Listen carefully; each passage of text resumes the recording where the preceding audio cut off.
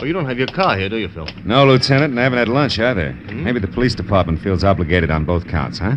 Maybe. Get in, Phil. Mooney, some good restaurant before headquarters, huh? Check, Lieutenant. How are you, Mr. Marlowe? Hungry, Mooney. Okay, Mr. Marlowe. I know a good spaghetti place. Unit 18A, a dead body at number 11 West Main Street. Reported as suicide. Investigate. Your call, Matthews? Unit 18A, No, that's a specific unit. dead body at number 11 West Main Street. I'm at 11 West Reported Main. as suicide. It's only around the corner, isn't it, Mooney? Investigate. That's right, Lieutenant. Might save us a trip back here later, huh? Yeah. Marlowe, lunch will be a little late. Let's go, Mooney.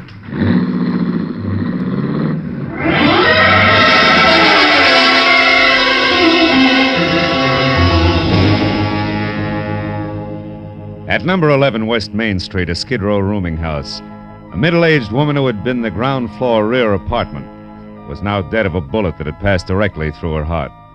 A shabby, cramped room was packed tight with a dozen different stale smells, and the naked light bulb dangled from a cracked plaster ceiling.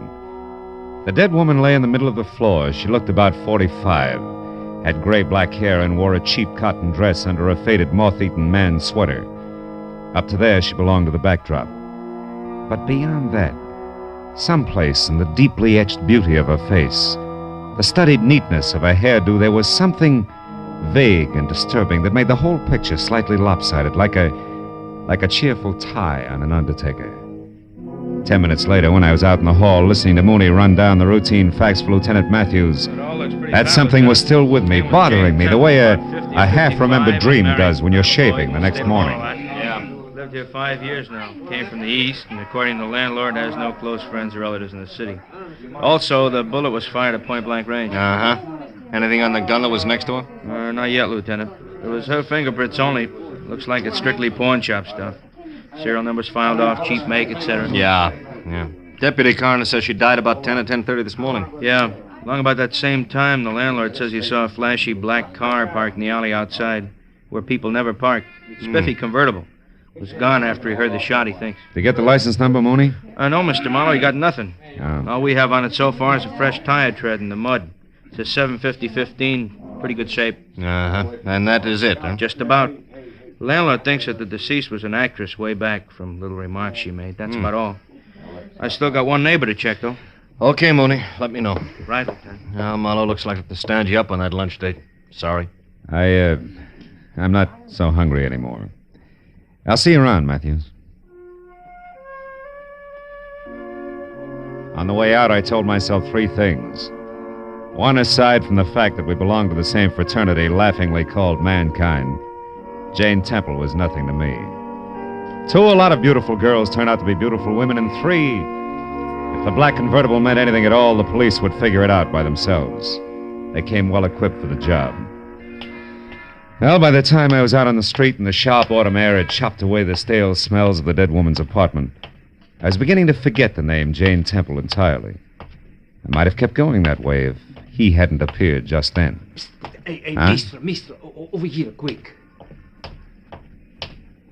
Mister, you're not a policeman. You're a reporter for the newspaper, no? What makes you say that? Well, I see you go in there with the police, the plainclothes detective man. Nobody salute you. The ones in uniform, I mean. So maybe you're a reporter, huh? Maybe. Why? Well, I can tell you here. Come to my shop in 15 minutes. I don't want people to see us together now. Come to the shoemaker place across the street and down the stairs. Andrew Nodell. Yeah, but why, Mr. Nodella? What do you want a reporter for? What's it about? The fine lady who used to die, Miss Jane Temple. Goodbye, mister.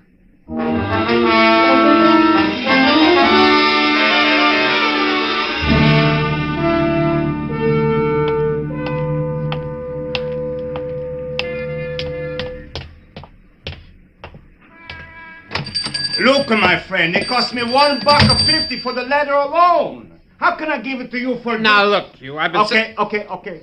Andrew Nodell changes his mind. He won't argue with a customer. Here, $1.25, just like you want him. A cash. Yeah, it's more like it. No, I wasn't born just the other day. I can tell value. Sure. My mistake, mister. Now, excuse me, please. Okay.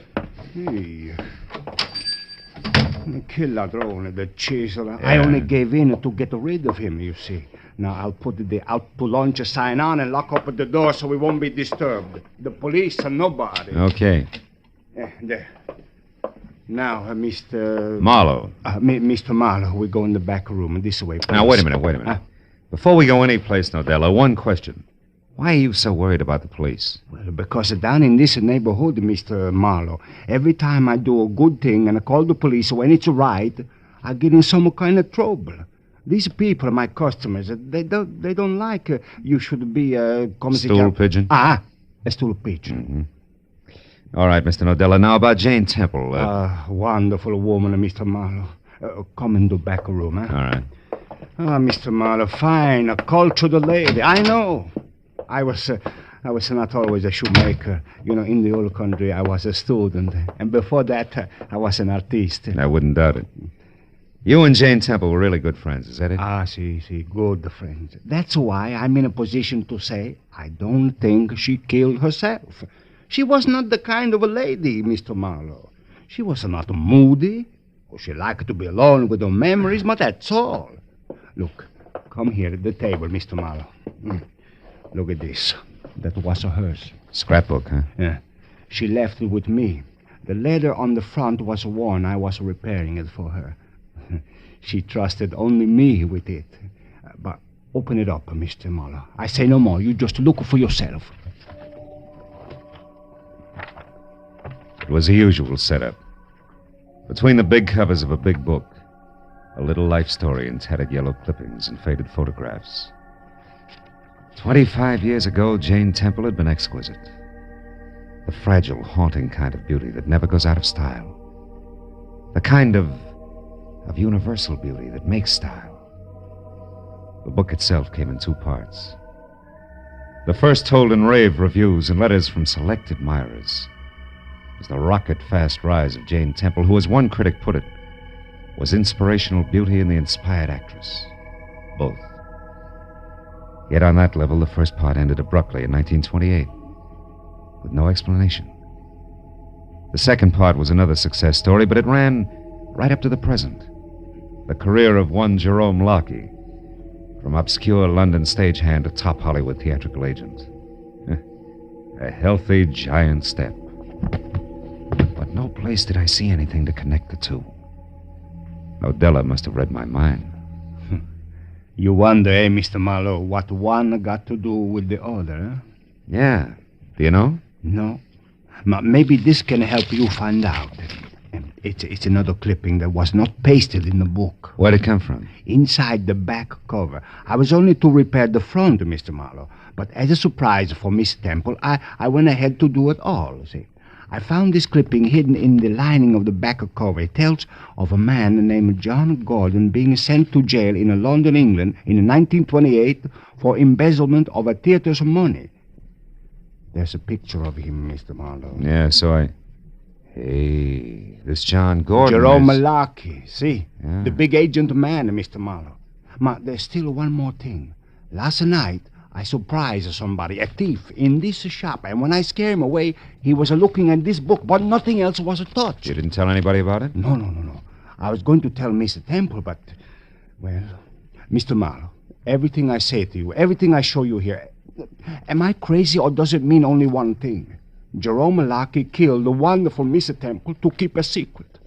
Well, it's possible. But also, Nodella, Miss Temple may not be so wonderful at that. You know, people don't kill to keep secrets. They kill to keep secrets from getting out. That's called blackmail. No, Mr. Marlowe, not to Mr. Temple. I don't believe that. And I don't believe that you do either. I don't want to.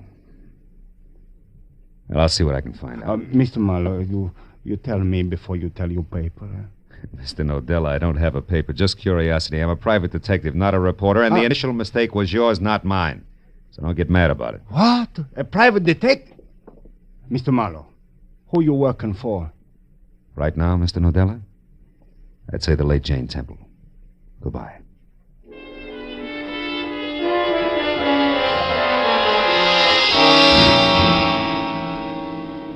The Jerome Lockey agency on the Sunset Strip was big, brassy, and busy, and sported a blonde receptionist to match.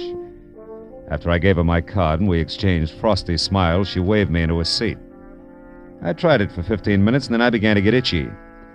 But compared to the dapper gray at the Temple's gentleman sitting next to me, that was a mild reaction. He was one of those heavy-handed character actors you remember by face, never by name. Jerome Lockie's office? No, he's not in now. Mr. Jerome Lockey certainly has an exaggerated impression of his own importance. Been here a while, huh? Quite a while, sir. Much too long a while. Yes, sir, I'll tell him. Young lady, please tell Mr. Lockey that Elliot Monroe could wait no longer. I'll see him at his home this evening. I have several studio calls to make this afternoon. Good day. Good day, Mr. Monroe. Studio calls. Yes? Mr. Monroe couldn't wait, Mr. Lockey. He said he'd see you at your home tonight, sir. My tough luck. Anyone else, Madge? Only that New York call, sir. I'm still trying to get it. I'll put it right through the moment it comes in. Oh, yes. A Mr. Philip Marlowe, a private investigator. A private investigator. Is it important? I think so, Mr. Lockey. It's as important as Jane Temple. Jane? What about Jane Temple? She's dead, Mr. Lockey.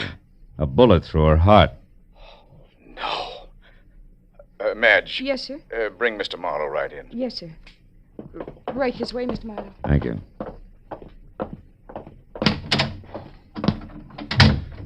Well, Marlowe, why are you here? I mean, how did you know I had anything to do with Jane Temple? I didn't. But since she was an actress once and you're about the biggest agent in Hollywood, I thought I'd start with you. Start what, Mr. Marlowe? Start finding out why she committed suicide, Mr. Lockey. Tell me, do you own a black convertible? Yes. One of those step-down Hudsons. Tire size, do you happen to know it? Yes, 750-15. Why? What's all that got to do with Jane Temple's suicide? Quite a bit. Might even change it to murder. Jane Temple murdered? By whom? Someone who'd profit, Mr. Lockey. Any idea who that could be? Not the slightest. Okay. Thanks for your trouble. And, good afternoon. Wait. Hold it, Mr. Marlowe. Huh? I'd like to talk with you some more. But not here. You name the spot, Mr. Lockey. All right. My house tonight, 9 o'clock. 9 o'clock. I'll be there.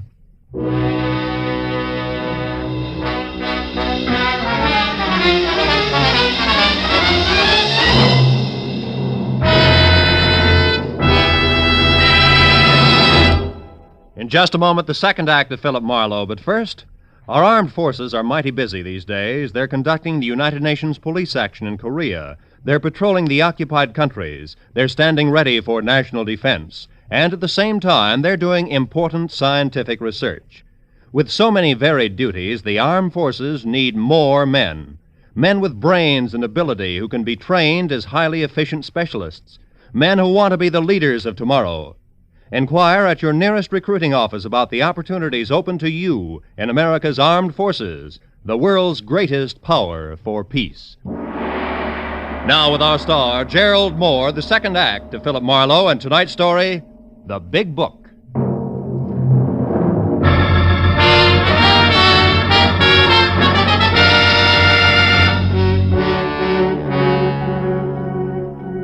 When I walked out of Jerome Lockey's sleek private office, I was satisfied that in spite of the efficient air conditioner, the atmosphere in there would stay charged, with enough high-voltage implications so that sooner or later he'd have to make another move. Outside, it was dark. I drove back downtown and finally located Lieutenant Matthews at a lunch counter, wrapping up the short end of a quick blue plate special. My story didn't affect his appetite a bit. Have a piece of pie, Marlowe. The cherry is great. Matthews, I've been trying to tell And you I've been that listening, Phil, to all of it. All of it, from that crackpot shoemaker to a leather-bound scrapbook, right on up to a weird-looking Jerome Lockey's kiss. And now what do you want me to do, get an ulcer? Matthews, maybe Jane Temple didn't kill herself. Maybe she was murdered. Go on. Now, look, there was an old clipping and some pictures in that scrapbook that identified our Jerome Lockey as one John Gordon, who did time a few years ago for embezzlement, which, if revealed, would ruin the great Jerome Lockey of today. Now, look, it looks like... Oh, nuts. What's the matter? What's the matter? Look, Marlowe, I haven't been to bed for 24 hours. I'm dog-tired. I thought I finally got a break. A clean-cut case of obvious suicide. A nice old doll, disillusioned, broke, did herself in. Too bad, yeah, but just that simple. So what happens? You run into some jerk of a shoemaker with an imagination, and now it's all mixed up with ex-cons, blackmails, and murder. It's not my fault. I didn't do it, you know. I'm sorry, Phil. All right. A little fed up, I guess. Oh, nothing that a week or so of hearing wind in pine trees wouldn't cure, but... So you went out to see Lockheed, huh? Uh-huh. Where'd you leave it? Hanging in midair. Made a date with him for later tonight at his house. You think he did it? Who knows? I saved my Sunday punch, his real name being Gordon, that is. Maybe when I spring that, it'll jar something loose, huh? Maybe. Oh, by the way, did you meet Mrs. Lockheed? Not yet. Why? Nothing in particular. Good-looking blonde I saw once in the Beverly Hills station. Some beef about a collision. She impressed me as being a pretty tough fighter in the clinches, that's all. Just a thought. Yeah, finish your pie, Matthews. Yeah. You want to follow this through on your own, Phil? Yeah, if you don't mind. You see, I've gone this far, and, well, there was something about Jane Temple that, I don't know. It showed, even down there in that dump. Yeah. That's what I mean, Phil. I gotta get out under the pine trees for a spell soon. Keep me posted, huh?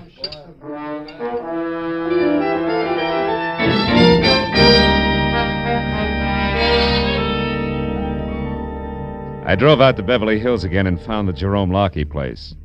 It was a close-to-the-ground model that at first glance looked like a cozy little cottage. Second glance, however, showed the other two wings, 15 or 20 ultra-modern rooms that rambled over 2 acres of gently rolling real estate.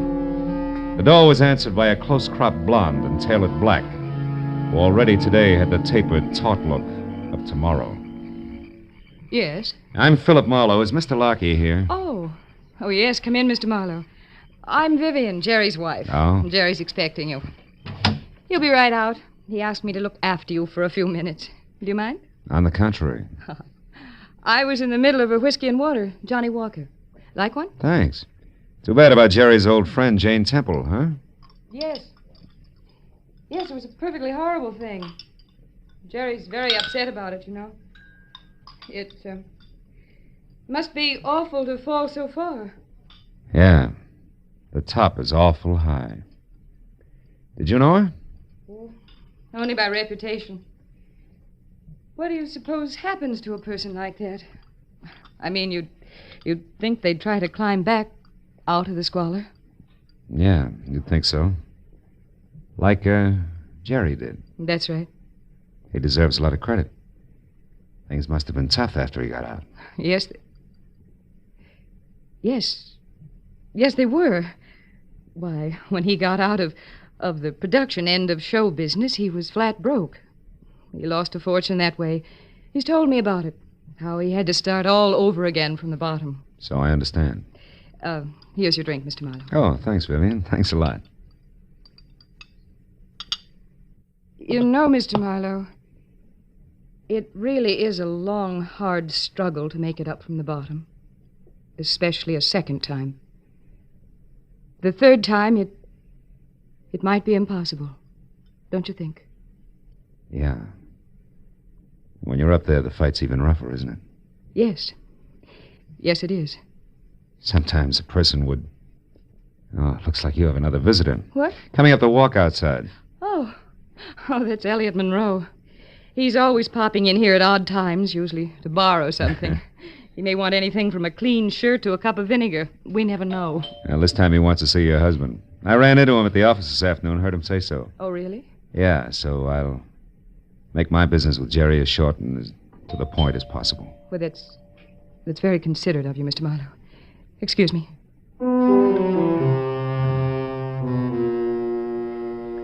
I heard Mrs. Vivian Lockheed receive the load of ham at the front door, and a second later I heard my name called from the hall behind me. It was Jerome, all smiles, doing his suave and determined best to bury the end of the world look he'd acquired in his office. But it peeked out around his eyes and at the twitching corner of his mouth. As he led me into the library and pointed me into a deep leather chair, I decided to let him lead off. I also decided to bait a trap and set it out. Now, how about a drink, Marlowe? I have one, thanks. Mrs. Lockheed anticipated you. Anticipated? Oh, yes, of course. Well, let's see. Where did we leave off this afternoon? Oh, we talked about a lot of things, like tire sizes, suicides. Oh, yes. Now let me get something straight, Mr. Marlowe. You seem to believe that there's a little more to poor Jane Temple's death than a simple suicide. Considerably more, Mr. Lockheed. Yes. And you've come to me with this problem. Why? Because you may be able to fill in some blanks. How? It's up to you. Let's say first that I think a prominent and wealthy man is connected, a man who's saddled with a messy past that he can't afford either to keep secret or have revealed. Now, just a minute, Marlowe. I don't know what you're driving at with this double talk, but it sounds to me as if you're accusing Jane Temple of blackmail, and I don't believe it. She'd have starved to death first. I'd like to agree, believe me. But unfortunately, I can still add. What do you mean? For instance, to what I said before, add the name John Gordon.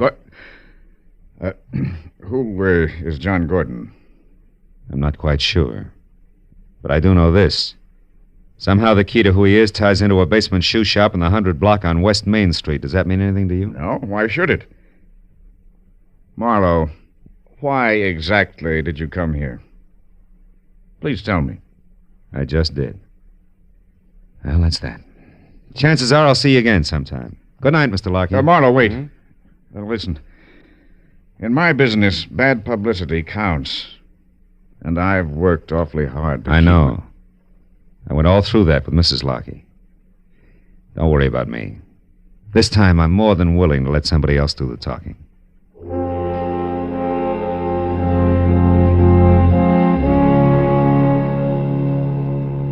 When I walked out on Lockheed for the second time, things still didn't add up right. Something was missing.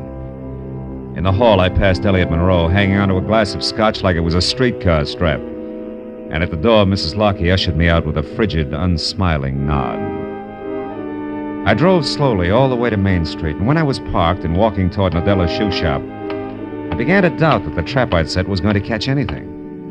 Until a long black convertible turned the corner behind me. I ducked into a doorway and waited.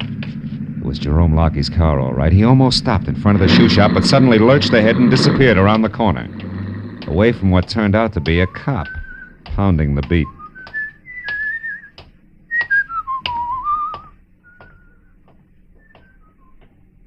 I was convinced he'd be back, so when the cop passed me, I ran around to the rear of the shoe shop and down the stairs to a window where I could keep out of sight and still see anything that went on inside. I just settled down for a wait when it came. Stand still, my fine fellow. Don't move or I'll kill you. Mr. Elliot Monroe. What do you know about that? Looks like the wrong sucker rose to the bait. Or is this just coincidence? It's no coincidence, my friend, believe me. While you were in talking to dear Jerry tonight, Vivian was called to the phone. That gave me a chance to listen outside the library door and overhear everything you said. That's why I am here, to protect my interests. No wonder things didn't add. You're the missing link, typecast at that. Keep those hands up. Sure, I couldn't see Jane Temple as a blackmailer, now Jerome Lockheed as a killer, but you're playing both parts. For you, that's a cinch. Aye, but our detective is clever now, isn't he? But just a little late, wouldn't you say? Yeah. No switches in a one-track mind. Yeah, it's my own fault. Have your fun, Monroe. But tell me one thing. How'd you worm your way into this setup? That was a well-kept secret. Not to a man with an experienced eye for drama, my good fellow. It started very simply when I recognized Jane Temple on the street one afternoon and befriended her. Befriended her? Yes. We reminisced about the good old days in the theater and finally went through her scrapbook together. But there was one clipping that she tried desperately to hide in the binding. Oh, the clumsy old fool. So when she sent the book here to be repaired, it was you who broke in and found that clipping, huh? Yes, and read it and put it back before the stupid cobbler discovered me. But I had found the skeleton in the closet and knew that I could make it rattle long, loud, and lucratively. Sure. Jane Temple would do the dirty work, put the bite on Lockheed. It would have been perfect, an ideal escape for both of us from the constant humiliation of poverty. There was nothing of woman left in her. All that remained of the great Jane Temple was dusty yesterday in a book bound in leather. Mr. Marlowe, are you afraid to die? No more than most people? Oh, well, I'm glad you said that. I had to kill you anyway, but at least you understand. He who kills cuts off so many days of fearing death. Then is death a benefit. It's the last benefit you'll ever play.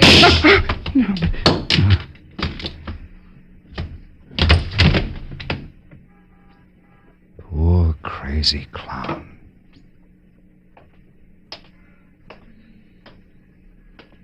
You know all the answers now, don't you, Marlowe? The whole story. Yes, Vivian.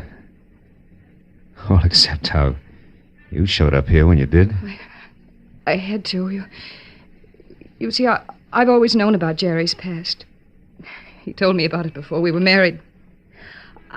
I knew that was why you came to see him tonight, and when I saw Elliot there listening at the library door, I realized that he must have known, too.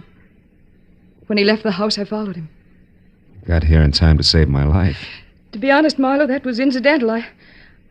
I got here in time to save my life. I hope. Well, just the same, I'm going to return the favor when the police get here. You mean you... I mean there are a lot of things that belong in a dead woman's leather-bound book of memories. And no place else. I'm going to do my best to help you and Jerry keep them there. Oh. Thanks, mister.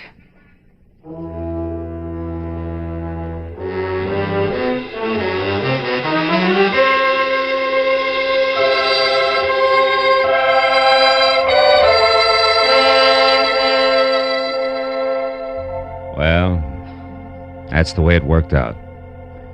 One policeman named Matthews got the whole story, but only half of what he found out was entered in the police records. And only as much of that as was necessary ever got into the papers.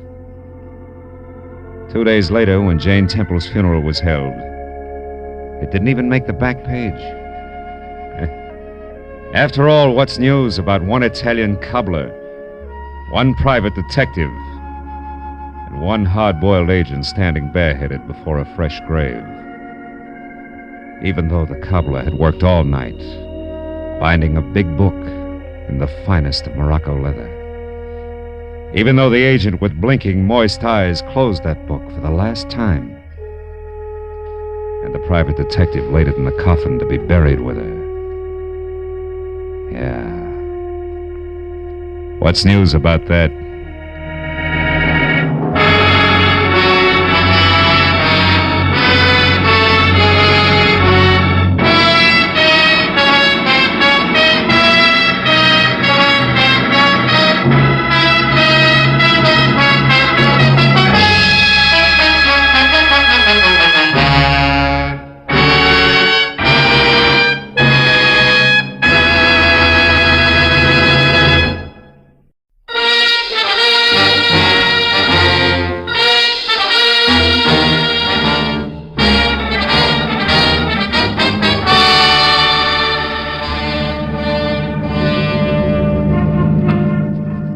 Understand it. Ben Reynolds is a wonderful guy with a really great future, intelligent, handsome. Well, you've seen his picture. Yeah. You said he's a doctor, didn't you, Casey, an MD? That's right. He's already known as one of the best young medical men in town.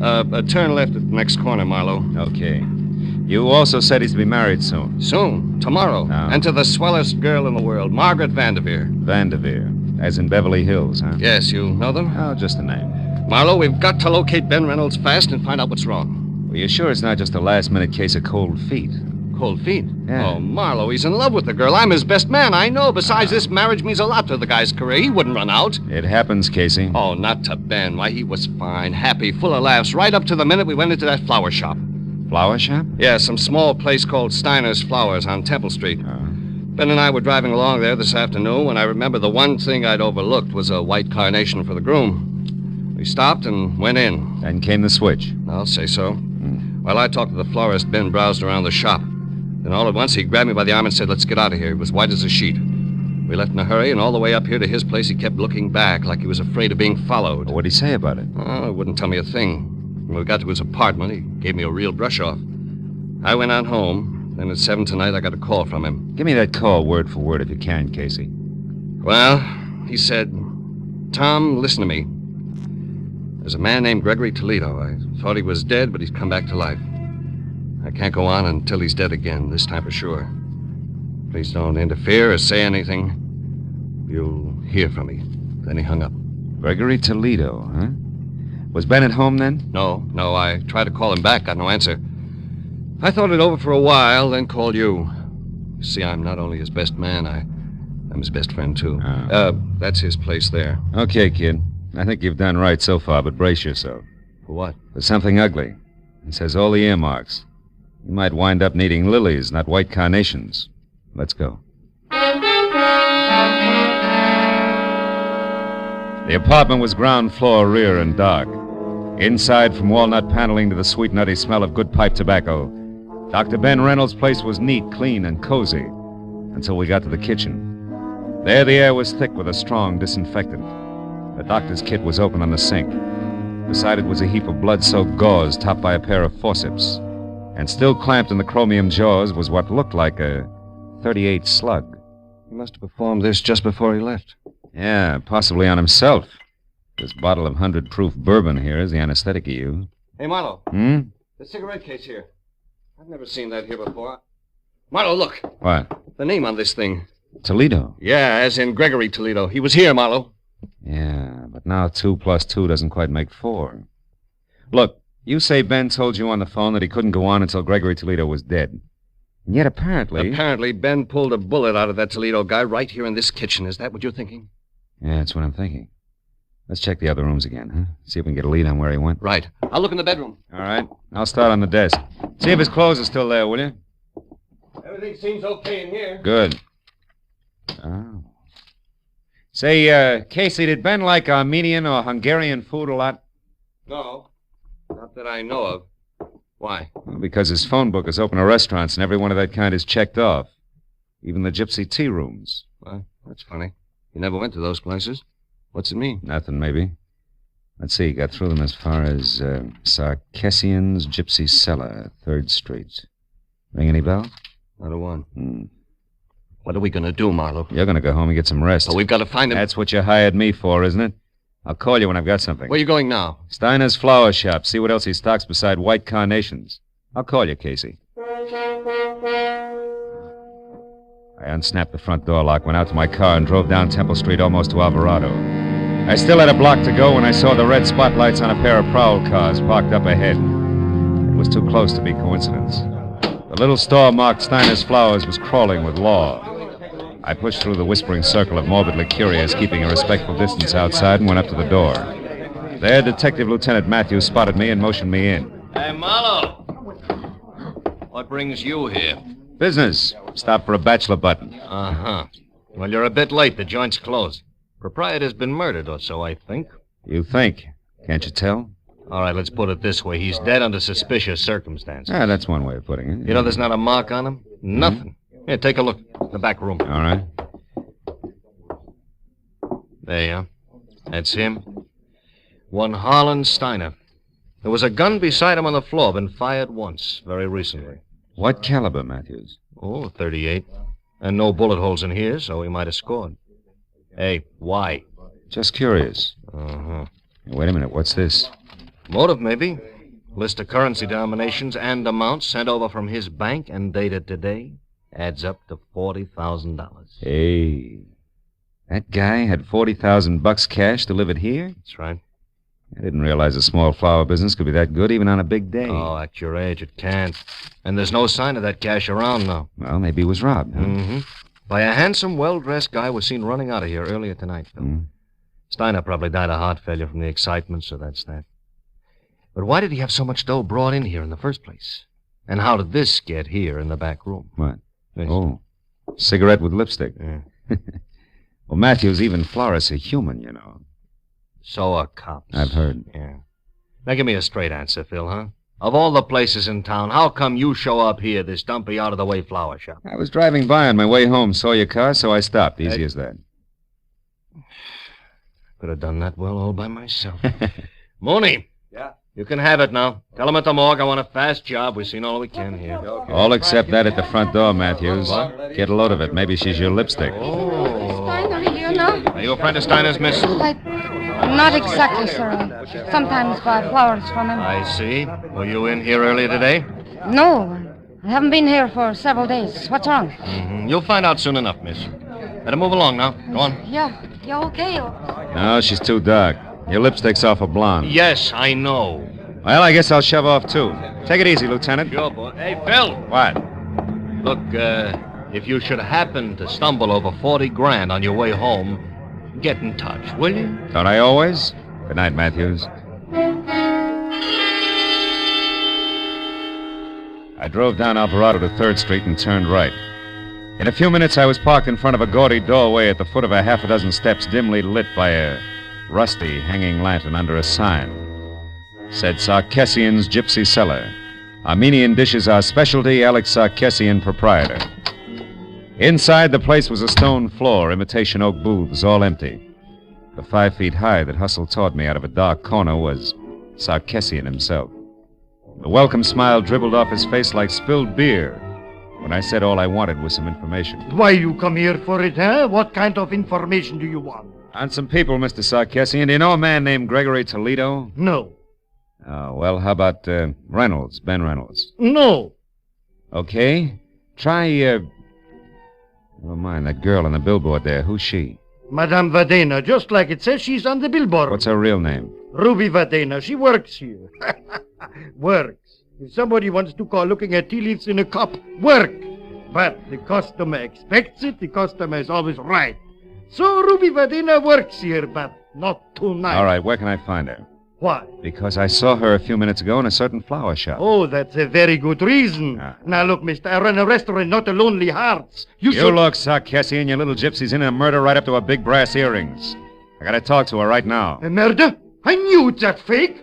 Oh, that no good. She ruins my business. What kind of appetite can murder give anybody, I ask you? I ask you for the last time, where does Ruby live? Villa Garibaldi on the end of Reposa Street. Thanks. When you find her, tell Sarkessian says she's fired. She don't come in my place again, you hear? She's washed out.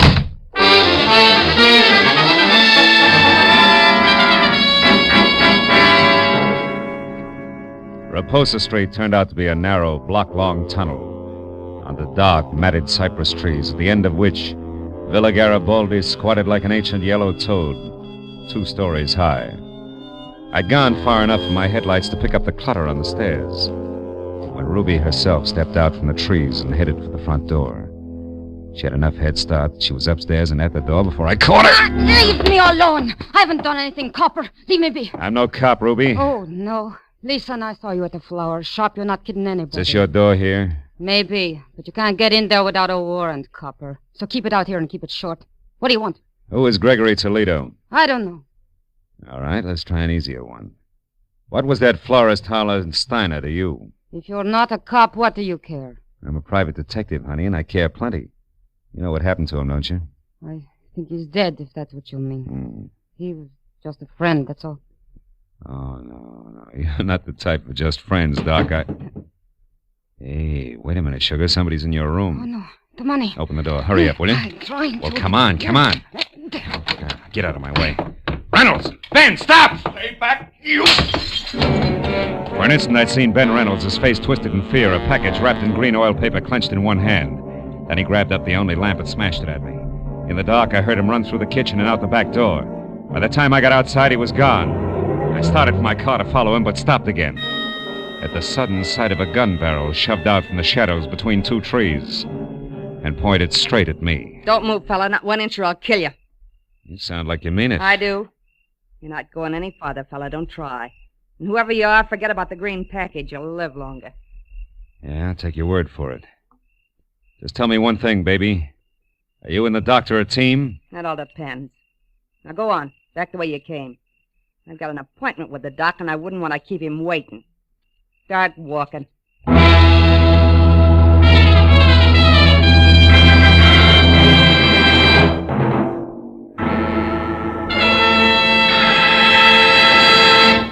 In just a moment, the second act of Philip Marlowe. But first, with the outbreak of conflict in the Far East, Care's stockpile in South Korea has fallen into the hands of the invaders. But orders are being accepted so that the moment the conflict ceases, Care will be able to move in with badly needed food and clothing for the distressed men and women of Korea.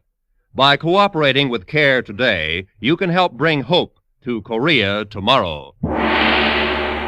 Now with our star, Gerald Moore, the second act of Philip Marlowe, and tonight's story, The White Carnation.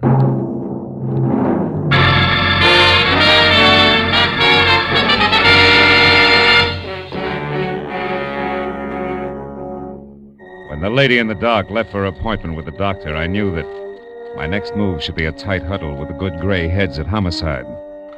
But I also knew that first there was the matter of Ruby Vadena. I could tell by the way she was coming for me. The kind of enthusiasm you see only at feeding time at the zoo. Where is it? The money. Where did it go? How do I know? You're the fortune teller. Now, what'll it be? Cards, teacup, crystal ball? Or should we just try some plain old-fashioned conversation, Ruby, huh? How about what? Well, for one thing, $40,000 that won't sit still. For another, your connection with Steiner's murder.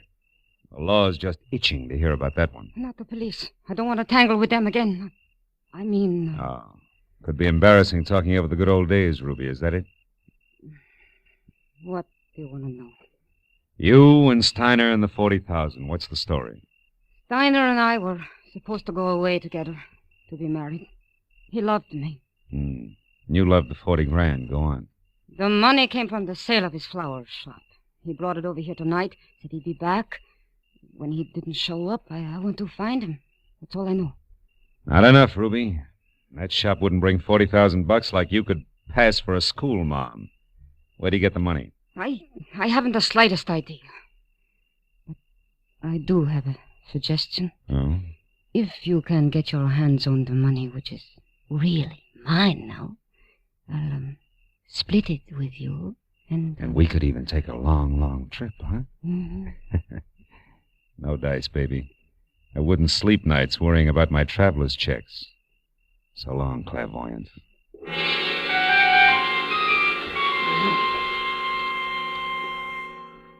When I left the piano-shawled beauty with the $sign heart, I stopped at a mobile gas station, and while they filled my tank, I made a call back to the flower shop. Learned that Detective Lieutenant Matthews had gone down to the morgue. But 20 minutes later, when I was there, I was still a step behind, because Matthews had since gone on to headquarters. However, I was also a step ahead. They had just learned why Steiner had died. Connor, the attendant, was pleased as punch to tell me all about it. Hey, see, Marlowe? Right here, the back of the neck. Got slap of the hypodermic needle. Holes no bigger than a mosquito bite. Real hard to find. Mm-hmm. And it was an injection that killed him, Connor, huh? Some kind of poison? We'll have it tagged in a couple of hours. Want me to let you know what it is? No, never mind. I'll be in touch with Lieutenant Matthews anyway. By the way, Connor, mind if I use your phone? Why should I? They don't send me the bill. Over on the wall there. Thanks. But, Marlowe, no long distance, huh? Oh, no. Downtown, Connor. Not another inch. That case, help yourself. Mm-hmm. You know, Marlowe, one night some news hawk got on the tube here and talked to his girl in Long Beach for 40 minutes. It was 2 weeks later we found out it was Long Beach, Long Island, not Long Beach, California. Hey. Homicide, Lieutenant Matthews. Marlowe Matthews, I'm down at the morgue. Oh, what is it, Marlowe? Steiner, or are you still just a wayfaring stranger? No, it's Steiner. Look, Matthews, I found out a couple of things that might help. I figured you would. Who is it, Marlowe? Well, so far it could be a Dr. Reynolds, but there's more to it. There always is. Wait there, Phil. I'll be over. Okay, but one thing first, Matthews. Does the name Gregory Toledo is in Ohio mean anything to you? Offhand, no. Why? Where does it fit in? Yeah, well, I'm not sure. When I started, Dr. Reynolds was out to kill Toledo again. It seems he's come back to life. Come back to what? It sounded like you said... I did, yeah. Well, we'll talk about it when you get here. So long, Matthews. Hey, pardon me for butting in, Mr. Marlowe, but that's kind of funny. What you said, I mean. Why? It was the name you threw at Matthews, Toledo. You see, No, it couldn't count. Well, wait a minute, Connor. Huh? What's funny about the name Toledo? Come on, it can count plenty. Oh, it's just a coincidence, that's all. That can be enough. Let's have it. Okay, Marlowe. About 6 or 7 years ago, we had a dead one in here named Toledo. Yeah? The front part I don't recall, but it wasn't that Gregory. Anyhow, the cops shot him full of holes for resisting arrest. What's the kind of funny part? Oh, not much, Marlowe. Only you just tied somebody named Toledo to this Steiner here who was killed with a hypo. And the Toledo bird I'm talking about was a dope peddler. Dope peddlers, Marlowe, are sometimes real handy with hypo needles. Nothing, huh? No. Not unless it fits tighter. Hey, look, Connor, you keep files here, don't you? Yeah. You could get me an address on the Toledo you're talking about, a first name, next of kin, so on, couldn't you? Sure I could. What's more, I'd be glad to, Marlowe. Why, if this meant something, it'd be... Yeah, well, let's get to the files, huh, Connor? Yeah, sure, this way. Morgue attendant cracked the keys. Gosh, I'll be... right over here. Here we are. Bias, Toledo. Yeah, Toledo. Here it is, Marlowe. Let me see that. Toledo, John Edward, August 18th, 1943. Shot to death by police officers Celestes and Hogan. Resisting arrest. Address, 31 Juniper Place, Ocean City, California. Next of kin. Holy smoke. Gregory Toledo, a son. Connie, you're a genius. Oh. Now, do one more thing for me, will you, please? Yeah, sure. When Lieutenant Matthews gets here, tell him I'm sorry to stand him up, but that if I'm real lucky, he won't be mad at all. Yeah, but Marlowe, this address at Ocean City's 7 years old. I know, Connor. That's why I said real lucky. I'll see you.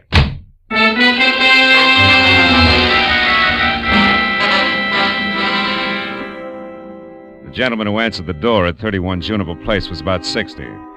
Wore a spotted torn bathrobe that read like a menu and needed a shave, a haircut, and peeping through his torn slippers, I saw a Blue Jay corn plaster.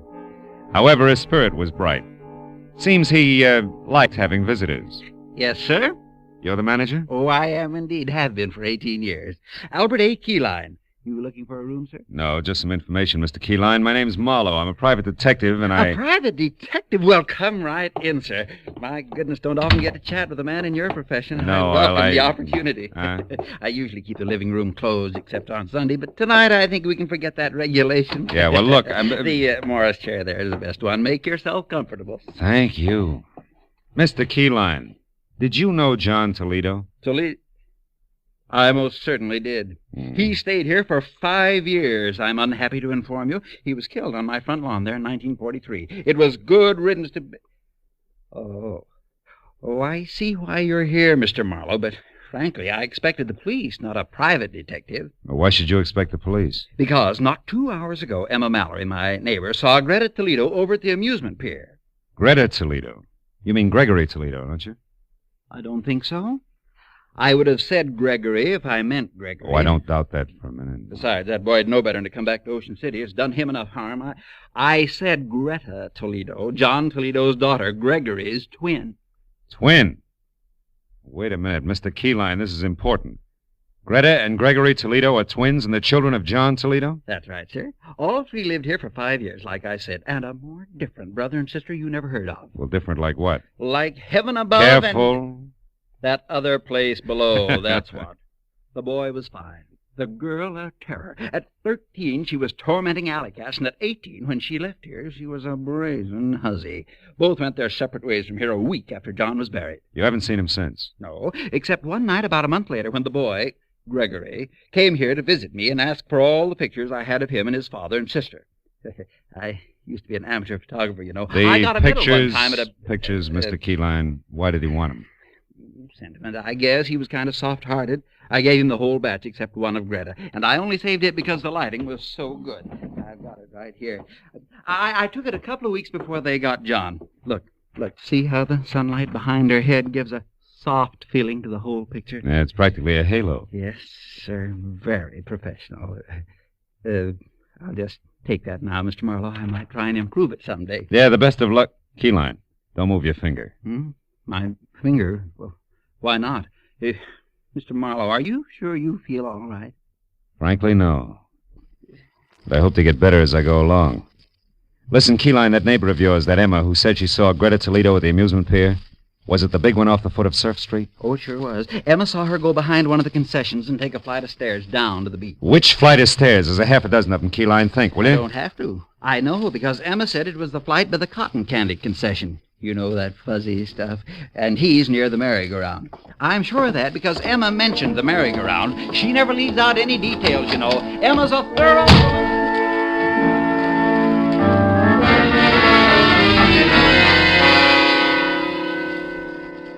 The steps that led down from the cotton candy concession took me to a fairyland graveyard under the amusement pier. Dead carousel animals, horses, sea serpents, dragons that smiled. All broken and bent and piled any side up. Some rusted brown, some of the bilious green discolor of old brass. Then a lot of steel and stone dwarfs who must have belonged to some long ago winter wonderland. Also broken and rusted. But beyond that, the people were real, both of them. One was Greta Toledo. She was the same lady in the dark who had stopped me outside of the gypsy's place. The other was the man I had started out to find. The man who was out to re-kill Gregory Toledo. Dr. Ben Reynolds. Wait a minute, Gregory. There's one thing we still have to talk about. Or should I call you Dr. Reynolds? All right, get to the point, Greta. I am. That's why I asked you to meet me here. It's a safe place to talk. What did it talk about? You were shot and I gave you medical attention. You demanded that I get $40,000 that was yours, and I did. You did, hero. But only to keep me from letting everyone know that the fine Doc Reynolds is really Gregory Toledo, the son of a dope peddler. All right, sister mine. What do you want? Just this.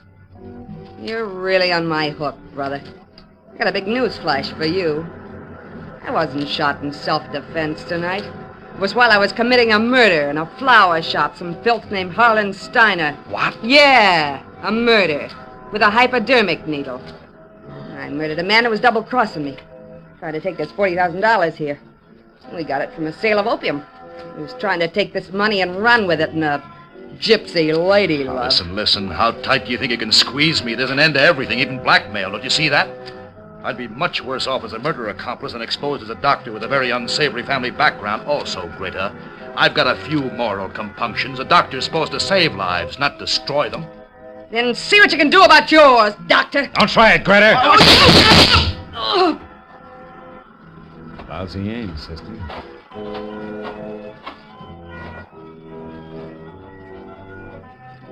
She's dead. Yeah. And so is Gregory Toledo, finally. We better get to the police, Dr. Reynolds.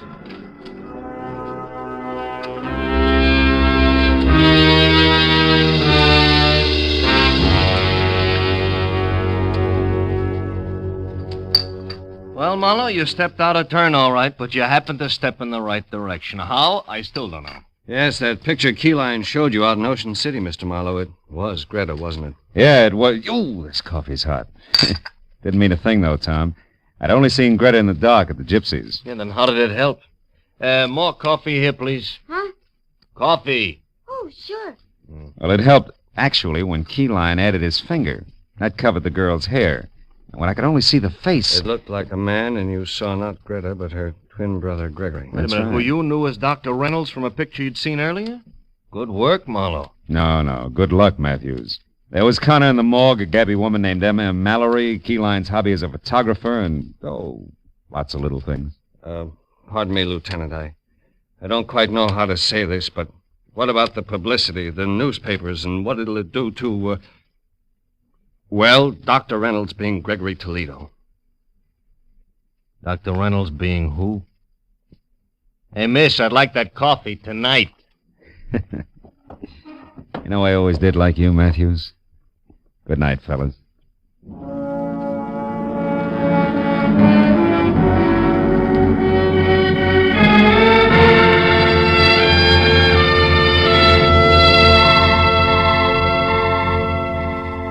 When I got outside, it was pushing 4 o'clock in the morning.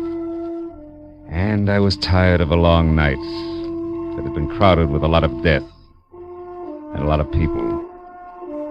But I was also looking forward to a lot of life. Good life. For Dr. Ben Reynolds and his bride. So, thinking about them, I drove slowly through the quiet city streets until the black melting into gray in the corners of the sky said it was almost tomorrow.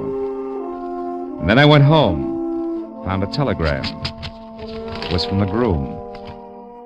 Tom Casey and the bride-to-be joined me in saying that there's no doubt as to who the best man really is. Please do us the honor tomorrow at 5 o'clock sharp. Oh, that's nice.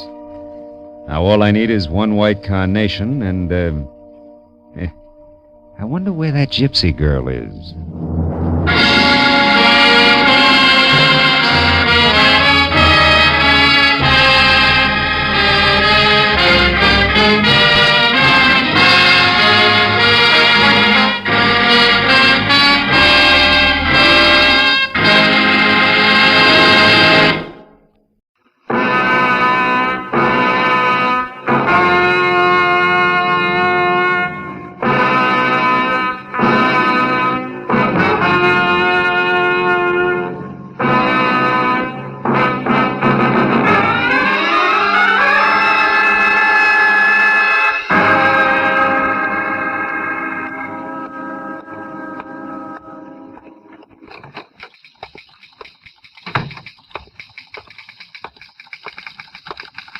Yes, sir. I'm Philip Marlowe.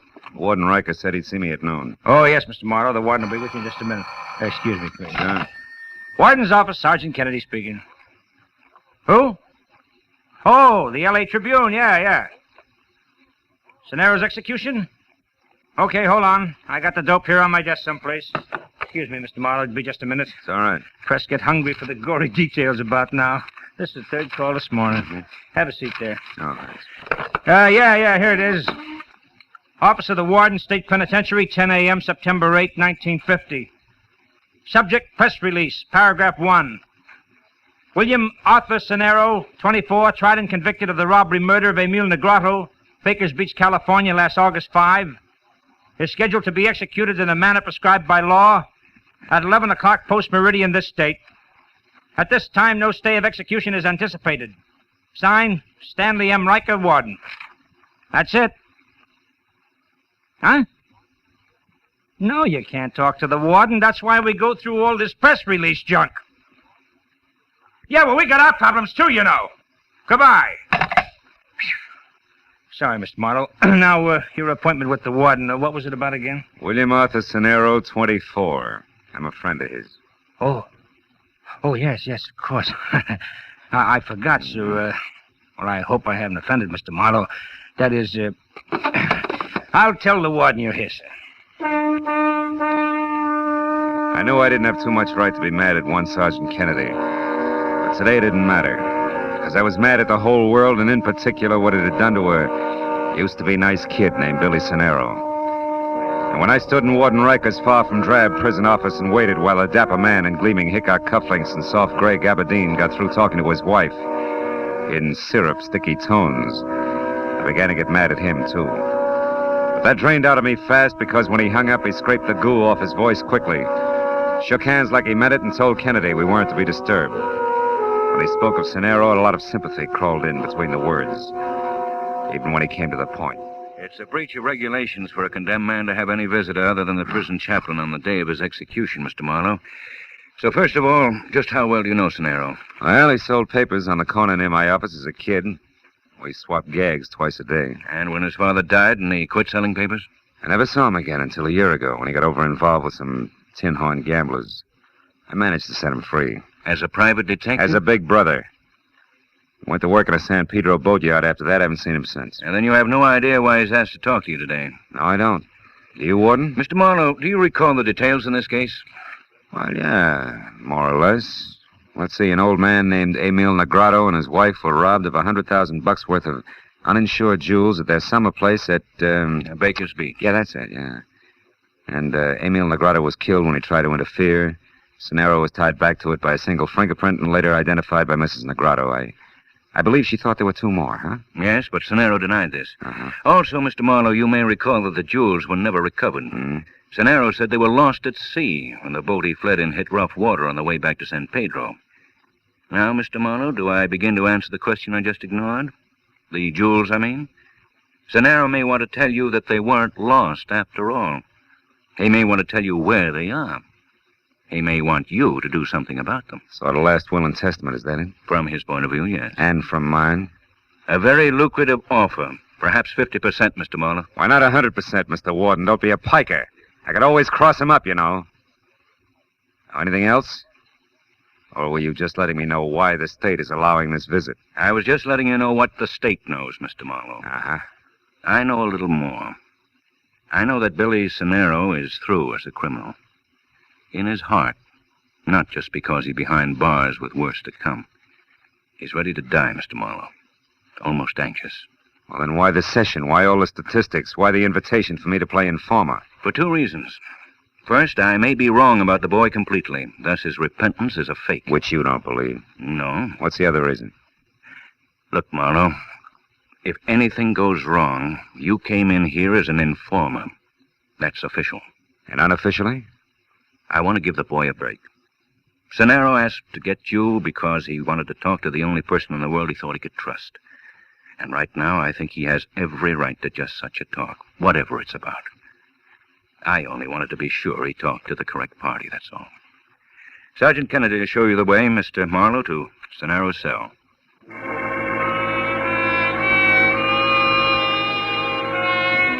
I was a bit confused. Riker seemed anxious to help Cenero over some rough hours, and yet at the same time he was shrewd. In no time, he'd work me around to where I'd be the fastest, most courteous informer on record if Cenero was a fake. I thought. But I thought otherwise when I was alone with Cenero. I knew that the Negrado jewels did still exist. Mr. Marlowe, why are you looking at me that way? Do you understand what I'm asking? Don't you see? Oh, wait a minute. Take it easy, Billy. A step at a time. Now, you say that the jewels never went overboard. No, I never even saw them. That was a cock and bull story. And yet you want me to get them, to get the jewels, and return them to Mrs. Emil Negrado. Is that right? Right. To Mrs. Negrado, the woman who identified me. The widow of the man I killed. Look, Mr. Marlowe, sit down here on the cot and listen. Okay. Now, where's the beginning, Billy? Last August 5th. It was me and the other two, a big red-headed louse named Jessie Tapp and a girl named Gloria Konkowski, a blonde with a little scar on the bridge of her nose. Mm-hmm. Jessie's girl, strictly flashy. We took my boat. It's a fishing smack, the Love Lady. We sailed from San Pedro over to Baker's Beach. I was the one who shot him, Mr. Marlowe. And the jewels? They were in a leather bag. Jessie had them. But after the shot, we split up fast and ran. I hid until the next morning, then shoved off in the Love Lady. I don't know about the others. I was picked up that afternoon. The rest you know. I'm not so sure. At your trial, you swore that... That I was alone and the jewels went overboard. Well, at first I thought that I might get off, so I had to clam up, but then everything changed. The verdict, huh? No. An old woman whose husband I killed. See what you mean. But you still didn't tell the authorities who the others were. No, and I won't today. Both Jessie Tapp and that blonde can smell a cop a mile away. They'd only run and take the jewels with them. The law'd louse it up. I want the jewels back to the little old lady. I always liked you, Billy. I know how you work, Mr. Marlowe. Got enough for you to start on. It only came yesterday. That's why this last-minute rush, you might say. Mr. Marlowe, I know where Jessie Tapp is. That also means Gloria isn't far away. From where? San Pedro, down near the docks. Now, look. There's a tough old guy who runs a dry dock and repair lash up for small boats, name of Jomo. I worked for him a year ago. I also left him the Love Lady. He spotted Tapp, had his eyes open for months for me, no questions asked. He was here to see me yesterday. He's out to find where Tapp hangs out now. He's the one you see. Yeah, but wait a minute. What makes you think Jessie Tapp still has the jewel? Because I saw him take him and run, and he's still hanging around San Pedro. Maybe he hit him where he can't get to him. Maybe he doesn't want to get to him until he's contacted the right fence. Anyway, Mr. Marlowe, it's a chance I'd like you to take for me. Of course, I can't talk about your fee. Look, kid, don't you think we ought to talk to the warden? Mr. Marlowe, I've done nothing but think. This is the only way it can possibly work. The only way it can help me and Mrs. Negrado both. Well, will you try it? Yeah. I guess so, Billy. One last thing, Mr. Marlowe. If you make it before 11 tonight, get the word to me, will you? And if you don't make it, or it looks like you're not going to, don't lie. Okay? Okay. Time's up, Mr. Marlowe. Sorry, Cenero. It's all right, Kennedy. Don't mention it. So long, Mr. Marlowe. Goodbye, Billy.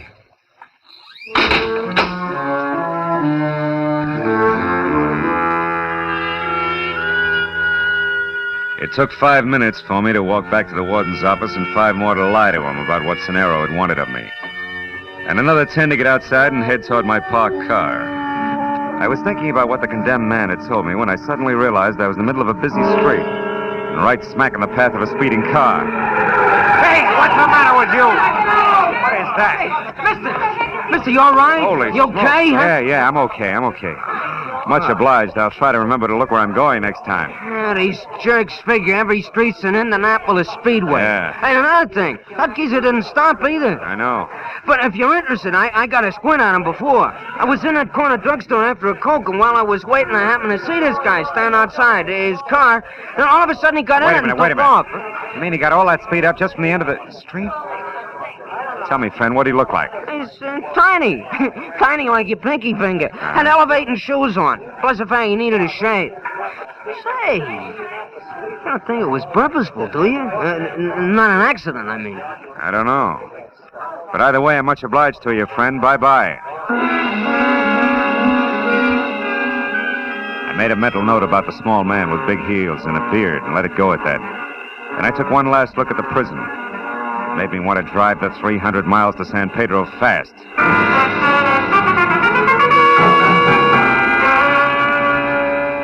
It was some hazy place between late twilight and early evening fog when I located Jomo in his Water's Edge dry dock and repair shop and told him who I was. I was fond of that Senado lad, Marlowe. I'm glad I can help him some way. That boat here was his, you know, the love lady. Mm-hmm. Putting her back in the water tonight. Love lady. That might be what he needed to keep him out of trouble at that. It's hard to say, Jomo. But look, I don't have much time. Do you know where I can get next to this Jesse Tapp? I followed him just this morning from a bar on 3rd Street. He's hiding out in a warehouse on Lookout Hill Road. It's shut down now. It won't open up again until... Hold it, Jomo. That noise, that came from out here. There's someone there, Mr. Marlowe? Oh. No, not anymore, there isn't. And there probably wasn't. I got me a clumsy little cat, Marlowe, always falling over. Jomo, you said Lookout Hill Road, right? Aye. Yeah, this is only a block long, the highest point in town. You just head straight up King Street to the top. You can't miss the warehouse. Thanks. Jomo. You have no idea what this is all about, huh? Well, I wouldn't say that, Marlowe. But you see, I don't let myself think for some things too much. I keep my mind on boats more than people. Easier to understand. Easier to repair, too. Good luck, Marlowe.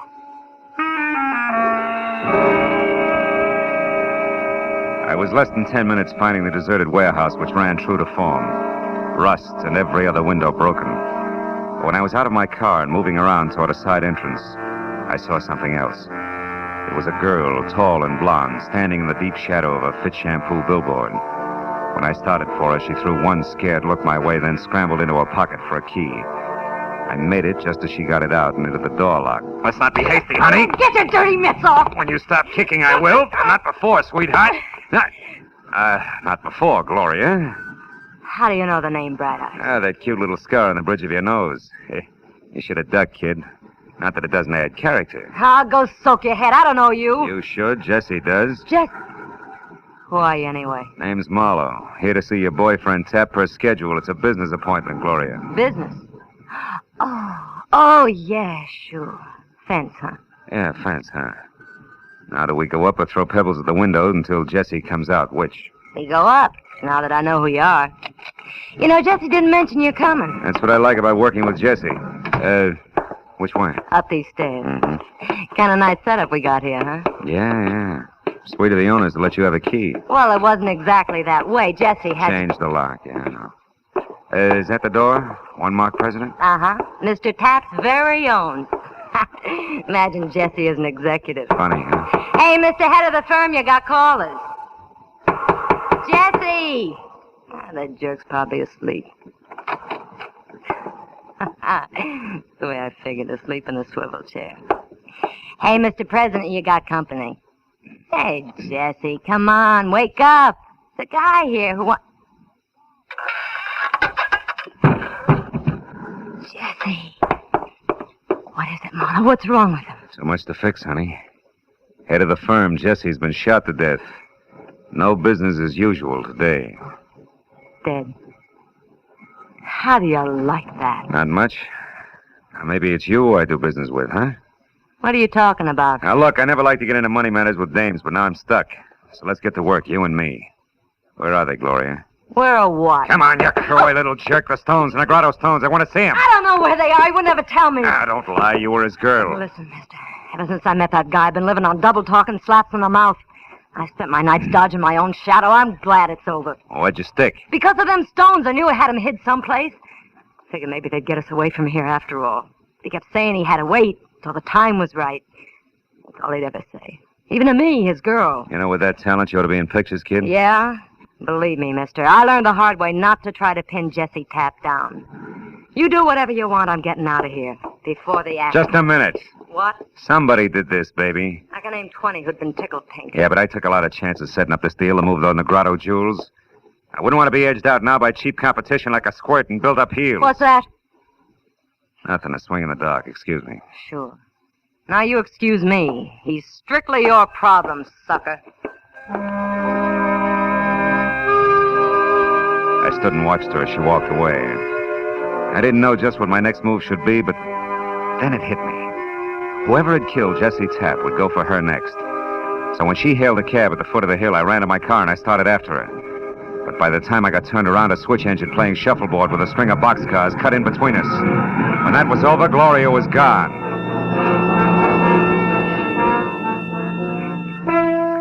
I spent the next hour and a half raking the neon-lighted muck along the docks looking for her with no success. Until finally, in a rancid backwash called the Reef, I got a break, but from another direction. The same unshaven little man with high heels who tried earlier to run me down was at the bar, blinking back the sting of a straight shot. I watched while he picked up a handful of small change from the bartender, and when he pranced toward a phone in the hallway at the rear, I followed him. It was too good to be a coincidence. Yeah. He had That's to right, tie in. operator. San Diego. Yeah, Christine Fuller, right. How much? Okay.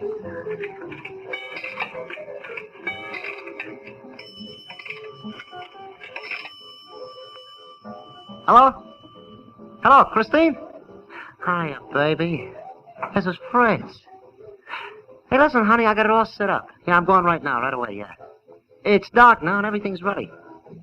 I said everything, didn't I? I'll have them in an hour and be out of here.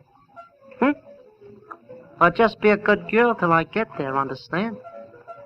Yeah, I'll see you before morning. Oh, your little Fritz wouldn't let you down, you know that. Goodbye, baby. Hello, little Fritz. Hey, you Come back here. Hey, what is this? Who are you? Guy you tried to run over this afternoon? Hey, now listen, Slim, there must be some mistake There here. isn't. You just made it when you knocked off Jessie Tapp. And now that I got you, little Fritz, I'm going to shake you up and down until a lot of answers or a lot of teeth start dropping out of you. No. Make up your mind. What's it going to be? Come on. No, leave me alone. Stop. What's going on here? Run along, Buster. It's private. Oh, yeah? Yeah. Great big lug like you picking on a little guy like him, you'll be ashamed. Hey, don't you believe in the brotherhood of man? Yeah, but this weasel don't qualify. He Now told blow. me, fellas, he was going to rob me. Oh, he was he? Put him down, you. Come on. Turn loose of him, big bully. Why don't you... You jerk! Come on, get up! Get him, Joe! Come on, fool! Joe! Hit him over the head! Beat him up, fight! Him again, Joe! Come on, get up! Oh, nuts, he's all cold. Let's throw him out in the alley. Come on. Good idea.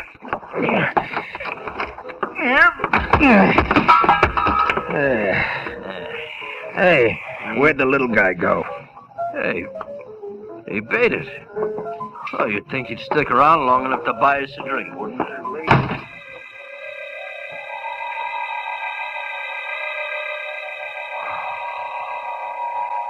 Judging from the way my face felt, the two longshoremen must have, had barnacles on their fists. In the 5 minutes it took me to climb back on my feet, I thought some very unpleasant things about the brotherhood of man, both fore and aft. But I dropped them when I remembered the time was running out fast for my client. And I still hadn't got beyond the loose ends I'd started with. Tapp's girlfriend, Gloria, and little Fritz.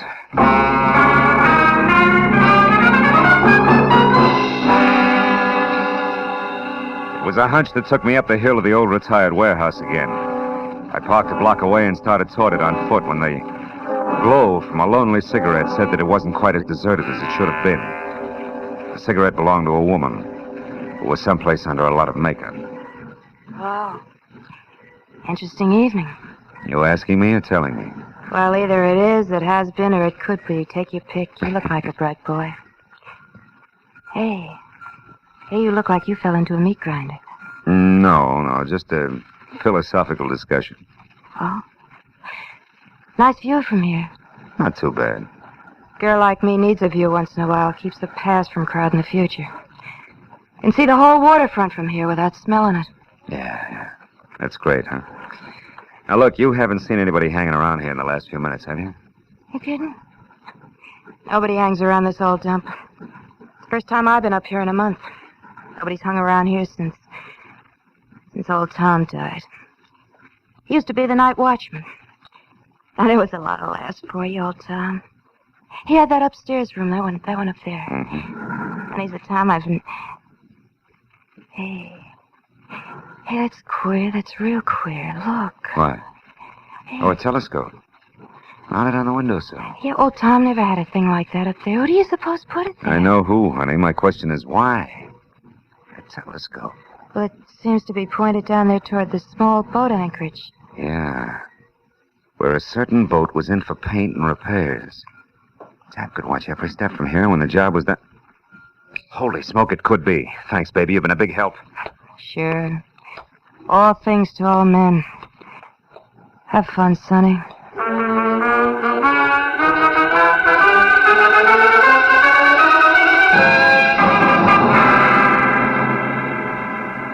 My client's boat was a long shot, but it was the only bet I had.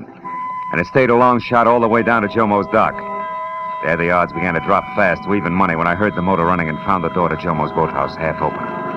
It became odds on when I eased inside and stumbled over Jomo himself, stretched out unconscious on greasy planks like a beached bull whale. I stepped over him, got my .38 in hand, and edged out along the catwalk to the open dock where the boat scraped restlessly against the fenders. There were no lights except for a tiny spot no bigger than the hole in the candy lifesaver that probed frantically along the seams inside the cabin. It was little Fritz with a shielded flashlight, intent on finding something fast. I stepped into the boat, deliberately kicked over an oil can and crouched. The light went out. Who's there? Somebody out there? Well, speak up. Throw your gun over the side and stand real still. Do it now, little man, or I'll blow you in two. Oh, no, wait. Yeah. Who are you? It's me, Fritzy Marlowe. So Tap hid the stones right here on Bill Sonero's boat, huh? Yeah, that's right. They're still here. Fortune. Hey, look, fella, if we play it smart, there's plenty for both. I want a few things straight first. Correct me if I'm wrong. Tap hid the jewels aboard here after the robbery without Sonero's knowledge. But after Sonero was caught, he gave the boat to Jomo, who kept it locked up inside there. Which meant that Tap had to wait until Jomo'd finished his repairs before he could get back the stones again, huh? Yeah, that's right. They were too hard to handle anyway. They had to be hid someplace. They were safe here, so why stir up another fuss? What else you want to know? Are you going to explain to your little sugar in San Diego that Christine Fuller you cooed to tonight when you don't show up for a few years? Marlowe, we can do business. And another thing. How'd you get into this act in the first place? I got ways, like a couple of friends on the inside. Oh, that figures. One of them must be on the inside of the state pen. That's how come you hooked onto me so fast with that car. Who is it? A guard named Kennedy. He's a pig, a cut-rate chump. And the other friend? He's behind you with a gun. Oh, fine. Oh, that's my baby. I'll take your gun now, Mr. Marlowe. Oh! Stop it. Put it away, Fritz. Did you find the stones? Not yet, but it won't be long now, sugar. Marlowe, get in that cabin and run this boat. We're going out. Go on, move. Oh, no, wait a minute, baby. We don't know anything about boats. We're not taking any more chances here. Untie that rope at the back, Fritz. That's called cast off the stern line. Shut up! Get inside, Marlowe. Go on. Sure. Well, Skipper, where to? Just head for that open part out there. Hey, it's gonna be rough. Well, that won't matter to us, baby. We've been through plenty together, huh? Yeah, like putting Jesse Tapp out of the way for a starter? Sure, well, he asked for it. He was a pushover for Gloria here. Why, you... So it was little Gloria who killed him, eh? All right, so it was me. Fritz called me up and warned me you were coming here to Pedro, and I overheard you when you talked to Jomo. I knew you'd get to Jesse and make him spill, so I killed him. It was going to have to be done sooner or later anyway. The old double cross. Yeah, the old double cross. So what? That's a game the smart ones always play with the suckers. Always win. Not always, Fritz. Oh, often enough to make a... What? Hey, Gloria. Gloria, what? No, don't, Gloria, no! Keep your hands on that wheel, Marlowe. I heard Marlowe's crack about that Christine Fuller, Fritz. You louse. Straight ahead, Marlowe. Now what, baby? You still got me to worry about. That's too bad. You're a nice guy. Where are we? Well, the channel's way over there where that buoy is. And that means that a big rock pile called the breakwater is right off our starboard bow. If I don't turn, we'll hit it, and I'm not turning.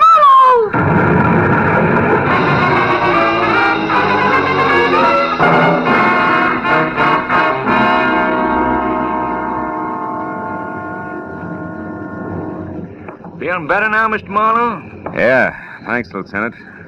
The water was awful cold. You said it. Have another cup of Coast Guard mud. Do you good. Oh, thanks. Look, I was wondering if... If we located the girl you told us about? Yeah. Yeah. She wasn't as lucky as you were. However, your boat hung up on the rocks. The boys found all that jewelry in the cabin, in this leather baggie. Well, we'll be in a couple of minutes. Good. I'll just have time to call a young guy and tell him he can close out his books. They balance now. He's paid up in full.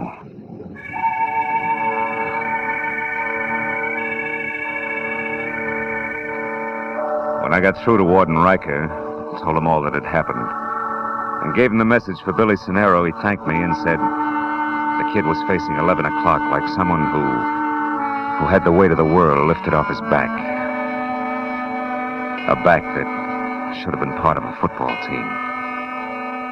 A back that should be tanned from the sun at the beach. A back whose arms should be around a lovely girl. A back knelt in prayer for a better world. A back...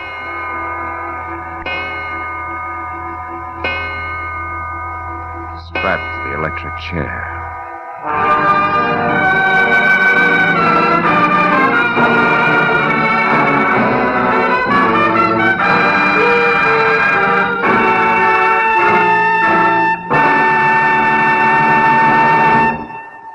The Adventures of Philip Marlowe, bringing you Raymond Chandler's most famous character, star Gerald Moore, are produced and directed by Norman MacDonald and written for radio by Robert Mitchell and Gene Levitt. Featured in the cast were Wally Mayer, Bill Johnstone, David Ellis, Tom Holland, Larry Dobkin, Doris Singleton, Lou Krugman, and Michael Ann Barrett. The special music is composed and conducted by Richard Arant. Be sure and be with us again next week when Philip Marlowe says... This time I found a corpse in a flower shop. A gypsy who read her own fortune in dollar signs in a death struggle 20 feet from a crowded merry-go-round. All because a man forgot one white carnation.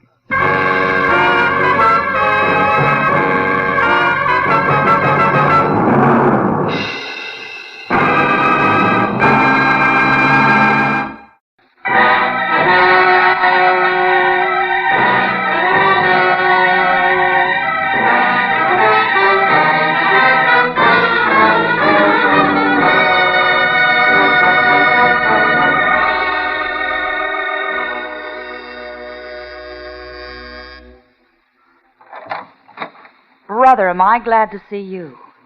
You are Philip Marlowe. Yeah, I'm Marlowe. Well, come on in. You're not exactly what I expected, Phil. No? Mm-mm. I didn't realize private detectives came in the deluxe edition. You'd like a drink, wouldn't you? Now, look, when you called me a few minutes ago, it was strictly panic because your life was in danger, Miss Barr. Now Vivian will do, Phil. Yeah, well, okay, Vivian. What's happened in the meantime? Happen? Nothing. Why? Well, you seem pretty well balanced for somebody on the edge of being a homicide statistic. Well, I'm doing my best to hang on to myself, that's all. Oh. But now that you're here, I can breathe again. You just sit down, won't you, over there? I'll fix the drink. Uh-huh. We're going to get along fine, Phil, I can tell. Yeah, well, could be. There. Now we can be more comfortable. Your health, Phil. Your health is supposed to be the point, baby. You said a man threatened your life. Yes, a man named Fred Sears. A character I used to know. He was hurt in a hotel fire 6 months ago. Oh. Must have been his head. He thinks he wants to kill me, and he's come to town to do it. But now that you're here... I suppose he's got reasons, huh? Do they matter? Yeah. To me, at least. I'd like to know which end of the stick is short before I grab. Well, I'm not even sure myself. I only knew Sears briefly. Here's his picture, Marlowe. Mm-hmm. Oh, the whole affair was stupid. So you brought it to me instead of the police, huh? I brought it to you because I need private help and I'm willing to pay for it. Pay very well, I might add. Oh, look, Phil, you don't have to bother about the reasons why. Just see that Fred Sears leaves me alone tonight. It shouldn't be hard. Is your drink all right? Delicious. Too bad I can't stay and finish it. What? Oh, Marlowe, wait. You mean you won't help me? Not on guesswork, baby. But don't you realize my life's in danger? I'm scared. Yo, sure. Speechless. You can get yourself another boy, Vivian. Woods are full of guys with no curiosity at all. Oh, Marlowe, please be reasonable. Good night, baby.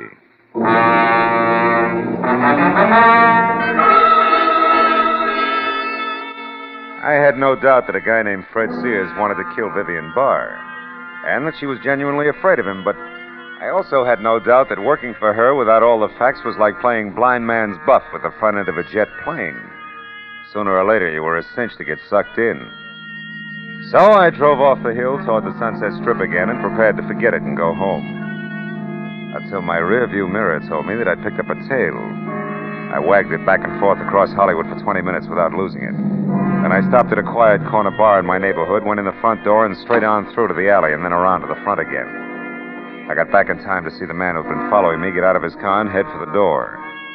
It was one Mutt Pomeroy, a sleazy ex-comrade in arms who had his private license revoked for sordid malpractices a year ago.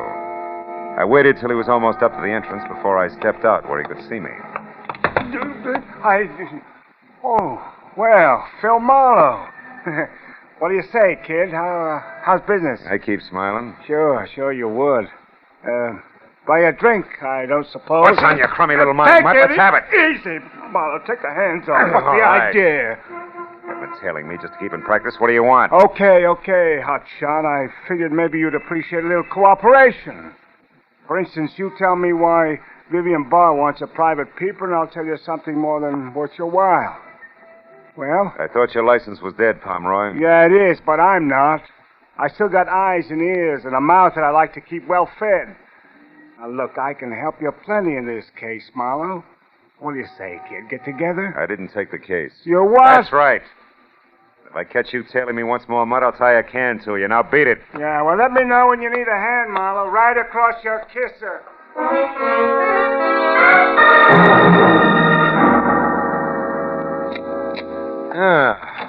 Be it ever so humble. Oh, no. Hello, Marlowe speaking. Oh, Phil, I've been calling ever since you left. This is Vivian Barr. Now, look, baby, I told you a few minutes... listen to me. I've got to have your help. I'll tell you the truth, all of it. Anything you want to know, only come back, please. Oh, will you listen? I'm trying to tell you. I've seen someone outside here, Marlowe. I'm almost sure it's Fred Sears. Hurry, will you? I'll tell you everything. Hurry. 3 things I could never resist. Beer with a head on it, moonlight, and a beautiful dame. So I headed again for the parking terrace at Vivian's apartment house and made it in about 15 minutes. I was out of my car and halfway across the terrace before I noticed the changes. First, her apartment was dark. Second, a man who had just pulled a key from a front door lock froze when he saw me and then turned and bolted through a clump of hibiscus and cornered himself in an enclosed patio. He tried to make it over the wall, but the second time he fell back, I nailed him. No, please, let me go. I gotta get away from here. You're trying it the hard way, Buster, believe me. No, it'll be easier by way of Vivian's apartment first. Come on your feet. Now, who are you? I'm Douglas Peck. Douglas what? Just Douglas. Okay, just Douglas. We'll also straighten that one out inside. Go on, open the door. No, it's locked. Sure it's locked. Take the keys out of your pocket and unlock it. Hurry up.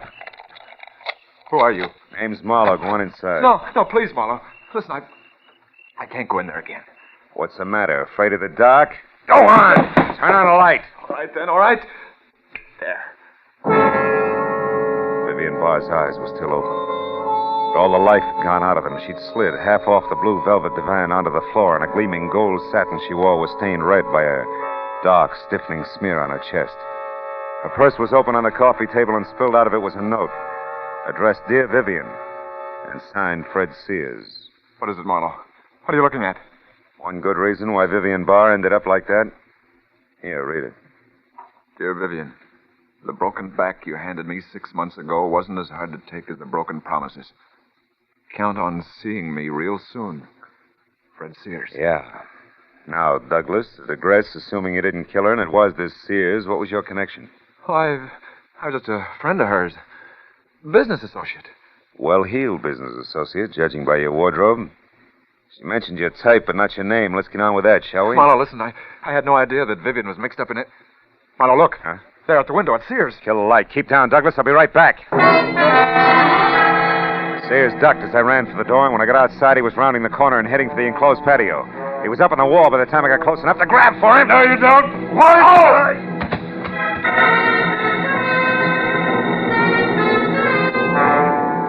His foot caught me in the side of the head. I wound up on my back with nothing but the torn-off pocket from his jacket in my hand and a crumpled pack of cigarettes and a slip of paper on the ground with a phone number. I picked it up and started back to Vivian's apartment in time to hear a car door slam and see just Douglas, scared stiff, crouched behind the steering wheel of a step-down Hudson. A second later, car and all were gone in a funnel of dust. Well, I couldn't lose much more, so I went back into the house to use the phone. Los Angeles Morning Star. Society editor, please. One moment. Okay. Society desk, Miss Ludlow speaking. Hiya, Corey. Phil Marlowe. Phil, darling, how are you? Gee, it's been a long time, mister. I haven't seen you since... Yeah. Now, look, honey, I need some fast help. Crashing somebody's party, Marlowe. Could be, but it's strictly business. Now, can you give me a rundown on a phone number? Crestview 54124. 54124. Yeah. Just a minute, lover. Okay, sweetie. Oh, yeah, Phil. That's the old J.G. McKay mansion. 910 Mission Drive. Uh-huh. His niece Celia McKay has the place now.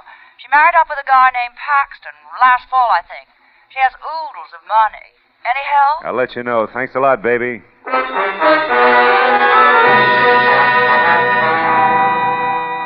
Before I left, I called Lieutenant Matthews at Homicide and told him what happened. He said he'd put out a call for Fred Sears and suggested I keep in touch. After that, I drove to Beverly Hills. The McKay Mansion at 910 Mission Drive dominated the rows of bowing trees that lined the long, curving driveway like a dowager queen presiding at court. When I rang the bell beside a carved mahogany front door big enough for an airplane hangar, it was the butler who finally opened it for me. It was all he could manage. Yes, sir. My name's Marlowe. I'm a private detective. I'd like to see the head of the house, please. Have you an appointment, sir? No, this is a courtesy call so far. There's been a murder, Buster. Now, please get Mr. Paxton, Celia McKay Paxton, or any reasonable facsimile thereof, huh? Never mind, Cartwright. You can run along. I'll take care of this, whatever it is. She was friendly, red-headed and hefty, but wore a dress so well draped it would have made a Notre Dame tackle look good. It was all held together at the neckline by a big dazzling brooch made up of items on a Mardi Gras motif, and each covered with enough jewels to retire a family of 5. Except for a space in the center, shaped like a mask, which was dull, black, and empty. I must have been staring because that's where she picked up the conversation. If you've finished making your estimate now, Mr. Marlowe, maybe we can get down to business. I'm that reasonable facsimile you mentioned, Mona Paxton, Celia's sister-in-law. Oh? And Mr. Paxton's your brother, huh? Same thing. Yeah, well. You said something about a murder, I believe? That's right.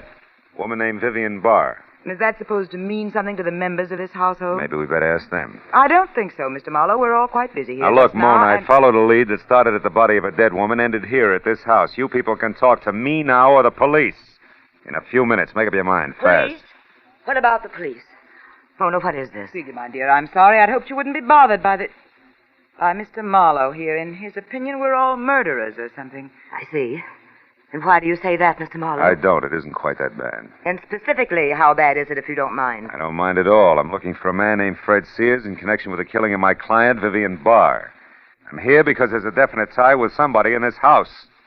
Now, at this point, I'm still asking for cooperation. This has gone far enough. It's preposterous. Mr. Marlowe, until you mentioned their names, I never heard of either of those people. Mona? No? They're still my husband, Mr. Marlowe. Dear, will you come out to the door, please? What's going on? What's the matter? There's a person here I want you to meet. Mr. Marlowe, my husband, Mr. Paxton. Why, how do you do, Mr. Marlowe? I'm doing better, Mr. Paxton. Oh. Douglas, Mr. Marlowe here wants to know if the names Vivian Barr or Fred Sears mean anything to you. Why, I don't think so. No. Well, they don't. Why? You may leave now, Mr. Marlowe. We've given you all the cooperation we can. If you come back, you'd better have a warrant with you. Okay, Celia, I will. Because one of you 3 is a liar, and I can prove it. So if you want to talk it over before I call in the cops, I'll listen for a while. Hey, Cartwright. Yes, sir? You called, sir? Yeah, you look like a fairly honest man. Where can I get a good cup of public coffee around here? Why, there's a little shop 2 blocks down, sir. Thanks. And to you, Cartwright, good night.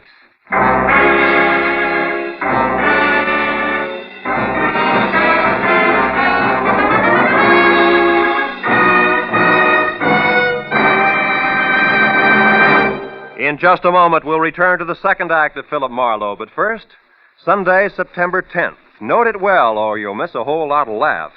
For that's the day Jack Benny checks in again at CBS The Star's address. Yes, this Sunday is the day Jack, Mary, Dennis, Phil, Don, and Rochester return for another great season of top-ranking comedy. Be sure you're on hand this Sunday and every Sunday when CBS brings you the one and only Jack Benny Show. Now with our star, Gerald Moore, the second act of Philip Marlowe, and tonight's story, The Fifth Mask.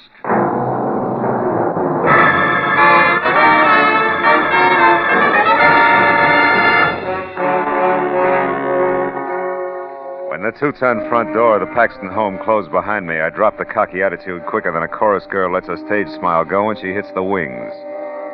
I knew that I was still a long way from finding Fred Sears. And 10 minutes later, when I was in a corner booth at the plush Beverly Hills version of a one-armed joint Cartwright had suggested, I began to worry about it. Until the front door swung open and admitted Mrs. Celia McKay Paxton. She threw a stern eye and a sharp semicircle that nearly sliced the place in two and then bore down on me. Mr. Marlowe, I want to talk to you. What do you mean by... Why don't you sit down, Mrs. Paxton? Well, Very well. Now, Mr. Marlowe. Coffee, Mrs. Paxton? No, thank you. Mr. Marlowe, specifically, what did you mean when you said that one of the three of us was lying? Specifically that, Mrs. Paxton. I don't think I could have been more blunt, but I'll try. I'm after Fred Sears and anybody or anything that can lead me to him. Now, you. Why are you here, Mrs. Paxton? Well, it's, Mr. Marlowe, it's, Hard to say, maybe? Well, Hard like I'm suspicious of my husband's connection with all this, Mr. Private Detective. Will you go to work for me? Is that it? Oh, no. No, not that. But, Mr. Marlowe, I'm no fool. I know that I'm a plain-looking rich woman who loves her husband. And well, sometimes men are silly. And if there is anything, Mrs. Paxton, I can't go to work for you. I don't take that kind of a job. Besides, I'm already working on your problem insofar as it concerns the late Vivian Barr. I don't understand that. You say you're looking for a Fred Sears. But not overlooking anything else, Mrs. Paxton. Like the outside chance that Sears didn't kill Vivian Barr. I didn't see it happen, you know. It could have been somebody else. Who? You. What? After all, you just implied a good motive. No, I didn't. I only gave you a suspicion. A dark, ugly thought I'm ashamed I ever had. That's all. And I didn't kill that woman, Mr. Marlowe. I know you didn't. It was only bait, Mrs. Paxton. I hope you'd snap at it and come back with an answer that would get me to Sears. Mr. Marlowe, I never heard of these people before tonight. I know, that's what you said. But you see, Mrs. Paxton, even as you, I, too, sometimes have dark, ugly thoughts that I'm ashamed of. Only in my case, it's business. And tonight, the business is Vivian Barr's murder. Good night, Mrs. Paxton.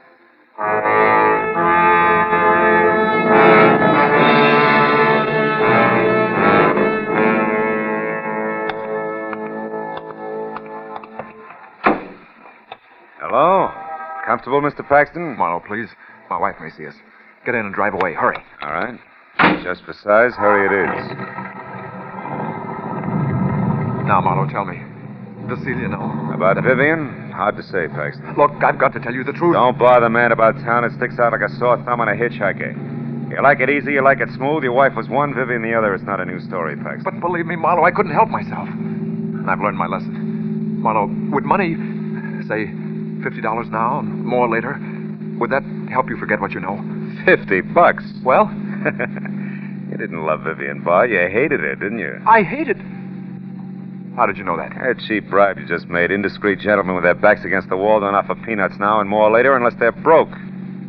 You could be broke, Paxton, if, for example, Vivian was blackmailing you out of every cent of your allowance. Good enough? She was rotten. Rotten enough to kill? Kill? Are you crazy?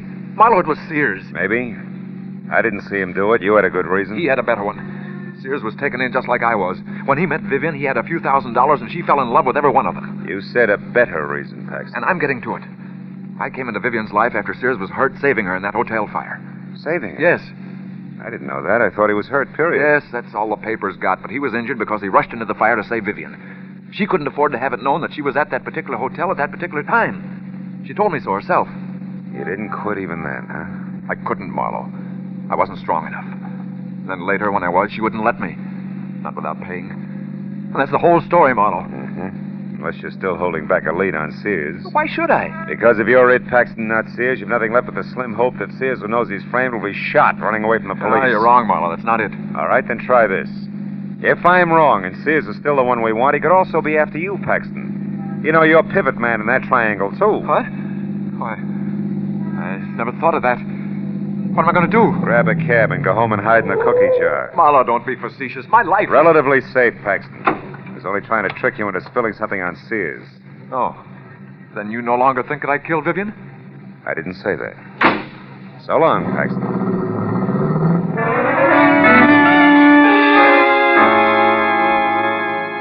My apartment was only a few minutes from Beverly Hills, so I decided to call the police and fill them in. Also, a little all-alone straight drinking might burn the bad taste out of my mouth. But when I was in the hall there, I knew it was going to be a little while before I got a chance to do either one. After all, there was still a Paxton to go. Mona, the lady with the beautiful Mardi Gras brooch, and the not-so-beautiful mind for business. I've been waiting for you, Mr. Marlowe. That figures. Come on in. I'll get the lights. You don't seem surprised you expected me. Yeah, as much as the others. Already huddled with your brother and your sister-in-law. Have a seat. No, thanks. Mr. Marlowe, I'm going to come right to the point. That's a switch. Want a drink? No. Do you want $1,000? Mr. Marlowe, I said... I heard you. Yeah. Also, Miss Paxton, I've heard a lot tonight about all I can take. Make it fast, will you? All right, the 1,000 is yours, Mr. Marlowe, if you'll do one thing. When you catch up with this Sears, if you haven't already done so... I haven't. Keep my brother's name out of this, that's all. Oh, it's a little too much. Also, you're a little easy, Mona. Your brother isn't worth covering up for. That's not news, and it's beside the point. The 1,000 is to help me, not him.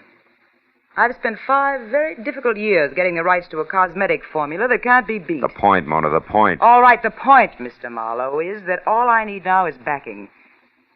Just yesterday, I got the promise of it. $150,000 worth of promise from my sister-in-law, Mrs. Celia McKay Paxton. And I'll lose that promise, Marlowe. Celia gives my brother his walking papers, and she will if she finds him out. Will you take the money, Marlowe? No. Nor will I go out of my way to whisper in Celia's ear. You're practically safe, Mona. Who else is there? Sears. If the police take him alive, there's a good chance he'll make a lot of embarrassing statements about your brother killing his girl and... You expect someone? Oh. Unless the police are tired of waiting to hear from me. I shouldn't be seen here, not if you're going to keep Doug's name out of it. Easy, honey. Get in there, the kitchen. Oh, yes, thanks, Marlowe. Thanks a lot. Okay, coming. Keep your shirt on. Oh, no. Well, didn't expect to see little old Mutt Pomeroy so soon again, eh, kid? Mind if I come in? Very much. What do you want, Pomeroy? To show my wares, Phil boy. You know, like the jewel tea man. Skip the funnies. What is it? Fred Sears. I know where he is.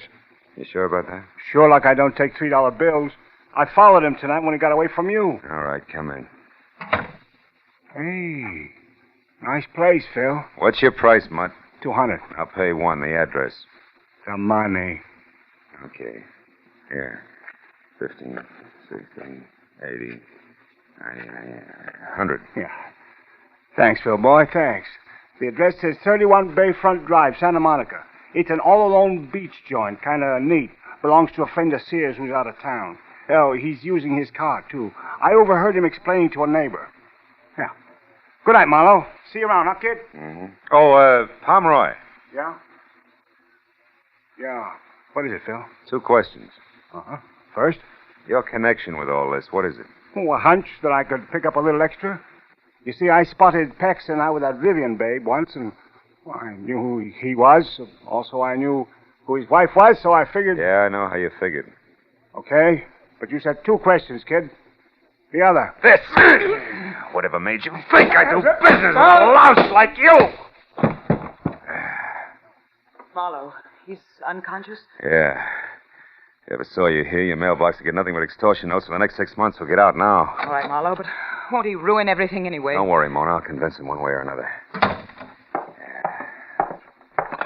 Let's see now. Hey, Marlowe, you crossed me. Sure, I'll do it every time, Pomeroy. We're conflicting personalities. Police headquarters. I'd like to speak to Detective Lieutenant Met. Holy cow. Hello. Police headquarters. Hello. Police. Never mind. Pomeroy, that little hunk of jewelry there on the rug. Just fell out of your pocket when I frisked you, didn't it? Didn't it? Yeah, Yeah, sure it did. So what? So before I beat you senseless, get up and tell me where'd you got it. Come on, where'd you lift it? Come on, Pomeroy. Gotta get the hands off. All right. I found it at that Vivian Barr's joint. It was on the floor and it sparkled like dough. She was dead, so I figured it might as well... Thanks, Pomeroy. You told me all I want to know. Don't wait up.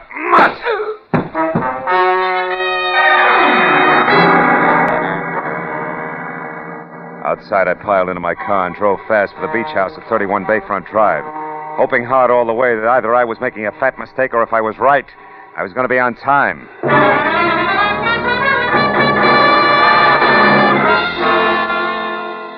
All told, it was about 40 minutes later when I screeched to a stop in front of the place and found it lights out and deserted. I was ready to start cheering until, from the closed garage that was tucked under a wing of the house, I heard it. A car motor running as in suicide by carbon monoxide. The big double doors were locked, but around on the side there was a window. In another minute, I was in and over to Fred Sears. He was slumped over the front wheel, his face the color of wet ashes. I cut the motor, then dragged him out of the place by a back door that led to a patio. There I stretched him out on the ground and took a good look. A long look that left no doubt in my mind. I turned away from him when I heard a woman's footsteps on the walk outside near the window I'd broken. It was Mona Paxton. Marlowe, what is it? Marlowe, are you all right? Yeah, but don't come back here, Mona. It's not a very pretty sight. It's Sears. Sears? Yeah, I dragged him out here. He left the motor running, carbon monoxide. Oh, no. What a terrible way to go. No worse than Vivian Barr. How'd you turn up here, Mona? Follow me? Yes.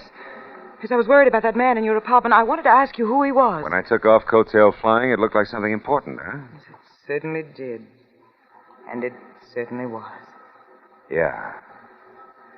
Well, I'd better get through to the police now. There must be a phone inside. You can go wait at my car, huh? Quit shaking. After this, you haven't got a thing to worry about. Business, I mean. Yes, I know, but I just can't stop smiling. I'll be at the car, Marlowe.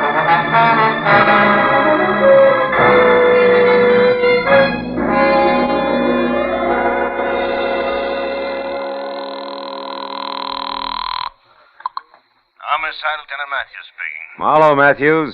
Out in Santa Monica, 31 Bayfront Drive. I've got Vivian Barr's killer. Fred Sears? Great. Just hold it, Phil Mooney. Wait a minute. Call Santa Monica, Matthews. get a car out to 31 Bayfront Will you- Drive Hey, fast. Matthews. Hey, Marlowe, nice work. I'm glad I Now, will let you wait a minute, Matthews? It doesn't play that way. What? What do you mean, Phil? Not Sears? Oh. It's a woman, Mona Paxton. Sister to Douglas Paxton, a guy married and playing around with Vivian Barr.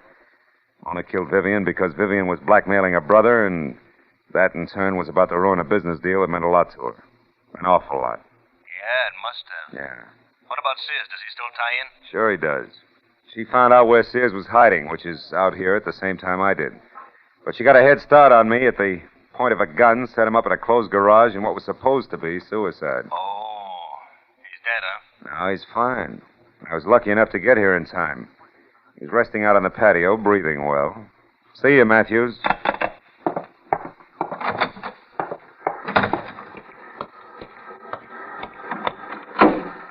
Everything's taken care of, Marlowe. Mm-hmm. Just about, Mona. Well, the police will, Correction. The police are here. Yeah. Doesn't take them long, does it, huh? No. I, for one, am glad of it. Just as soon get all this over with. You too, I guess. Yeah. Me too, Mona.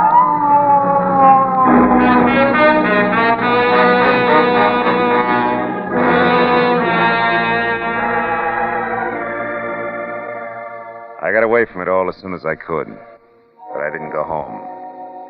I drove out to a spot I knew nearby, a cliff edge where the only sounds were a couple of seagulls who couldn't sleep in the ocean 100 feet below, crashing on the rocks. And then I took a second look at the little item Mutt Pomeroy had picked up in Vivian Barr's apartment. A collection of tiny stones, diamonds, emeralds, rubies, all in the shape of a small mask. A mask that I knew would fit in place exactly over an empty spot on Mona Paxton's Mardi Gras brooch. The proof that Mona had been to Vivian's place. Yeah, a little mask. We all wear them one way or another. We've all got something to hide. Maybe that's what's wrong with people, huh? They all think they've got to hide from each other and from themselves.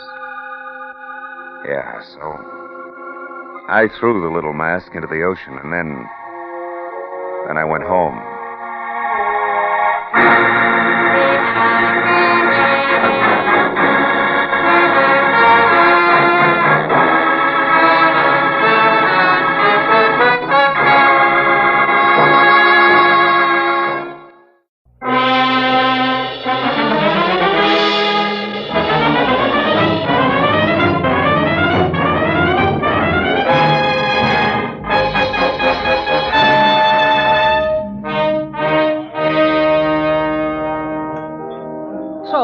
Being hitched 1 month, Marlowe. 30 days. Where am I? I don't know. Where are you? Out in the cold. And with enough unpaid bills, Marlowe, to choke an elephant. Fur coat, hat, shoes, dresses, the works. Furthermore, she tells me it's only the beginning, sweetie pie. Yeah, well, that's tough, Louie. I'll see you, huh? Hey, hold on. How about another scotch, Marlowe? Oh, no. It's only 10 o'clock. One for the road on me, huh? Now, listen, Hey, Mike, Johnny Walker twice. Okay. Unless, of course, I'm bending your ear too much, Phil. Oh, how could you say a thing like that? Look, Louie, I've had a long day. I want to go home. Fair enough. I'm glad I bumped into you. I'll see. You drive west, don't you? Yeah. Would you mind dropping me off, huh? No, Louie, it'll be a pleasure. Swell. Skip the drinks, Mike. Make up your mind, will you? Well, like I was saying, Phil, first it's her mother moving in on us, then it's both of them drinking my special stuff like it was water, then these clothes I already mentioned. So I ask myself, what'll it be next, Louie? What do I get for an answer? All right, Louie, what do you get? Divorce, my only out. And you get my point, huh, Marlowe? Yeah, I get you. My car's around here in the alley, Louie. Check. Well, now, divorce is something a guy wants to think about. Thinking guy, that is. And you know, Marlowe... Hey, wait a minute. That's a cute little exhibition, huh? Hey, quite a scrap. Scrap nothing. It's a few inches short of murder and closing fast. Better break it up, Louie. Hey, Heavy. Yeah? Kind of a hot night for this, isn't it? What do you want, Sonny? I'd like to hold your coat. Seems to be cramping your style. He's in one piece. Why, you lousy long nose. Don't worry, I am. How do we go on, Muscles? All right, mister. Right now, he's all yours, if you can bring him to. So long, hero. Hey, Marlowe, this kid's pleaded all right. Yeah, come on, give me a hand, Louie. We'll get him out of here. No. Okay, fella. Come on. Up we go. Up on your feet. Oh, thanks, mister. It's all right. You live near here? A couple of blocks away. The DeWitt Arms Hotel on Western near Sunset. Ooh. Take it easy. Take it easy. Put your arm over my shoulder. We'll get you there. Thanks. Come on, Louie. Over to my car, huh? Yeah, sure, Marlowe. But maybe I better skip the lift, huh? I mean, my problem, the discussion we were having, we better postpone it for a while, huh? That is... Yeah, I know what you mean, Louie. Yeah, it'll keep. All right, kid, come on. Let's go.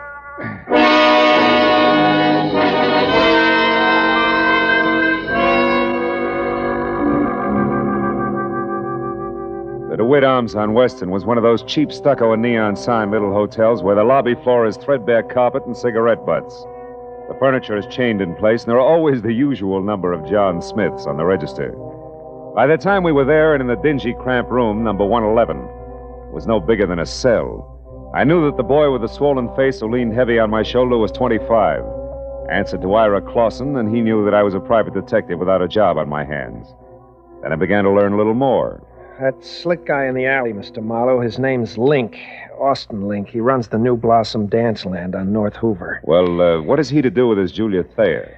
Well, I'm not sure. It was the last place she worked just before she dropped out of sight a month ago. I don't think I'll need this towel anymore. I feel... Ooh, take it easy. Take it easy. You better stay on your back, kid. Oh, yeah. Anyhow, Mr. Marley, I went to the New Blossom Dance Land tonight to see if I could pick up any kind of a lead on Julia. Where she went or why, anything at all. And you found out what? In Austin Link's office, in a desk drawer, this newspaper clipping. Mm-hmm. It's a month old, like Julia's disappearance. Otherwise, it doesn't make any sense to me. It was stapled to this picture of Julia. Here. Guess it was used in an ad for the dance hall or something. Hey, she's a pretty girl, isn't she? That clipping, what's it all about? Well, I'll read it to you. You mind closing the window first, Mr. Marlowe? I think I'd rather have it hot in here. Yeah, I know I would. Every jerk thinks he's valet. All right, go ahead, kid. Well, the headline is Faye Patillo killed in car wreck, and then mystery surrounds death of famed gangland woman. Faye Patillo. Hollywood's glamorous first lady of crime in the rackets. Yeah. Says she was killed late last night when her car plunged from Lookout Mountain Road at a hairpin turn. However, the police are puzzled by the fact that although the 40-year-old redhead was in her own car, she was not found at the wheel, but in the back seat where, according to the condition of the wreck, she could not have been thrown. Furthermore, no sign of any driver dead, injured, or otherwise was or has been found. I know all about that one. Now, look, is that all you have to go on? Well, not quite, Mr. Marlowe. There's one thing more. What? Just before Link caught me in his office and I ran and hid, as far as the alley where you found me, I overheard him talking to someone on the phone about Julia. I have no idea who it was, but Link was very respectful, and he was given a private telephone number. A number he was to remember, not write down. You know what it was? Yeah. Washington 7017. 7017. That's it, Mr. Marlowe. It's not quite, Ira. That's only half of it. What do you mean? You and Julia, why you want to find out, what she means to you, why you haven't gone to the police. Well? I'd rather not say, Mr. Marlowe. If you don't mind. Okay. Suit yourself. Well, good luck, kid. When you're on your feet again, play it a little neater, huh? You'll stay on your feet a lot longer that way. Mr. Marlowe, wait. Please. I want you to work for me. I'll tell you everything. That's better. May help, kid. Anyway, it can't hurt. No. Not any more than it has already. Began back home, Mr. Marlowe, a couple of years ago. The story Ira Clausen told me I'd heard before. So had anybody who'd spent more than a weekend in Hollywood. Only the names were different. Julia Thayer had loved Ira loved Julia, all this in Cedarville, Oregon. Then the snapper. Someone says Julia's not only beautiful, but has talent. She's wasting her time in Cedarville. Julia believes this, packs her bag, scrambles for movie land, where she falls flat on her face, which isn't quite as gorgeous in Hollywood as it was in Cedarville. Then it's no dough, lots of pride. You gotta eat to live, so you get a job. That was where the New Blossom Dance Land came in. And when the letters quit coming on the home front, Ira started to worry. He knew that Julia needed help. Mr. Marlowe, and followed one lead after another. Got as far as the alley where I collected you. Okay, kid, I think I've heard enough. Then you'll help me? Yeah, I'll try. Call you later.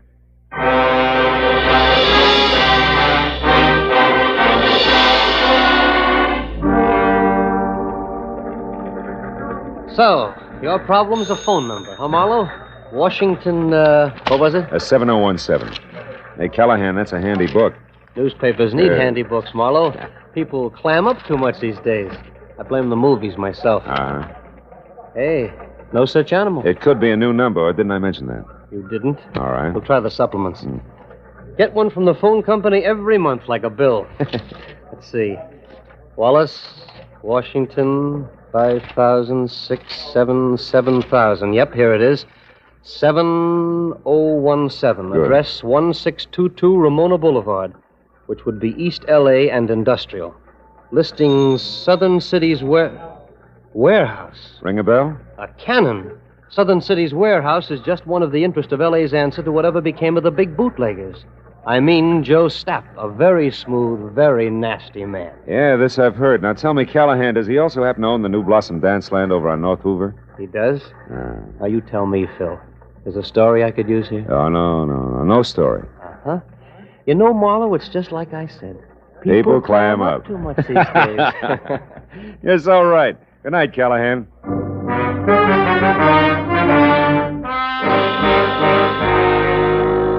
If the good gray reporter hadn't mentioned Stapp's prohibition background, I would have chalked the warehouse off as the kind of 9-to-5 place that couldn't possibly help. But on the hunch that Stapp might live in a lush penthouse atop a stockpile a la Chicago 1929 style, I pointed my car for East L.A. and the Southern City's warehouse.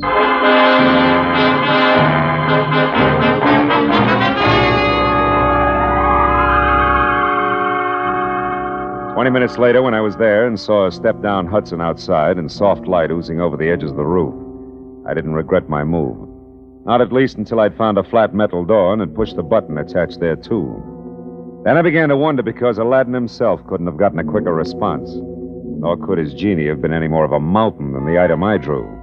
Out of a nearby shadow, not the door. Okay, Charlie. Lay it out nice and neat. Who are you and what do you want? Joe Stapp. Name's Marlowe, occupation private detective, now you. The handle's pork. I work for Stapp, and Hey, now wait a minute. What's it to you who I am? Shamus is close enough to cop the stink. And I'll beat it before I start thumping on your boy Wonder and turn you into something vest pocket size. Steady, Pork. Seems to be the trouble. Who are you, mister? His name's Marlowe, Mr. Stapp. He's a private... He'll answer for himself, Pork. Go ahead, Marlowe. What do you want with me? What's it about? Faye Patilio. Faye Patilio? Shut up, Pork. Faye Patilio is dead, Marlowe. So is conversation about her. Anything else? Yeah, something else. Girl who used to work over at the New Blossom Dance Land, Julia Thayer. Know where she is? Why she disappeared? No. And I don't care. Why should I? Because you used to go places with her. I've gone with 100 girls, Marlowe. Ah. Julia was no different, except for one thing. She gave me the brush. Well, good night, Marlowe. Sorry I couldn't have been more help. I won't be long. One Pork. more thing, Joe. You mind telling me who Julia dropped you for? Not at all. A pretty boy, Dean Cotig. Julia thought he was better looking than a mink coat. Now, where can I find him? Can you throw that in? Surely. Forest Grove Cemetery, Marlowe. Oh? He was burned to death in an accident at some cottage, poor boy. Well, good night, Marlowe. Pork here will walk with you as far as your car. That's real friendly. Let's go, Charlie, and no funny business. Oh, I wouldn't think of it, Pork. You got height, weight, reach, and artillery on me. Yeah, and I'll gladly use them all. That your buggy there? Yeah, that's it. Well, it's been a nice stroll, Porky. Charming.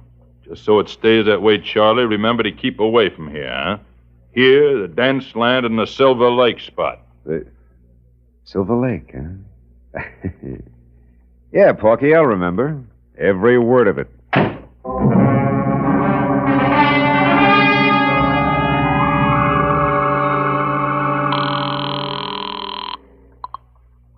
City desk. Callahan, go ahead. Marlowe again, Callahan. Now listen, on Joe Stapp, does the Silver Lake spot mean anything to you? It does. Yeah? It's on the north end of Silver Lake Road, Marlowe, overlooks the reservoir. Stapp built it as a nightclub, mountain lodge style, about, 10 years ago. Uh-huh. When it didn't go, he converted it into a private home. Or I should say, a cozy place to take the cuties for that one drink. I know what you mean. Good night, Callahan.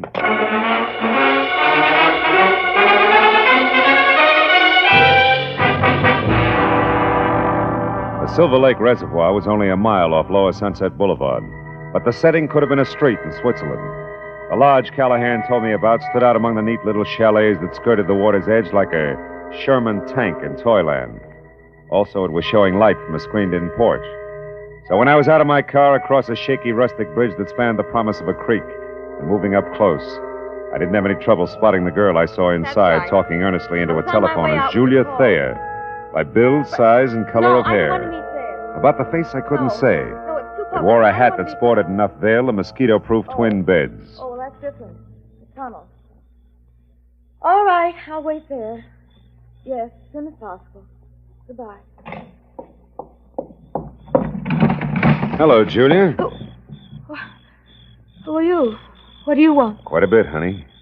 But for a starter, let's say that I'm a private detective named Marlowe working for a guy who's worried sick about you. Ira Clausen. Ira Clausen? Who's that? Yeah, well, I'm not sure, but maybe he's the world's greatest sucker. Now, let's level, baby. It's getting late for guessing games, huh? I'll say it is. Oh, what's the use? What do you want to know, Mr. Marlowe? Too much to chat about here. The owner's no friend of mine. Come on, we'll take my car. All right, whatever you say. I'm tired of running. Mm-hmm. Let's go. Will you take my arm, please? This darn bridge scares me silly. Oh, sure. Just watch your heels on those loose planks, huh? You okay? Uh-huh. I think I'm going to be just fine, Mr. Marlowe.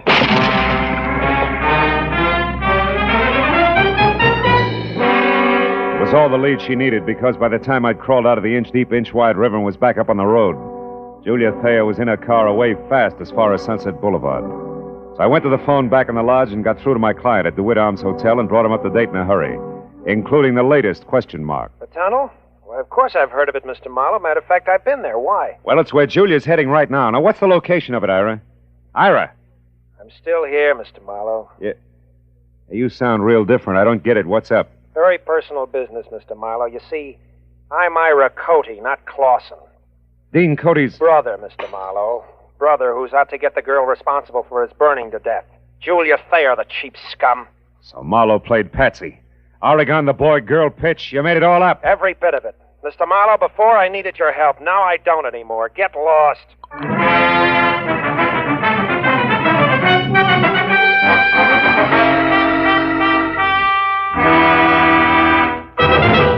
In just a moment, we will return to the second act of Philip Marlowe. But first, there will be 4 more amateur songwriters on hand, and one of them will sell his songs for nationwide plugging and distribution when Songs for Sale comes along tonight on most of these same CBS stations.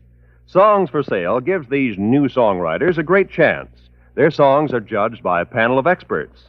Their music is sung by Rosemary Clooney and Richard Hayes. They're made to feel at home under the guidance of the experienced showman Jan Murray.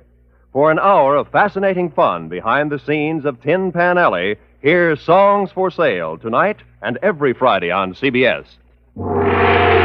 Now with our star, Gerald Moore, the second act of Philip Marlowe, and tonight's story, The Dark Tunnel.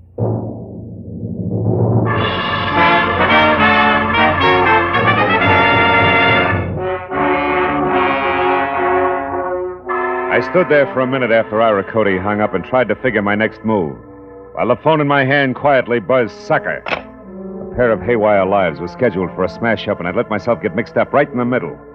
Now my only chance to do something about it was to find out fast what was meant by the tunnel. I started out of the place, but only got as far as the front door. You going somewheres, cutie? That rod makes you 6 feet taller, doesn't it, Porky? Huh? I don't like you, Charlie. You played a dirty trick on me. Trick? What are you talking about? When I slipped and mentioned Silver Lake, it made Mr. Stapp mad at me, and I don't want Mr. Stapp mad at me. That I can understand. Now, look, you feel like talking this out? No. Oh, listen, you dumb ape. It's for your own good. Something's going to happen tonight that'll make your boss a lot madder than he is now. I'm the only one who... You're just trying to trick me again, but it won't work. Not this time. First, we lift your gun. Now, get going. We'll take your car. Porky, you're going to hate yourself for this in the morning when Stapp finds out? I doubt it. You see, Charlie, it's his idea. Now get going.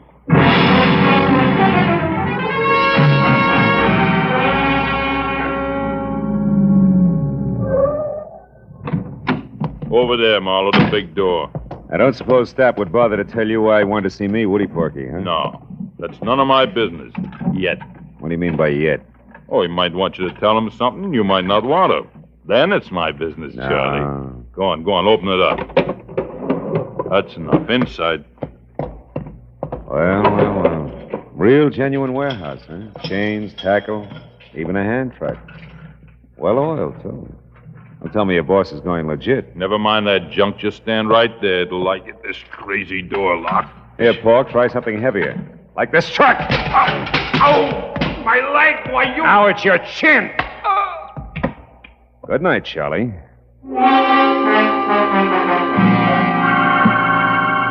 I fished my own gun out of Pork's pocket, tossed his .45 off in a dark corner, and rolled the Hulk himself out of sight behind a stack of crates. Then I went over to an elevator in the corner. On the way into the warehouse, the light I'd seen earlier from the roof was still there, so I decided to try the penthouse. I walked quietly down a thick carpeted hall to the only door. When I knocked, it was with the barrel of my .38. Come in. Well, hello, Marlowe. I've been waiting for you. A gun? Hey, how come... Pork? Pork! Save it, Joe. Oh, that dumb cluck. Yeah, big wheel like Joe Stapp ought to afford better help. Now, I'm holding the gun, so I'll ask the questions. What and where is the tunnel? A tunnel is a hole, Marlowe, usually in the ground. Delivered, Joe. It's got a lot to do with your girlfriend, Julia. Julia? Oh, that's a hot one. I went to all this trouble to haul you in here for the same reason. Then I'll put down the gun and let's talk. It makes me nervous. I'm not interested in your nerves. I'm interested in your talk. All right. Now, you've got a long nose, Marlowe, and poking it around, you might find out enough to get real curious and call in the cops. That I can't afford. Uh-huh. So I'm going to level with you, tell you what you want to know, just so you'll lay off. That a deal? I'll let you know. All right. You wanted to know about Julia. Yeah. Nothing like Julia Thayer ever happened in my life before. Most beautiful thing I ever saw. Sweet and soft, made me ashamed of myself. Somehow I don't hear violins. Marlowe, I'd have done anything Julia asked me to. And all she ever asked of me was to give her up. The Dean Cody? Yeah, Dean Cody. Young physique that wasn't all wasteland like this. A handsome face that of a boiled lobster like mine is. She was crazy about him, fascinated, and I didn't blame her. Until I found out he had the morals of a rattlesnake. Keep talking. Cody was rotten, Marlowe. Dirty, clear through. Cheating on Julia every time she turned around. I couldn't stand it. I tried to tell her. Only made her hate you, huh? Look, Stab, so far this is no better than a serial and torrid romances. The point. I'm getting to it, Marlowe. One night I thought I could convince her, because Cody had a date with Faye Patilio. I don't have to tell you, she was the lowest thing in town. They were going to a spot up on Lookout Mountain, so I told Julia. She went up there and waited. They showed, all right. Both loaded. She saw him take that dive off that hairpin turn. When she got down to him, they were both dead. Wait a minute. You told me Dean Cody was burned in a cottage. Sure.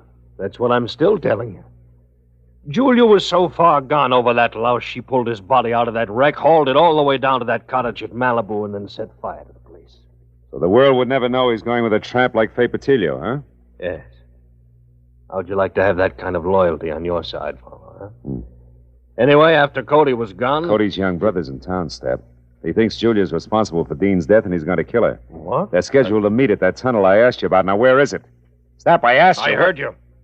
Tunnel's an old abandoned underpass in back of the New Blossom. But we're not going there, Marlowe. We're going to sit tight and let it play as is. Are you nuts? Not anymore.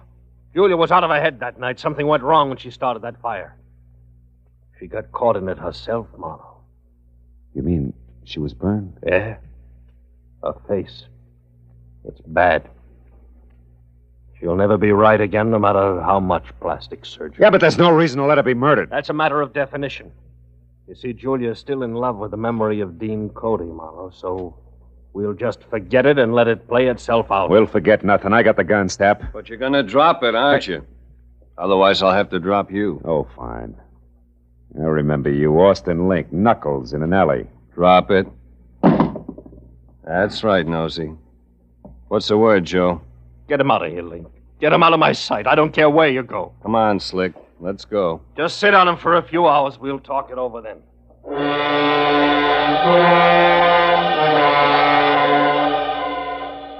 Link was a professional. He stayed exactly far enough behind me to be always out of reach, but always close enough to keep me under control.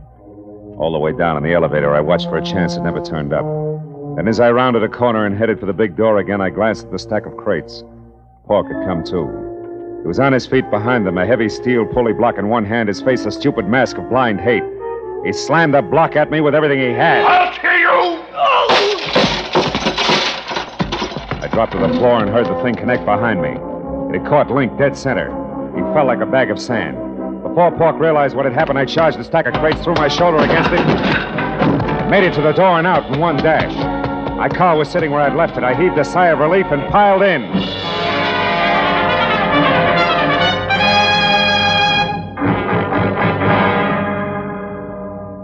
10 minutes later, I pulled up at the New Blossom Dance Land. It was just closing. I ran along the side of the building to the back where a yellow light above the rear door cast an out-of-place halo over...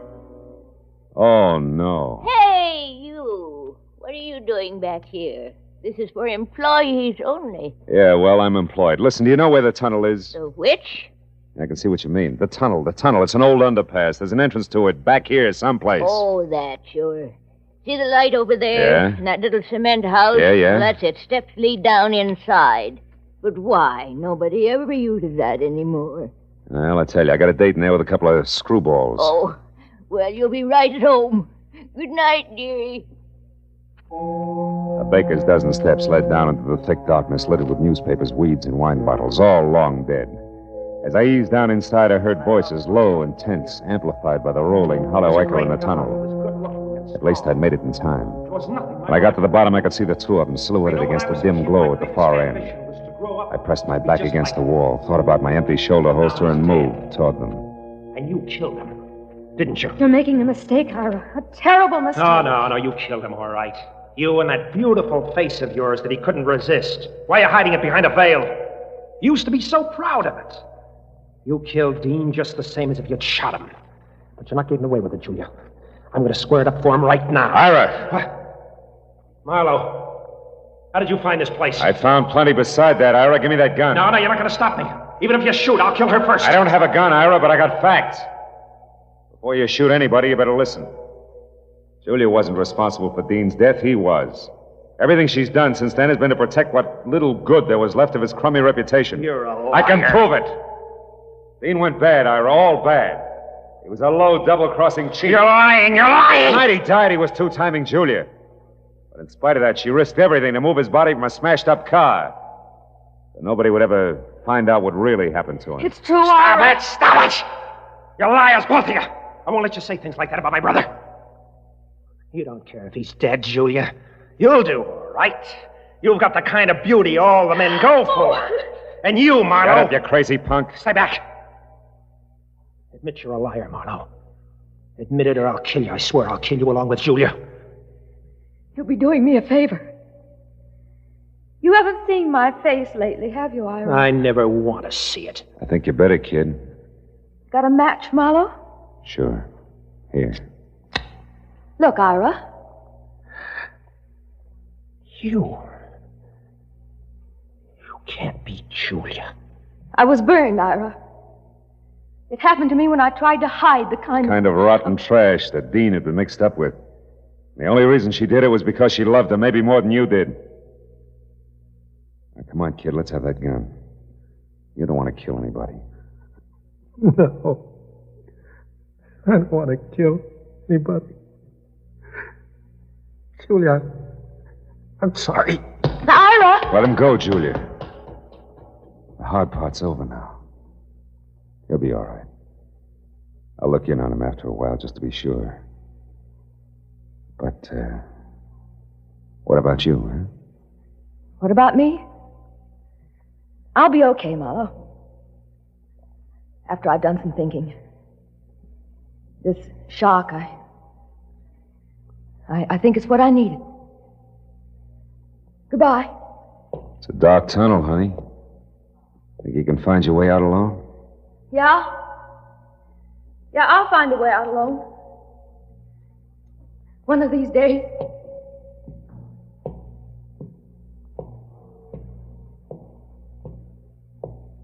She was gone, and I went back and climbed the stairs, out of the tunnel and into the night again.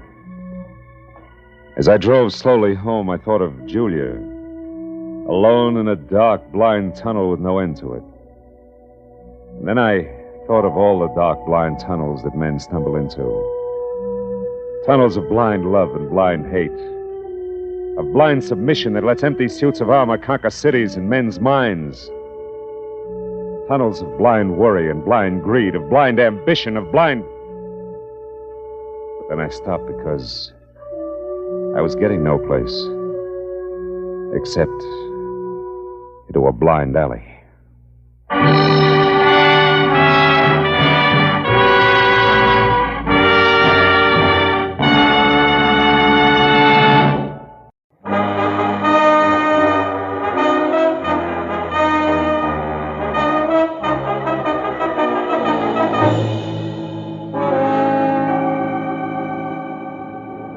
That's a lie! A deliberate, dirty lie! Counsel, will you restrain the defendant, Mr. Calloway, from making another such outburst? Proceed, Mr. Deaton. Thank you, Your Honor. As I was saying, ladies and gentlemen, in further proof that Vincent Calloway murdered his father, Homer Calloway, in cold blood, the state has established that a violent hatred existed between them. A hatred that crystallized through the years as Vincent Calloway grew from a pampered, coddled, only child into an indolent wastrel of a man, content to lavish on himself the profits from the Calloway Oil Company, his father's business, without once lifting so much as a finger in the firm's behalf. That's not true! I worked in the... Counsel for the defense will advise his client that the court will not countenance another interruption of this sort. Thank you, Your Honor. A hatred, ladies and gentlemen, that reached explosive proportions when Vincent Calloway recently took as his bride an ex-showgirl. A woman with a long and tarnished history of flagrant fortune hunting. A woman whom he flaunted in the face of his father's expressed wishes and deep desires to the contrary. Further, the state has proved that just 2 days prior to his murder, Homer Calloway had decided definitely to change his will. Why? Why, other than to eliminate his son from its benefits. The court requests that the prosecution confine itself to the facts.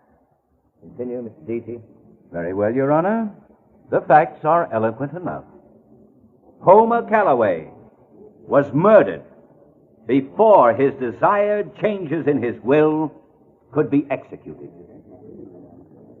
Next, we learned that on the night of the murder, a desperate effort was made by the killer to cloud the real circumstances of the crime by setting the scene to look as though Homer Calloway had surprised a common thief, robbing his private office.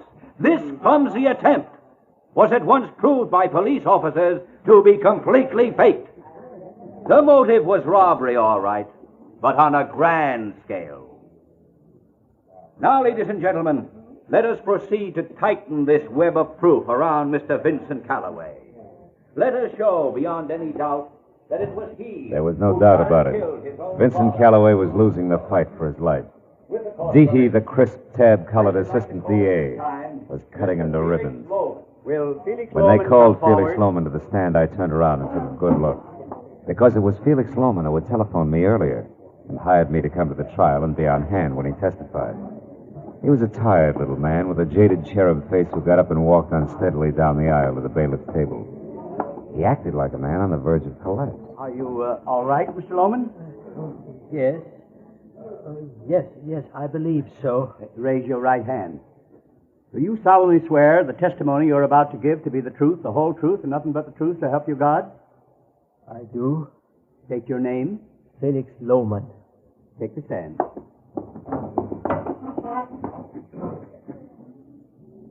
Now, Mr. Lohman, will you please tell this court what your association with the late Homer Calloway was? Why, yes, sir. I was Homer's best friend for many years. I was his personal advisor and confidant until I... Mr. Lohman, the man's ill. Get a doctor. No, that won't be necessary, sir. It's nothing. Really, I have a friend here. Mr. Marlowe. Philip Marlowe. He'll help me. Is there Mr. Marlowe here?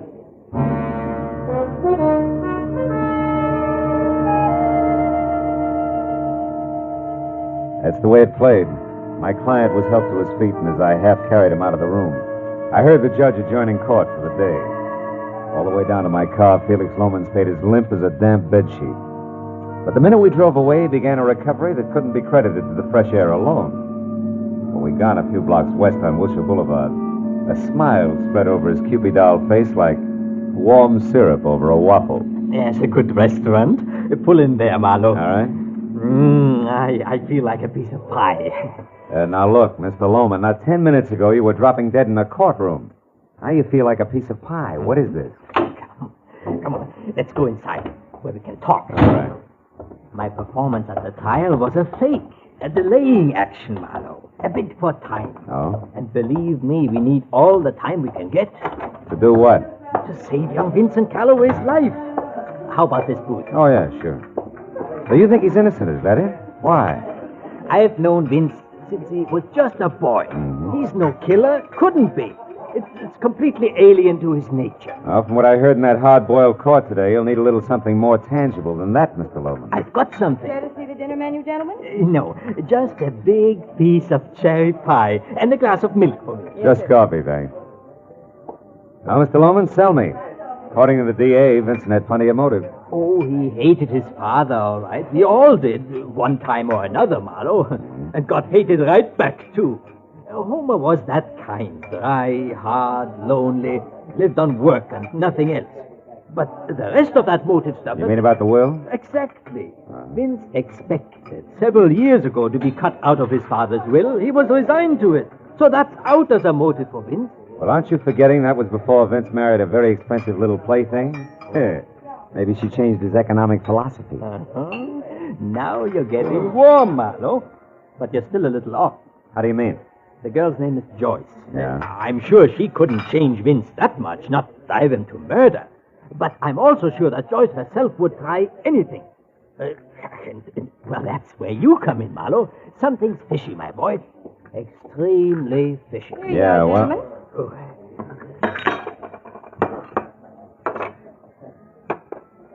That's fine, thank you. Now, tell me, what's fishy, Felix? Are you trying to say you think Joyce is a killer? I don't know. I don't know, but I do know that item 1, Vince was worried about her for some reason a few days before his father's death. So, when this mess broke, I checked up on her myself. Followed her home a few times. That's at 2313 North Ogden. And item 2, I saw a man hanging around the place. A fellow with 2 gold teeth right in front. And dark, 5 o'clock shadow, kind of whiskers. I followed him once. Know where Angel's Flight is? Sure. That's where I lost him. But I learned that his name is Stoner. Stoner, huh? What about item 3? Blackmail. I don't know how or where, Marlowe, but it's there. Oh. And Vincent's caught in the middle, huh? Good and tight. Yes. We've got to find out about this fast. I wish I could go along, but Joyce knows me too well, and that Stoner has spotted me also, I'm afraid. So I guess it's up to you. Okay, I'll get started. I can reach you where? Home. That's Stone 3962. 3962. And Marlowe, I'm just an old fuddy-duddy. But that boy Vince means a lot to me. And time is awfully short. Give us your best, will you?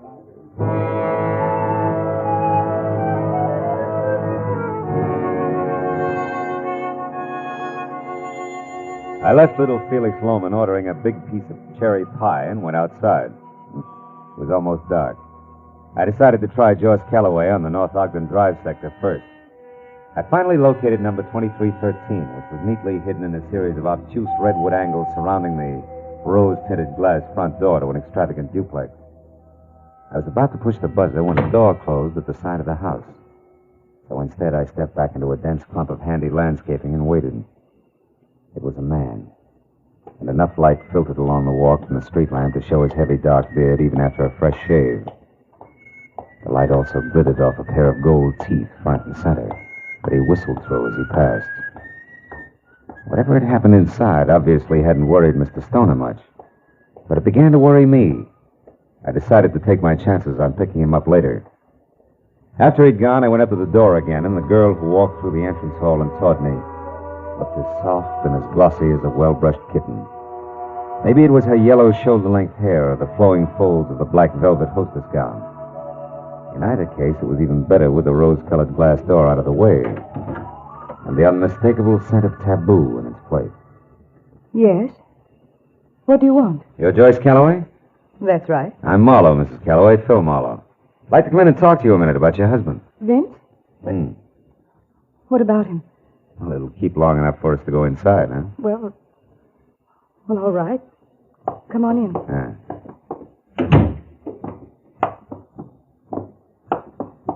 This is my apartment.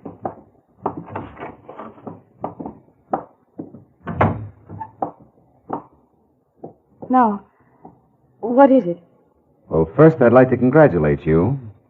The moral support you didn't give him today was real great. Too busy shopping to drop in at your husband's murder trial? Why, you... Oh! Okay, baby, I asked for it. I didn't go because Vince said that he didn't want me to. Now get out. And the next time your lousy district attorney's office wants to find out something, you can tell him... Just a minute. I'm not from the DA. I'm strictly freelance.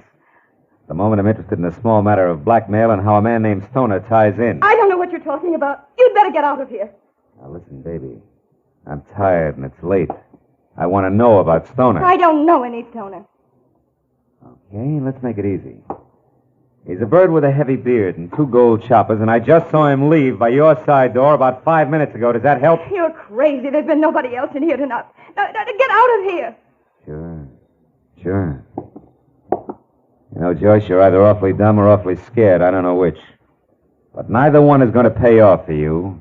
I promise.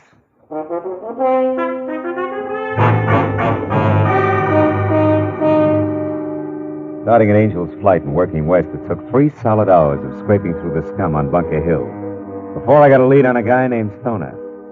And another hour went by before I actually found the sway-back 3-story rooming house he called home. The scaly front porch was a clutter of big, rusty bird cages and the mangy inmates of which complained as I eased the rickety front door open and pushed my way into a moldy smell thick enough to chew. A ragged row of tin mailboxes said Stoner's room with second floor rear. So I started up. I got as far as the landing when I heard a voice in the hall above. I went on slowly until I could see. It was Stoner. He was back to me, talking on the whole phone. I got my .38 in hand and listened. Yeah, listen, Joyce, don't worry, I'll take care of him. Yeah, I'll be watching for him. Yeah, I'll meet you just like I said, only remember, it's not good for us to be seen together now. So be careful. Yeah. Okay. Goodbye, Joyce. You didn't start watching fast enough, Stoner. Who are you? I'm Marlowe. The guy little cutie pie just tipped you off about. Don't move those hands, Stoner. I just left to collect that mouthful of old gold you're wearing. You're no cop. What are you going to do with me? What's your angle? I'm going to spill the truth out of you, Goldie. To keep an innocent guy from taking the rap for a murder you and his own charming wife cooked up. What makes you think I'm connected with that? Maybe I've got eyes in the back of my head. That's so? You ain't got eyes in the back of your head. Because if you did, you'd duck. Oh! See what I mean, Marlowe? Thanks, pal. Let's get out.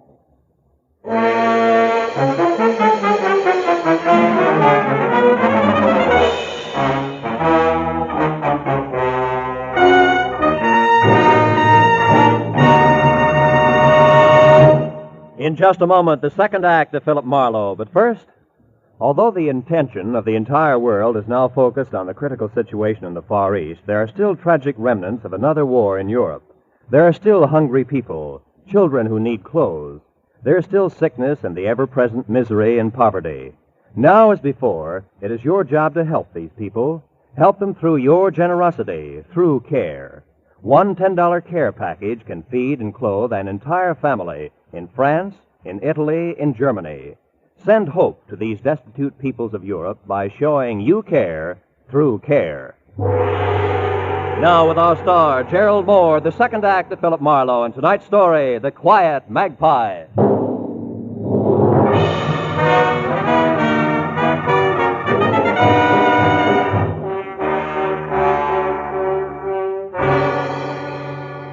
The feeling of being hit from behind becomes more or less routine. There's an explosion against the back of your head. Your backbone is suddenly electrified and your legs melt. And a chunk of the floor rushes at you from a cockeyed angle. Where it connects, there's a second explosion and you start down that long black corridor. Very sick to your stomach. Yeah, it's routine, all right. But that doesn't make it any easier every time it happens. I rolled over onto my back in that musty hallway at Stoner's rooming house and forced my eyes open. As I did, I felt a stinging pain like a pinprick in the center of my spine. Then as things started back into focus, I saw a beer bottle gripped in a fat, freckled hand that belonged to a fat, freckled face that peered into mine. Started a conversation just before I could get the pinprick in my back. Well, look what the cat has dragged in. And who are you, chum? The Jewel T-Man. You need... Oh, my back. What's the matter, chum? The little gold ornament. Well, you must have rolled onto it, chum. Yeah. Whoever slugged me must have dropped it. What is it? It looks like a bird or something. Yeah. A magpie in flight. Looks like it broke off or something. Probably a pin from some babe's handbag or bracelet or... Or it's yours, maybe, huh? Well, if it was alive, it might be. Birds are my speciality, or ain't you noticed? Oh? You the landlord here? Yes, that's right. So now back to you. Who are you, chum? And how come you're folded up in my hallway? Well, it's a long story, and I won't keep you from your birds with it. Hey, wait a minute. Now, don't let the Audubon pitch throw you, chum. I've got a couple of hobbies. Like sticking your nose in other people's business? Like bending noses that get stuck into my business. So clear out, chum, and stay out or you'll see what I mean. Okay, yeah, sure. Whatever you say, bird lover. After all, this is your nest. So long.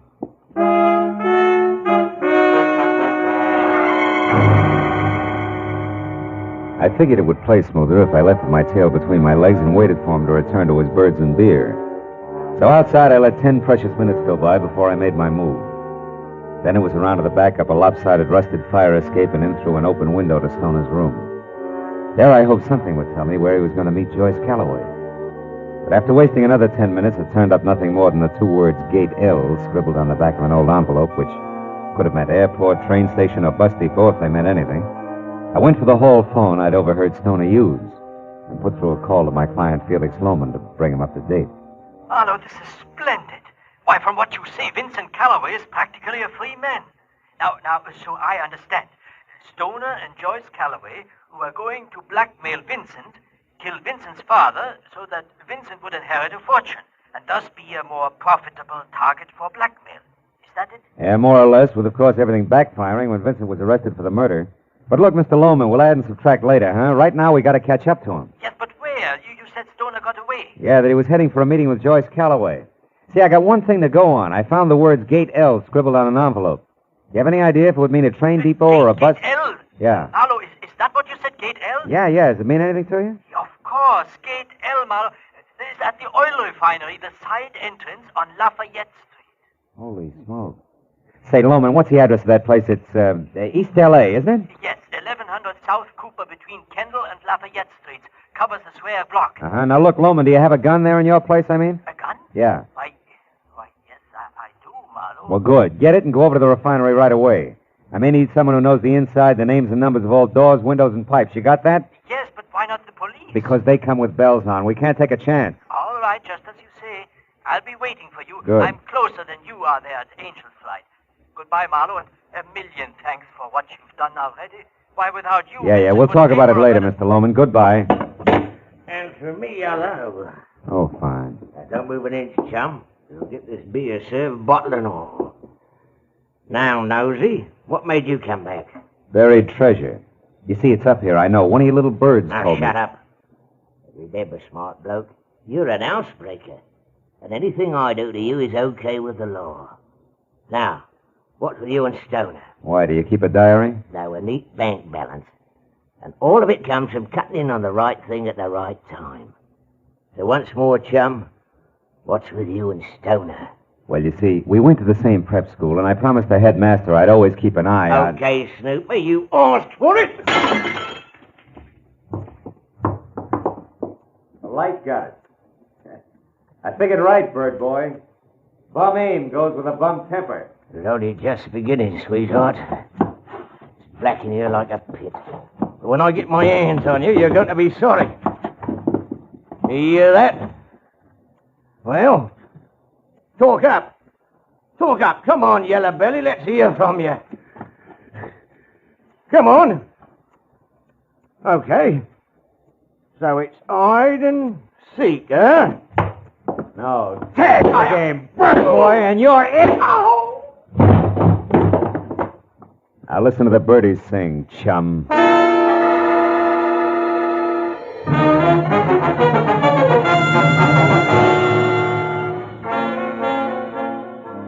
was a 20-minute drive from Angel's Flight to the Callaway Oil Refinery in East L.A. and all the way through the wide, deserted streets that the city's heavy industries called home. After 3 tries, I found the sliding gate marked L. On one side of it, and folded up like a marionette on his day off, was the night watchman, unconscious, blood oozing from a small cut on the side of his head. And inside, thousands of square feet of pavement dotted with a dozen different kinds of massive black metal oil tanks that were ringed with fat pipes and skinny ladders, and in the pale glow of a half moon looked like the kind of distorted stuff bad dreams are made of. I slipped my .38 out of its shoulder holster, moved into the narrow shadow of a long, low building, and slid a careful step at a time toward a center structure. It was shaped like a giant fishbowl on stilts. And then I heard it. It had come from someplace just under the fishbowl. And as I ran toward it, I was ready for what would be left of Felix Lohman. And I started to curse myself for ever letting him come on ahead on his own. But when I was close enough to where I could see, I quit calling myself names. Felix Lohman was there all right, but very much alive. Alive and holding on tight to a smoking revolver that was still pointing down at the crumpled form of Stoner at his feet. Stoner, who was very dead.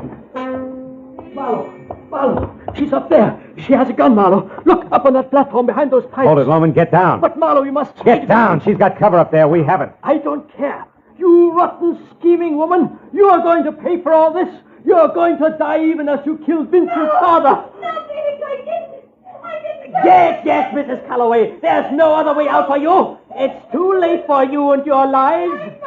It's your end, Joyce Calloway, an end you deserve. Loman, you fool. She'll get you. Loman. You louse. My shoulder. It'll be your life, Loman, if you don't drop that gun. Well, dear client, what's your answer? Do you drop it or do I shoot again? No. I'll drop it.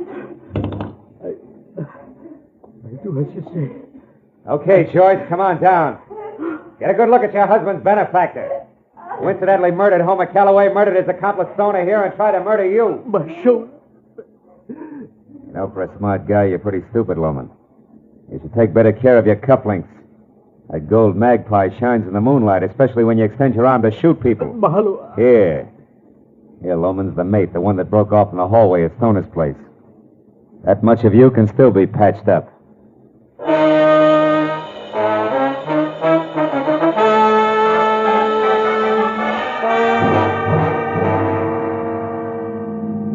All right, Mr. Marlowe. Now that Vincent's lawyer has heard it and the police have written it down, the press have printed it, how about me? I don't follow it. For instance?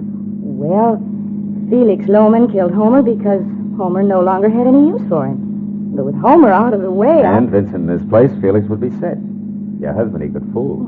Yes, but the way the whole thing boomeranged... Oh, that was just bad luck. You see, he staged a robbery at Homer's office just to throw the law off. Well, it didn't. But more than that, it almost nailed Vincent. Still with me? Oh, the second house over there. Oh, I see. Mm-hmm. Oh, what was the blackmail? How come? Well, that was Felix again. And out of whole cloth. You see, if Vincent lost his trial, Felix lost everything he killed for. So using Stoner, he had me playing follow the leader. Like Stoner pretending to have just left my place when you arrived. That's right. Oh. That and Stoner setting everything up nice and neat. You see, he was on the phone all right, but when he knew that I was there, he pulled a switch. And very carefully planted the name Joyce. He did? And last of all, Stoner being killed by Felix and no longer had any use for him and had a lot of reasons to fear him in what was supposed to be self-defense. Get it? Get it. He gives you a little to go on and then a lot more each time you get there. Yeah. At the right moment, he brings you in with a phone call that tells you to come at once to the refinery. Oh, if you want to help Vincent. Ooh, how close I came. Yeah.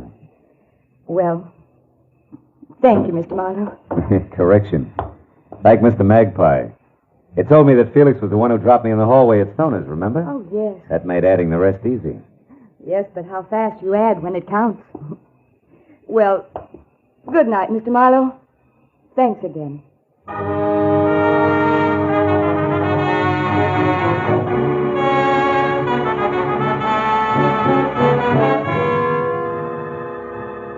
By the time I pulled up in front of my apartment on Franklin, the black in the sky had started to melt into a slate gray. And my eyes ached for the long sleep that they had coming. Well, I sat there for a minute. I lit a cigarette and I thought about birds. Did you ever stop to think how some people remind you of birds? For instance, the landlord. If ever I saw a vulture in pants, he was it. And my client, Loman, a hawk with horn rims. And Joyce. A pouter pigeon. And then there's Marlowe. I wonder what kind of a bird I am. A dead pigeon.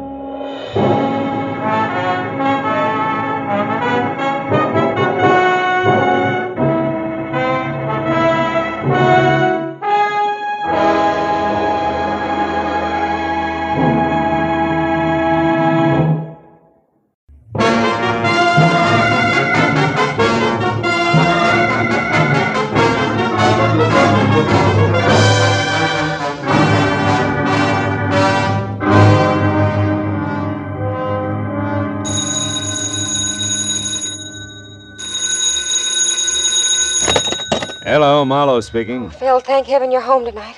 Lynn? Yes. Lynn Russell? Uh-huh. Oh, baby, when did you get back to town? Yesterday. Phil, listen, I'm at Eugene's. It's a beauty salon in Wilshire just west of La Cienega. Yeah? Come over here right away, will you? Me?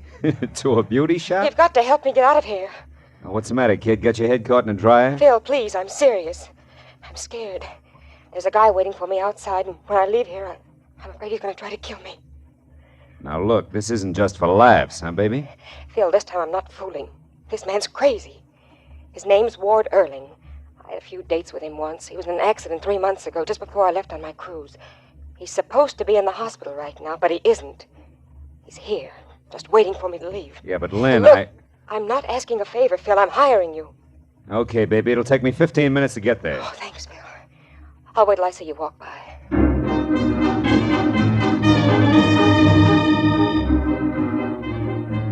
I drove out to Wilshire Boulevard and kept telling myself that I could trust Lynn Russell. Why? Because I like her. She was a glossy brunette, born with all the natural equipment of a top model and a covey of oil wells in her own name. She rushed at life, but she'd always been smart enough to stop short of real trouble. Well, it was 9:30 when I got to the section of Wilshire's Miracle Mile that housed Eugene's beauty shop. I drove by, saw no one outside, so I pulled into an alleyway, parked, and walked back slowly.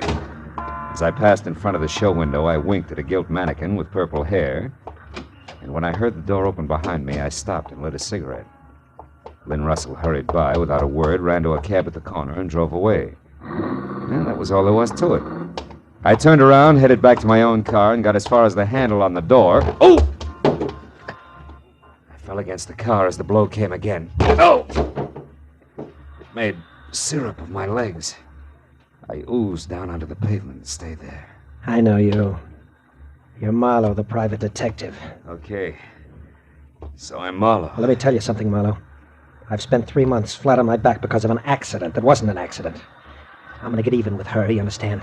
I don't care what it costs. Palmer Sloan or anybody else can hire a dozen like you, and it won't stop me, so stay out of my way. I climbed up my front fender hand over hand, got back on my feet. In time to catch a glimpse of a new convertible emerald green with what must have been Ward Erling at the wheel. Well, it was no use trying to follow in the condition I was in, so I headed for Lynn's place with all my windows open. The cool air helped. I pulled up in front of a wrought iron arch labeled Garden Court Bungalows and followed a flagstone trail back to number 4, which was Lynn's. I felt almost normal again, until I saw her front door. It was standing half open, framing a man against the dark interior who was trying his best to see inside. This time, the advantage was mine, and I took it! Take your hands off me. Get inside. Oh, just a minute. Get in! Now turn on the lights. Lynn! I doubt she's home. Miss Russell is not in the habit of sitting around in the dark. Oh, you know her habits, huh? I do. And you? I know she has bad taste in men. I wonder if I should resent that. You don't qualify. What are you to Lynn? When she wants someone to help her lift a martini glass, she calls on me. We've been going on like that for years. Just tell me your name, Junior, and he's off on the small talk. My name is Sloan, Palmer Sloan. Now it's your turn, Mr. Muscles. Never mind. Lynn! Lynn! By what right are you snooping around like this? Just who are you, anyway? Here's my card. Lynn hired me tonight. Oh. So you're Marlowe the detective? Yeah, Marlowe the detective. Any idea where she is? It's important. None whatever. I had a date to meet her here, which never means very much to her. Why did she think she would need you tonight? Because she was afraid of a guy. One who gave me a crack on the skull, and incidentally, doesn't think much of you either. Oh? Ward Erling. Ever hear of him? Erling? Yeah. Well, yes. But Erling's still in the hospital. He met with an accident, you know, something about brakes slipping on a car, and he was crushed. Accident's not what he calls it, and he's got a gun, just for emphasis. What's his connection with Lynn? Oh, help yourself, Marlowe. Lynn won't mind. Get your snoot out of that glass and answer me. She discovered him, like all the others. That sculptor 2 years ago, and the cowboy, Tex Harrison. Early last year was the fellow with the racing boats, and so on. They are hobbies, fun and games to Lynn. She's got too much energy, far too much. What's the difference with Ward Erling? Well, he fell in love with her. Oh. It was charming. And then he wouldn't be brushed off, told off, or bought off. She tried them all. So? She left. Ran out, took a cruise. He wanted to marry her. Simply wouldn't take no for an answer. Imagine that. Those two belong together like scotch and kerosene. You know, you sound a little like you're in love with her yourself. Maybe I am. Oh. But I know my quaint little position in her life. I'm her errand boy, Marlowe, nothing else. And you don't care how dirty your hands get? What do you mean? Skip it. Now look, errand boy, her life's in danger. Right now, I've got to find Ward Earling in a hurry. Any good ideas? You might try the 4-bell jump in Santa Monica. What's that? It's a jive joint on the waterfront at Surf and Wilshire. That's where Lynn dug that character up originally. He's a musician? If you want to call it that. Some do. He was the piano player and leader of a small and for some reason successful combination that's still there, so far as I know. Yeah, and one more thing. Lynn left here in an awful hurry. She might be looking for you. And I might later, too. Now go home, wherever that is, and wait. Why not? Oh, it's 210 in the Beekman Plaza. 210, huh? And if my apartment doesn't answer, try the bar.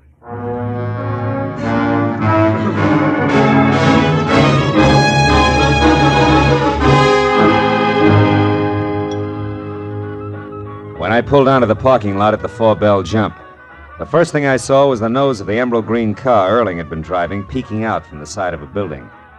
I checked it and found out it was registered to one William Freeman. Well, that meant nothing, so my next stop had to be inside. The club was a low-ceiling mixture of dusty fishnets, the smell of bad bar whiskey, and noise.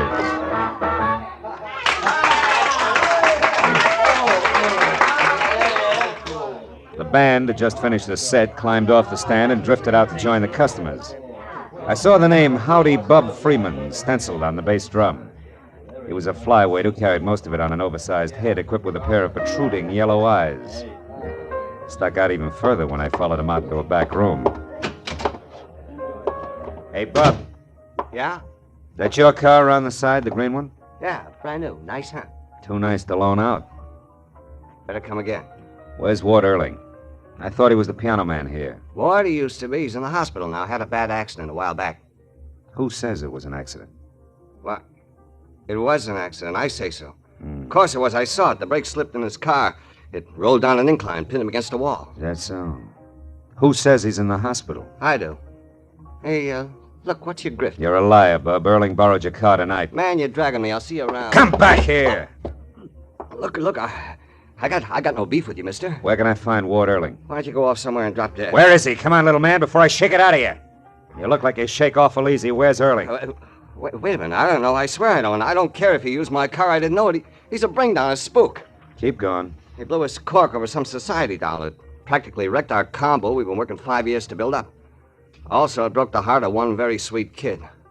Maxine's so gone, she'd scrubbed floors for Ward, and he couldn't see it. I'm disgusted with him. Maxine who?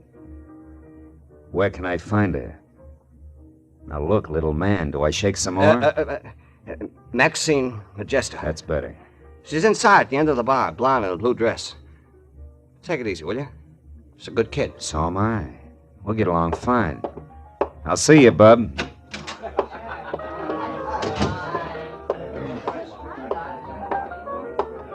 What'll it be for you, mister? Scotch. Oh, that one's taken. Lady'll be right back. Oh, I'm sorry. Water or soda? Water. Right.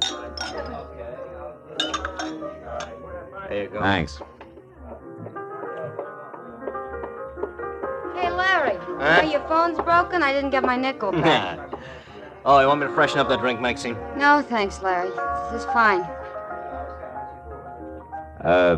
Maxine. Yeah? Maybe you can help me. Maybe. No. No, what I mean is I'm looking for Ward Earling. Try under a rock. You know, you sound a little bitter. I'm as bitter as a slot machine these days. What's it to you? Well, I'm an acquaintance of Lynn Russell's. Name's Marlowe. You know her, Maxine?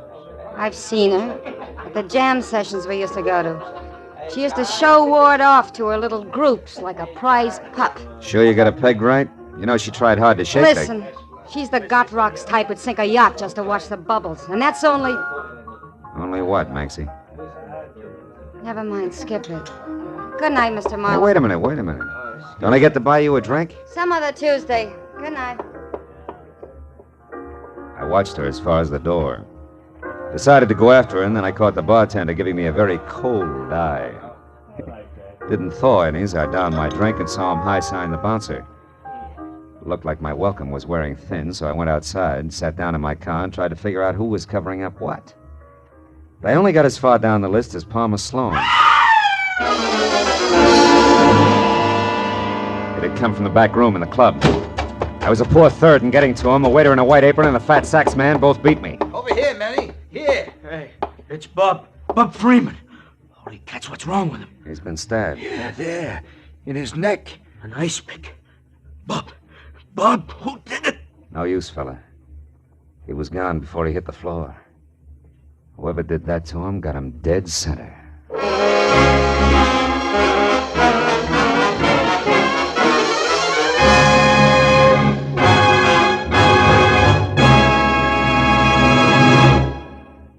To make every day more enjoyable, treat yourself often to refreshing, delicious Wrigley's Spearmint Chewing Gum. The lively, full-bodied, real mint flavor cools your mouth, moistens your throat, freshens your taste. And the chewing itself gives you a little lift, helps you keep going at your best. So for real chewing enjoyment that's refreshing and long-lasting, always keep Wrigley's Spearmint Chewing Gum handy. Healthful, delicious Wrigley's Spearmint Gum will make every day more enjoyable. Now with our star, Gerald Moore, the second act of Philip Marlowe and tonight's exciting story, The Pelican's Roost.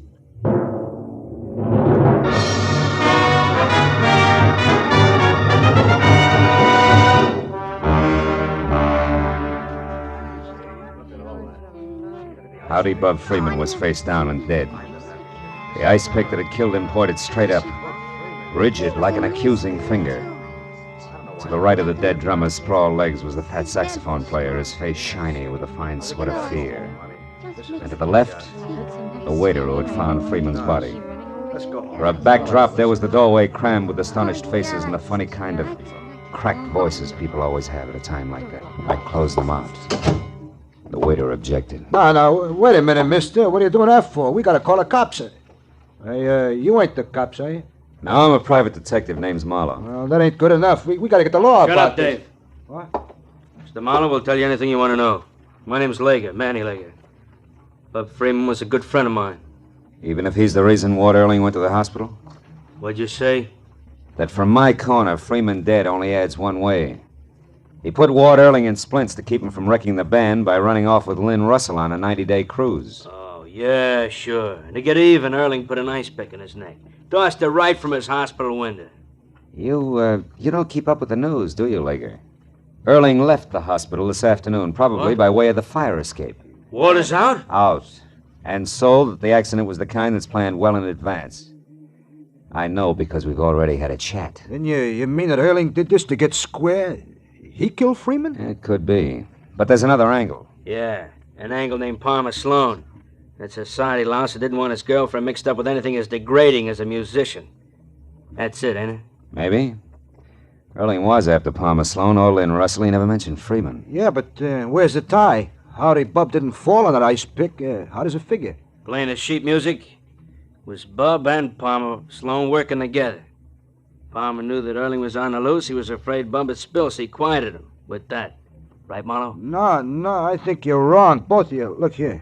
I found this on the floor near the window. This wouldn't belong to a man, Mr. Marlowe, not even the Palmer Sloan. Let me see that.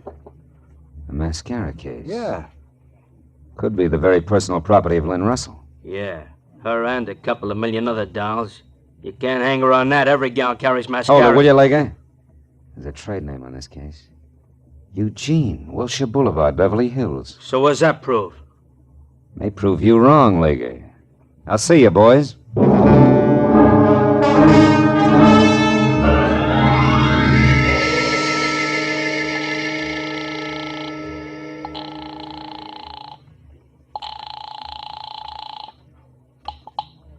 Hello. Marlowe, Sloan, have you heard from Lynn?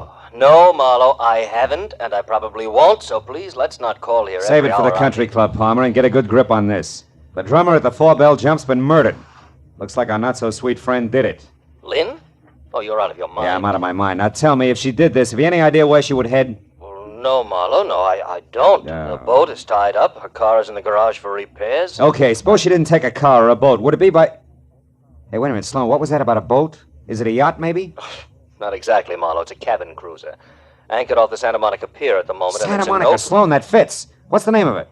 Crest of the Wave. Why? What makes you think she'd go out there? Well, among other things, a crack a lady made early at night. A lady named Maxine Majesto who loves Ward Earling and hates Lynn Russell. Bye-bye, Palmer.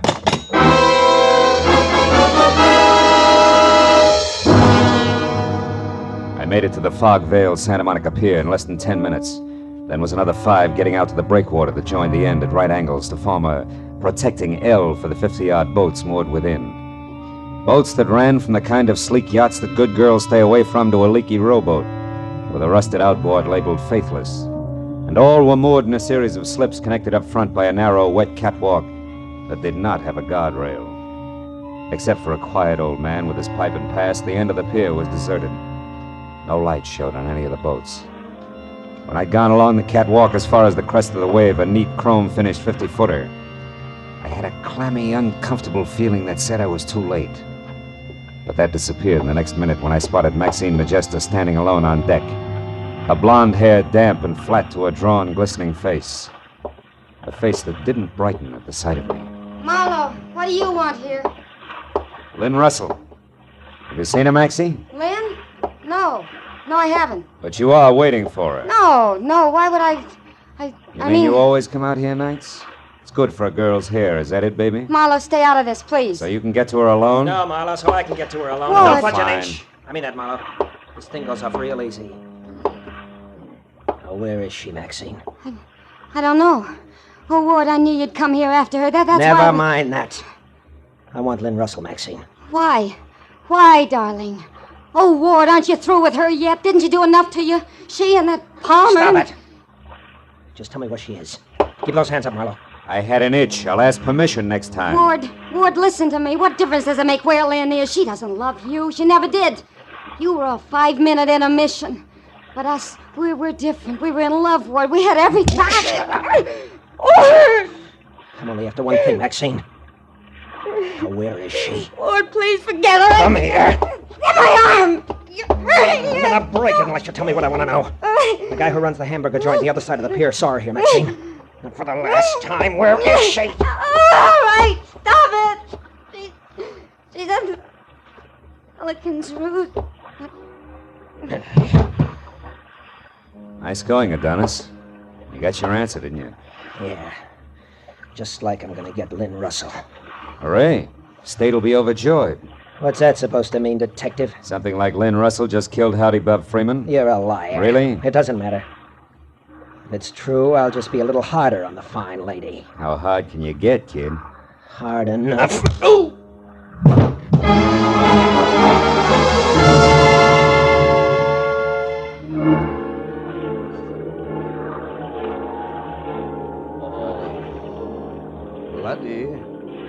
Laddie, come now. Here we go. Up to the sitting position. Too much blood to the head is bad now. Come, laddie, up we go. There we are. That'll be fine in a minute. Oh, there's quite the blow there. Yeah. Hey, take that light out of my eyes, will you? Oh, who are you? Oh, yeah. I noticed you out on the pier earlier. The name is Spoon, Elvin Spoon, but they call me Scotty. That figures. Oh. Scotty, tell me, where's the Pelican's Roost? Was it a nightclub or what? Nightclub? Oh, no. It's far from that. How far? What is it? The Pelican's Roost is the old fishing pier. In Santa Monica? A collection of rotting wood at the foot of 2nd Street? Aye, but what business could a man have there, laddie? The dirtiest. Thanks for your help, Scotty. Wait a minute. What be it? Something you dropped? Yeah. Something I dropped while being dropped. A mascara case I never really looked at before. Laddie, you seem so puzzled. Not puzzled, Scotty, just dumb. Lottie here has been jumping to the wrong conclusions, and all because he didn't take a good look at this and... And what? And the color of a girl's hair. So long, Scotty. Thanks again for your help. May get me to the Pelican's Roost on time.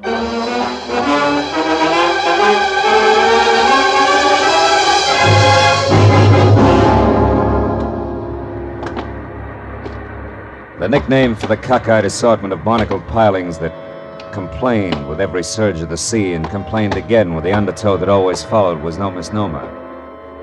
At least 1,000 sleeping pelicans called it home. And now as I moved out along the splintered, lopsided boards that here and there gave way, I tried to be careful, not to wake too many of the birds and stir them to flight, because that would give me away. But the heavy, clinging fog and the waves crashing over the jagged, jutting rocks below were on my side.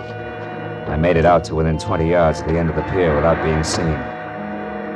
There I slipped my .38 out of my shoulder holster and went forward, a slow foot at a time, until I saw Lynn Russell. Alive and alone, huddled near a slick, oily piling, her face in her hands, her body trembling with her tears. What I didn't see was the man who had come up beside me and taken aim. My hand! How dumb can one man get, Marlowe? A beating on the sidewalk, a beating on the boat, and now this. Third time's a charm, Adonis, haven't you heard? Oh, Phil. Phil, your hand, it must hurt terribly. Don't waste your sympathy, Lynn. The gentleman here thinks you're a killer. He thinks you knocked off Howdy Bub Freeman because you and Bub planned my accident, and you were worried about Bub talking too much. Phil, how could you believe that? Oh, it was real easy, Lynn. You had the motive, and that plus a box of mascara that came from your beauty shop just about sold me. I don't understand. What about the mascara? Well, it was found near Freeman's body. But it wasn't until a few minutes ago that I found something else.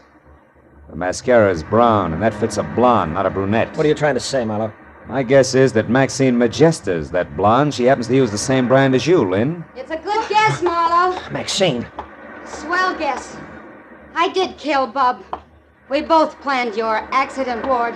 Bud because he didn't want you to ruin everything you two worked so hard for, and I because I'd rather have you in the hospital than with her. Stay back, Maxine. He has a gun. So do I, but I'm still a hit. You see, Marlowe, I got here before you did. I've been watching them. He had all the chance in the world to shoot, but he didn't, and he won't. And that's why you only got shot in the hand. He's not a killer. You only hit the killer's temper. And he's just learned that revenge is hollow unless you are a killer. Don't, Maxine. No. Shut up, both of you. You killed Bub. Yes, I did. He was afraid you'd find out everything. He thought his only chance was to tell you what we did and put the blame heavy on me. You scum.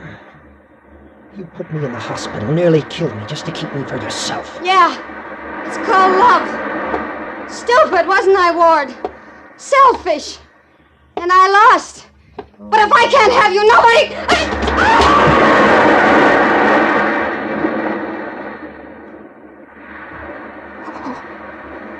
Oh, Phil.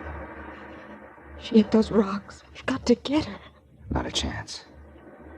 Wouldn't do any good if we did. Give me that gun, Erling. Marlowe, Never mind this speech. Go on back to the hospital. Get out of here. Yes. All right, Marlowe.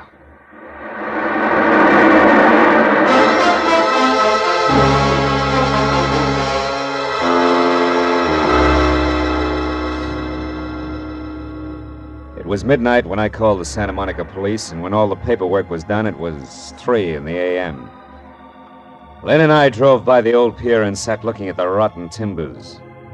Tried not to talk about the poor kids somewhere underneath them. Lynn, Yes, Phil. how do you feel about everything? I don't. Just numb. Maybe that's the best way. Numb. Anesthetized. Insulate our hearts, our sensibilities. That way nothing can get to you. Yeah. Then just as we think we're all snug in cotton wool, life explodes the insulation, the heart ends the anesthesia, and we're back grabbing at brass rings. Phil, I want to go home. Okay, kid. But remember, there may not always be a way home.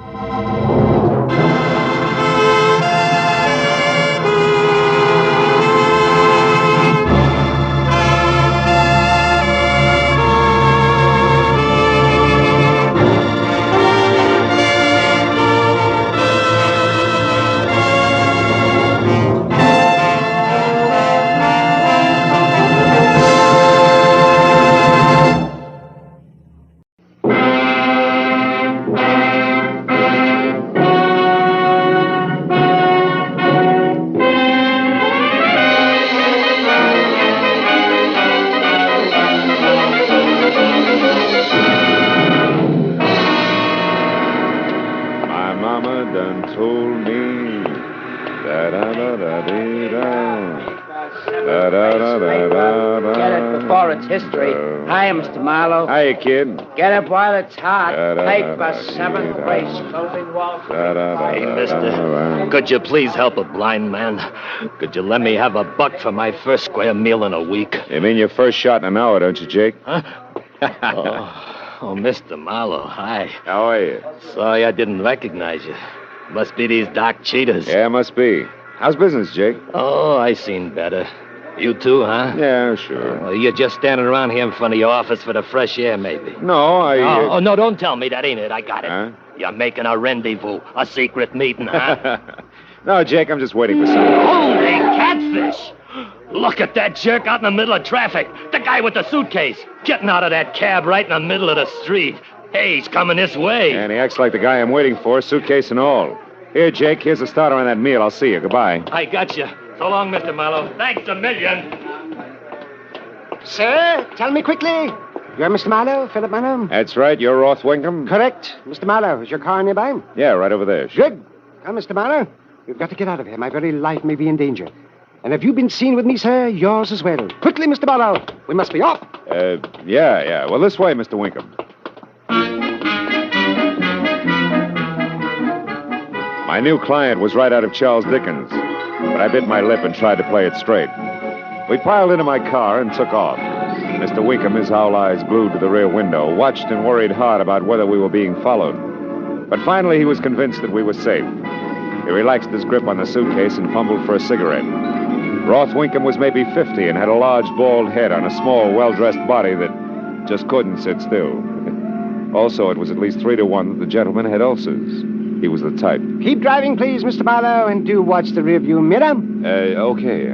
Now, sir, what exactly did I say to you on the telephone? Well, you wanted me to fly to Chicago tonight with a suitcase that contained an item worth $20,000, which was earmarked for some museum, right? Oh, yes, the Asheville Museum. Yeah, and you said something about an eccentric here in L.A. who owned the item. That's about all I caught.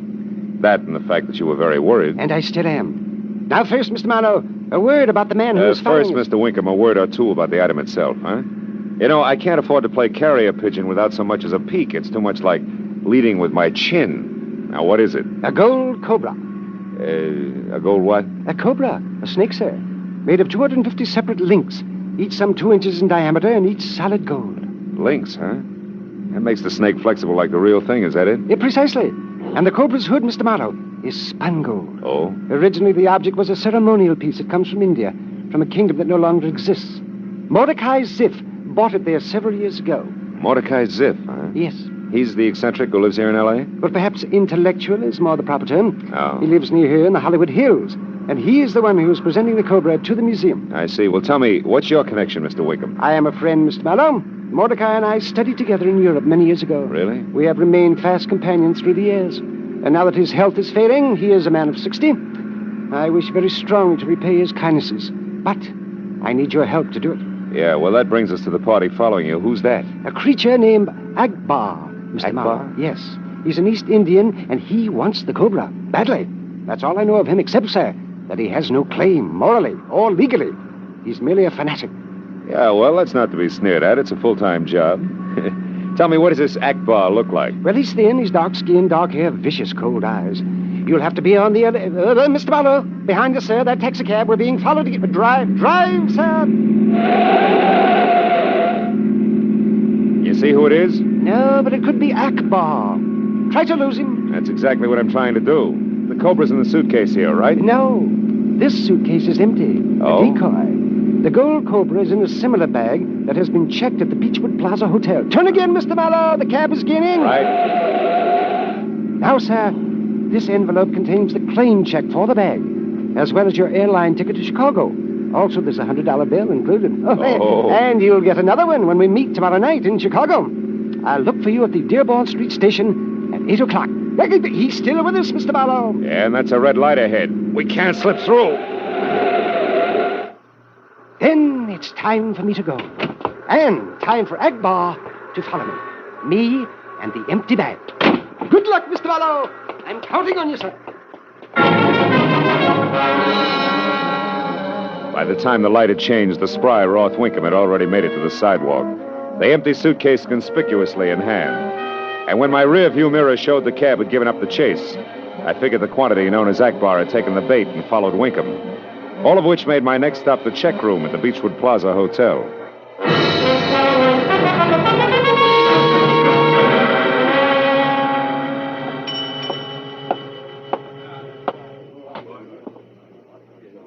Yes, sir. What'll it... Well, hello. Can I be of some assistance, maybe? I wouldn't be surprised. But at the moment, I just want my suitcase. Here, honey, it's a black bag. A black bag? Yeah. Let's see. Oh, here we are. Number 4511. Number 4511. Comes out even. Must be yours, all right. Yeah, it must be. Thanks, baby. Here. Small token of my Oh. What's the matter, handsome? Your wife just waltzed in? No wife. Just trouble. Goodbye, princess. My first glance at the man standing in the hotel entrance was almost enough. A lot of people could have jet black, unruly hair on top of a flyweight build, but very few people had that kind of wild, sparkling eyes. They were reserved for fanatics named Akbar. When he spotted me and started coming in a hurry, it was time for me and the suitcase to head for the nearest exit. I took a side door just beyond the check room, and from there ran the length of the narrow, twisting corridor that led to the rear of the hotel, and out to the alley where I'd parked my car. There I ducked behind a pile of trash cans, slipped my hand over the .38 in my shoulder holster, and waited. But after a full minute went by, I figured that it was safe to go to my car. And it would have been, if the striking redhead crouched on the seat inside hadn't been holding an also-striking pistol. Just made for ladies. Don't bother getting in the car, Mr. Marlowe. In fact, don't do anything but hand over that suitcase. Here, on the seat. Your mind's made up, huh? Definitely. And keep your hands at your sides. Now, let me have those keys you're holding. Come on, toss them here. Yeah. Now, turn around. Thank you. I'm glad you're cooperative. Don't mention it. It's your winning smile. Anything else? Yes. Walk in the direction you're facing. Go on. Walk it is, baby. But first tell me, who do I see for my car? Don't worry. It'll be returned safe and sound. Yeah, what about the suitcase? It's got all the clothes I have in it. Oh, sure. You look so fetching in gold Cobra, don't you? Good night, Mr. Marlowe. The shock of fire red hair gunned my car the length of the alley and then swerved on two wheels into the busy street beyond and was gone. I followed to the end of the alley and started walking toward the hotel. And I saw something else. It was Akbar running toward a hack stand. He had also seen my car disappear, and that obviously meant that he wanted the first cab in line to take him someplace in a hurry. But the driver was waiting for a fare, which forced him to the only other cab in line, and almost gave me time to get to him. Almost. But not quite. That left only an outside chance that Akbar had tossed an address to the driver before he knew that the cab was taken. Yeah, but it was an outside chance that paid off. Yeah, sure he gave me an address, pal. Even though I had the flag down. I got an old doll inside. Yeah, listen, friend, this counts. What was that address? Come on, the right answer's worth 10 to you. A saw? The same. Here. Well, no. All right, what was it? Let me think, pal. Come now, on, hold come on, everything, come on. pal. I got it. Outpost Road, number 818, I think. Yeah, 818 Outpost Road. 818, Hollywood Hills, huh? Uh-huh. Someone up there you know, pal? It could be. Get moving. 818 Outpost But, Road. pal, I already told you. I already heard you. There's another 10 in it, and let's forget the old doll. Come on, Buster, roll.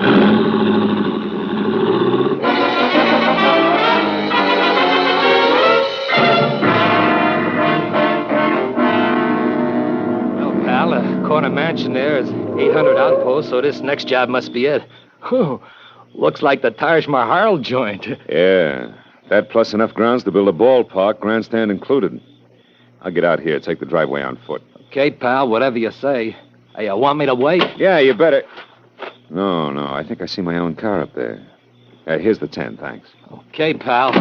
So long. Hey, give my love to the Roger, huh? Brother, what a backdrop for a harem. 50 beautiful girls, 50. Kindly stand just where you are. This rifle is loaded and the safety not on. It was hard to believe. At the top, a genuine African pith helmet, and under that, a pudgy, cherubic, smiling face with red roses for cheeks and dimples, an inch deep. And the rest fit, too. A round little body dressed in a khaki shirt, riding breeches, and polished leather boots. Happy of the 7 dwarfs and jungle get-up. But there the individualism ended, because like everybody else I'd met tonight, his interest was in the Cobra, exclusively. Now, Mr. Whoever you are, where is that snake? Have you tried the grass? I understand snakes love it. This is not the time to jest. There's nothing funny about that Cobra. Not unless $20,000 happen to tickle your funny bone. For the last time, where is the Cobra? The truth. Okay, the truth. Frankly, my friend, I haven't the slightest idea. Honest, I haven't. Happy folded up on one punch like it was built on hinges. I headed for the Taj Mahal on a run. But when I was past my car and had gone the slippery length of a tiled porch that led to a pair of half-open etched glass doors, I slowed to a walk at the sight of a single light that came from a beaded lamp in a room inside. Then I came to a full stop. The room was about the size of a basketball court with plush decor that was strictly Far East. An elderly man wearing a bright yellow satin robe and also bright yellow satin turban was stretched out. Glassy eyes staring at the ceiling. The front of his robe an ugly blood stain. Beside him was the lady with the red hair, and next to her the suitcase that wouldn't stay put. It was a good time for me and my .38 to announce ourselves. Well, this certainly outclasses the alley, doesn't it, Red? What? And now it's your turn to keep your hands at your sides. What do you want here, Marlowe? Did you kill him? No. Oh, no, I didn't. Believe me, I didn't. I hated Mordecai as if, but I wouldn't do this. No, of course not. How could I even think of it? You only stick up people in alleys, steal cars, walk off with gold lucky pieces worth 20 grand or better, huh? Marlowe, I didn't do this. My gun hasn't even been fired. Here, look. Don't try it, Red. I'll look when I'm ready. First, I want to make sure the gold Cobra is still intact. Of course it is. I never let it out of my hand. We'll see. Stay right where you are, baby. Don't move. I can unlock this with one hand and cover you with the other. Okay. Now we'll know if the Cobra's... Look out! Marlowe, it's real, a Cobra. Steady, Red. Don't move. No. Oh, baby, you shouldn't have killed the lights. That makes the next move the Cobra's. And my gun's worthless.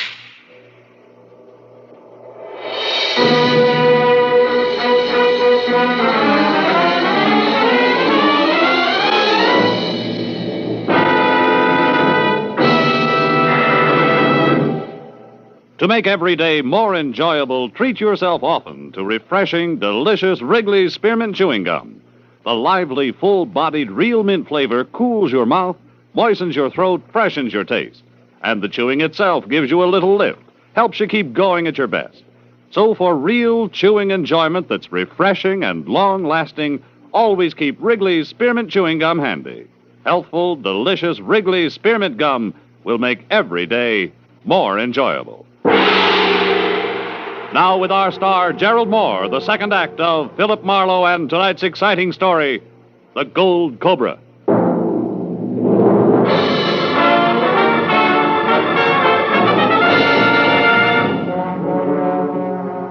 We got one good look at a live Cobra rearing up out of the suitcase, its hood distended, flicking its glossy, forked tongue, before the only lamp in the room shattered on the floor in a blue flash, and total darkness surged in.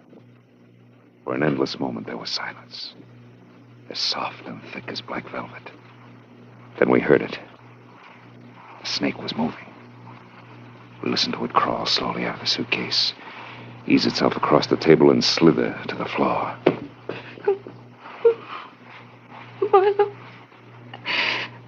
Marlowe, it's coming toward us. Stand still, baby. Freeze.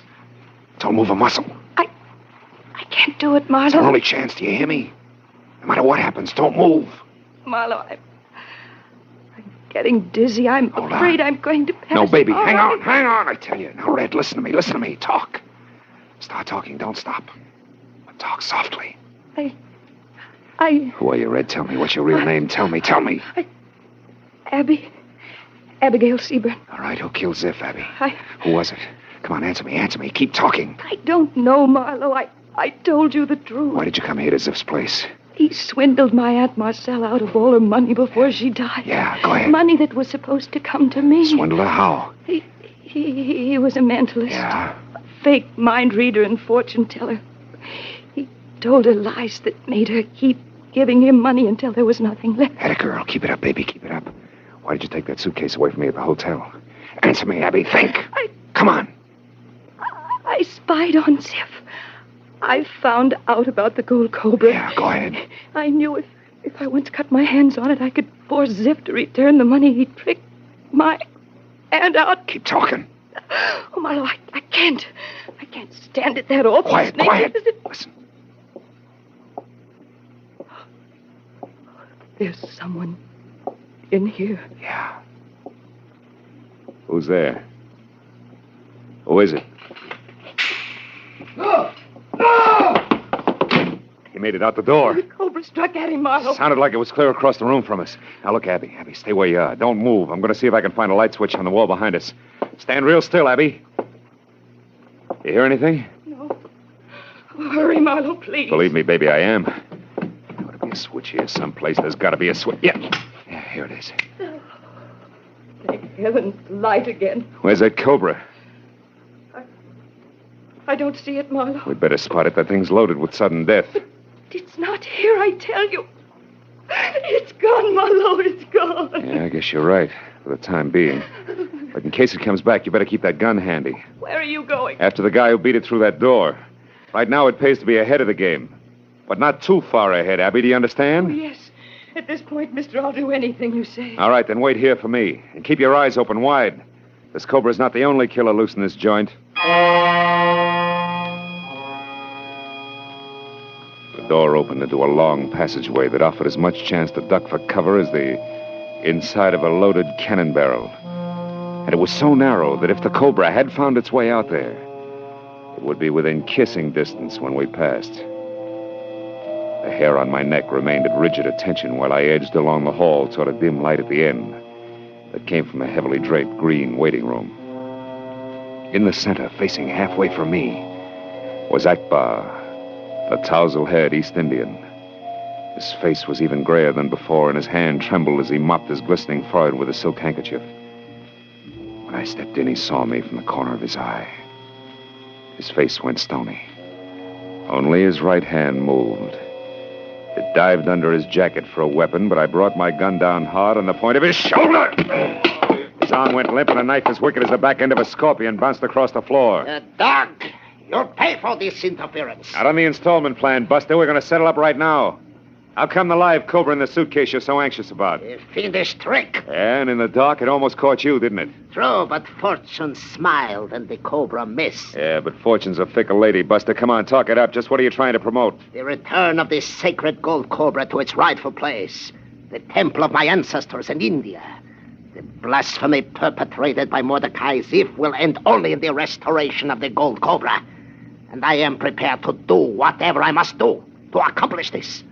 Even to paying money for it. Or killing? Or killing. Death is transitory and therefore inconsequential. Well, the Homicide Bureau has other ideas, Elephant Boy. So maybe we better just... I hate to leave you alone, Akbar, but you're better off in the long run.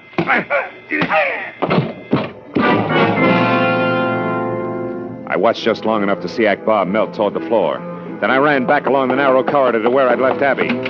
When I stepped in the door, I stopped cold. She was facing me from across the room, her eyes wide with fear, her mouth still twisted from a scream. Directly behind her was an opening in what should have been a blank wall, and inside it, staring out with fixed, hypnotic eyes, was a coiled Cobra. Only this one was solid, gleaming gold. I started toward Abby, but I stopped again because there was a gun in my back. That's quite far enough, Marlowe. Roth Winkham. What is this? You aren't going to like it, Marlowe, not one bit. Give me your gun. Give it to me. Get it yourself. I wanted to warn you, Marlowe, but he said he'd shoot me. He took my gun, too. Come on, Winkham, why the switch? Believe me, Marlowe, when I hired you tonight, I expected a much less bizarre ending to all this. I intended you to be peacefully on your way to Chicago by now, with the gold Cobra safely in tow. Still just a favor for a friend, huh? Not exactly. That part was a small lie. Mordecai Ziff was my partner. Your partner? Yes, my dear. When we felt it was time to move east again, I decided to break away from Mordecai and keep the gold Cobra for myself, alone. But I needed help. Because a fanatic named Akbar turned up who had his eye on the Cobra, too? Get over into that empty car, both of you. Go on, get over there. Move. Take it easy. No tricks with the pottery, Marlowe. You shoved him into Never mind. Leave that vase alone. Get back in the corner. So it was you who killed Ziff, huh? I hated him. For every one of a million indignities I've suffered at his hands. As soon as I was sure you'd picked up the gold Cobra, I came back here. And I killed him. I just finished it when I got here. Yes, young lady. I didn't know about you. But I managed to get out of here before you blundered in with that empty suitcase. Empty suitcase? That's what you think. That's what I mean. There on the table, empty. As it has been from the outset. Just as empty as the decoy I used. Obviously, Mordecai suspected my intentions to steal the gold Cobra after all. It was a bit more than that, Winkham, honest. Oh, what a cozy pair of chums you and Ziff must have been. You really don't know what he put in that bag, do you? What are you talking about? Ziff had a surprise all set for you, Winkham. It was Marlowe, look! The snake, it's coming out of that vase. Holy smoke, Winkham, there's a live Cobra behind you. I don't blame you. Listen to me, will you? Marlowe. Oh, that's such an old stunt. Stay back. Marlowe, it's Winkham, coming. kill it, I tell you, it's right behind Stop you. it, you're only wasting time. No.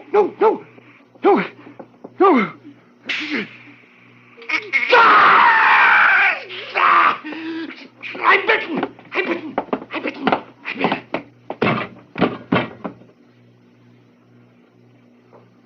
Oh, no. He's out, and it's no help, baby. That thing's still between us and his gun. Get behind me, back in the corner. Oh, Marlowe, we're trapped. We can't get past it. Get back, will you? Maybe I can throw my coat over it long enough. Hey, anybody here? What's the matter? Oh, it's the jerk in the pith helmet. Hey, you! Over here! What in the world's going on, anyway? Get over here with that rifle, will you? Hurry! What's the meaning of all the... Birdie!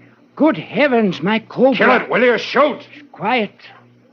You're in a spot, folks. No fooling. She's got you within striking distance, so don't move. Just stand still. Very still. Come on, Birdie. Birdie, now. Come on. Take a look at the end of the rifle, Birdie. See the hole? That's it in the end. Fascinates you, doesn't it? Steady, folks, don't move. Keep looking at the little hole in the rifle, Birdie. That's right. Now back up. That's the way. Into the sack, Birdie. Little more. Now put your head in like a good girl. Ha! That does it. Now we've got you safe and sound in the sack. Oh. Whoever you are, brother, you're a genius. Crumpler's the name, Otis Crumpler. Snakes are my business. Most amazing thing I've ever seen. Yes. The most amazing thing. Abby. Abby! Why, she's fainted. Well, what's wrong? Was she bitten? No. But I know what she means. Look, if you don't mind, Crumpler, I think I'll sit down myself. Right here.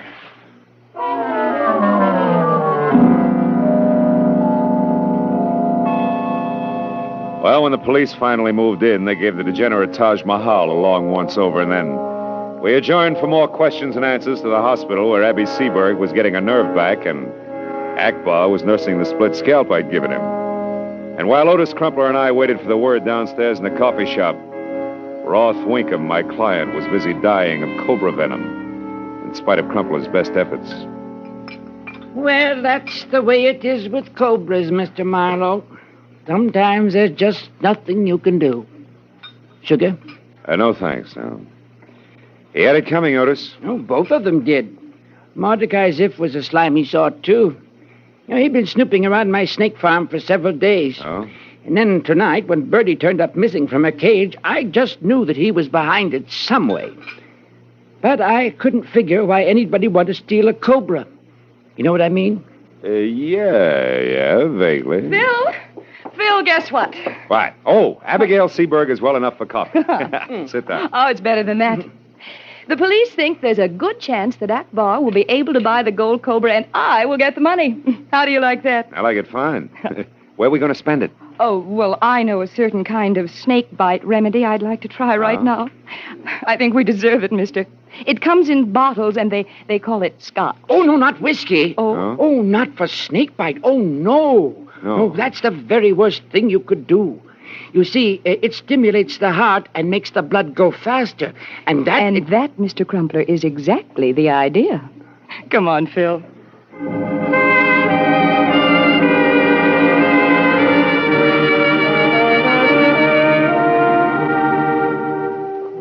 You know, there are many things that can lead to romance. Usually it's moonlight. Sometimes it's a bit of a song. But whoever heard of a snake playing Cupid? Yeah, well, there was a snake in the Garden of Eden. Yeah, but come to think of it, he kicked up quite a fuss. Phil?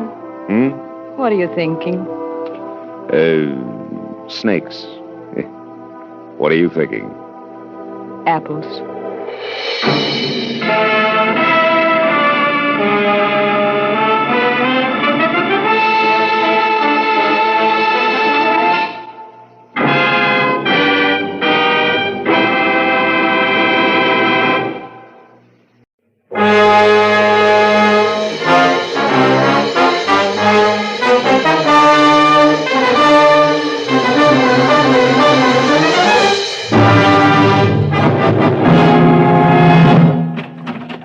All right, wise guy. I told you once you couldn't come up here to this room, Marlowe. That's right, landlord, but I found all I needed. Well, you won't be able to use it after I teach you some manners. Snoper! Oh!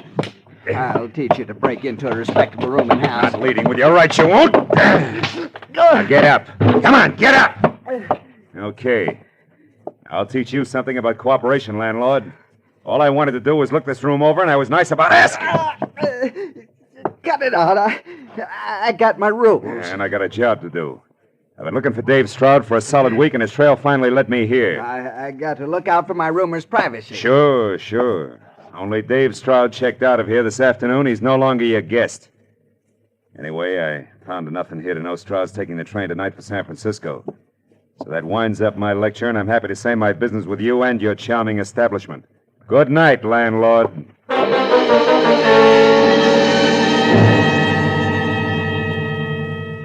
When I stepped out of the cheap, musty rooming house into the warm night, I felt for the first time in a week that I wasn't wasting my time.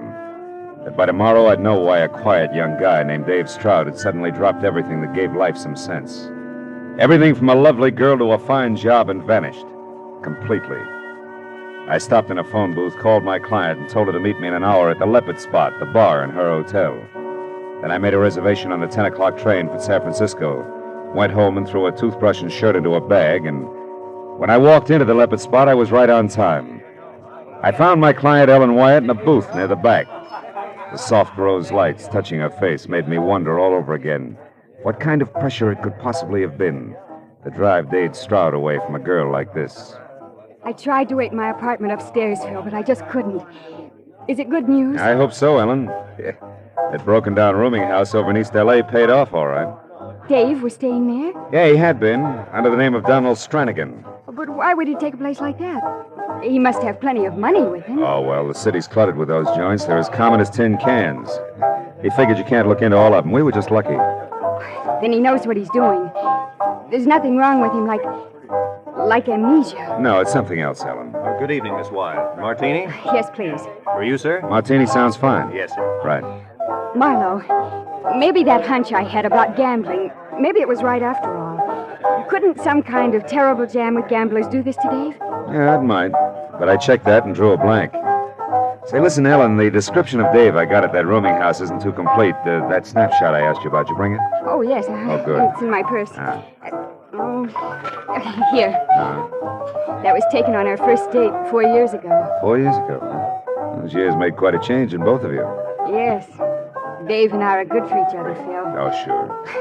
I only hope that the next 4 Here years... we are. Martini, very dry. Oh. Oh, thank you, sir. Well, I wish we had the kind of news we could toast. Maybe we will. Sooner than you think. You've got a new lead? You know where Dave is? Well, close enough to be pretty sure he's taking the 10 o'clock to San Francisco. San Francisco? Yeah, and so am I. Phil. How about coming down to the station with me, huh? Me? But do you think that's wise? What if he saw me first? Well, it's worth a chance for you to point him out to me. What do you say, baby? Got something to drink to now? Yes, and I'd better do it fast before I start to bawl. Tears would be awful in a martini.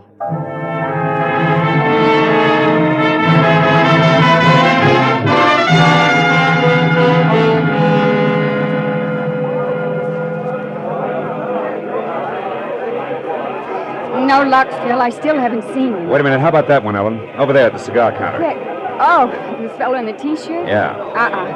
Dave couldn't look that sloppy, and besides, he's taller. Oh. Well, that's it, Phil. Yeah. Well, I guess we missed him. I better get aboard, huh? This kind of scares me. You don't think Dave just pretended to be leaving, that he tricked you? No. Those leads weren't planted. They weren't that good. Don't worry, baby. Dave will be on this train when it pulls out. I'll bet my last buck on it. Find him for me, Phil. Sure. You just keep that chin up. I will. Okay. And call me the very first chance you get. Call for train 61. Pardon me, lady. I'm sorry. Hey, you with that brown bag. Me? Yeah, just a short minute, my friend. Unless you happen to favor dirty shirt size 17. You're in for a big disappointment. What are you talking about? Well, I think you made a small mistake there. Isn't that my bag? I'm afraid not, mister. CP isn't Philip, M isn't Marlowe. Well, how do you like that? I saw you pick it up back there at the information booth. That's where I left mine. I could have sworn it belonged to me. I'm sure sorry. It's all right. Happens to everybody sooner or later. Yeah, well, now that's mighty big of you, friend.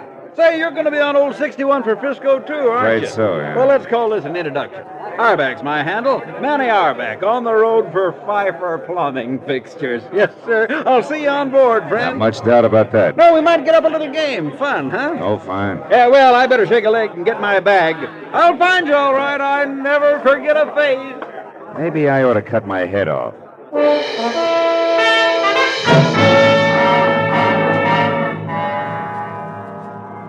I stopped off in my compartment just long enough to drop my suitcase. Then as we pulled out, I moved through the train to the dining car and picked a seat where I could keep an eye on the rest of the tables for Dave Stroud. Well, even if I didn't recognize his face, I knew from his fiancée would handle the knife and fork European style. Be likely to order liver and bacon and drink tea without sugar, and would probably be dressed in wooled tweeds with the shirt collar open. Well, as soon as I sat down, the car began to fill. My table companion, a quiet tab collar type, had his own business and knew how to mind it. Almost 100%. Which he did for the 15 minutes it took him to eat. Well, I don't know why food always tastes better on a train, but it does. Thanks for letting me share the table with you. Oh, not at all. Perhaps I'll see you later in the club car. We might have a nightcap. Yeah, it's a deal. Fine. So long. So long. So there you are, Oh, Marlowe. fine. Hey, I've been looking high and low for you, my friend. What you doing in here? They serve nothing but food in this car, you know. Say, who's your pal? I don't know. He was here 15 minutes and we didn't get that far. Yeah, I know exactly what you mean. You do? Yeah, those quiet birds give me the willies, too. You know, friend, I've seen him someplace before, and I never forget a face. You didn't catch his name, huh? He didn't throw it. He didn't throw. Oh. You like that, huh? Yes, sir, you're right on, my friend. Well, it'll come to me. Faces are kind of a hobby with me. I meet a lot of people, but I never forget a... Hey, have you lost somebody in here the way you keep looking around? Yeah, but I think I found him again. Hey, what's up? Where are you going? Play follow the lead. I'll see you, Auerbach. Hey, Marlowe, come back. You dropped something here.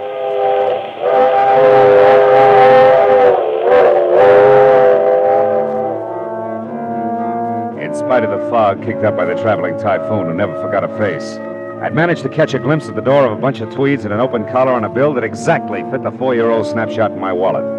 I bucked a huddle of undecided dowagers blocking the aisle, but managed to keep them inside all the way back to car 16 without being seen. There I watched them unlock compartment L and go inside. I was convinced it was Dave Stroud, but at this point I had to be sure. I went to look for the conductor and finally found him tucked away at a lonely table back in the club car, as intent on his ticket count as a cheat at solitaire. I figured I could afford the time now, so I decided to wait. I headed back for the seat, and I ran into my dinner partner, the Tad Collar. Well, hello again. You're a little early for that nightcap, but sit down anyway. Thanks. Oh, by the way, I'm Roy Tarney. Oh, mine's Marlowe, Philip Marlowe. Philip Marlowe. I've read that name many times.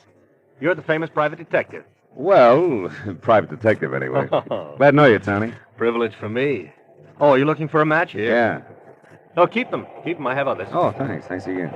Are you on a case now, Marlowe, or shouldn't I ask? Well, as a matter of fact, Hey, Yo. Marlowe! Man, are you hard to hang on to. But you're mighty lucky I'm honest, my friend. You see this? Yeah, I see. It's my wallet. Yeah. When you bolted out of the dining car, you dropped it on the seat. I found it for you. Oh. Nothing fell out but this picture here. And is she all right, man? Oh, man. Who is she, boy? The name, I mean, huh? Don't tell me. I bet you've seen her before. Yeah, that's Yeah, right. I thought And so. I never forget a face. Uh-huh. Well, thanks. Now, if you let me have it, I'm very grateful. Yeah, and, sure. Glad to be of service, my friend. Oh. Anytime I can... Well, speaking of familiar faces, this is the gentleman that you had dinner with, huh? That's right, Auerbach. This is the gentleman. Mr. Auerbach, Mr. Tawney, for better or worse, till your destination do you part. How do you do? Carney? Tarney.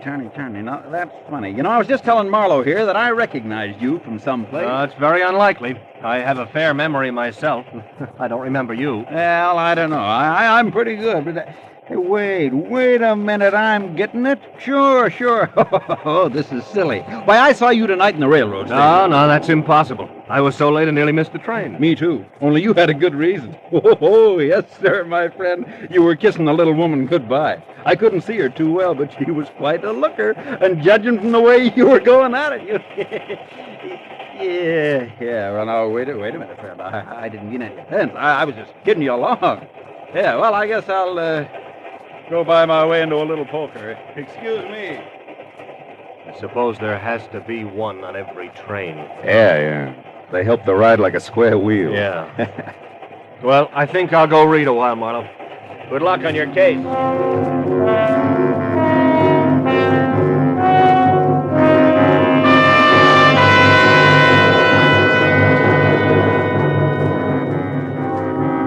When the conductor climbed out of his pile of tickets to stretch, I went over, introduced myself, and asked the $64 question. Car 16, compartment L, huh? Well, let's see. Oh, here it is, Mr. Marlowe. That room's occupied by one Daniel Stacy. Daniel Stacy? Sure. Same initials as Dave Stroud. But we're not carrying any Dave Stroud tonight. Don't bet on that, conductor.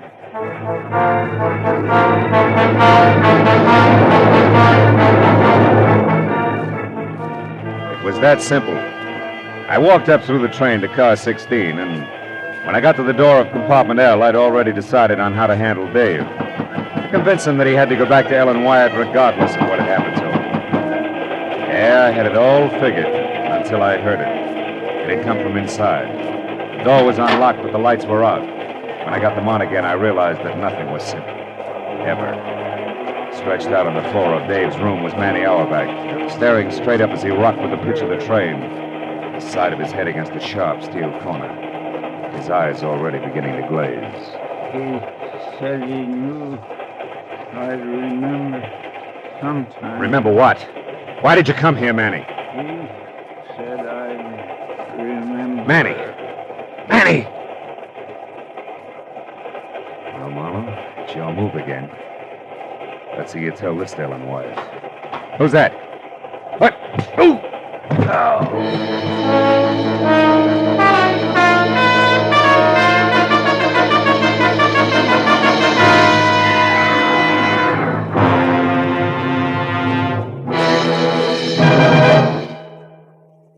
To make every day more enjoyable, treat yourself often to refreshing, delicious Wrigley's Spearmint Chewing Gum. The lively, full-bodied, real mint flavor cools your mouth, moistens your throat, freshens your taste. And the chewing itself gives you a little lift, helps you keep going at your best. So for real chewing enjoyment that's refreshing and long-lasting, always keep Wrigley's Spearmint Chewing Gum handy.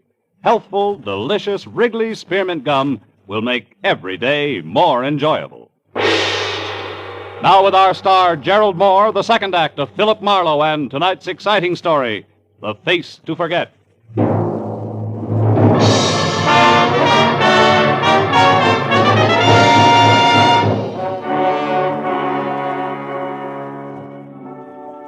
Either it had been the flat of the pistol crashing against the side of my head, or my head crashing against the stone-hard floor of the compartment, that had turned light into dark and left me with a welt behind one ear that Size and shape of a cue ball. I couldn't tell which. But when I had both my eyes open, I knew that it didn't matter. That nothing mattered really, except that I was staring into Manny Auerbach's dead face. While only inches away, a pair of feet were moving. Feet that belonged to Dave Stroud, whose suitcase in tow was on his way out. One hand already on the doorknob. I went for him, around the knees. Let go! Let go, I say! Oh! By the time I was off the floor and after him, he was well out in front. But wrestling with a heavy steel door at the end of the empty passageway slowed him down. When we reached the platform between the cars, he was almost mine. But then suddenly a hand shot out of the dark, grabbed a fistful of shirt front, and spun me hard against the opposite door. No! A hand that belonged to a man in a tan color. Mr. Roy Tawney, plus a shiny .22 automatic. And minus his club car velvet voice. Get up, Marlowe. We've got a little talk coming. At this stage, it'll be a pleasure. Believe me. We'll see. What do you want with Dave Stroud? I'm a census taker who's real... Cut it. Time is running short, Marlowe. When you get off at this stop coming up, you stay off. Yeah? What's your angle? Dave. He still needs my help, and he's still gonna have it. No matter who he kills? Kills? What's that supposed to mean? Manny Auerbach, the chummy one who couldn't forget faces. He's very dead back in Dave's compartment. Well, then that loudmouth wasn't just a blowhard salesman after all. He was what Dave's been running from, one of those lousy card shop... Slips, huh, Tony? Yeah, but they don't count, Mr. Detective. Nothing counts anymore but Dave getting out of a jam that can cost him his hide.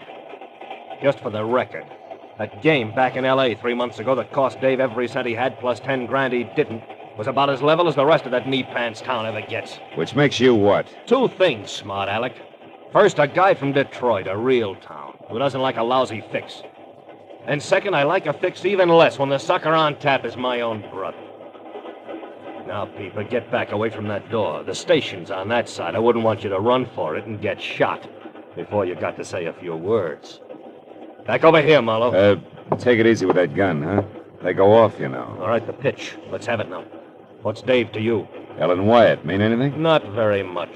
But Dave is sorry about that. So when you get back to your client, you tell it... Hold it. Just like you are and stay cheerful. This stop, Carter. Carter, gentlemen. Conductor, this train wait here a while? I mean, is there any time to get off and stretch? No, sir. Just stop long enough to pick up a little mail, leave a little mail, once in a while take on a passenger. Hardly ever, though. Carter folks aren't much on traveling. Oh, by the way, aren't you the gentleman who was looking for Mr. Stacy? Yeah, I found him, thanks. Oh, don't mention it. Glad to be of service. Say, don't get too close to the edge there, gentlemen. Carter, California. We were talking about Ellen Wyatt, Tony. Why didn't precious brother Dave ever let her know that he had to lay low, that he was in a jam with gamblers? A bunch of roses with card enclosed could have gone a long way, or again, there's the telephone. Oh, button that up, Marlowe. I don't know any of the details. Maybe the kid didn't want her to know he couldn't stay away from the pasteboards. Maybe he just didn't want her to worry. Anyway, that's not the point. Then what is? That a broken heart beats a broken skull 7 times a week. You should know that much, Pete. So? So I don't want you, the girl, or anyone else to know where Dave is heading. At least not until I get back to L.A. by my lonesome and call a few spades just that. Like they do in Detroit, maybe, huh? Like they do in Detroit, no, maybe. You tell the Wyatt babe I'll look her up then. Now you get over there at the door and you take your choice. Jump or get pushed? Jump, pushed, or shot. Go on, Marlowe. This is where you get off. On, the longer you wait, the harder it's gonna be. Name it. Jump, push, or shot. I couldn't say much for the alternatives. But one look back over my shoulder at the gaping .22 automatic leveled at my head and Tawny's ice-cold gray eyes above made up my mind for me. Jump it had to be!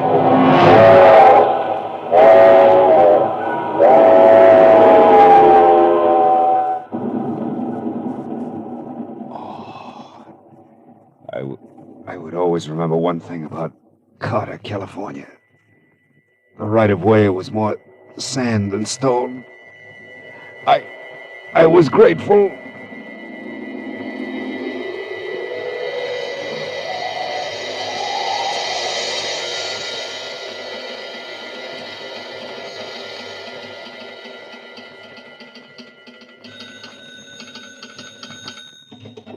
Carter Station, Willis, Hansen speaking. The Limited left 10 minutes ago.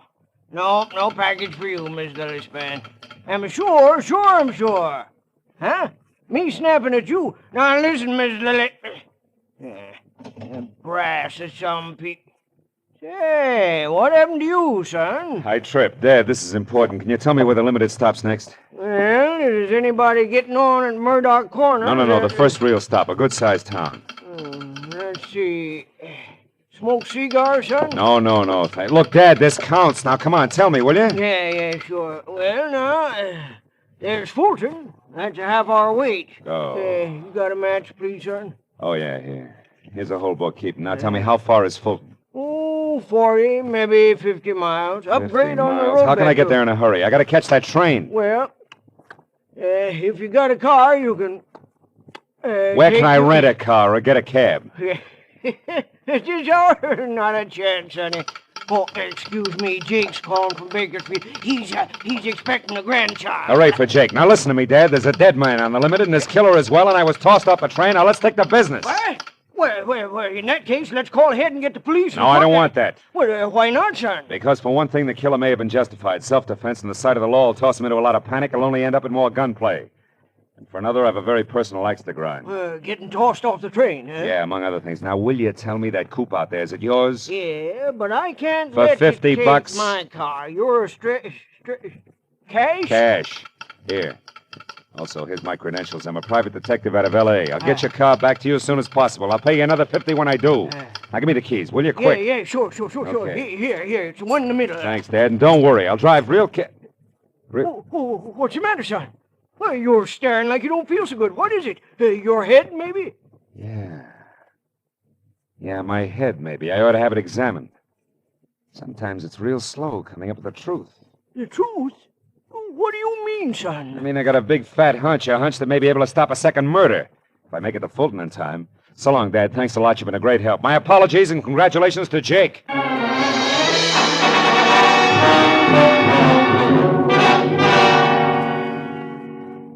Like the station agent himself, Willard Hansard's coupe was a little less than spry. But with the accelerator jammed hard to the floor and only a straight, empty highway ahead, I managed to keep it at a straining 70 most of the way. And 50 minutes later, when I tore into Fulton and followed the street markers to the station, a long, low, welcome sound in the night told me I was on time. The train was just getting underway again. I slammed to a stop at the end of the depot, piled out of the coupe and started to run for the last car. But I changed my mind. The train could chug on its merry way without me. After all, it was going without Dave Stroud and his big brother. The two men were walking down the deserted platform toward me. I slid back into the shadows of a pile of crates and waited, my hand tight on the .38 in my pocket, suddenly positive that my hunch was now a sure thing. Roy Tawney was not Dave's brother, but he was the one who had murdered Manny Auerbach in car 16, compartment L. And he was ready to try murder again. All right, Stroud, that's far enough. Hold it there. Tawney, you're out of your mind. You've got no reason to kill me. I'll never say anything. Ellen knows that. That's why I ran. I could never turn Ellen over to the police. I love her. Oh, yeah, sure, you're nuts about it. You got lots of reasons to be, haven't you? Reasons like Ellen crossing you up for me and a tall stack of dough. Reasons like knowing that we're both responsible for knocking off our ex-boss to come into that dough. Sure, kid, you got lots of reasons to love her. But, Tawney, I tell you I do. I ran away, didn't I? Oh, but of course, Mr. Stroud, of course you ran so that you could wait for a smart time and a smart place to try blackmail. No, that's not it. I ran because I love Ellen. Because whatever she's done has been your fault.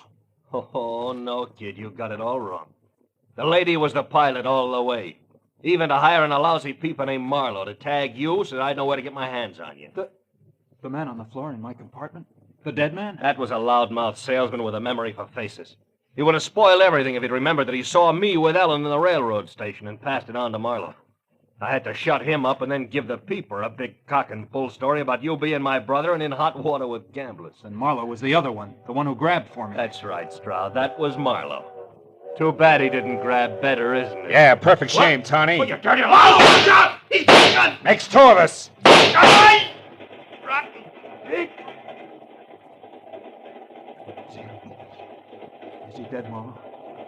Yeah, Dave. Even in Detroit, he'd be called dead.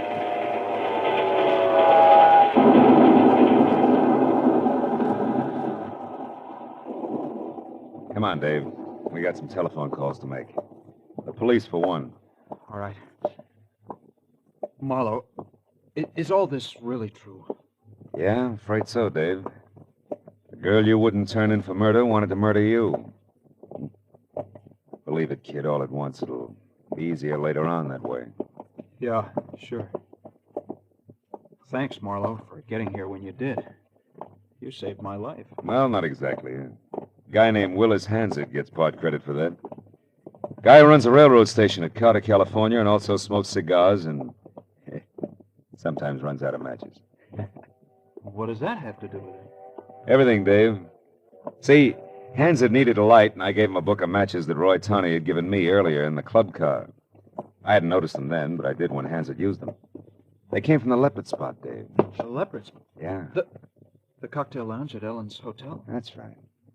And I couldn't buy Tawney's having them as just coincidence. It tied him into Ellen too tight. A hunch said so. Wait here, will you, kid? I'll only be a couple of minutes. I've got a long-distance call to make before we get in touch with the police. To Ellen? What are you going to tell her, Marlowe? Anything, Dave. Anything that'll keep her right where she is, ready and waiting for what's going to turn out to be the L.A. police. I won't be long, kid.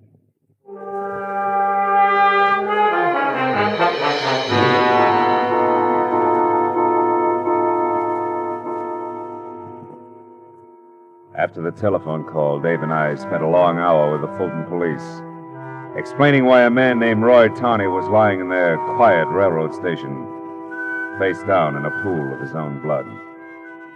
And it was a long hour again with the railroad officials who arrived with their own set of questions. Well, it was 4 o'clock in the morning before we were finally aboard a train, heading back for L.A. Dave Stroud and I sat opposite each other in silence through that bleak, empty hour when you can almost feel the day that's coming up nudge the one that's just gone by. I was real glad to see it go. I sat there looking at Stroud and wondered if he'd ever heard the lyrics of a song a train whistle always makes me think of. My mammy done told me. When I was in knee pants, my mammy done told me, son, a woman's a two-face, a worrisome thing who'll leave you to sing the blues in the night.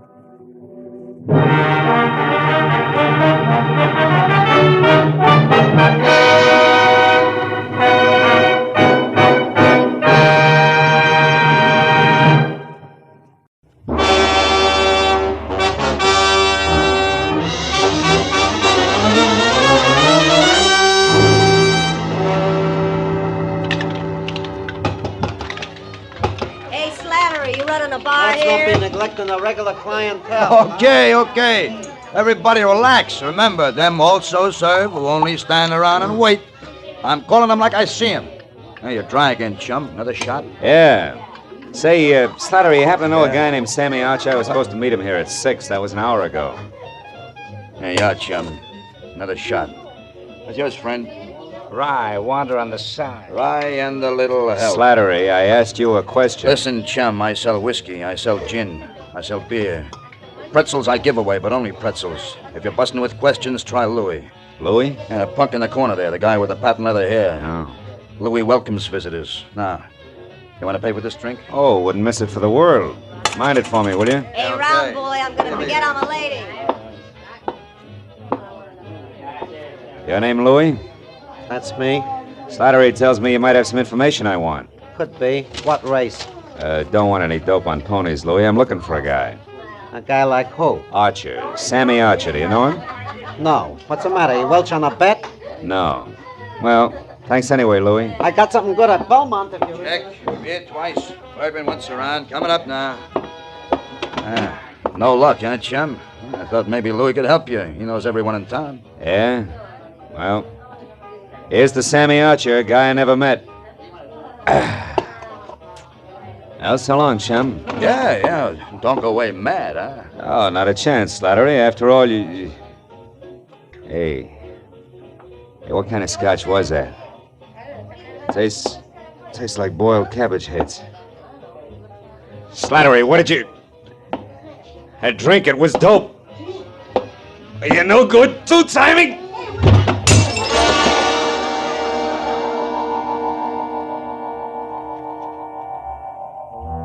long time. 100 years, maybe, I felt good. The temple was beautiful. Chinese beautiful. Everywhere lacquered woodwork that had the deep, bottomless luster of a pigeon blood ruby, and 1,000 shelves filled with 10,000 smiling ivory Buddhas, and a lovely, streamlined dancing girl, beaming in a white silk mandarin robe, waiting my pleasure. But then suddenly the 100 years ran out. The lacquered woodwork was a bar, the Buddha's lines of whiskey bottles, the white silk mandarin gown and apron, the lovely dancing girl, Slattery.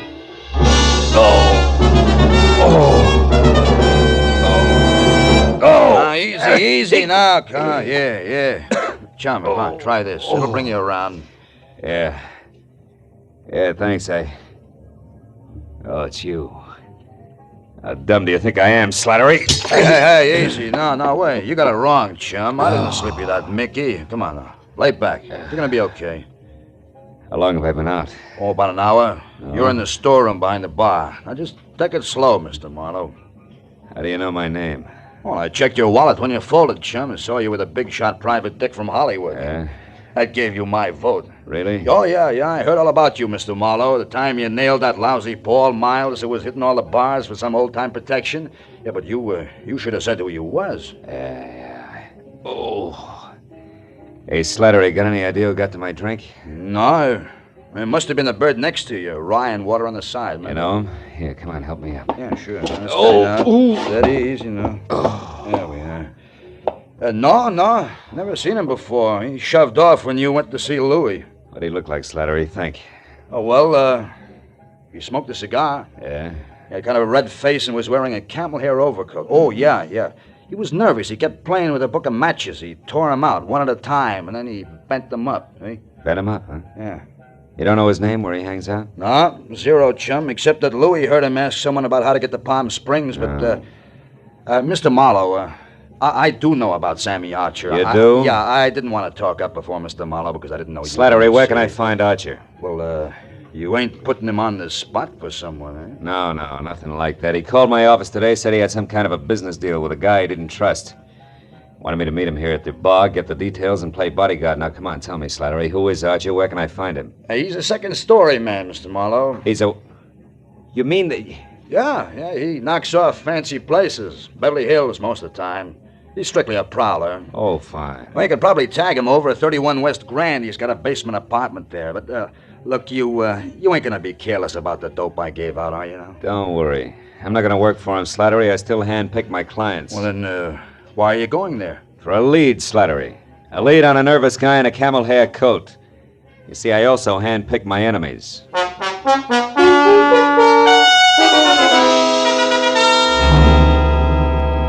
31 West Grand Avenue was a dirty stone tenement propped up by a dirty stone stoop. A cracked pavement led to the basement apartment, which showed a fuzzy slice of yellow light, where the door was cracked open inches. So when I knocked, I was ready for almost anything, just as long as it was on the see-me side. But I didn't expect it to come from overhead. You're wasting your time, big boy. When Sammy leaves his door open, you shouldn't bother knocking. You mean he's out? No, I mean he's in. And he's got the blind staggers. I know. I heard him falling over the furniture.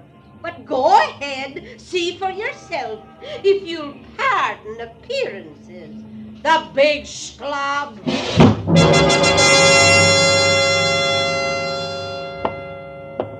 The lady was right. A tinny radio led me to the basement room, where I found the two scarred wicker chairs and the single end table on hand turned over. Drawers open and overflowing pieces of discarded clothing everywhere. And in the middle of all that, sprawled along the edge of a threadbare couch that was weak in the springs, Sammy Archer. He was facing me, eyes closed, and wearing a faded blue bathrobe 2 sizes too big for him. And next to one hand that rested on the floor was an empty gin bottle sitting on a clipping torn out of a fashion magazine. On one side, an ad for a Bendix automatic washer. On the other, a picture of a diamond tiara. A jeweled crown, which the caption said belonged to Mrs. Bessie Dunsmuir of Palm Springs, California's most celebrated hostess. Well, it was a good time to awaken mine host by shaking well.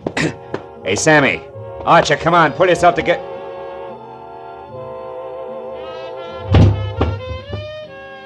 I should have known better. You can't wake a dead man by shaking him. Especially when he's got a knife buried in the middle of his back.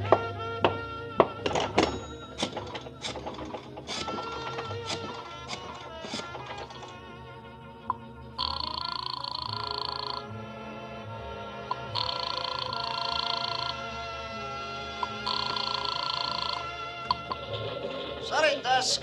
Remedy speaking. Phil Marlowe, Remedy. Oh, hiya, Phil. Tribune got time for a few questions? Oh, we're up to our ears with the Dunsmuir story.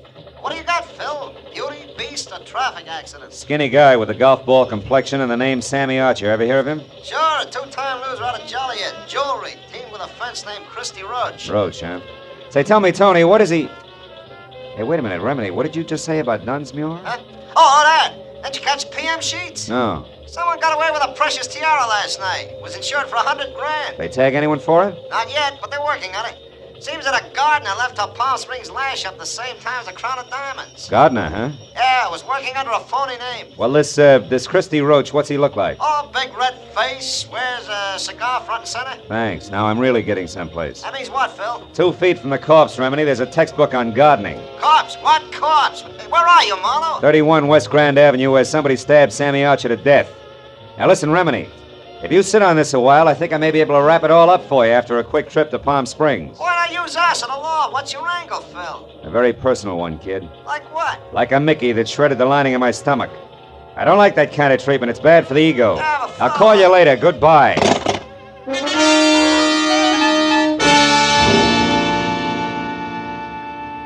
The trip to Palm Springs was 2.5 hours of hard driving through sterile wasteland.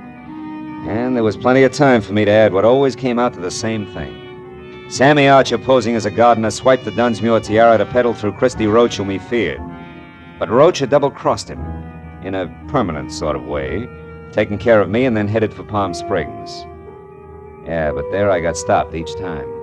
Why Palm Springs? Unless, of course, Archer's apartment turned inside out meant that the tiara was still hidden someplace in the desert hamlet. Yeah, that really would make it a cinch to find.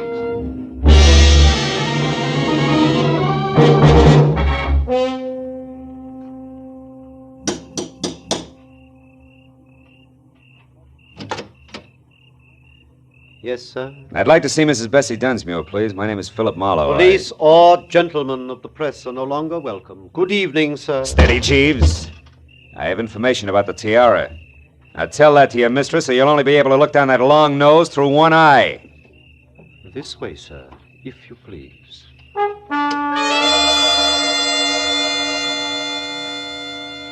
The interior of the Dunsmuir shanty was strictly colossal.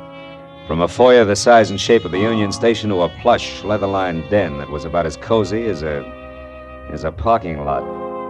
And Mrs. Bessie Dunsmuir herself fitted perfectly. Because as the renowned party giver glided into the room, I saw enough jewelry on her arms, ears, and neck to match Tiffany, carat for carat. She listened intently while I brought her up to date. After that, she ushered me into an uncomfortable chair, rang for Long Nose, and then asked a sensible question. Mr. Marlowe, this Sammy Archer, what did he look like? Well, he was thin, Mrs. Dunsmuir, and sandy hair. Does that fit your ex-gardener? Precisely. Now perhaps we're actually going to make some progress. The police here haven't, and... come in, Martin. Oh, a liqueur, Mr. Marlowe? Oh, no, thanks. Thank you, Martin. Mrs. Dunsmuir, Yes. Did you ever notice a red-faced man who smoked cigars hanging around, talking to Archer, perhaps? Why, no, I never did. Did you, Martin? No, madam, I don't believe I did. Excuse me, madam. Sir. Good evening, Dunsmuir residence. Who's calling, please? One moment, sir.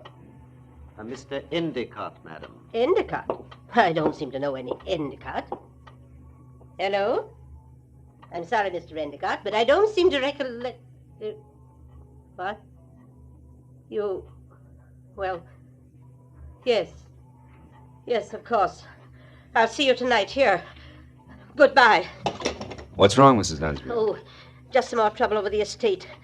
Ever since my husband passed on 3 years ago, we've had a mountain of trouble with his investments. I see. Well, about the tiara, Mr. Mrs. Marlowe, do what you can about locating it. You'll be rewarded handsomely by the insurance company if you're successful, I'm sure. They stand to lose $100,000. Yeah, but Now, can't you tell me anything about Archer? I'm afraid not. I don't believe I ever said more than 2 words to him. Now, excuse me, Mr. Marlowe, and thank you for your interest. Martin, Madam. please show the gentleman out.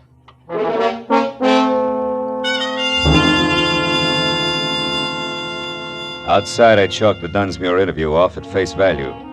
Proof positive that Sammy Archer and the sticky-fingered ex-gardener were one and the same. Then I headed for town on the first public phone, which was at a mobile gas station.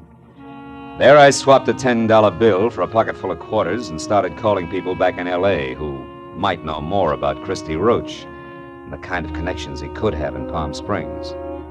But after 4 near misses, I quit and stepped aside to let a big man with a beefy face that belonged on an English bulldog take his turn.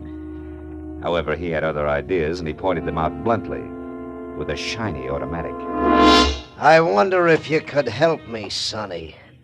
I'm looking for a diamond tiara. You gotta be kidding. I wear a fedora besides Hold it right there. I have news for you, Sonny. While you were gabbing into the tube there, the station attendant left, closed shop, went into the bar next door. Out of earshot. So? So we're alone. And that means I'm going to... You very little... Stay right there, Marlowe. Well. Christy Roach. Red face, cigar and all. Glad to see you. Shut up. Come on, we're getting out of here. Without our buddy there? Don't worry about him, Marlowe. He'll keep that way. Maybe a lot longer than you will.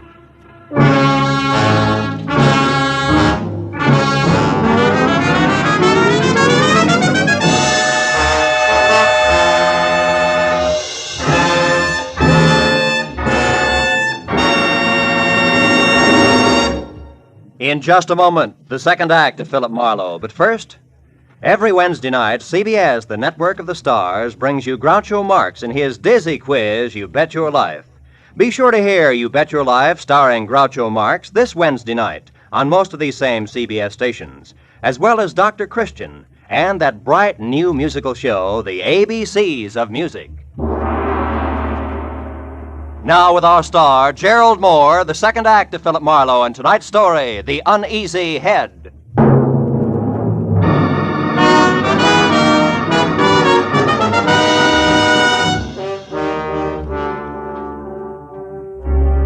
From the way Christy Roach had brought his gun barrel down on the bulldog's scalp, I knew he meant it when he jammed the same gun into the small of my back and marched me to my car.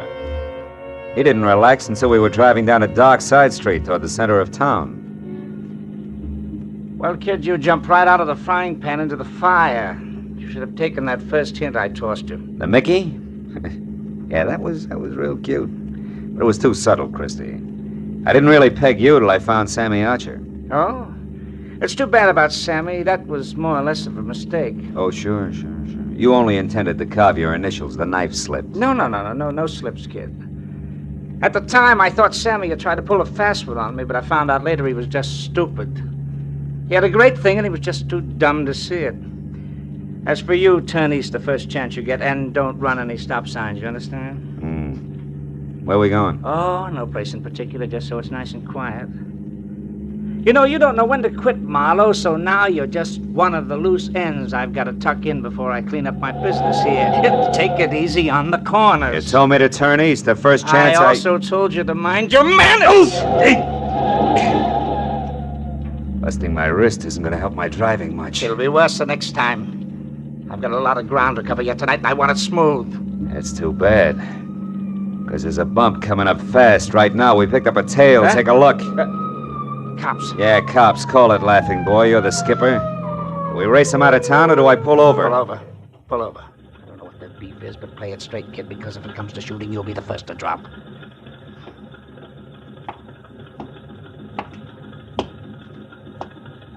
I got your read, buddy. You're on a one-way street. You're telling me. Yeah, only you're going the wrong way. Yeah, I know. Well, you see, my friend... I warned you. What about him? Well, he's in a hurry, officer. I was taking him as far as the corner there. He said it was okay to come this way. I didn't. I'm a stranger here. Uh-huh. Also, you're a big boy now. You should make up your own mind. You're so right. Here, Mac, if you're in a hurry, you can go, but you better get out and walk. Thank you. Your friend here is going to be tied up for quite a spell. All right, let me see your license. Maybe the limb of the law and I should have nailed him right then and there. But there were still too many loose ends, and I wanted Christy Roach to clear them up for me. So I watched him walk out of sight while I listened with half an ear to a lecture on blind drivers. Well, it was a small enough price to pay for the service rendered, so I thanked the officer for the ticket and then headed back to the filling station in a bulldog with a headache who might be in a mood to talk. But when I got there, I found he hadn't waited around.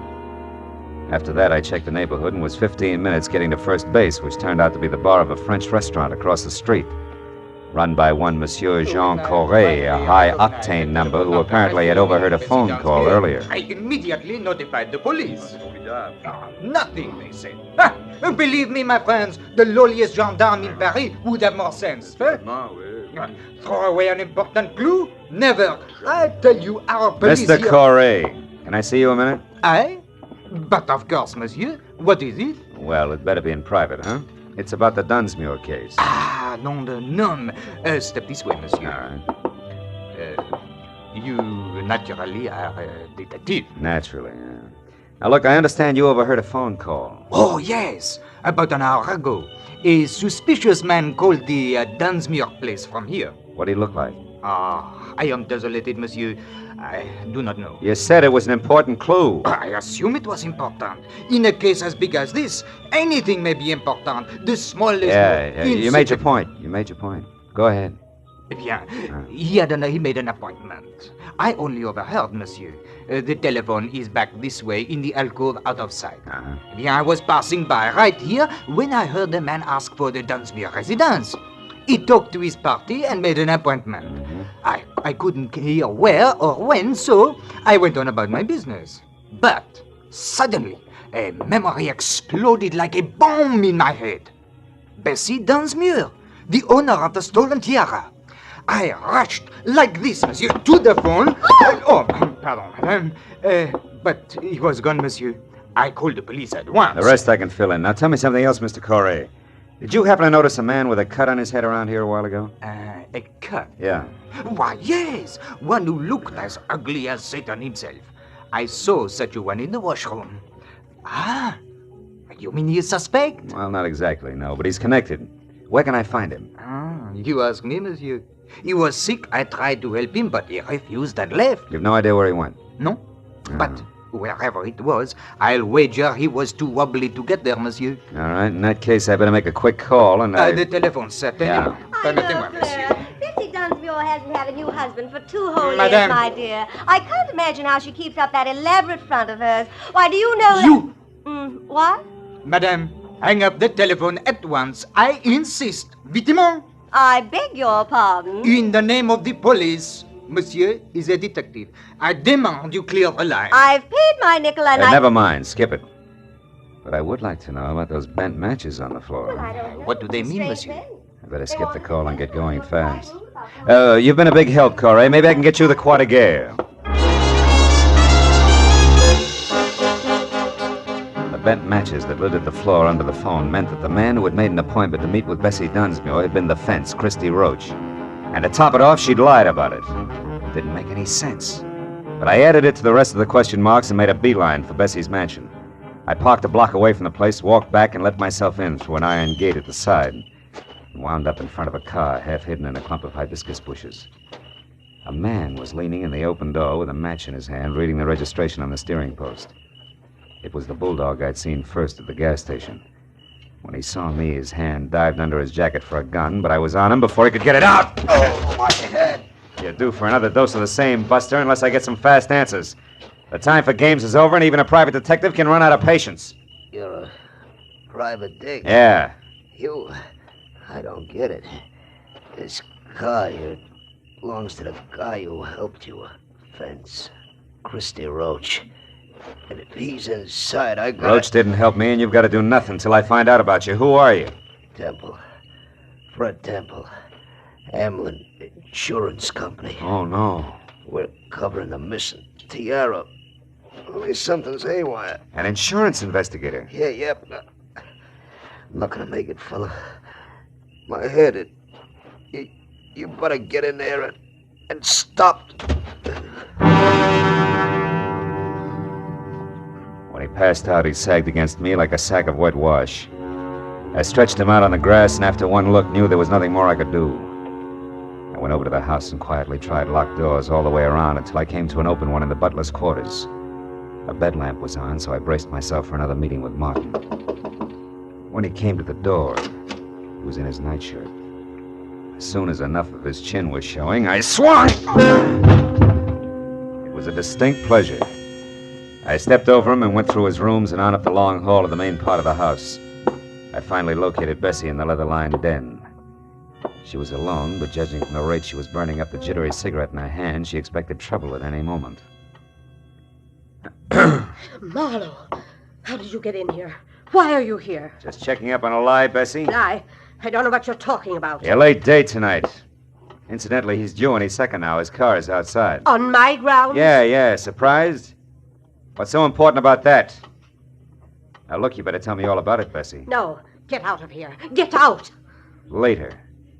Right now, this setup is so full of holes, even the truth is leaking out. First, Roach the fence, figuring Sammy Archer, the guy who swiped your tiara, was pulling a fast one. And he changed his mind and got a new angle. Second, you brushed me off because actually you're afraid of finding the tiara. And third, the insurance company that's covering your loss is suspicious. Yeah, it's screwy, but it can only add one way. Like the tiara that was stolen from here yesterday is worthless. Are you insane? It was famous, fabulous, worth a king's ransom. Yeah, the original, maybe. Not the cheap duplicate. I may be fuzzy on the details, but the big picture's easy. You dismantled the original and sold it probably quite a while ago. But not before you made a duplicate to keep up appearances so gossips wouldn't know you were going broke. Also, you kept up the insurance on it for the same reason. And the duplicate was stolen. People knew you'd been robbed, so you were forced to claim the insurance, but you knew that if the fake was recovered legally, you'd be prosecuted by the insurance company and disgraced. Sure, Christy Roach knows that, too. He's coming here for blackmail, isn't he? Why else? Come on, Bessie, you might as well... You might as well... Might as well what? What are you looking at? A cigar butt there on the floor. Oh. It's burned a hole in your rug. What happened to make Roach drop a cigar, Bessie? Where is he? I don't know what you're... Stay away from that desk!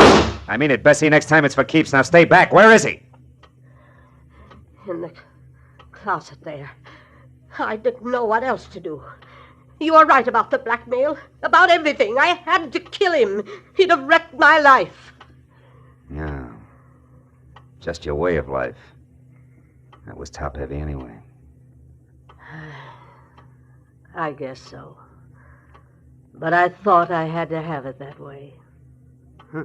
Well, at least I'll give them all a big laugh on the way out.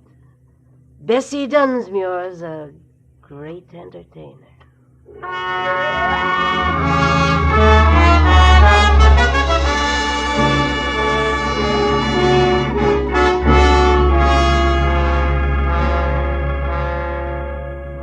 Bessie Dunsmuir, the world's greatest hostess, invited the police and reporters out herself.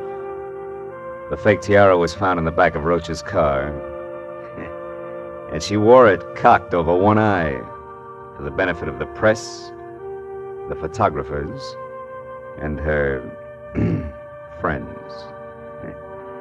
By the time that party was over, it was almost dawn. Bessie was right.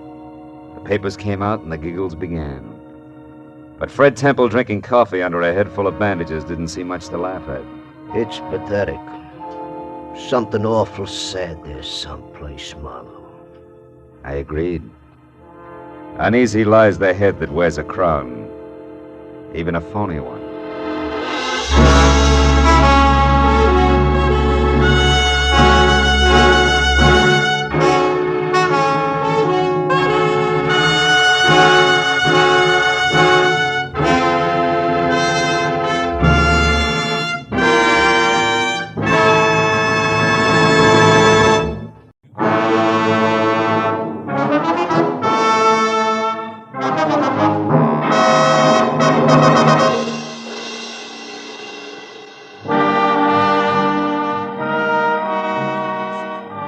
Message that was delivered by a repulsively wide-awake boy missing a 2 front row center.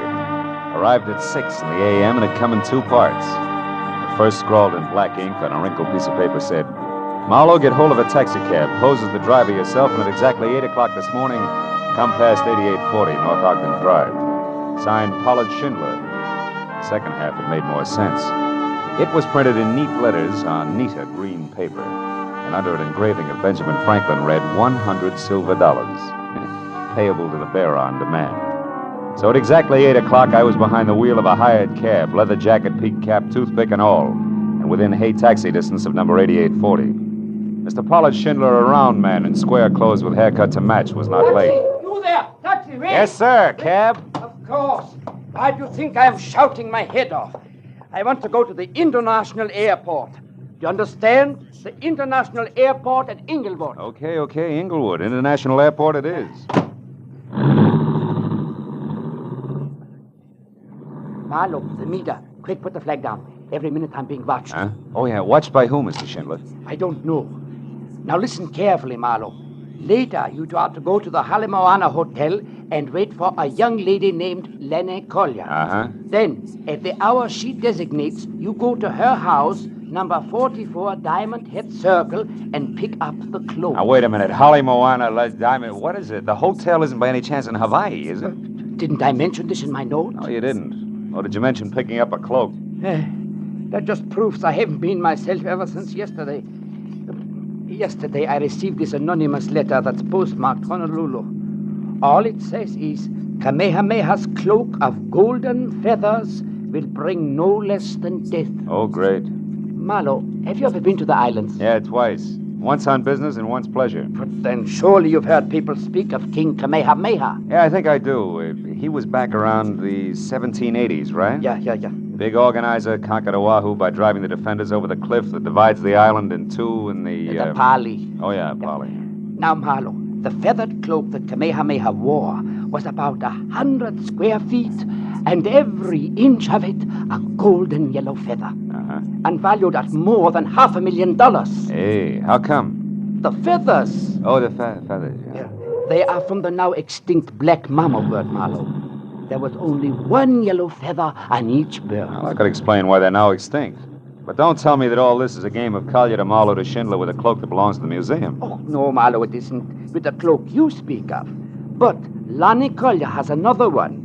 Less valuable, of course. It's 1/4 the size. Oh? But it also belonged to the king. And it also is made of the priceless feathers. And is this her property to have and to hold legal like? Yes. Lonnie is wealthy. About 25. Went to fashionable schools here in California. And as a result, cares more about fun and pretty clothes than she does priceless heirlooms. I can't understand that. So, for $50,000, I have bought the cloak to resell to a New York millionaire for almost twice that sum. Eh? He loves the island, Lord. Marlowe, I was right. I'm still being followed. Don't look back. Drive faster? Don't do nothing. This is exactly as I want it. Now, whoever it is will follow me, not you. And when I am in Honolulu, they will still follow me. Well, I take care of the business on hand. Huh? Yes. Now, there's a reservation for you on the next plane. So, after you leave me and collect your cab fare, which will be $500, you drive away. Then later, Marlowe, get back here, aboard your plane and underway. And tonight, when I've got the cloak? Take it back to your hotel room at the Kamehameha and sit on it hard. Because unless I am a complete success as a decoy, you will have your share of trouble too, I'm sure. But Marlowe, from what specific direction it will come, I do not know.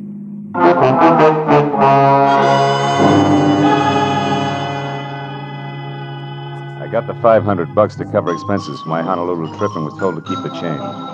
Back in my apartment, I packed, got another cab, said International Airport, Inglewood, and settled back to think about the crossroads of the Pacific.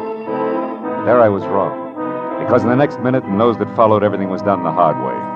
First, we ran out of gas, then got tied up in a traffic jam, and after that, got stopped for speeding. All of which added up to me at the airport just in time to watch my plane take off without me.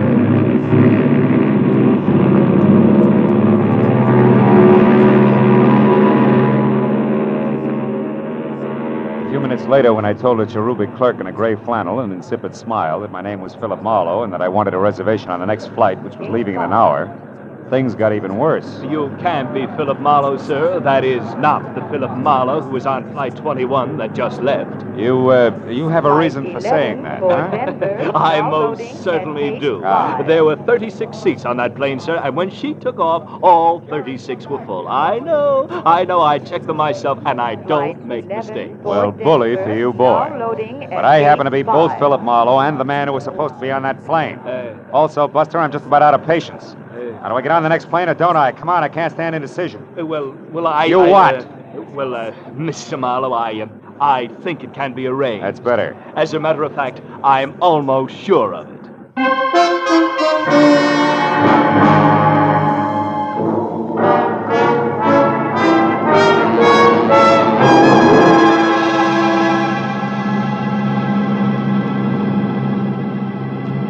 An hour later, the last of California had slipped over the horizon, and there was only clear sky ahead. Oh, I began to relax. My mind drifted pleasantly. Frosted Hawaiian punches, warm white beaches, and lovely hula hands.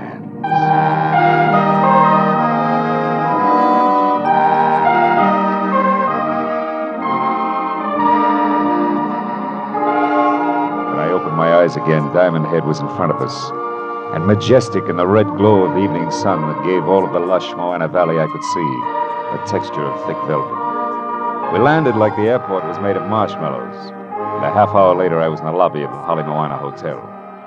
It was cushioned rattan and Philippine mahogany over cool tile, and everywhere laughing, sunburned people wearing anything from Catalina swimsuits to prefabricated hula skirts. So smiling both inside and out, I worked briskly to the reservation desk and told a good-looking Hawaiian in white flannel that I was Philip Marlowe. But at his reply, I stopped smiling both inside and out. But, sir, your reservation was taken 2 hours ago. There must be some mistake. Some mistake?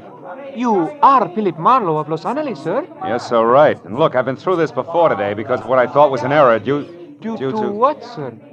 Nothing. Yeah, I'll talk to you later. There was a large circle of mirror on the wall behind the clerk. And even as we had talked, I caught the reflection of a beautiful tan girl in cocoa brown suit, white pearls, and no stockings, who at the mention of my name had done a take that made her long blonde hair whip straight out. When she saw me watching her, she pivoted sharply on a spiked heel and hurried toward the lanai under the banyan tree, where there was Hawaiian music and a lot of different-looking people drinking at glass-topped tables under a three-quarter moon. I stayed near the reservation desk long enough to light a cigarette. Then I followed her. She was seated away from the lobby entrance, and on a hunch that she just might be Lani Kalia, I started for an empty table next to her. But a middle-aged Chinese in gay gabardine, Panama to match, slipped into the chair that I was after. So I forgot about being subtle and addressing her as Mrs. Kalia, introduced myself as an old and dear friend of Pollard Schindler's. One Leland Dunn? Well, this is a pleasant surprise, Mr. Dunn. But tell me, how did you know what I look like? Well, Pollard Schindler's accent doesn't hamper his vocabulary, Miss Kalia. Oh. He used the right adjectives, believe me. I'd love to. But I can't, Mr. Dunn, because Pollard Schindler never saw me in his life. All our business was done by telephone. Okay, my mistake. I'm Philip Marlowe, Lani, and I want to know when we rendezvous at 44 Diamond Head Circle for the Cloak of Kamehameha. The cloak? Look, you're no more Philip Marlowe than you are Leland Dunn. And if you need a reason, it's because I just left Philip Marlowe upstairs. Now, look, baby, there's only one Marlowe. That's me. I can prove it. I'll bet you can. Forged papers and all. I've already been warned to watch for imposters, so quit wasting both your time and mine and get out of my way. I've got things to do. Now, wait a minute, Lani, what listen. For? Proof that you're actually Kamehameha himself? No thanks, mister. Goodbye.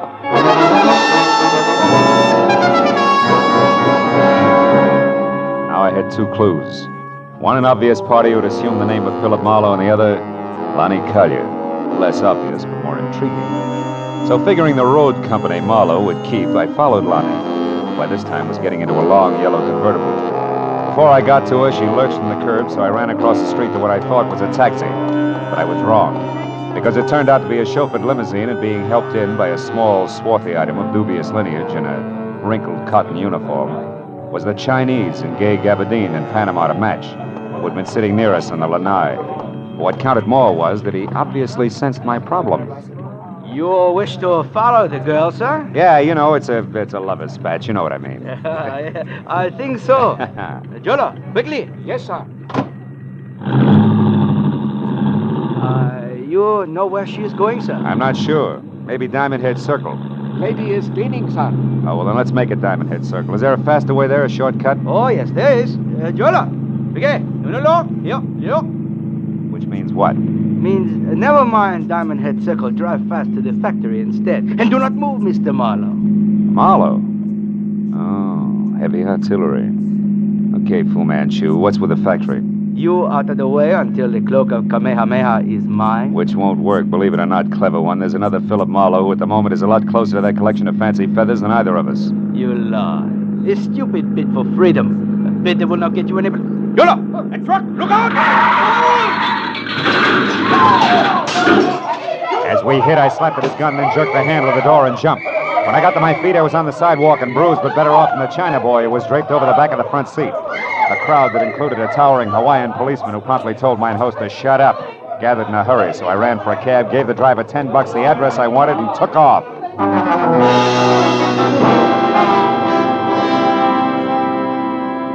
The street on which Lonnie Collier lived was a neat curving strip that rose sharply from sea level up into the shadow of Diamond Head itself. And we were there in less than 10 minutes. But finding number 44 was something else. And another 30 minutes disappeared before we finally parked away from the place, which was glass and Kona wood, tucked deep behind a thick grove of date palms.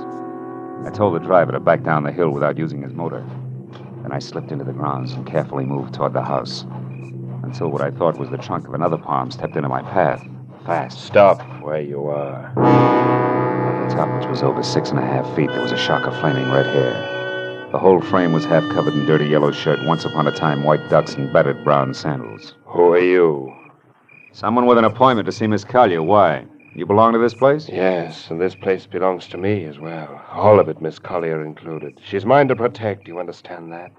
Malahini. Malawitch? Malahini, greenhorn tourist, a kind that I hate. A kind that's ravaging all that's beautiful, stealing the islands from those they belong to. Take it easy, Red. I'm not here to stick your pretty island in my pocket when you're not looking. All I want is words with Lonnie Collier. You're like the rest of them, trying with cunning and deceit to turn her head away from these shores and toward the mainland where you come from. I won't stand for it. Why don't we break this round table up and get to the house? I'm in a hurry. All right. But I'm sure that Lonnie will be on my side. So sure, in fact, that we really shouldn't disturb the flower. Should we? Should we, Malahini?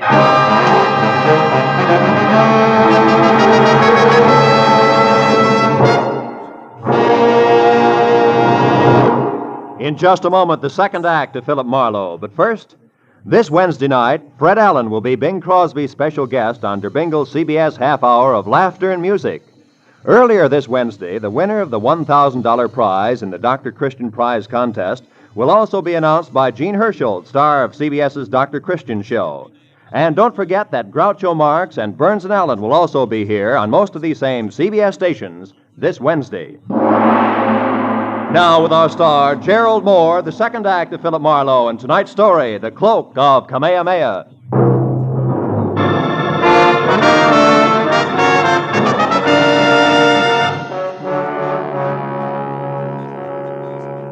A red-headed lunatic with a slow, soft voice and fast, hard fist took me by surprise. I wound up flat on my back before I realized he'd so much as moved. By the time I got to my feet and took after him, he was sprinting for a bamboo thicket and had a 30-yard lead, which was all he needed to lose me completely. When I finally untangled myself from the jungle, I came out on the road. But then I heard a motor behind me, so I dove for the underbrush again just as a heavy car roared by.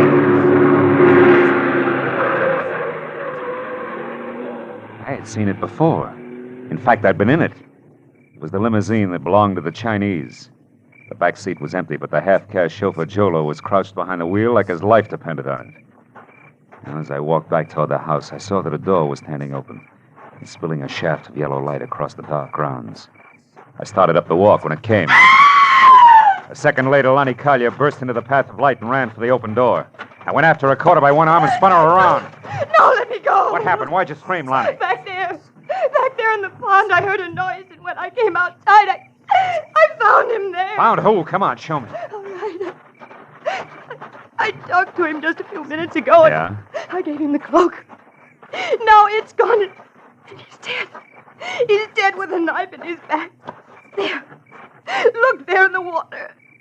Oh, brother. Who is it, Lonnie? Do you know him? Yes. Yes, that's Philip Marlowe.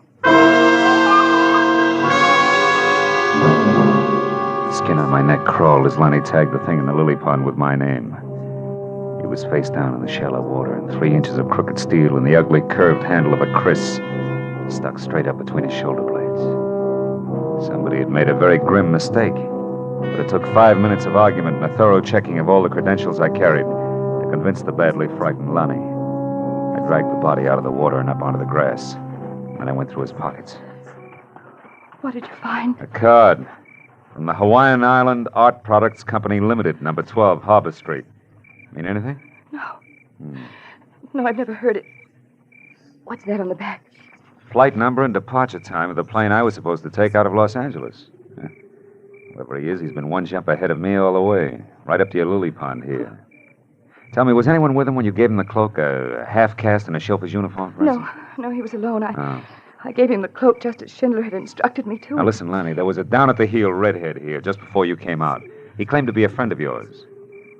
Yes, that must have been Lawrence Cochran, the poet. You're making him rugged these days, huh? Lawrence wrote one great poem years ago about 2 lovers who leaped to death over the valley to keep from being separated, and their souls turned into birds. It's still very popular here in the islands. Yeah? What happened? Lawrence got the habit of drowning himself in gin. And now the natives call him Papuli. Papuli? The crazy one. Yeah, well, that's closer. He's always hanging around. My mother wanted me to marry him at one time, and now that she's dead, he thinks he should look after me. Okay, Lonnie, let him keep thinking so. What do you mean? I mean, you can use a good watchdog right now. So when Cochran comes back, make him park on your doorstep. You stay inside and be careful. With guys named Philip Marlowe getting knives in their backs, I've got a few things to do myself, but fast. All right. I'd like to borrow that souped-up convertible of yours. Where are you going? Number 12 Harbor Street in the Hawaiian Island Art Products Company Limited.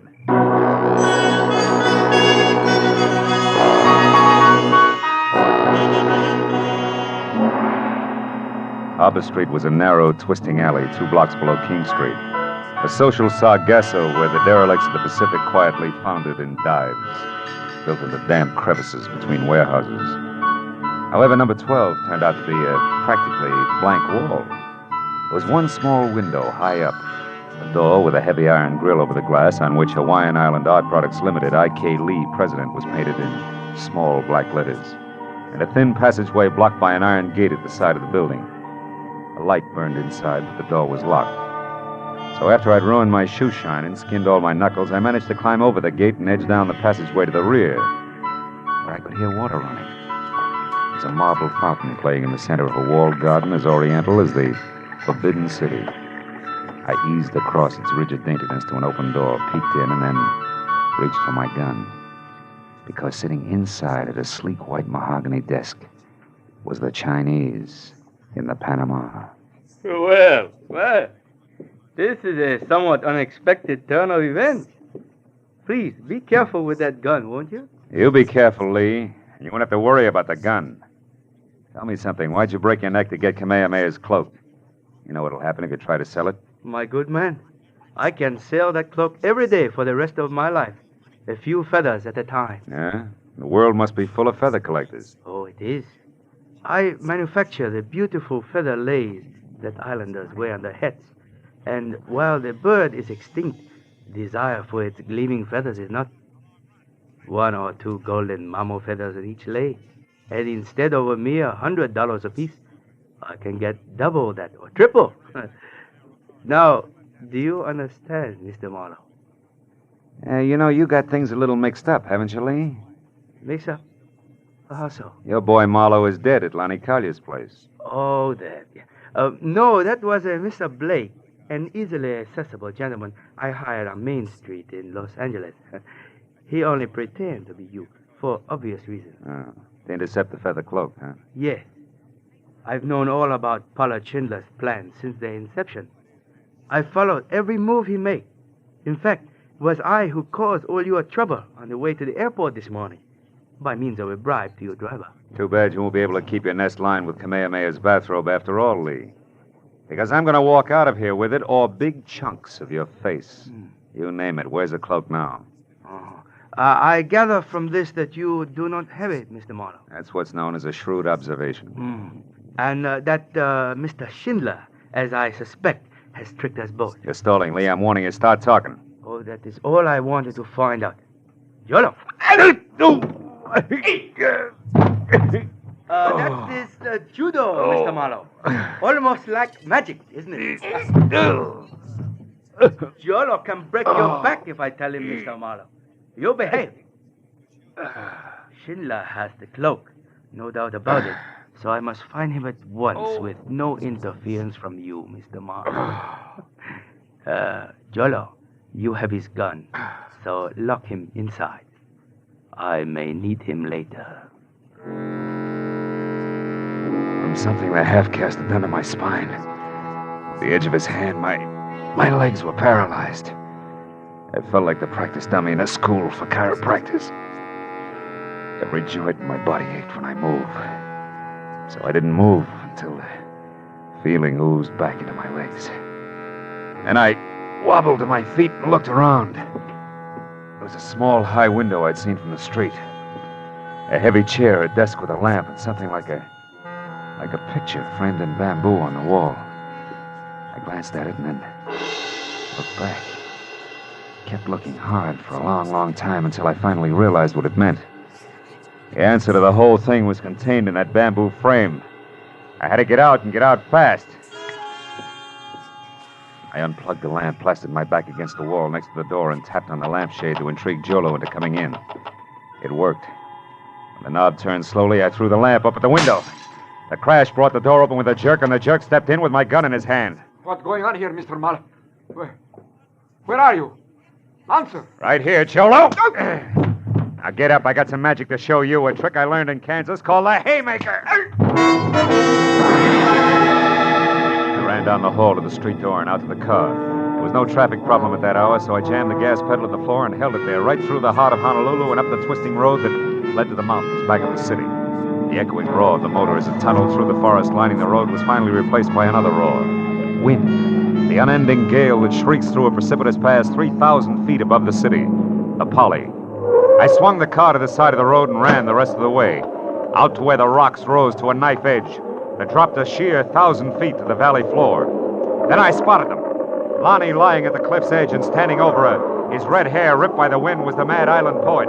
Drunk as a lord and flapping around his shoulders like a pair of huge gold wings was the cloak of Kamehameha. No, don't weep, my love. I offer you the freedom of the birds. Come, Lonnie.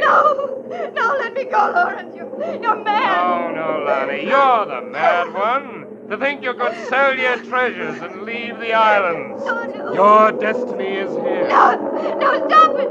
Stop it, you murderous lunatic. I tried to warn Schindler, but the fool kept on. So I killed his courier, the man you gave the cloak to.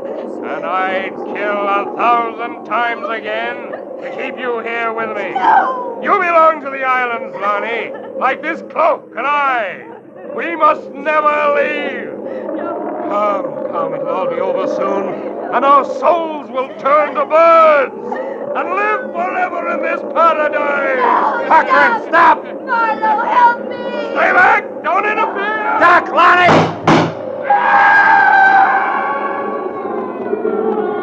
Marlowe! I know. Are you all right, Lonnie?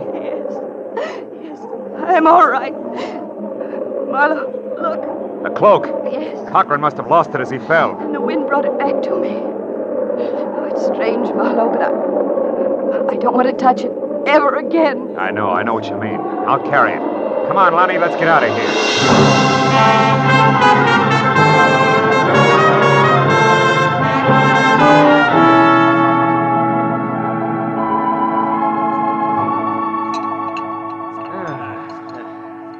Nothing like ham and eggs and good black coffee in the morning sun to make one forget an ugly night. Right, my friends? Oh, you're absolutely right, all Mr. right. Schindler. More coffee, Phil? Mm-hmm. Oh, thanks, Lonnie. So, Lee was picked up by the Honolulu police, huh? Sure. I had it all set up. He'll spend some time in prison. And Jolo, too. By the way, he was still unconscious when we got to him. What in the world did you hit Jolo with, Marlowe? Enthusiasm, mainly. And that's when you got away and came up to the Pally, wasn't it? Mm-hmm. Phil, how did you know it was Lawrence and where he'd be? Well, it's all tied with that one popular poem that Cochran had written, Lonnie. Oh? That anonymous letter you got in Los Angeles, Mr. Schindler, was a line from that poem. Oh, Kamehameha's cloak of golden feathers will bring no less than... How did you find that out, Marlowe? Well, you see, when I was locked up in Lee's factory, I saw a full copy of the poem on the wall in a little bamboo frame. Oh. When I came to that line you just quoted, it stuck out like it was printed in neon. See, for me, that Peg Cochran is the killer. Going on that hunch, I tried to look at things from his angle. He was a murderer, sure to be caught, desperately in love, insanely possessive of everything he thought belonged here in the islands. And he was an unbalanced lush as well. The rest of it figured, that's all. Oh, I see. And when he was cornered, he went back to the one important thing that he'd ever done. Exactly, Lonnie. He was lost. So he identified himself with the hero of his poem and took that as the only way out. It's amazing. Yeah, truly an amazing thing. Oh, yeah, it's a terrible thing, too, Mr. Schindler. Well, we all got what we went after, didn't we? Each of us. Even Lawrence Cochran.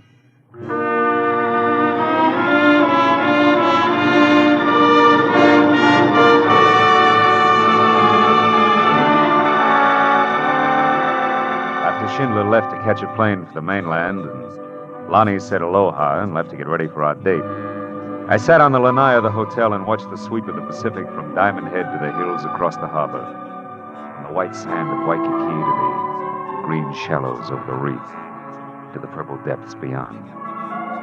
As a warm wind whispered through the palms, from somewhere I heard the soft strum of the ukulele. And it suddenly occurred to me, what does aloha really mean?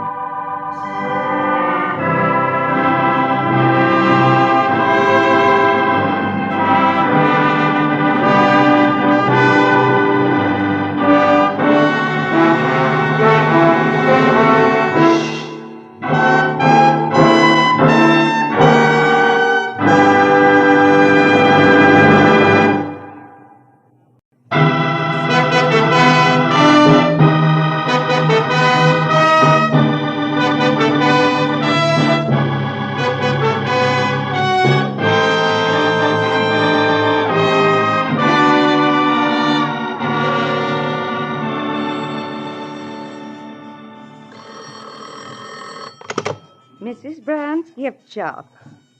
Oh, yes, Mr. Waltman. The bookends? Well, let me see now. That was the little Dutch figurines, wasn't it? The boy and the girl? All right, fine. Well, I'll have to... Oh. Hold the line a minute, Mr. Waltman. Mr. Marlowe, you're back. Yes, Mrs. Bryant. Did you find him, Mr. Marlowe? Did you find Chipper? Chipper is dead, Mrs. Bryant. Oh, Take I it easy, see. Mrs. Bryant. Maybe you better sit down No, here. no. I'm all right. There's a customer waiting on the phone. I'll finish that. Then I want you to tell me everything you found out about my son. Sure. I'll only be a moment. As Martha Bryant went to the telephone, I braced myself for the story I had to tell her. I tried to figure some last-minute way of making hard facts a little softer for a sweet, brave, gray-haired lady who deserved a better break. The first thought about what had happened brought the whole ugly business rushing back at me again. Turned my mind back like a clock to where it had all begun yesterday morning in my office. And that same Martha Bryant, full of hope and quiet courage, had walked up to my desk, handed me a letter, and asked me to find her son. His name is Chipper, Mr. Marlowe. Or rather, Chip, now that he's a grown man. He's 22. He left suddenly without a word 6 months ago. Oh? I've heard nothing until this morning when that letter there addressed to Chip came in the mail. Postmark St. Louis Obispo. Oh, sit down, won't you, Mrs. Bryant? Thank you. Maybe I shouldn't have opened it, but... Well, you see, it's the first indication I've had in all that time that he's even alive. Read it. Dear Chip, it's been a long drag, but the waiting is finally over, darling. Time is now. Meet me at 11:30 Monday night at the House with the Big Wheel, signed Toby. House with the Big Wheel. What does that mean, Mrs. Bryan? I have no idea. But for some reason it frightens me. Oh. 11:30 Monday night. That must be tonight. Who is this Toby? Toby Packler. She's a very, very beautiful young woman, platinum blonde. Oh. Chipper believed he was in love with her, I'm afraid. Oh, please don't misunderstand me, Mr. Marlowe. I'm not a possessive mother. I knew I'd give Chipper up someday, only I hoped it would be to a nice, sincere girl. Toby Packler isn't? She's much too fast. The kind who uses too much mascara and wears things like those little anklet chains they call slave bracelets. I tried to find her after Chip left, but she was gone, too. Oh. Tell me, did you and your son argue about Toby, Mrs. Bryan? No. I only saw her once. He knew I didn't think much of her, but that didn't drive him away, Mr. Marlowe. What did? Well, I've never been able to understand. After his father died, Chip became irresponsible and a little wild, perhaps, especially since I had to spend all my time running our gift shop on Ivar, but he was a good boy, really. I tried to convince myself that he left just to prove his independence, to test his wings, you know. But now... Now what, Mrs. Bryan? Now I'm worried. That letter, it puzzles me. I don't like it. Well, it may mean nothing more than you're getting a daughter-in-law who uses too much mascara. I hope you're right. I want Chip to be happy, to settle down. I want to turn my business over to him, and... Will you try to locate him for me? Here, I have his picture here in my wallet. See? Say, Chip looks a lot like his mother, doesn't he? Yes. Please find out if my son is all right. Sure. I'll do my best. From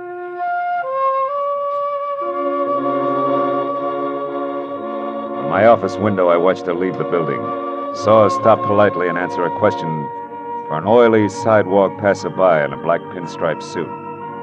Then moved quietly on down the street toward her shop on Ivar. A neat, gentle, very lonely woman. I hoped I'd find a happy story for her in San Luis Obispo. She had one coming. I was still hoping 5 hours later when I pulled into a mobile gas station in the little town at the foot of the Santa Lucia Mountains, 200 miles up the coast. I filled up, asked a few questions, and found out there were only 4 good hotels, 5 not so good, and 2 or 3 dozen motor courts, and that ran the gamut. So even with nothing but the name Toby to go on, the job wasn't completely impossible.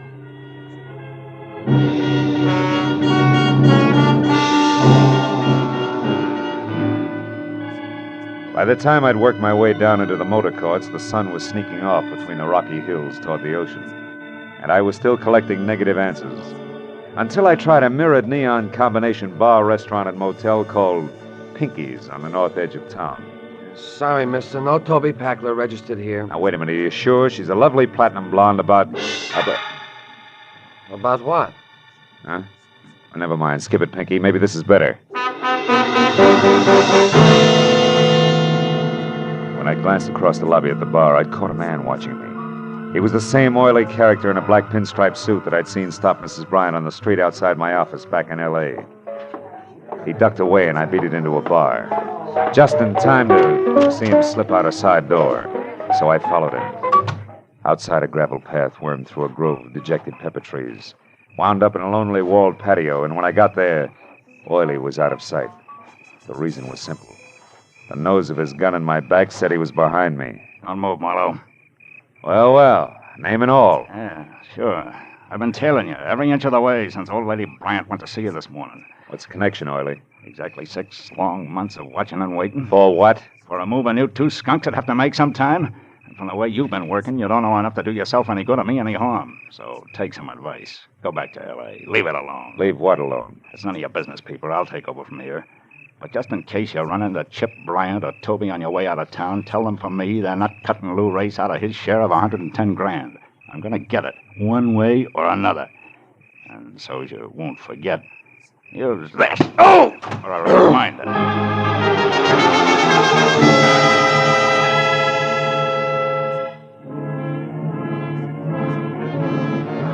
When the brick floor of the patio finally stopped pushing, I was alone, except for my ugly thoughts. I knew I was on the right track, but from the sound of things, Chip O'Brien was much less a mama's boy than his mama believed. I made sure Lou Race was nowhere around the motel. Then I went into the bar again to see what a double scotch would do for my headache. The bartender obviously was the type who got around, so I took a chance and asked him about Toby Packler. It was no good. When I described Toby as a beautiful platinum blonde, a girl sitting alone 2 stools down, a girl with a short, ragged, mouse-brown hair and extremely flat, misformed face, dropped her eyes and looked away. I suddenly felt very cheap. I flipped a silver buck on the bar and got up. You know, it was the kind of dumb stunt you can't apologize for. You just leave. I was halfway to my car before I realized that the girl had followed me out. Hey, mister. Yeah, you. Just a minute. I turned and watched her come toward me. In the garish neon light, her face was jarringly unreal, the color and texture of hard putty. I heard you inside when you asked about Toby. Yeah, I thought you had. Do you know her, Miss... Palmer. Oh. Yeah, I know her. She's one of my few friends. What do you want with Toby? Well, my name is Marlowe. I'm from L.A. I want to talk to her about a fellow named Chip Bryant. She's my only lead. Chip Bryant. Yeah. She never mentioned that name to me. Anyway, you're too late, Mr. Marlowe. What do you mean? Toby left town this morning. Left town? Oh, no. She was going up north to Seattle, I think, on some kind of personal business. Now, listen, did she ever say anything to you about a house with a big wheel, where it was, what it means? House with a big wheel? Yeah. No, I'm afraid not. I'm sorry, Mr. Marlowe. I guess I'm not much help. Well, good night. Thanks anyway. Now, good night, Miss... Palmer.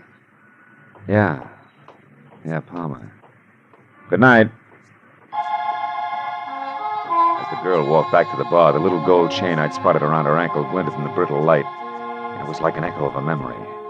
A slave bracelet on her was as out of place as a morning glory in a bed of toadstools. But that gave me a crazy hunch. A hunch that somehow in the last 6 months, a gorgeous blonde named Toby Packler had become a drab brown head with a flat, stiff face. So I didn't chase wild geese to Seattle. Instead, I got in my car and I waited. An hour went by and it was almost dark before she finally came out again, stepped down into a sleek new convertible and drove north out of town. I followed as she turned off a neglected side road, and for 8 miles twisted through jagged rocky hills toward the mountains. Then suddenly, from the crest of a small rise, I saw what she'd been heading for. An old stone house squatting in a grove of eucalyptus trees. The girl I figured to be Toby Packler had slowed almost to a stop. I watched her creep along until she was out of sight. I got out of my car and I went down for a closer look. Round, brown shingled cupolas reared proudly out of choking overgrowth, and on a huge rusty iron gate in front was the name Escobar. But in the trees behind the house I saw more. Turning slowly in the stream, there was a giant water wheel. A big wheel. I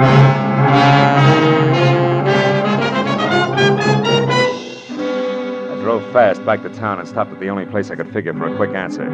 The office of the San Luis Obispo Daily Eagle. The night editor was strictly old school, from green eye shade to sleeve garters, but still very much on the ball. So, you want to see the issues of exactly 6 months ago, you say? Yeah. That'd be November. About the 8th, 9th, and 10th. Here you are, son. Help yourself. Thanks a lot. If I'm right, this ought to cinch it. Careful there. Don't rip those copies. Say, by the way, what story are you looking for? Oh, small something on a party named Toby Packler. It's not here. Wait a minute, maybe it'll be in... Yeah, sure, this is it on page 3. A woman identified as Toby Packler of Los Angeles suffered severe injuries to head and face today when the car she was driving skidded into a bridge abutment 2 miles north of here. So that's how come the face. Miss Packler's condition was announced as critical by Clark Emergency Hospital attendants. Huh? Is that all you wanted? That's enough. If that answers your question, young man, I'll put these copies away. Gotta be careful with Wait a minute, that headline. Huh? What was that? Let's see that. Santa Barbara jewelry store robbed. Daring thieves escaped with gems valued at 110,000. 110 grand. Yeah, I remember that. 2 men and a woman. Got away clean, too. Never caught a one of them. Say, you don't mean there's a connection between these stories, do you? I don't know. Ask me again after I've checked in at the old Escobar place. Adam Escobar's place? Out in the hills? Oh, you're joking, son. What in the world could that crackpot possibly have to do with a jewel robbery and a car wreck 6 months ago? It beats me, but there's some tie, and you can count on it. Yeah, I think you're crazy. But if you're going out there, maybe you should be. Now, what's that supposed to mean? You'll have something in common with Adam. He's lived in his own private dream world for so long, he's forgotten what the real world's all about. Goodbye, son. I'll see you later. I hope.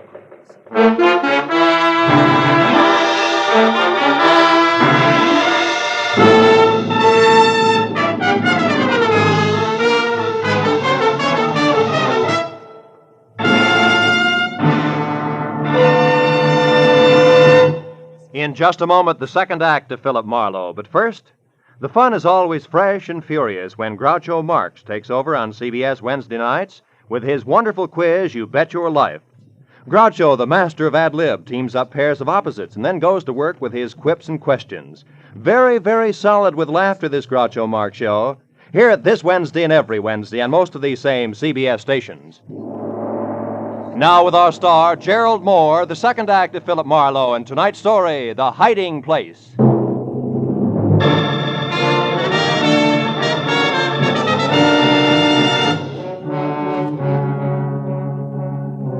From the road, I had thought of Adam Escobar's place as just another 100-year-old country home. You know the kind, big, aloof, wrinkled, like an aging nobleman who had retired long ago with his memories. Now that I was there and at the rusted iron gate that resented my intrusion out loud, I changed my mind.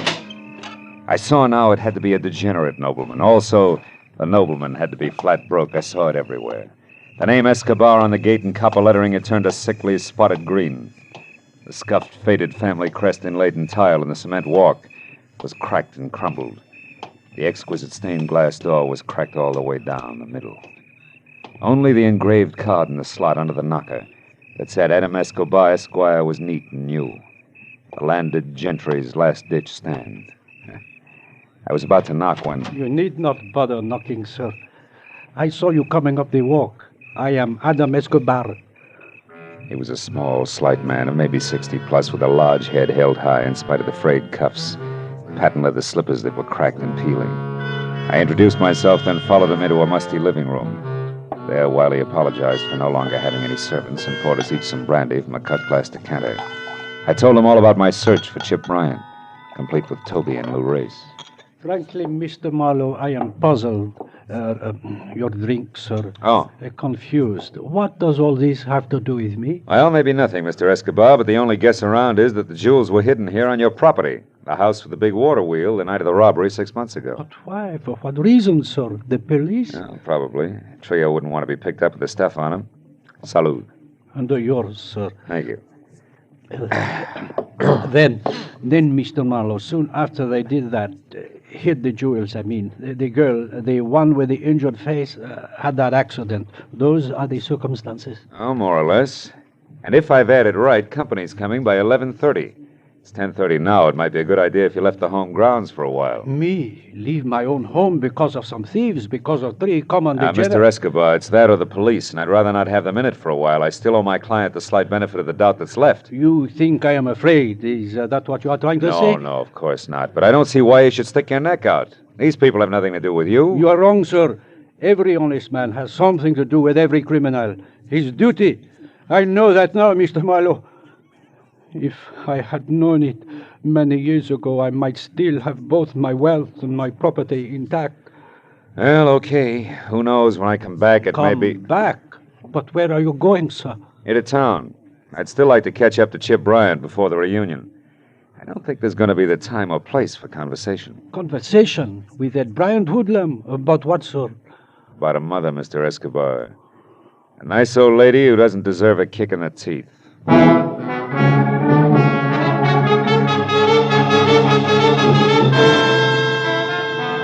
Back in San Luis Obispo, I returned to the missing person door-to-door canvass for the 3rd time that night. Only now I confined myself to the wrong side of the tracks exclusively, and the deeper the dive, the better. I didn't figure that Chip Bryan would show anywhere else. And after a half a dozen quick stops, number 7 proved lucky. It was a cramped, greasy bar with a sawdust and cigarette butt floor and a single customer. I hadn't found Chip, but I was close to the dapper Mr. Lou Race. The barkeep, a ball of fat, wearing a sweatshirt the size of a tent, had his back to me when I entered. So did Race. So when I tapped the tricky man on his padded shoulder and he turned, he was surprised to see me swing! That slicker was an old debt. This? Just in case the cat got your tongue. Now get up! Get ready to answer a few simple questions. Hey, what do you think you're doing? You're busting my table. I'll pay you for it, and unless you want to be up to your rolling chins in trouble with the law, Junior, don't try to help the clientele. The cops? Oh, okay. Why didn't you say so? I don't know nothing about this guy. And I don't know enough.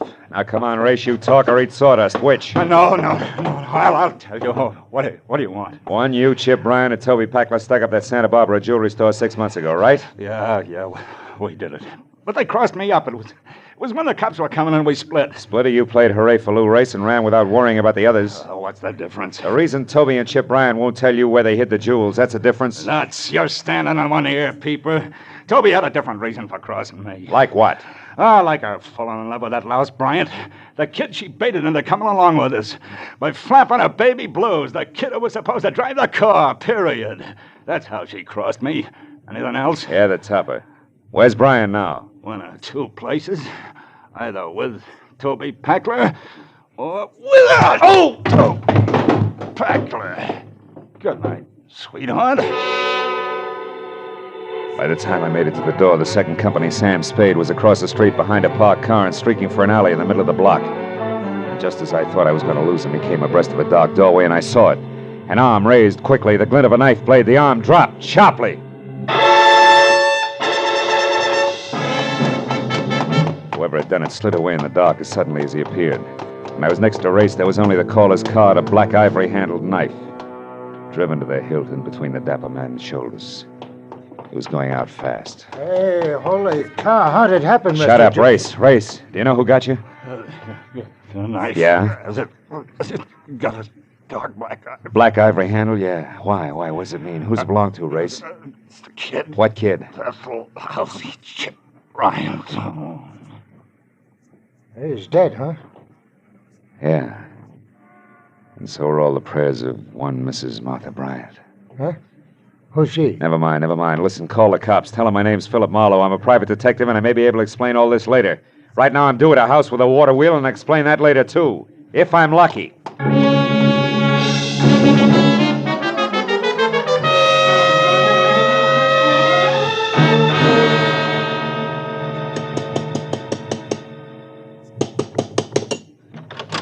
Oh, Mr. Marlowe, I'm glad you're here, sir. It is almost 11:30. I know. Have you seen anyone, Mr. Escobar? No, sir, and I have been watching very closely. And in readiness, my father owned this pistol. Oh, well, I hope it's been oiled since. Now, look, I didn't locate Chip Bryan. Hey, wait a minute. Isn't that a car there turning off the road without any lights on? Yes, and going along the side of my property line, back to the water wheel. It is a woman, Mr. Marlowe. Yeah, no doubt, named Tony Packler. Now, look, you stay here, Mr. Escobar, and keep that blunderbuss ready. Don't forget Chip Bryant's due out here, too, and he's a killer. Keep your eyes open. We'll stand a better chance meeting him one at a time.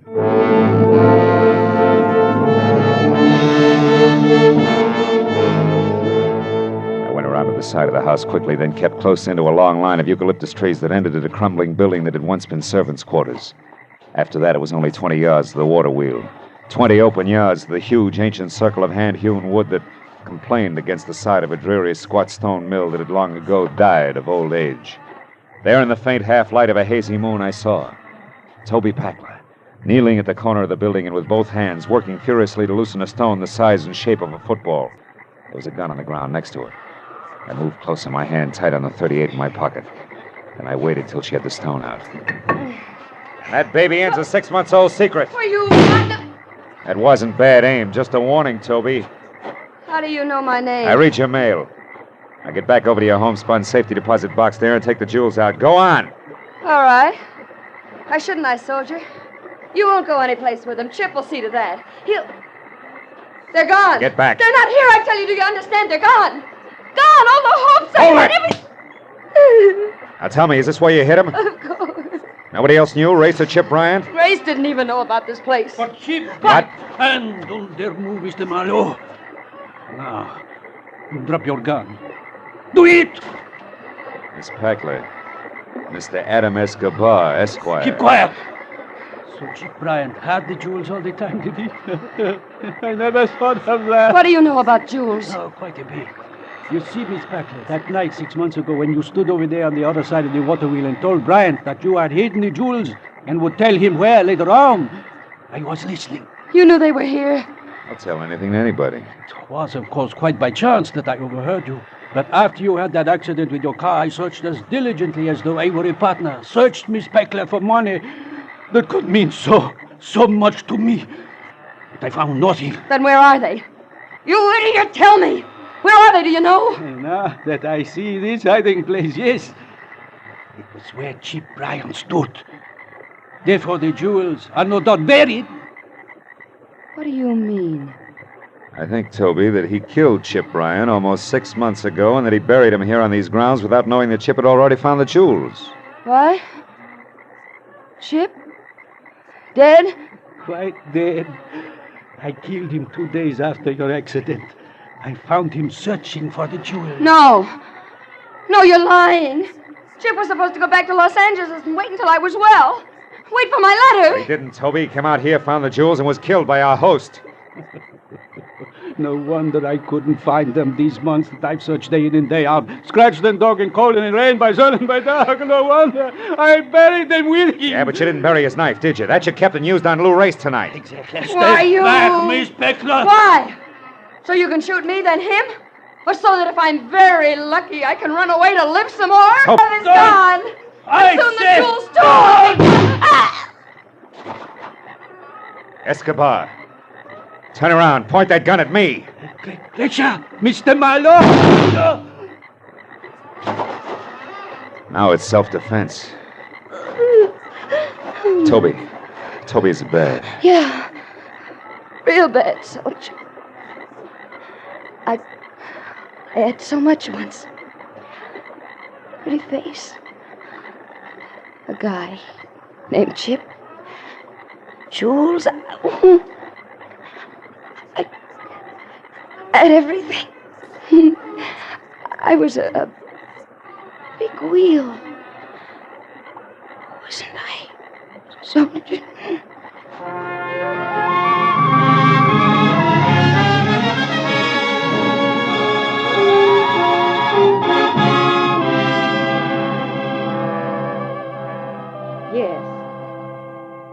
Yes, Mr. Altman, the bookends will be sent out to you this afternoon at the latest.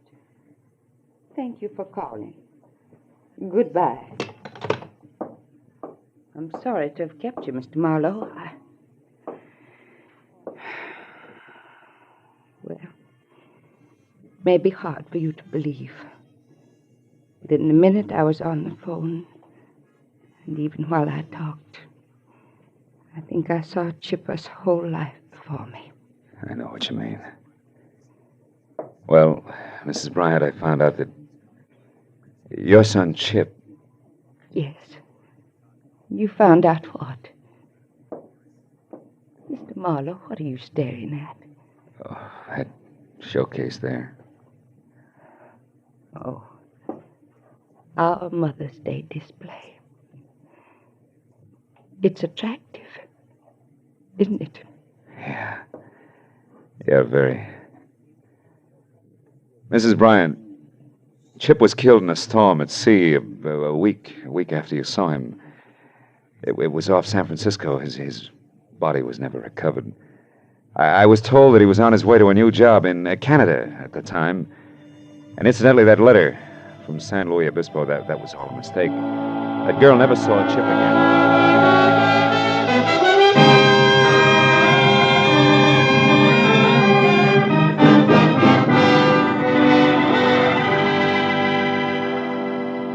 Outside, I left my car where I'd parked it and walked through the busy city street. You know, it's a funny thing. Lies can cause more trouble in this world than almost anything else, they say. And at the same time, can sometimes bring the most happiness.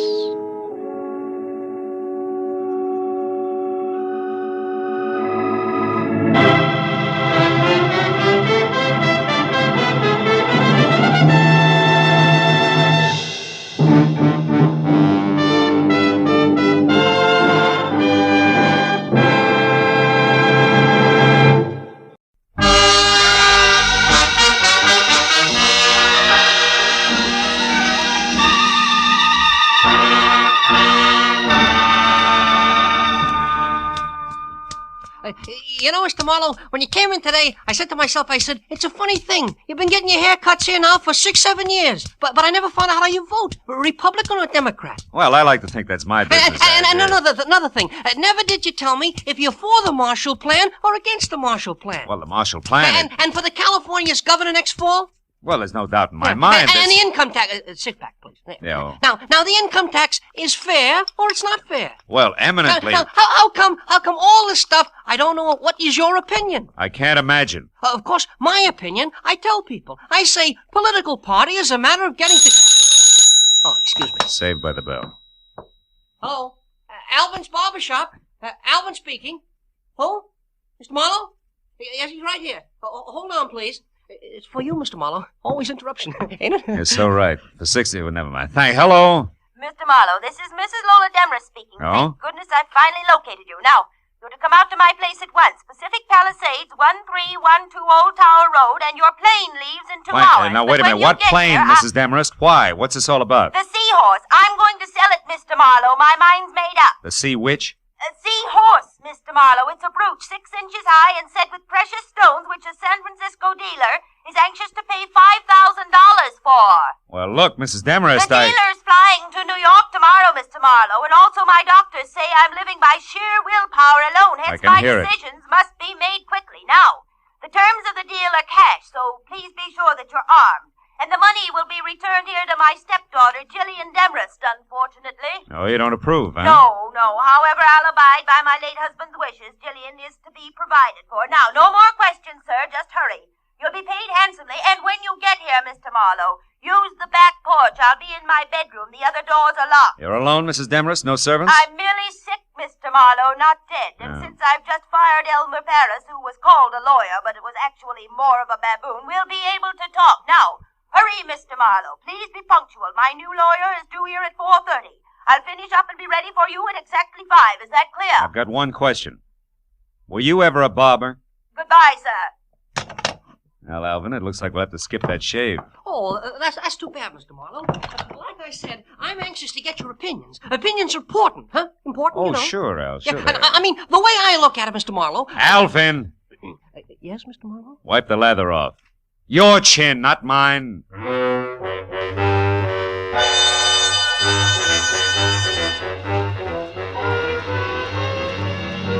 Pacific Palisades and my new client's home at 1312 Old Town Road was 40 minutes from L.A. The house was Victorian style, solid, made of wood, 2 stories high, and squatted close to the edge of a sun-baked cliff, 200 feet above the ocean. I parked behind what must have been the first Pierce Arrow ever made, and started slowly along a gravel path that led to the rear, until I heard it.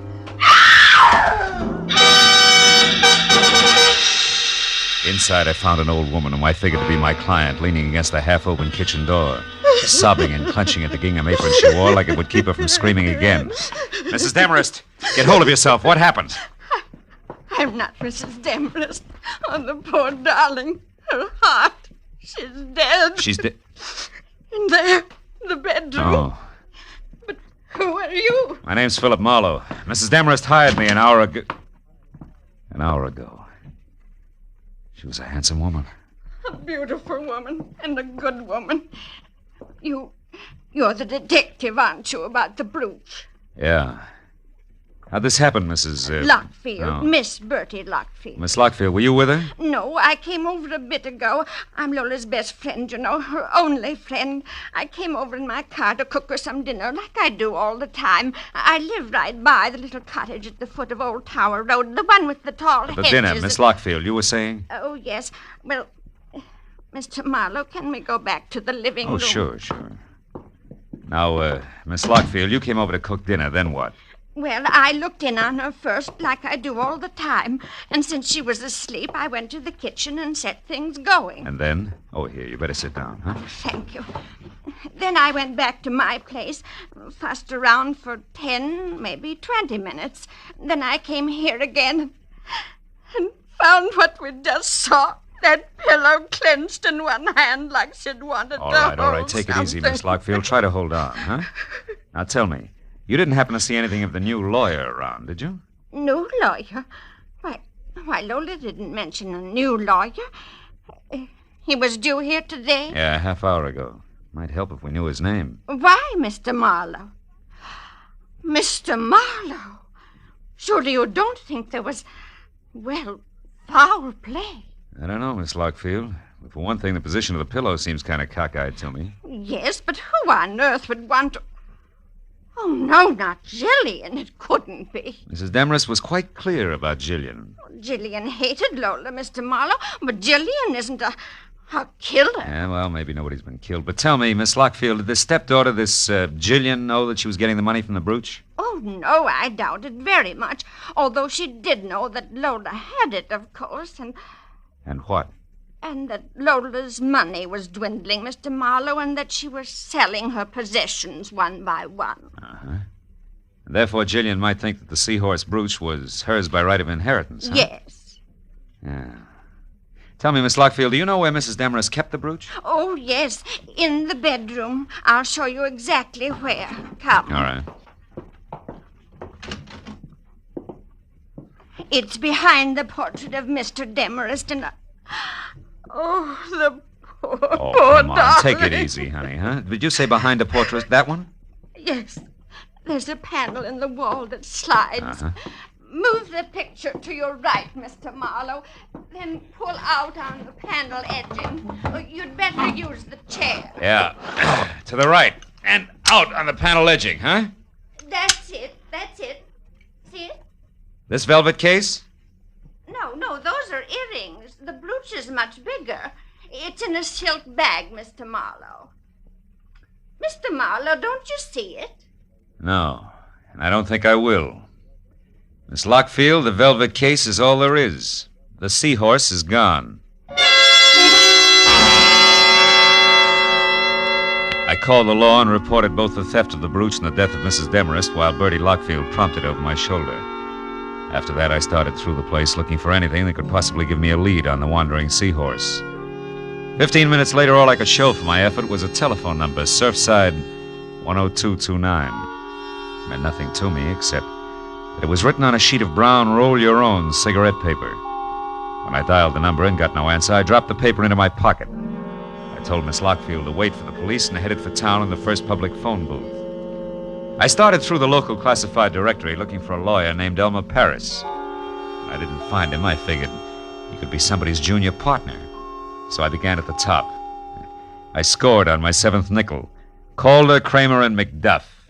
It was the anchorman who answered. Elmer Paris? Yes, we employ a lawyer by that name. One who was fired by Mrs. Lola Demarest early today, Mr. McDuff? Who ceased working for Mrs. Lola Demarest early today. All right, objection sustained. Tell me, where can I get in touch with Mr. Paris? At his desk here in the office, where he's been all day. Your reason for asking, sir? The answer you just gave me. Now, one last item, Mr. McDuff. Did your firm supply a new lawyer for Mrs. Demarest late today? We did not. And, sir, we never will. Oh? Each lawyer in this office is, first, a gentleman, second, a competent barrister. The belligerent Mrs. Demarest has use for neither. Good day, sir.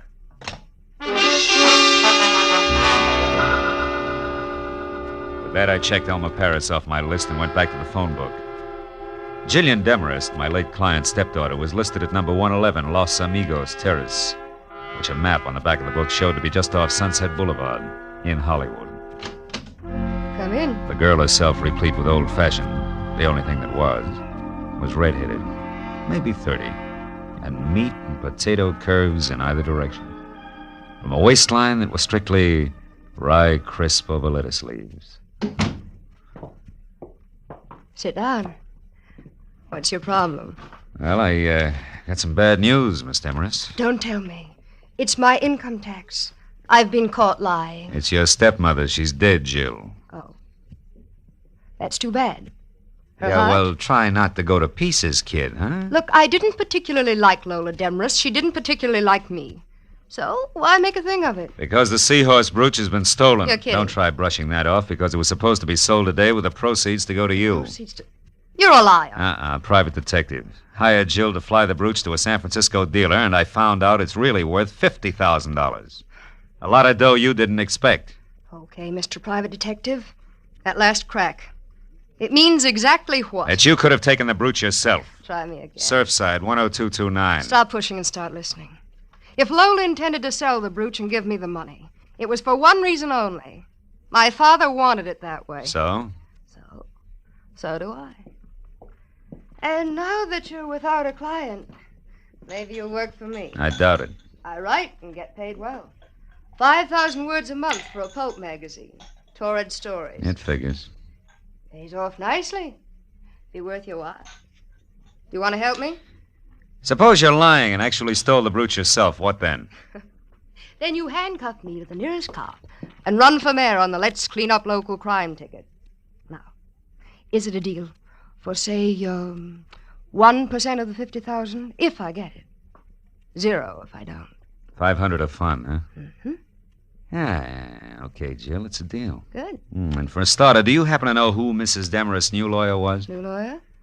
I didn't know the old one had been fired. I didn't say he had. Could have quit, you know. Nobody ever quit working for Lola Demarest. It wasn't her nature. No? Will you please stop barking at me and go out and bite the guy with the brooch? You look like you could do a good job of it. For $500. Yeah. But just think of the opposition, Jill. It's snapping at 50 grand.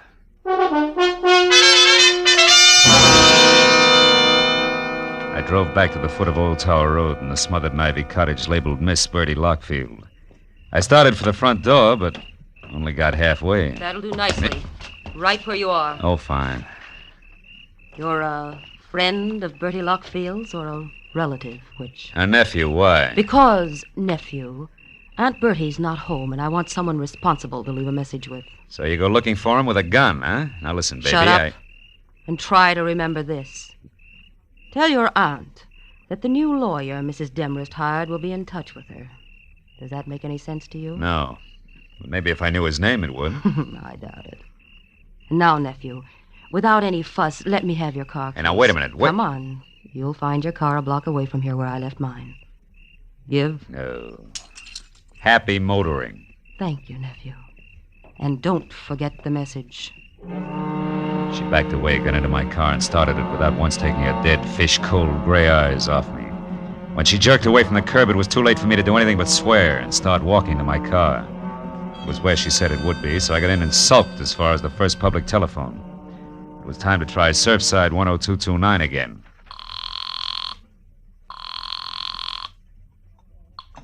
Hello. Hello, I'd like to talk to... To who? Wait a minute, is that you, Lieutenant Matthews? Yeah. Marlowe? Yeah, that's right. Oh, that Demarest case, huh? Well, Phil, the coroner thinks it was murder, all right. Suffocated her with a pillow, but they won't be sure till the autopsy report is in. Yeah, wait a minute, Matthews. Hey, wait a minute, will you? You're at Surfside 10229, right? Yeah. You got this number from Homicide, didn't you? No, I didn't. I got it from a brown cigarette paper I found at Mrs. Demarest's. Huh? Now, look, tell me, Matthews, what have you got and where are you? 51 South Monroe Place. 51 It's South. a dead one, Phil. A guy who sported a beard. The name was Paul Crater. Oh, occupation lawyer, right? No, Phil, wrong. The occupation was able-bodied seaman.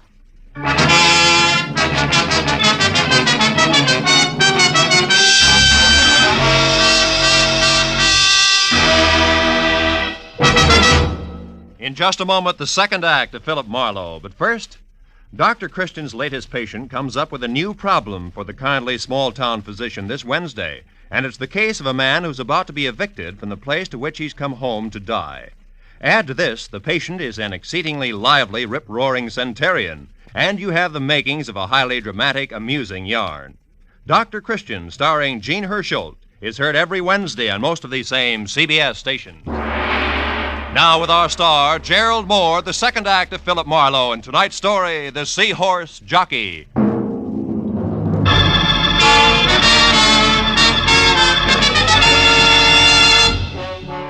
I was 30 minutes getting out to the address Matthews had given me. The neighborhood around Surfside looked like it had been pushed together from scraps that had washed in from the sea. And number 51 Monroe Place was no improvement. It was a corroded little frame house surrounded by a picket fence, with most of its front teeth missing. I parked in the red glare from the squad car's spotlight, and as I walked past the sagging gate, I could hear Matthews inside. Oh, hello, Marlowe. Come on in. But don't fall over the late Mr. Paul Crater there. Oh, that's him, huh? Doesn't look much like a sailor to me, Matthews, in spite of his whiskers. What do you expect, bell-bottom trousers? All right. Those guys wear suits when they're ashore like anyone else. He was shot twice, Phil. Once in the stomach, once in the chest. Dropped right here in front of the door, huh? Yeah. The way it looked, somebody came up and knocked, and when Crater opened the door, they let him have it. Got a line on him? Well, he was a nice, quiet guy, apparently. Lived here with his sister, Helen. As far as we know, they got along fine. We're still trying to locate her. He worked around here someplace, but we don't know where yet. But what about that Demarest business? Oh, that. Well, Oh, wait a minute. Oh, okay. Matthews. Yeah, Mooney. I see. Jug Nolan. As in J-U-G? Yeah. Uh-huh. He is? No, you come on back. I'll check him later, personally. Well, Phil, that answers one question anyway. Crater here worked out of a boatyard on Front Street. What was that Nolan, J-U-G, about? Jug Nolan. He's the bird who runs the shipyard. Oh. Mooney says he's a genuine old sea dog from Roll Your Owns to... Wait a minute. Did you say Roll Your Owns? Yeah. Matthews, how about letting me talk to this Nolan before you and the boys move in? Why? I'd like to check the color of his cigarette papers, and I'll let you know. Well, okay, Marlowe. Only keep your chin in. Maybe Nolan doesn't know anything about what happened to Crater here. Unless he pulled the trigger, huh? I drove through the thick smell of seaweed and dead fish that was Front Street for 10 blocks before I found a battered sign that read Nolan's, dangled over the door to a shanty of an office behind which a tangle of crooked masts stuck up like jackstraws out of a jam of crusty hulks. I pulled into the curb across the street from the place and started to get out when the office door opened, and a man who looked something left over from Moby Dick stepped out, headed across in my direction. As he passed in front of my car, I got a good look at the butt of the homemade cigarette, drooping over a jaw as heavy as the end of an anchor. It was rolled with brown paper. Odds on it had to be Jug Nolan. When he swung on down the street and finally went into a bar, I followed. Hey, Swede, do it again, huh? Be right with you, Jug. Snap to it. I gotta get... Well, what do you make of it, mate? Something biting you? Not exactly, Jug. I was just wondering how well you're acquainted with Lola Demarest. Demarest? Yeah. Well enough to know she's got vinegar in her veins instead of blood. Why? Is the old crackpot something to you? No, not now. She was my client earlier tonight. I'm a private detective. Name's Marlowe. Now keep it. You were up to see her today. I'd like to know why. Go ask her. That's a little tough now. She's dead. Yeah? Well, better late than never, mate. Miss her, do you? I can stand the strain. What was your business with her? Boats. Sure it wasn't seahorses? Don't talk bilge to me, mate. I said boats. 2 rusty, rotten scows covered with barnacles enough to sink 'em in another week. But to hear that old gal talk, you think each one was the Queen Mary. Hey, Swede! Yeah? Pour me that drink. Okay, Jug. Here, what's yours, mister? Scotch, Johnny Walker. Take them both out of this. No, you don't. I'll buy my own. And I'm tired of your questions, mate, so haul out. Here, Swede. Suit yourself. Maybe you can bear up on one more question, Nolan. For you, maybe it's easy. Who killed Paul Crater? What was that? Somebody put 2 bullets in Paul Crater in front door of his house. I just came from there. Paul, dead. If you're lying to me, mate, I'll tear you in two. Get your hands off, Jug. Why would I lie? The cops know who did it. Not yet, but they will. I'll find out about this and in a hurry. Slow down, Nolan. There's no rush. Crater's gonna be dead a long time. I want to ask you... Get out of my way! Now, look, Nolan, I said I wanted to... Never mind. Okay, Commodore, help yourself. Nolan's ponderous right fist was cocked when I changed my mind, but that wasn't what did it. Over his shoulder, I'd spotted a familiar face. Detective Lieutenant Matthews leaning at the end of the bar and studying his thumbnail intently.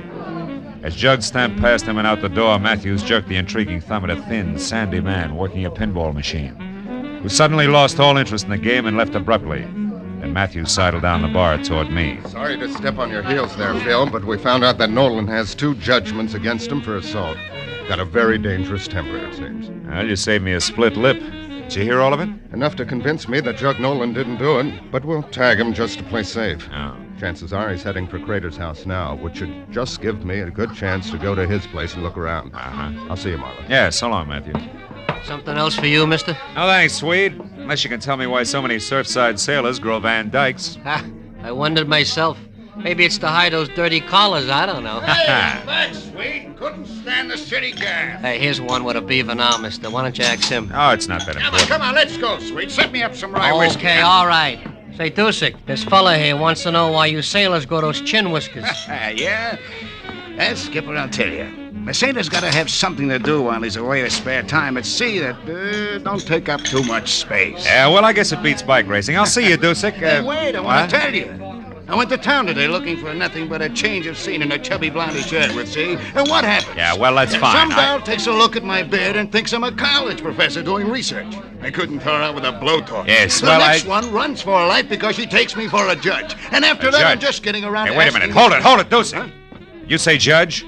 What's up, Skipper? You losing your rudder? Just the opposite. You've given me an idea that'll work. Yeah, and what? 2 murders, a beautiful sneer, and a missing seahorse. It's wild, but it's beginning to make some sense. So long, sailor.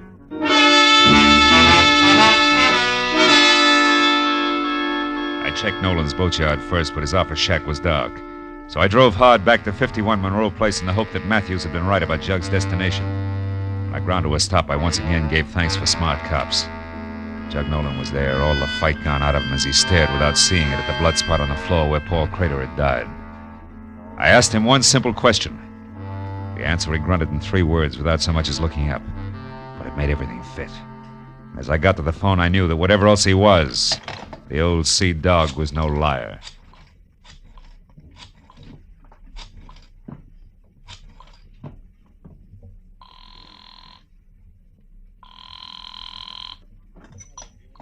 Hello? It's Marlowe, Jill. Oh, I've been waiting for this. What is it? Money or fun? All depends. Now listen close. I've got to have some help right away. What's wrong? Where are you, Phil? It doesn't matter, but this does. Get hold of that friend of your stepmother's. What's her name? Bertie Lockfield. And both of you meet me at your stepmother's house as soon as you can make it. It's important, baby. Don't fail me.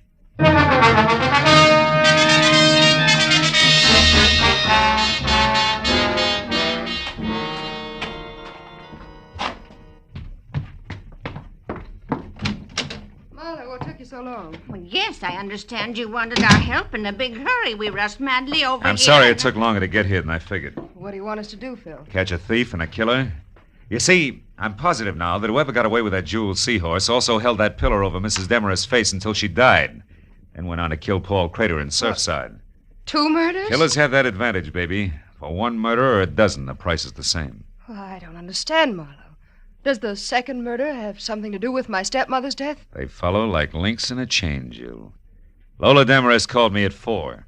She was expecting our new lorry at 4:30. When I got here at 5, she was dead and the jeweled Seahorse was gone.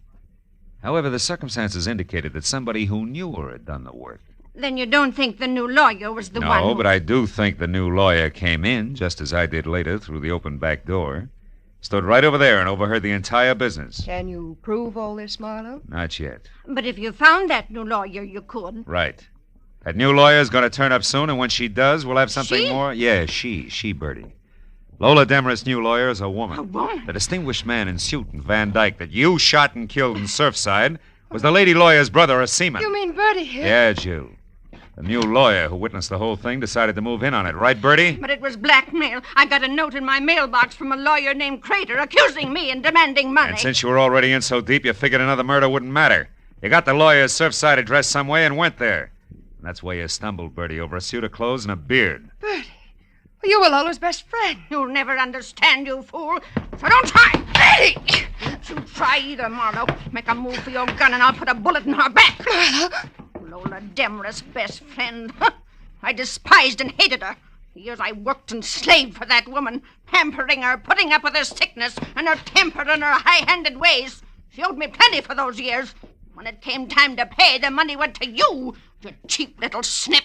You'd done nothing for her. You were getting everything. Stand still, Marlowe. I came prepared, remember? So did I, Mrs. Lockfield. Helen Crater. Better drop it, Bertie. You're in the middle. Listen, we can still do business like you said in the note. Not now, sister. You forget 3 things. First, you tried to kill me. Second, you did kill my brother. Helen, you don't know what you're doing. And third, the female of the species is always deadlier than the male.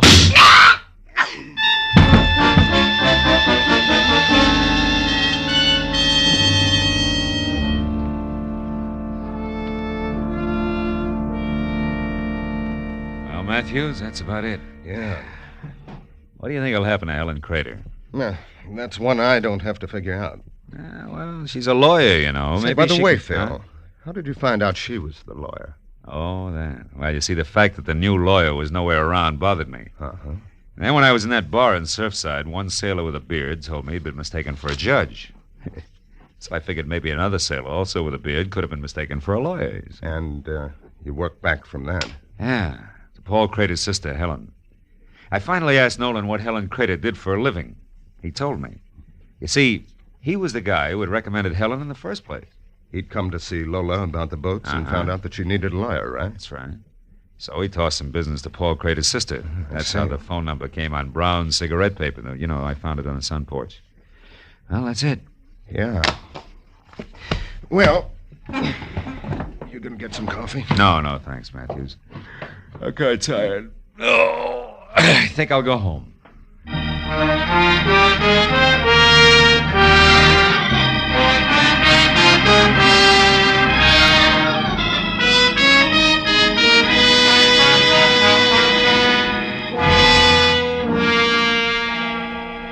It was almost 3 in the morning. A silent, sterile hour at the short end of a long, long night. Everything that happened had been because of a jeweled seahorse, an ugly little replica of an ugly little fish. But then, as I thought about it, I realized that the trouble wasn't because of the seahorse. It was because of the people. Bertie Lockfield, Helen Crater, Lola Demarest. That's always the trouble. People. Yeah. To coin a cliche, it takes all kinds of people to louse up the world.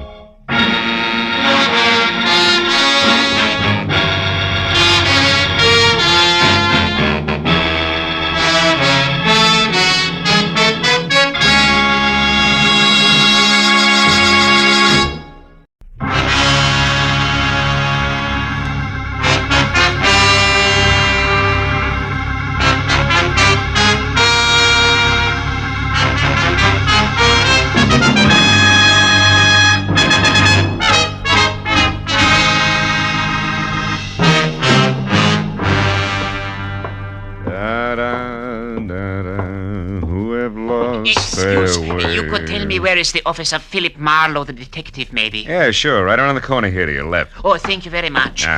My friend, you know this Mr. Marlowe, eh? Well, yes. Yeah, I think you could say I know him. Tell me, he is a reliable man? Well, it depends on what you want to rely on him for. Excuse me, will you? I want to unlock the door. What? You are Philip Marlowe? Yeah, you're so right.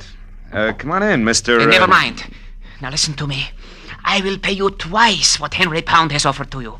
Also, I will add to that $1,000 for a bonus. Wait a minute. What is this? Henry Pound, 1,000? Please, I have not the time for haggling. We make it $2,000. But you must work for me, not for Henry Pound. You only pretend to work for him. Now, look, Bud, in the first place, I haven't heard from Henry Pound since I worked for him 4 years ago. Huh? Second place, I still don't know who you are or what you want. Huh? Maybe you better sit down over there, start at the beginning, and tell me. You are lying to me! Very well, Mr. Marlowe. The short, dumpy man with wild black hair turned suddenly savage, swung a hard fistful of knuckles at my front teeth, and piled me back up against my office desk. By the time I got out into the hall, he was gone. I was going to follow him, but my phone, screaming for attention inside, stopped me. I decided to be philosophical about it. After all, screwballs find me all the time. Hello, Marlowe speaking. Phil, this is Henry Pound. Remember me? Yes.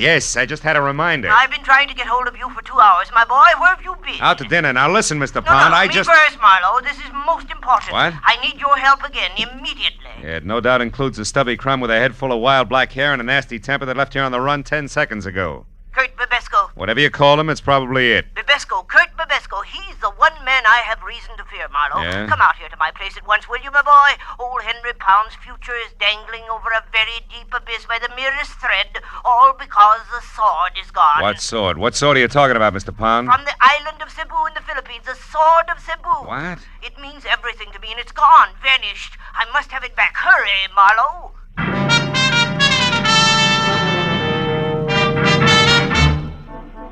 20 minutes later, I pulled up in front of the walled-in jungle Henry Pound called home and zigzagged in through an Okinawan anti-evil spirit gate. Waded past a grove of dripping elephant ears and ragged banana trees and finally made the front door.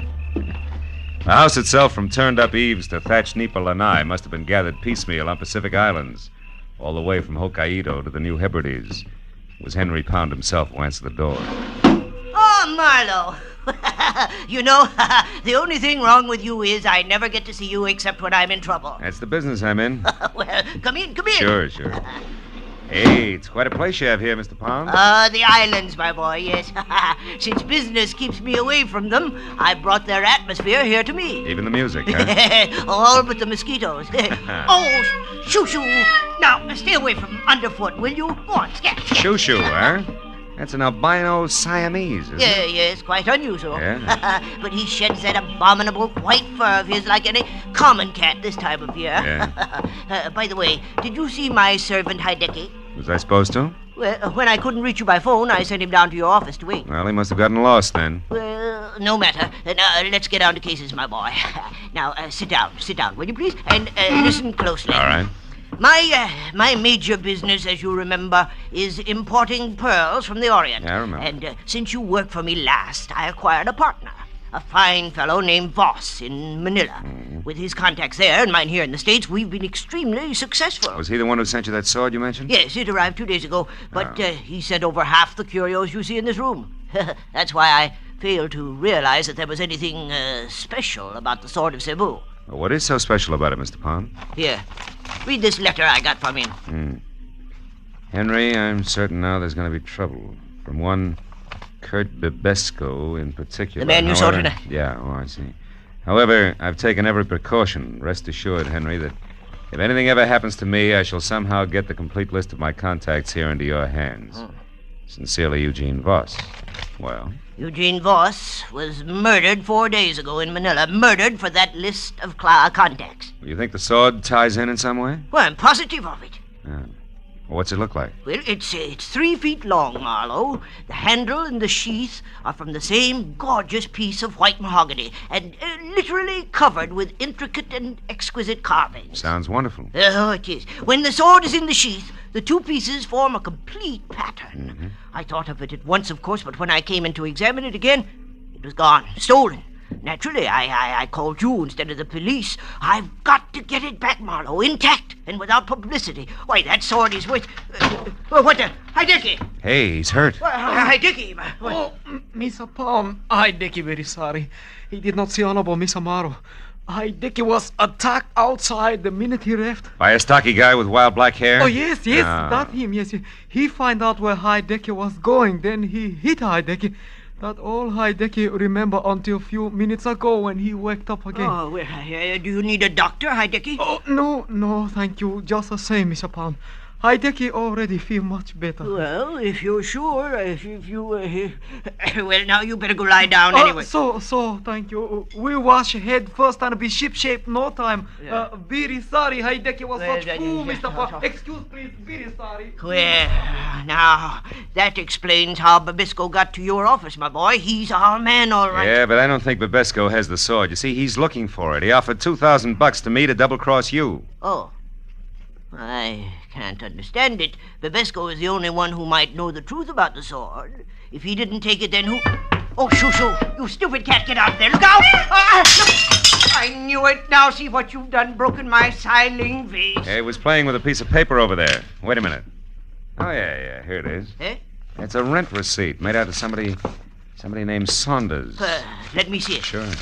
Received $40. Rent 1 month in advance for 812 Front Street, Venice. It is dated yesterday. Marlowe, I've never heard of this Saunders person, yet this thing was dropped here in my house. Perhaps by our thief, Marlowe. Do you realize what a break this is? Dropped isn't the word. This was deposited. Oh, what do you mean? It's a plant complete with name, address, and date. It was left here by someone who wanted it to be found, because whoever has the sword of Cebu right now might also have it up for sale. I think you're right, my boy. Wait, what do you plan to do? The only thing I can do, go to Venice and strike a bargain in our favor, I hope. I'll call you, Mr. Pound. I pushed my way out through the jungle to my car, turned around at the dead end of the street, and went down the way I'd come. At the first intersection, leaning against a lamppost, was 6 feet of lantern-jawed redhead in a turtleneck sweater and seaman's jacket. Gave me a hard, steady once-over until I was out of sight. Later, halfway to Venice, I picked up a pair of very sticky headlights in my rearview mirror, but lost them again. I turned out to Front Street and finally found number 812 all by itself out at the far end. I parked a block away and walked back. It was a battered, rickety beach shack. I moved in gently and found a crack wide enough to look through. There was no furniture, just one big packing crate, a kerosene lamp, and a blonde. Ho, what a blonde. She belonged in that joint like an orchid in a blacksmith. In one hand, she held a cigarette, in the other, a small automatic. I went quietly to the back of the house, found a tin can, and threw it. Then I plastered my back up beside the door and waited. She came out slowly, gun first, and when there was enough showing to get a hold of, I grabbed! Let go! Drop the gun, sister. Come on, give! There! That's better. Now we can go in and talk, huh? You think you're so clever. I get by. Hey, cozy little spot you picked. You got here, so it serves its purpose. Who are you? Philip Marlowe, Henry Pond's private detective. Where's the sword? We've things to talk over. Your first. bargaining position is lousy, Miss Saunders. What's the offer? 0, baby. I'm getting it back for free. Now, where is it? Take your hands off me. The sword is here in the house, but the scabbard isn't.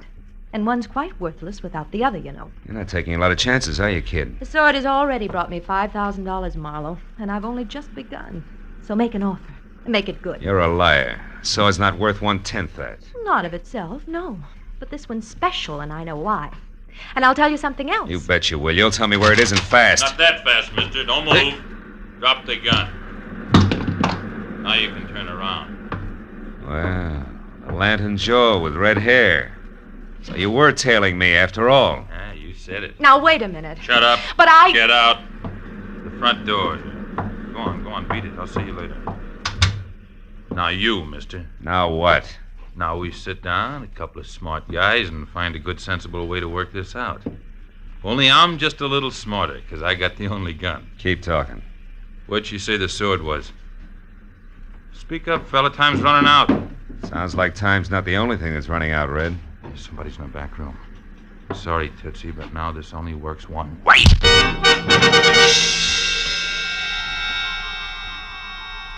Oh.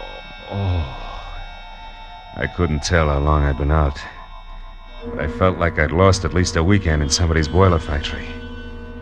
I got back far enough to realize that something was going through my pockets. He was snaggle-toothed, had a week's growth of beard, and put the room in need of a healthy spraying of sweet air. Yeah, that's a little better. I thought you was done in there for a minute. Yeah? Who are you? Oh, what happened anyway? Yeah, that's what I'd like to know. Call me Sid. Okay, Sid. Yes, thank you. I was walking along the beach out there like I always do, and all of a sudden I heard a scream. You know, like it was a wounded cat. It came from in here. And I know this house has been empty for years. Was it you was screaming? No, I went out too fast. Yeah. Well, I come a-running, and just when I stepped up in the porch, a fella in a pea-jacket come charging out and beat it down the street. Yeah, I remember. Red and the noise in the back. Oh! Have you been in there, that back room? Me? Yeah. Sid? No, I just looked this far, and I found you. What's it all about, mister? What's back in there? Hey, bring that kerosene lantern, will you? Yeah, sure. Here, I got it. Look, a guy. Yeah, a wild-haired Romanian named Bibesco, with the sword of Cebu sticking clear through him. Dead center.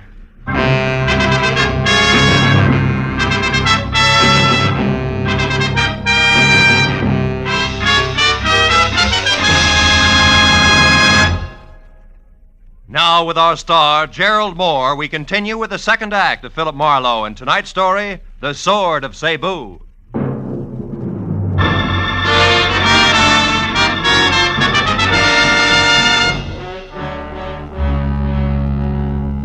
While the beachcomber gaped like a marionette with broken jaw strings at the impaled body of Kurt Bibesco slumped at our feet, I quickly covered the room and the back porch, which led to the beach outside, looking for the wooden sheath that belonged to the sword of Cebu, just in case Claire Saunders had been bluffing.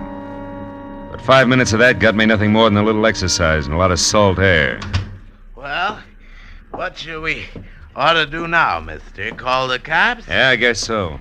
Sure would like to take that sword. So would I, Junior. But the homicide boys are kind of narrow-minded. You see, they like their corpses as is. Yeah? Come on, let's get to a phone. Okay. Nearest one's a couple of blocks away. You got a car? Yeah, it's out front. Got a light? Yeah, here's some matches. Thanks. Hey, wait a minute. Huh? What do you do with the conga club? Me? Yeah. Oh, them matches ain't mine. Just picked them up off in that barrel. Just picked them up. Conga club, huh? You know where it is? Hey, sure, it's right here in Venice. Ex-Marine runs Oh? it. Kinda wild, though. Cops raided it once. They had some dancing. Where girls. is it? Where is Oh, it? Come on, it could be important. Straight down Front Street, Broadway, then left one block, and you're there. Uh-huh. Now, look. You call the cops and get back here and wait till they come. Tell them my name is Philip Marlowe. I'm a private detective. Yeah. Oh, no. No, sir, not me. I ain't waiting here alone. $10? That's all? You heard me. Here. Tell the law I'll get in touch as soon as I can. Also, Sid, I'll match that 10 the next time we meet if you've kept your mind on your work. Yeah. Okay. But where'll I tell him he went to? The conga? You catch on fast. The conga, Junior.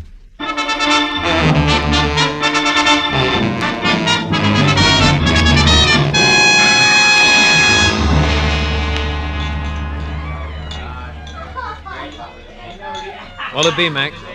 Scotch and a little information. Girl named Claire Saunders, dressed in a white linen. I never heard of her, Mac. Oh. I see so many people, you know. Yeah, sure. Now, you get what I mean, don't you, Mac? Oh, of course, yeah. Well, you better make that a double Scotch. I'm through. He should have known better. Trusting a fast dame with every cent of his war bonus, a jerk. Wait a minute. Huh? War bonus? Yeah. Who should have known better? Well, Sarge, I'm running out of ammunition. Yeah, I'll be with you in a minute, Kelly. Wait a minute. Look, who should have known better, mister? My kid brother back in New York. He's a vet, Marines.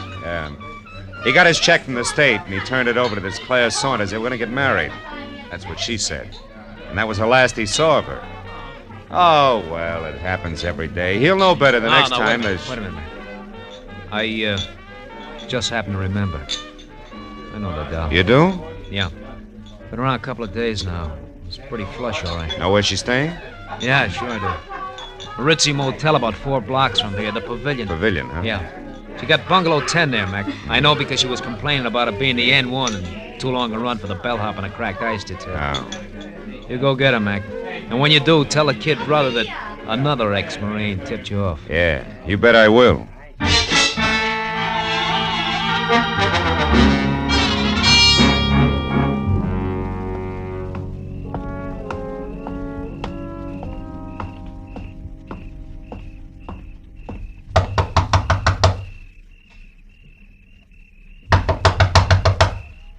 Who's there? Bellhop, ice. Oh, there must be some mistake. And you made it. There, we're going to straighten it out right now. Get your filthy hands. Quiet down, Duchess, now. Sit down, over there. Don't as much as bat a false eyelash. While you do what? Take inventory, baby. I know you're alone because I played Peeping Tom before I played bellhop. Chambermaids do a much-needed job on bedspreads. All right. So it's under the pillow. So you've got the sheath. Now, what are you going to do with it? And without the sword? Are you kidding, Duchess? You don't think I missed that back room at the cottage, do you? You found the sword there? And Kurt Babesco, who's wearing the sword the hard way, through his insides. Somebody was killed with a sword. Oh, come on. It's a little late for that wide-eyed pitch, baby. Doesn't your carrot-top partner tell you every time he kills? Marlowe, you got everything wrong. Oh, sure I am. Yeah, sure. But just for laughs, let's pass Sid and you along to the cops, huh? Oh, no, please don't. Please, I'll tell you everything, Marlowe. Turner isn't my partner. He hardly knows me. That's better. Now, just who's Turner? The man with the red hair. Uh-huh. Oh, Marlowe, believe me. I can explain everything. Okay, let's try it. Did you steal the sword from my client, Henry Pound, yes or no? Yes. Why? Marlowe, let me start at the beginning. A week ago in Manila, please. All right, let's have it. It was late in the afternoon, and I was shopping for a handbag, just looking in store windows. Suddenly, I noticed a man hurrying down the opposite side of the street. A man who turned out to be Eugene Voss, Henry Pound's partner, maybe? That's right. I could tell he was afraid of something, Marlowe. He darted into a curio shop nearby. A minute later, I saw Turner. You know him? Just slightly. We'd met once. Obviously, he was following Voss. But he didn't go into the curio shop. Instead, he hid close by. And then when Voss came out, he shot him, Marlowe. Just like that, huh? He was gone before anyone knew what had happened. I ran over to Voss to see if there was anything I could do to help. But there wasn't. He was dying. Oh, it was frightful. Please, Marlowe, I'd like a drink. They're on the desk. When you're through, go on. What happened next? Well, he told me to take the money in his billfold, $5,000, to take it all for delivering a message. About the sword? Yes. I was to get in touch with Henry Pound here in Los Angeles and tell him that the sword which Voss had just purchased in the curio shop was on its way. That he should pay special attention to it. And then he died. Mm-hmm. Well, you decided that $5,000 was an awful lot for playing messenger boy, huh? Yes. So you said nothing to the police, grabbed the first plane for L.A., got the Pound's place here, and swiped the sword, right? I figured if delivering the message was worth $5,000, the sword itself would be worth a lot more. But you had no idea why. Oh, no. Maybe a code in the pattern of the design and the jewels in the handle. Probably not the sword itself. Yeah, you figured right, little schemer. Here's your drink. Thank you. Huh. Oh, the rest of the story I can fit together myself. You knew you had something, but you didn't know what, so you swiped the sword, you left an obvious clue to an empty cottage, that rent receipt, you counted on it to start the ball rolling, and it certainly did. Who would that be? I don't know. Find out. Who is it? Turner, I want to talk to you. Just a minute. You still sure you're not partners, baby? Yes. I told you the truth, Marlowe. All right, answer it. I'll wait here in the closet with the door open wide enough for the barrel of a .38, just in case you've never been to Manila. Go on. All right. Open up, hurry. Close it quick, that peeper may be around. Who? The one I slugged over at the cottage. He wasn't there when I went back, just some bum I scared away. Went back? Yeah, I went back. After you ran, there was some excitement, Sweets. First, I slugged the peeper because I heard some noise in the back. I thought it was you. Me? I never returned to the cottage. I know it. It was a louse named Babesco. I got him all right. With the very sword he was after.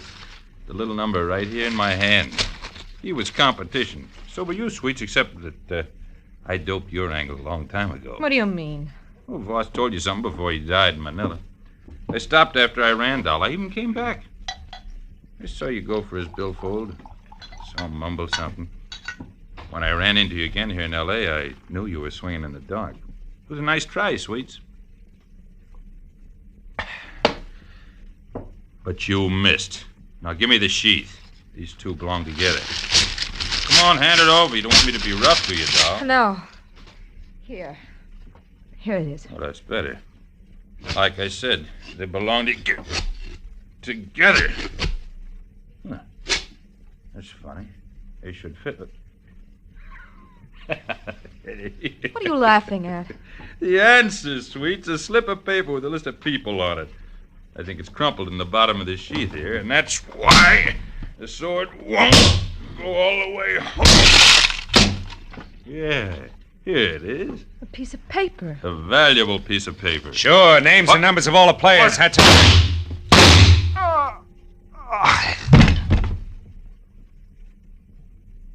Marlowe,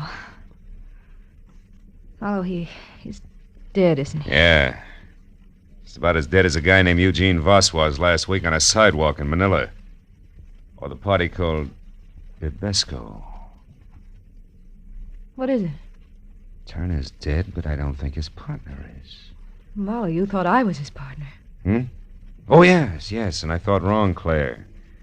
Now I got a little more to go on. I'll see you, honey. Oh, no, wait. What am I supposed to do? Call the police and explain it all away as a practical joke?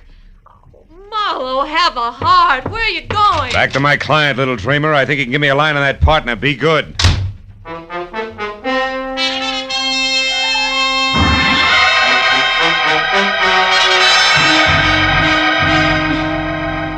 I was an hour plus driving slowly back to the transplanted world on Crestline Drive, and all the way I kept adding and subtracting all the screwball figures I'd run into, hoping that someplace I'd find a mistake.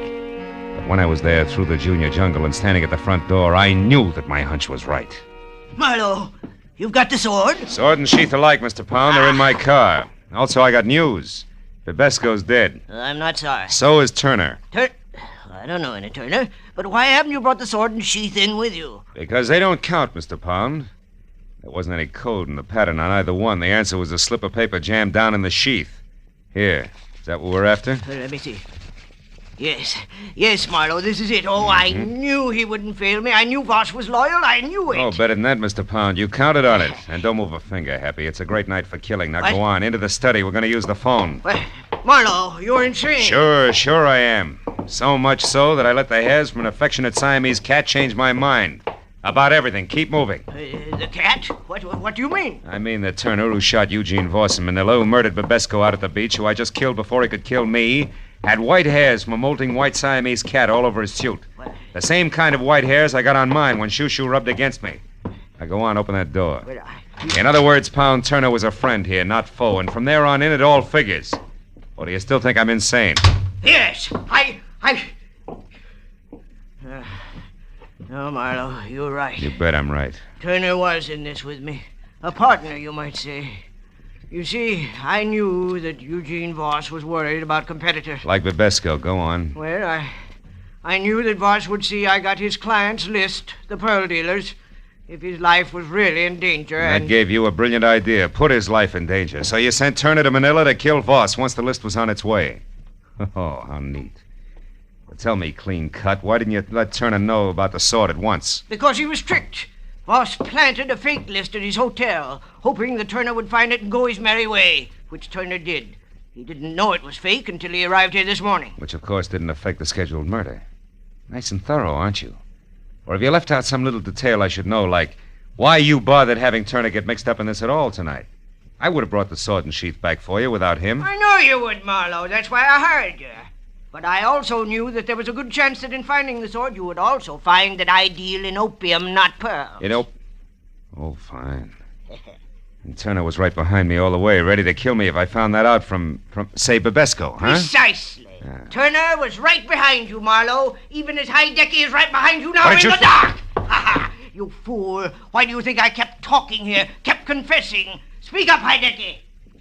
Hideki, talk! He can't, Mr. Pound. What? Hideki is very unconscious. She's what? I hit him with a vase. A Filipino vase. No, you're lying! Hideki! Pound, hold it, Pound! Oh, my leg! Oh, no. Marlowe, you've got him. Marlowe! What's the matter?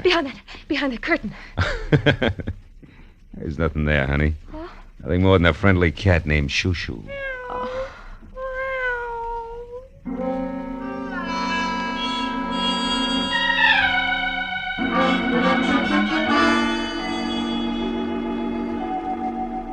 It took a long time.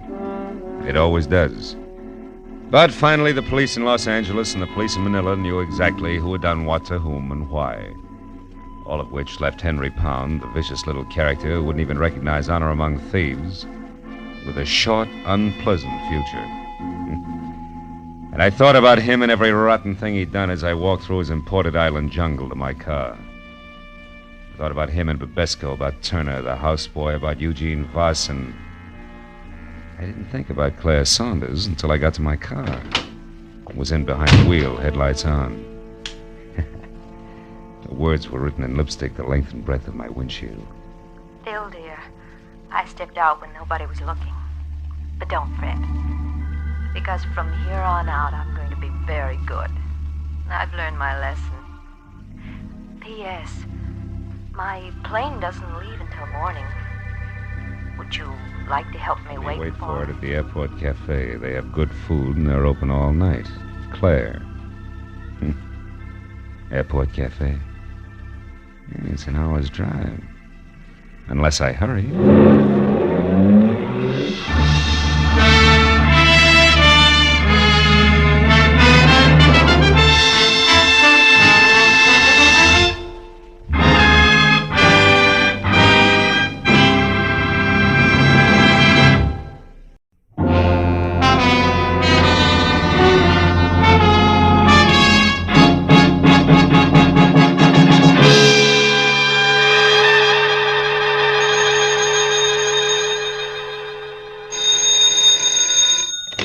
Hello.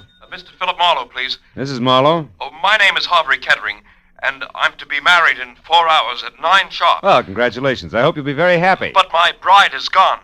Disappeared. I need your help. Now, look, if you've been left waiting at the altar, I can't... No, it's nothing like that. She's in trouble, Mr. Marlowe, I'm sure. Oh? Shirley loves me.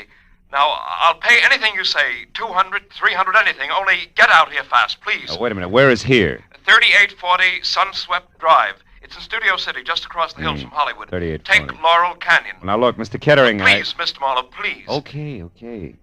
All right, Mr. Kettering, I'll see you.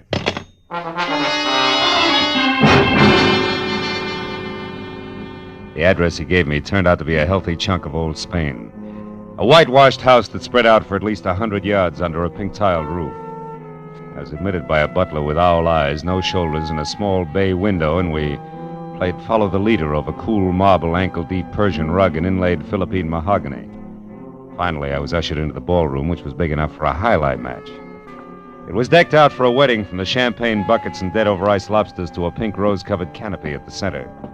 And in the middle of it all, chain smoking while he worried, was my new client, Harvey Kettering. Oh, Mr. Marlowe, I'm afraid there isn't a moment to lose, so I'd better tell you what I know quickly. But let's step outside on the patio. All right, Mr. Kettering.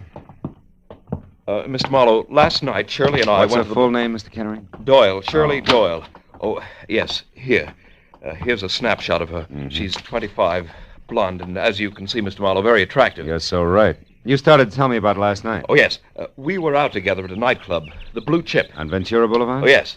We'd never been there before, yet I think that's where it started. What do you mean, started? Well, when we were leaving the place about midnight, I called a cab. I was just giving the driver Shirley's home address, the Moore Park Court Apartments, when suddenly she told me to get in and told the driver to start at once. Do you know why? No, I thought perhaps she'd seen somebody coming from the club.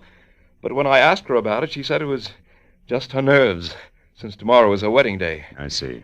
Then today she was supposed to call, but she didn't. At 2, I called her. Talk to her? No, she was gone. But I talked to the daymaid. She said when she arrived, she brought in a note that had been left outside Shirley's door. There's one of those leave-a-message pads in a box on her porch rail. Mm-hmm. She said it seemed to upset Shirley terribly. Mr. Marlowe, what are we going to do? Now, look, have you been over there to Shirley's place? No, I haven't. Got a key? Yes, I do. All right, Mr. Kettering, you have the key, so let's go. But, what shall I do about the guests, the Nothing right now. We may be lucky.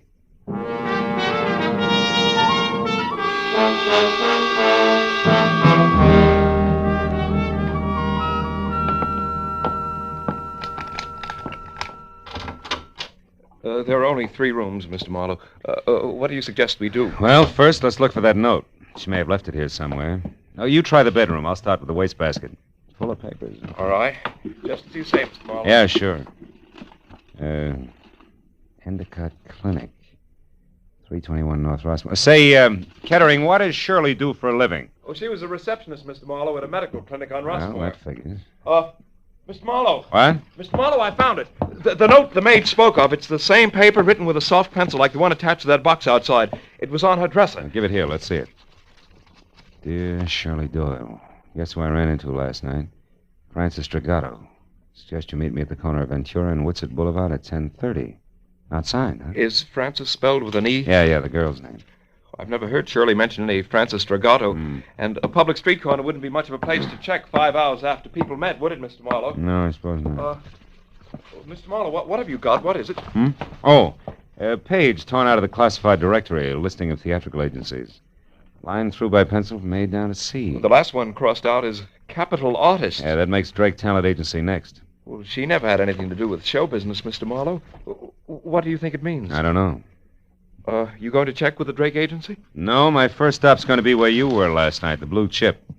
I know the owner, Eddie Shaft, and Eddie knows an awful lot, including things that aren't always exactly his business. May be able to help us if he wants to. Shall I come along, Mr. Marlowe? No, you go home, Kettering. I'll try to deliver your bride before 9. All right. Shall I pay you now? Now, we'll let it go COD. I haven't the slightest idea what I'm going to run into.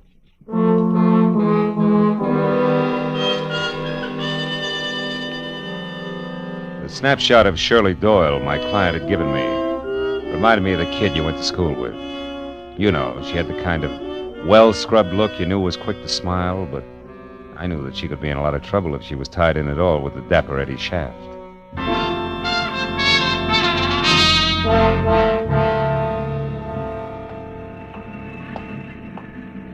After dark, the Blue Chip was one of those cozy, soft lights melting on thick drapes kind of places.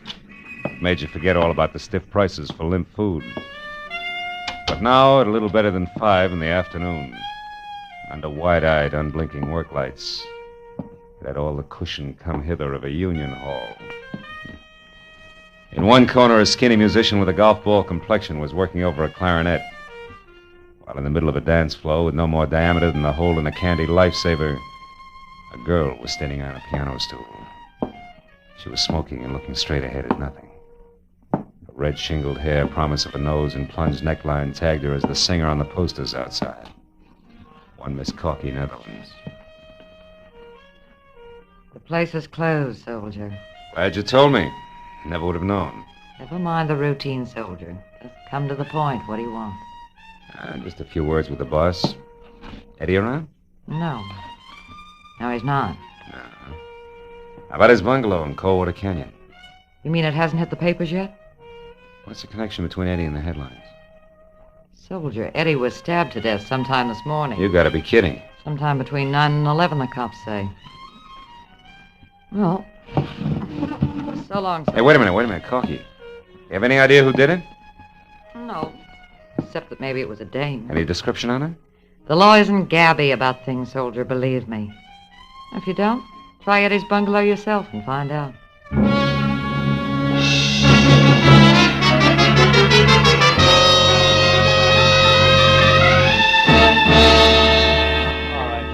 Hush it up, will you?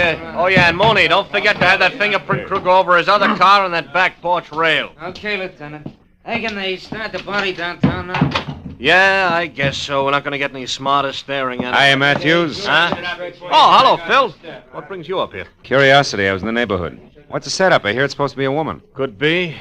Where do you hear this? Singer over at the Blue Chip, Corky, Netherlands. Oh, her. Yeah, well, she's clear. She Yeah? was home right up until noon, and she can prove it. This happened a little before noon, an hour or so. But it was a woman, all right. What makes you so sure? Oh, Phil, fresh lipstick on a glass and a cigarette, a kitchen knife for a murder weapon, etc. No. Also, some long-nosed neighbor saw a girl. Said she was young, maybe blonde. She wasn't sure. Saw her run out of here a little after 11 this morning. Mm-hmm. All this adds up to somebody in particular, huh? Well, it should, Phil. Norma Mayetta. Who? Norma Mayetta is her name. She Oh, was yeah, Eddie's dearest, yeah. you see. It should add, but it doesn't. She left town last night for Chicago in the 1 a.m. plane. We checked it. Of course, Eddie Shaft went with a lot of girls. Excuse me, That's so Lieutenant. right. We just got hold of that night cashier over at the Blue Chip. Yeah, what do you say, Mooney? Shaft took $50,000 in small bills out of the office safe last night. Oh, what time? About 2 a.m. Had it in a large manila envelope. Yeah, nothing even close to manila envelopes turned up here, has it? No, Lieutenant, but that gives us another angle to shoot at. All right, Mooney, pass the word to the boys. Okay, Lieutenant. Look, Marlowe, just a passing thought. What? You sure you're just curious? You sure you don't want to play 1 and 1 makes 2 with me? Yeah, I'm sure, Lieutenant. Well, look, I'll see you. I'll give you a call Marlowe, if I... Huh? wait a minute. Yeah? Look, I know all about your professional ethics, relations between client and private detective. We Yeah. won't go into that. We're going to go into something else very briefly, Phil. The law on many points is quite clear, Marlowe. Clear like what, Matthews? Clear like the status of an accessory before or after the fact in a murder case. And like aiding and abetting a criminal. Like a lot of things you know all about, Phil. Keep them in mind, will you? Okay, Matthews. Yeah, I'll see you.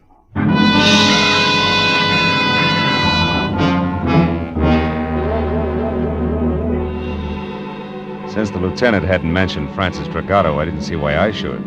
All of which made it a good time for me to cross my fingers and check the name, which had been on deck on the list in Shirley's apartment. The Drake Talent Agency. The place, which was on Sunset Strip, was strictly coy colonial, from a miniature Mount Vernon front to an oversized mirror-polished brass knocker on the front door that said my tie was crooked. And I was sure that the gentleman who answered the door noticed it. He was impeccable. In cocoa brown gabardine, white high-at-the-throat tab shirt, and also cocoa brown silk tie. And at the bottom there were thick-soled cordovans with leather laces. At the top, a crew cut over jet black horn rims. He took the glasses off, and long, soft fingers toyed with one stem while he talked. Yes, sir? My name is Philip Marlowe. I'd like to talk to Mr. Drake. I'm Mr. Drake. Oh? What was it you wanted, Mr. Marlowe? Well, I'm not exactly sure. You see, Hey, Drake, this picture here is Corky, Netherlands, right? The third one over, yes. She's a client of ours. But this picture isn't what you came to talk about, is it, Mr. Marlowe? What's our home address? I beg your pardon. Come on, quick. It's important. And confidential. This isn't a Lonely Skip Hearts Club, it. Mr. Marlowe. I was playing a long shot when I knocked on your door, Drake, but now it's paid off, so tell me. Any stranger called for Corky's address today? I don't know, and the secretary's already left. Look here, Mr. Marlowe, what's this all about? Murder, Mr. Drake. Murder? A messy one. Now, do you give me the address, or do I start after it myself? Well, I don't know. Come on, answer up, Drake. The Towers, an apartment hotel on Ivar. Now, one last thing. Don't call her after I leave unless you want to be up to your hand-stitched lapels and cops.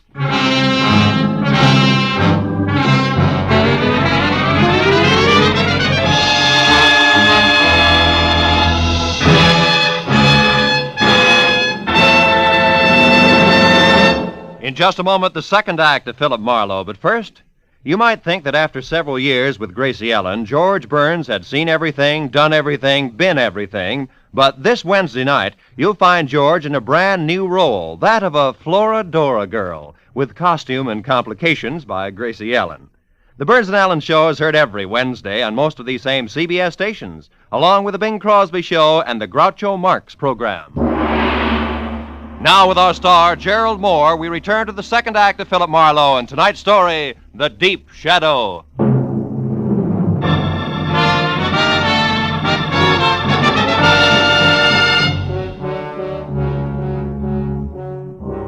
I left the glossy Mr. Drake and his glossy little agency with his mouth hanging open and drove down to Hollywood Boulevard to Ivar, and from there up the hill to a 5-story air-conditioned monolith with Venetian blinds called the Towers, which offered about as much sanctuary as the Yankee Stadium.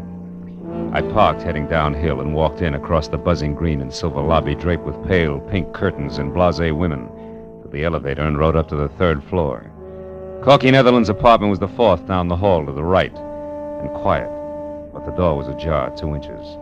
So I rapped hard enough to swing it all the way open. The answer sounded like a cry for help from the bottom of a well.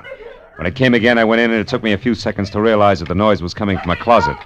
And when I got it open, Corky Netherlands reeled out, looking like she'd been through a threshing machine. She was here. She was after the money. Who was after She what beat money, me Corky? locked up, Who? and there's some dame. I didn't know her, but she... There she is. Shirley! Miss Doyle, wait a minute! It was Shirley Doyle. She'd been hiding inside near the door. She grabbed a handy, oversized ashtray and let it fly at us, then beat it. I made it to the hall just as the elevator door closed, so I took the stairs and raced it down to the lobby. I got out on the street in time to see Shirley with a large manila envelope in one hand pile into a sleek new Hudson and take off. I ran to my car to follow her, but that was as far as I got. I was stopped cold by a nasty little gun in the hands of a southern accent behind a pair of strictly Hollywood dark glasses. Be a good boy, honey, and hold it. Now, look, Right sister, there. who do you think you are? Now, What are you... I'll ask the questions if you don't mind. Why are you in such a fuss over the girl who just made off there? I was trying to get her out of a jam, believe it or not. Well, now, isn't that the darndest coincidence you ever saw? So am I. Only you want to catch her, and I want her to get away. But I guess that's life, isn't it, honey? Yeah, in the raw. You said it. We got big business together, her and me. And it sure don't include you. Just a minute. This ad's like you could be Francis Dragato. Francis who? Dragato. Me? Yeah. Oh, that name's much too fancy for the likes of me, honey. I reckon we can break it up now. So why don't you just give me the keys there in your hand? My keys? Come on, give. Yeah, well... That's a good boy. Now, don't try anything silly. And, don't fret, honey. I'll leave your car 2 or 3 blocks down the street here. Look, maybe you ought to go back upstairs and console little sugar child up there. Maybe take her to a movie or something. You know, to cool her off. Well, that's a nice, fresh thought. I'm loaded with them. Yeah, you're Try loaded. me again sometime. So long. Dames. Someday I'm going to get a case where there's no dames connected. Either directly or indirectly. Parking my car 3 blocks away, that's fine.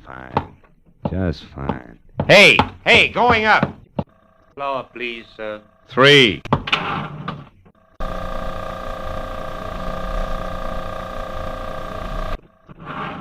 Did you catch her, Marlowe? Did you get her? No, she got away. Which leaves you and me, Corky, to make cozy conversation about that mention of dough you slipped on when I let you out of the closet. Come on back in the room, honey. What money? Now, look, you worked for Eddie Shaft as a singer in his club, but what else was Eddie to you beside boss? Just a minute. I don't see what business that is of yours. It's easy. He was murdered. The cops have already talked to me, soldier. I'm clean. Those negotiations can be reopened at any time. For one thing, you forgot to tell them anything about dough, and yet they're very interested in 50,000 missing bucks. That 50 grand was right here in the apartment, wasn't it? Well, You can't blame a girl for trying, Marlowe. No, not unless she tries too hard. Now, what does the name Francis Dragato mean to you? Francis Dragato? Okay, skip it. Where'd you get the dough? Eddie gave it to me to keep for him. Why you? I thought Norma Maeda had the inside track with Eddie. Not after he fell in love with me. Oh, no, that's not good enough, baby. There was a double cross. Where was it? Now, look, Corky, you might as well be smart about it, huh? All right, I didn't kill him. But if you can get that dough back for me, I'll split it with you. Right down the middle. I'm listening. That club of his is dying on its feet. The blue chip's going broke. Eddie and Norma Maeda raised $50,000 to keep it going. But Eddie decided to get out from under. He got rid of Norma by sending her to Chicago in a trumped-up deal. And he put all that cash in one lump and gave it to me to hold. We were going to run out together. Only somebody got to him, nailed him, and that left you holding the bag with $50,000 in it. That's nice. Except then a girl who belongs in this mess like a great-grandmother belongs in a high hurdle race stepped in and took it away from you. With the help of a southern accent and dark glasses. Who are you calling? Friend of mine at Homicide. Why, you... Sit down and shut up. So far you've been lucky, Corky. Don't push it. Lieutenant Matthews, Homicide. Marlowe Matthews, listen, on that Eddie Shaft case. Yeah, what about I got a couple of things you might be of help to you. Now, look, item 1. That missing $50,000 is being sought after by a southern accent and dark glasses. A woman? Yeah, and she pulled a gun on me. Item 2. The name Francis Dragato. It ties in. Dragotto. Ring any bells? Dragato. That's what I said. Yeah, wait a minute. Oh, yeah, I What? remember, yeah. Yeah, but it's nothing, Marlowe. It's ancient history. Dragato I knew was a third-rate burglar, shot and killed resisting arrest down the Sandbar district about 5 years ago. Way back when I was a prowl car sergeant. Look, what about this Tell me, southern... Dragato have a wife? No, I think there was a daughter around. Name though. Francis? I don't remember that good, Marlowe. Look, what is this Dragato business anyway? Well, so far it's a hunch. That's what I thought. Climb off of it and get down to facts, will you? Who's the dame after that Eddie Shaft money, and where did you run into her? I lost her on Ivar. That's not what I asked you, I know that's not what you asked, but anything else would be a breach of my client's confidence. All right, look, Marlowe, I'm real serious. I'm going to give you just 1 hour to notify your client and get down here and spill. After that, I'm putting out a call to have you picked up for withholding evidence. Yeah, Matthews ain't kidding this time. You, didn't say goodbye. That's quite a tightrope you walk, Marlowe. Yeah, sometimes. You're good. And I'm a girl of my word. You get that money back for me and it's 50-50. You're my only chance. Don't kid an old kidder, baby. You're a girl of 2 words. Double and cross. Good night, Corky. Well,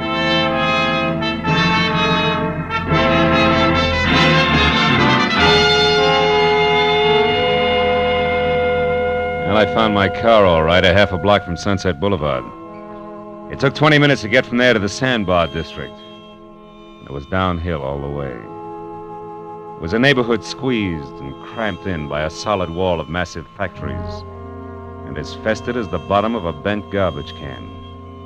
At the corner of River Street and 3rd, I found the house. 3 sagging, rotten stories of tenement that squatted in the eternal shadow of a huge gas tank like a sick, dirty old man. The proud, gleaming giant of City Hall was only 7 blocks away. Might just as well have been 70 miles. I went up to the door and knocked, and finally it inched open, just far enough for a face the color of dishwater to peek out. She hissed at me for a minute through the gap where her front teeth should have been, and then told me she was Ma Hargis, the manager, motioned me inside. The living room looked like something swept out the back door of a down-at-the-heel museum. So, you want to know about the Dragotas, huh? Yeah, they lived here, didn't they? Maybe, maybe not. Cops got the old man about 5 years ago? It's possible. What became of his daughter? Where's Francis Dragato? Why? What are you being so cagey about, Ma? Because a bird that asks questions has got an angle, always. The one who knows the answer's got a price, huh? Always. Okay, how far will a couple of bucks go? From here to the door.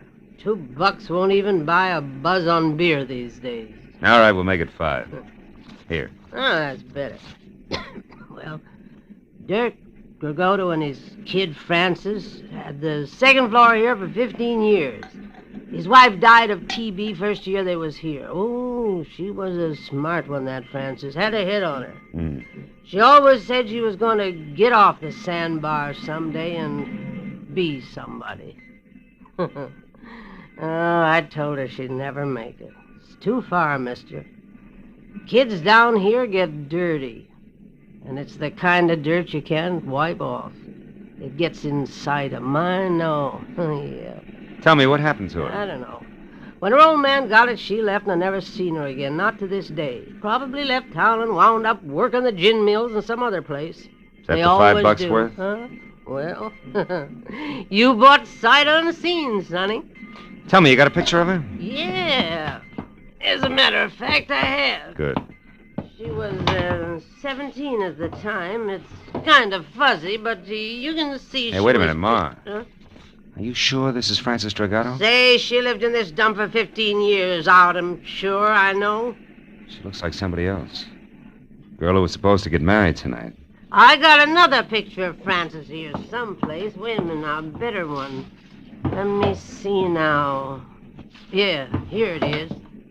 This was took down on Olivera Street, one of them stands. Oh, that's her best friend there with her, Norma Maeta. Norma Maeta? Norma was a tough little egg. Folks drank all the time and let Norma run wild. Oh, fine. Frances Dragato and Norma Maeta are friends. I'll say. Them two was quite a team. No bed. I always wanted to do something for them girls, but what can you ever do in a hole like this for anybody? You've just done it, Ma. Here's 5 more. Buy yourself another light bulb. Throw a party with the change. So long.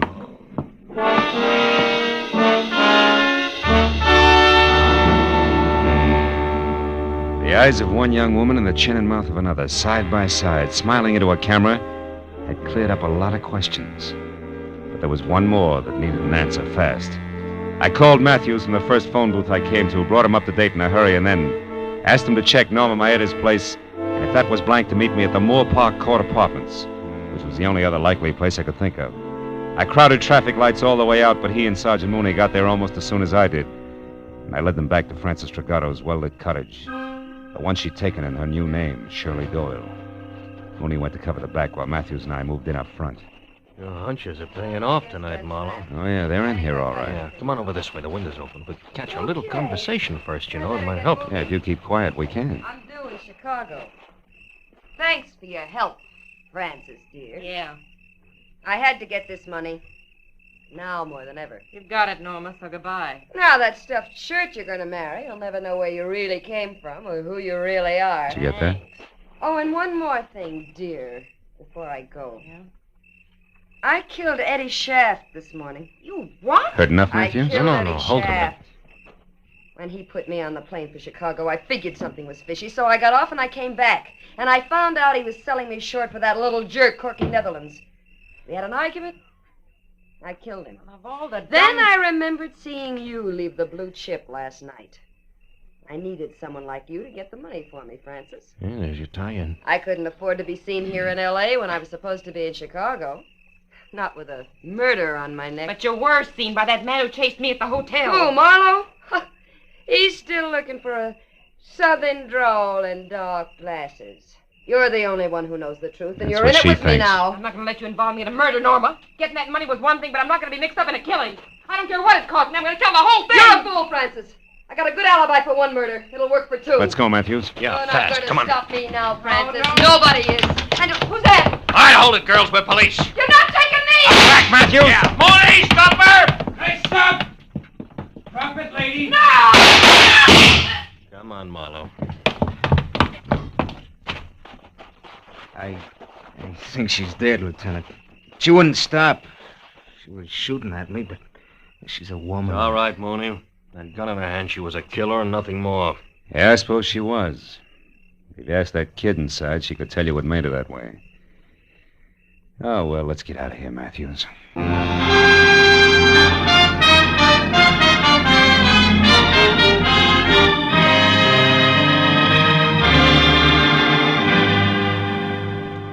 I can't thank you enough, Mr. Marlowe, for bringing Shirley, that is Frances, back to me safely. Oh, believe me, Mr. Kettering, it was a real pleasure. And you, Lieutenant Matthews, for your cooperation on withholding the publicity aspects of this horrible thing. Oh, no, it's okay, Mr. Kettering. Glad to help out. We're going to be married, you know, right away. Shirley told me the story and wanted to postpone the wedding, but I wouldn't hear of it. Good. After all, I'm not marrying her for the past. I'm marrying her for the future. Yeah. Best wishes, Mr. Kettering. Yeah. Maybe tomorrow when Shirley's calmed down. Give her my congratulations, will you?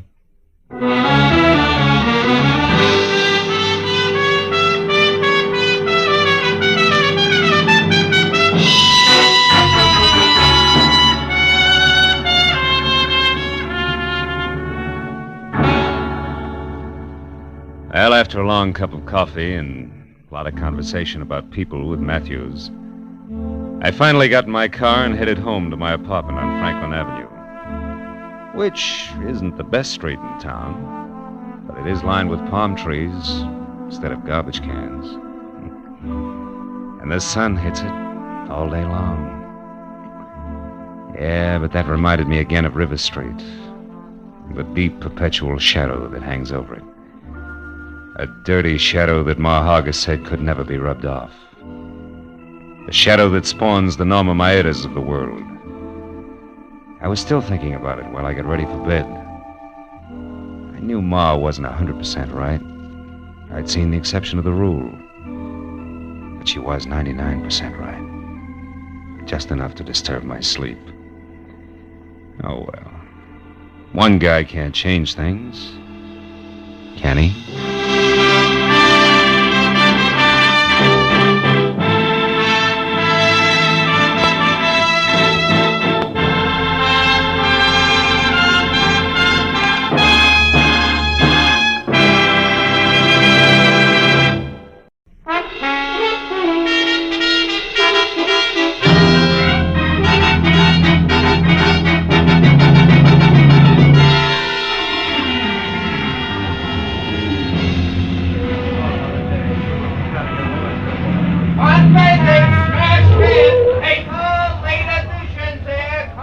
Hey, boy, give me a paper, will you? Paper, mister? Yes, sir. What do you like? Races, comics, or classified? How about some news? Star? Here you are. Thank you. Paper! Get out of my way. Hey, take it easy. Drive away from here. Fast. Wait a minute. What is this? You've got to help me. I'm being followed. Oh, just a minute, sister. I think The you better light's green. Drive, will you? Hurry, please. Okay. She was streamlined, from close-cropped hair the color of a smoky sunset to low-heeled slippers brocaded in bronze. And in between, a dress that conformed as close and smooth as lacquer on a Chinese vase. I made 4 turns in 4 blocks, then pulled into the curb and stopped. She stabbed a look at me with a pair of sharp, jade green eyes that said life had always been nothing but a calculated risk.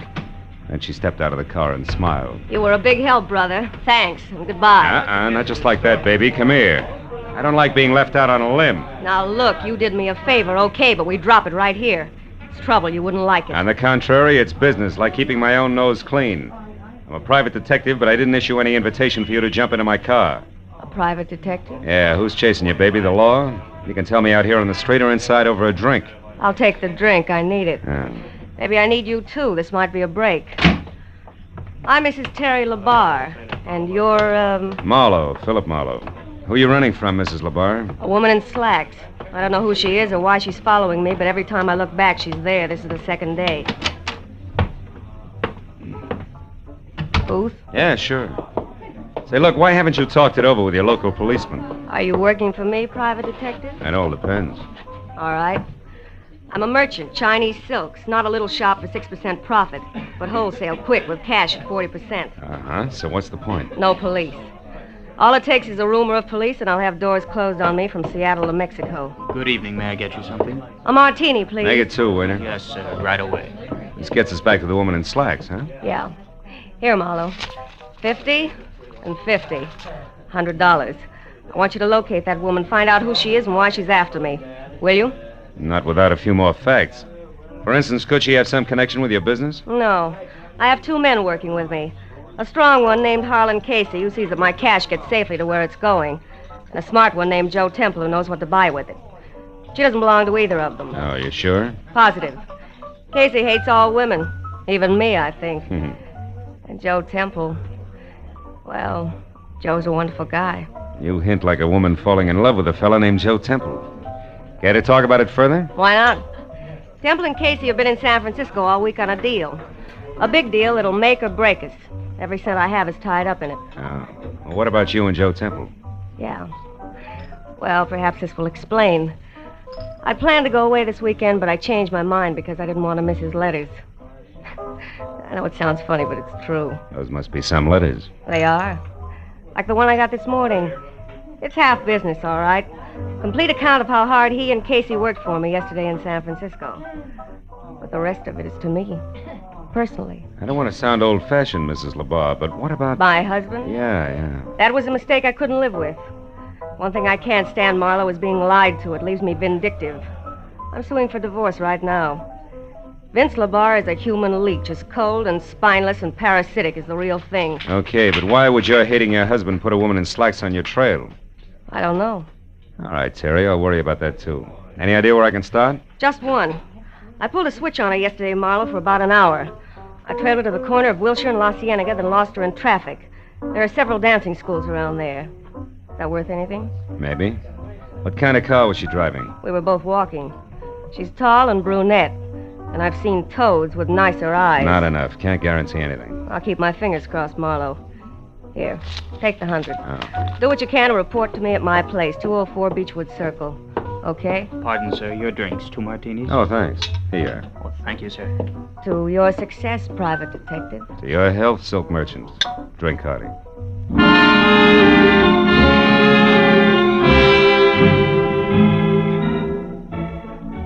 Slugging it down was no way to treat a good dry martini, but I figured it was time I was on my way. I drove out to Wilshire and La Cienega and slowed down enough to look at all 4 corners. There was a drugstore with a special on garbage cans, a drive-in called Scotty's, a branch of the Bank of Los Angeles, and a flying red horse over a mobile gas station.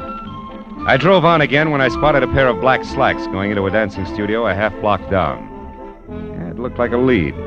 But after 2 hours of staring at knobby knees and shorts and bulging hips and bloomers, all knocking themselves out for a mythical Klieg-lighted future, I was finally convinced that it was a dead end. Now I got back into my car and headed up into the hills for Beechwood Circle in the slim hope that Terry could give me something more to go on.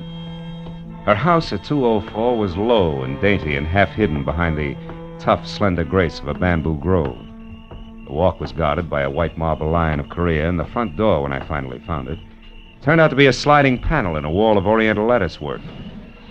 As the door slid open, I was looking down the barrel of a snub-nosed pistol, held very steady in the hands of a hard-eyed brunette, in a pair of black slacks. You've been looking high and low for me, haven't you, Peeper?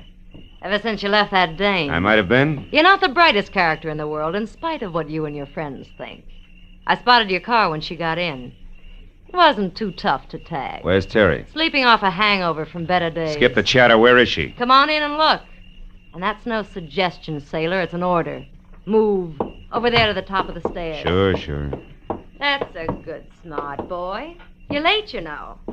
I got what I came for, and now I'm in a hurry. Turn around. Look, sister. Shut up! And happy landing!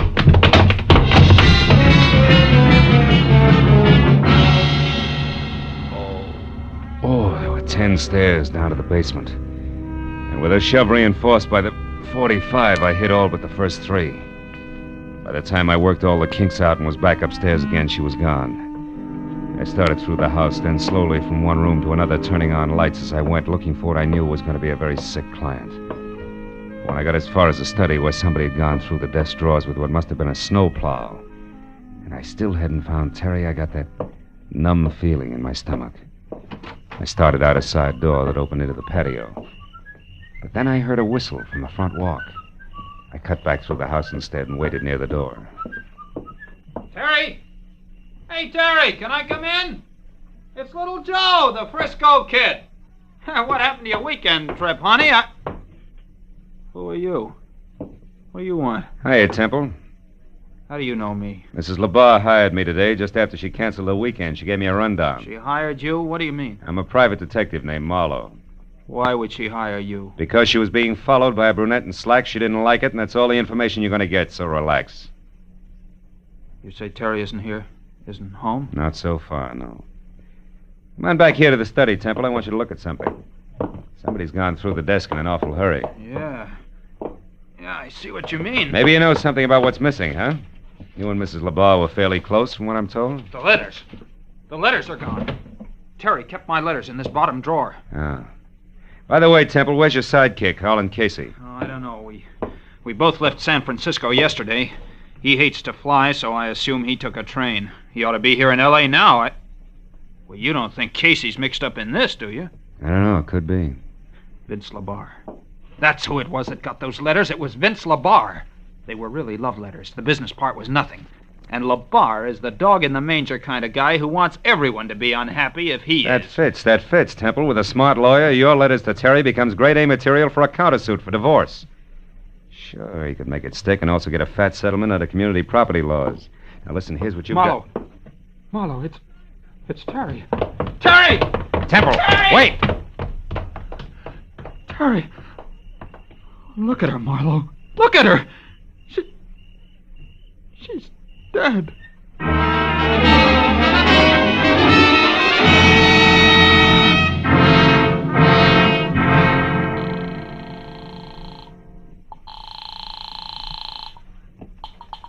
Lieutenant Matthews, homicide detail. Marlowe Matthews, there's a dead one out here. A woman got a pencil? Always. Go ahead, Marlowe.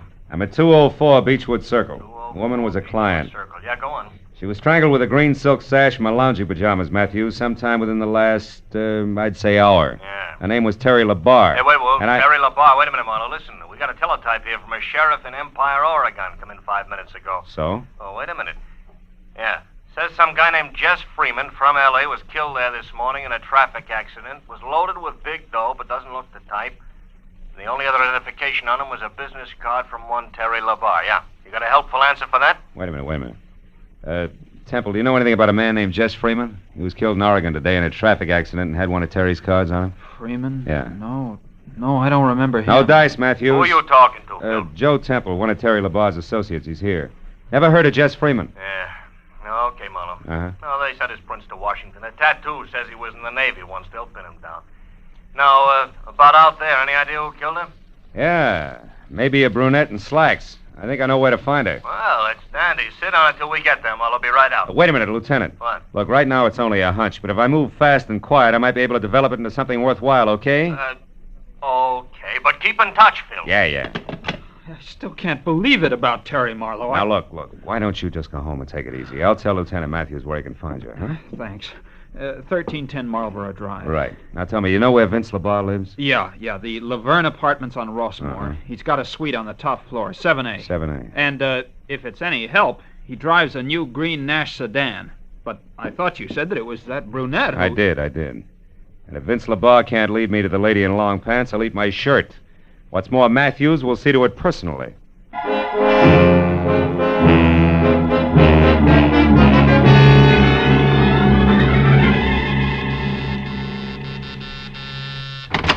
Yes, what do you want? Some quiet conversation with Vince LaBarre. I'm Philip Marlowe, private detective. Oh, how exciting. Had I known you were coming, I'd have baked a cake. Oh, you're breaking me up. I was hired by your wife tonight. Get out Your of wife here. is dead, LaBarre. She was murdered. Dead? Terry murdered? Yeah. Now, if you don't mind, I'll come in, huh? She was killed because of a packet of letters, LaBarre. Oh, no. Kind that are a cinch to cause a big stir in anybody's divorce court. Stir big enough to swing a countersuit in your favor. I don't know what you're talking about. Letters. Joe Temple's letters to Terry, the ones you arranged to have stolen tonight. Oh, you must be crazy. Her death wasn't part of the plan, LaBarre. That was one of those bum deals.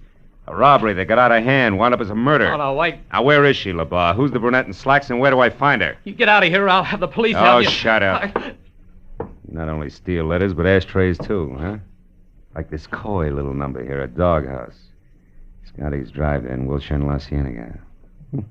Okay, LaBarre, that's all. Stand still. Oh, now a gun, huh? They say you're yellow, LaBarre, but you're not. You're just stupid. There's a terrace outside those doors, Marlowe. Those with the iron grill. Go on out there. Go on. I don't think Terry's dead, and I don't think she hired you. I think you're working for that lousy louse Joe Temple, and if so, he'll need a battalion of private detectives before I'm through. You're through right now, LaBarre. You're too dumb to see it. Go on. Clear over to the rail. Keep your back to me. It's 7 floors down, Marlowe, to a concrete driveway.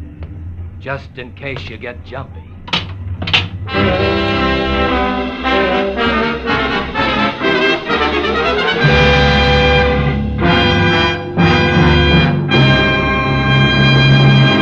In just a moment, the second act of Philip Marlowe. But first, most people like to know what to expect. But on at least one CBS show, a great part of the fun is in what turns up on the spur of the moment. That show is Groucho Marx's Great Quiz, You Bet Your Life, heard every Wednesday night on most of these same CBS stations.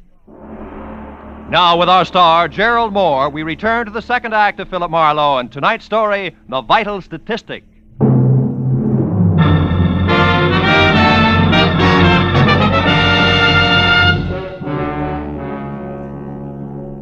moment Vince LeBar and the Courage caliber .32 he held in his right hand made it out of the apartment and on the run for the elevator, I kicked through the plate glass door. And I spent the next 2 minutes alternately swearing, straining, and nicking myself while I played contortionist. In and out of the fancy snake grill work on my wrought iron cage until finally I reached the inside handle. And I was free out and over to the telephone in a big hurry. Because for my money, the icing on LeBar's voice left Joe Temple someplace on the short side. What the life insurance people call good risk. Hello? Marlowe, Temple, listen hard. Your life's in danger. What? LeBar, you had him tagged from the first. He's after those letters, all right. But what about the girl in slacks? Well, I think she might have a connection with a drive-in on Wilshire and La Cienega, a place called Scotty's Inn. I'm going to check it. Now, tell me, any word from Terry's muscle man yet? Harlan Casey? Yeah. No, nothing, Marlowe. But look, can't I meet you and talk to you? No. Vince LeBar had a gun and a short temper when he left here. Don't make us work any easier. Just stay away from open windows, Temple. I'll call you.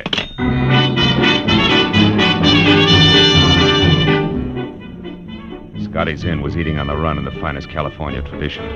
A mammoth circle of steel under glass painted a dazzling yellow and blue, surrounded by a half a dozen cars containing teenaged couples with smudged lipstick and the giggles. The second after I pulled in and parked, something in slacks with false eyelashes, a waist you could span with a handcuff, and a fixed frontline chorus girl's smile flipped the card marked Ginger against my windshield. Handed me a menu that still had the froth from an earlier customer's milkshake in one corner. What'll it be, mister? Just coffee, Ginger. Cream? Information. Oh, it's you again. Huh? Look, baby, what I told you on the phone 10 minutes ago still goes, huh? About what? About Rose Facetta, the girl you described. Long black hair, a nice shape. You're infatuated, but you don't know the name and address. So I was nice. I gave you the name, told you to look the address up in the phone book, period. Don't be so lazy, baby. Wait a minute, Ginger. I didn't call you before, but that dime cup of coffee will bring you a $10 tip if you tell me who did. Hey, you want the guy who called. I don't know any names, but you're not him. He didn't talk up like you do. But what's all the fuss, baby? Rose Facetta's got a guy. She's spoken for. Besides, a handsome fellow like you should... Sweetheart, this is business, strictly, believe me. Oh. What's the address? Come on. 2428 Havenhurst Drive, bottom floor. Thanks. Here's the 10 I promised you. No, never mind. The name was free to him, so why should I charge you? Besides... Decide what? I like the way you said sweetheart. Come on back sometime, will you, baby, when you want more than coffee? Okay. When I want more than coffee and less than murder, I will. Stay out of it, Ginger. It was definite double talk, but the effect was what I wanted. Ginger with mouth wide open and staring after me like my ears were on backwards. That way, she might be scared out of making a simple curiosity-spiked telephone call to the popular Rose Facetta, which would trumpet my arrival loud, clear, and prematurely. 10 minutes later, I was parked away from number 2824, Havenhurst.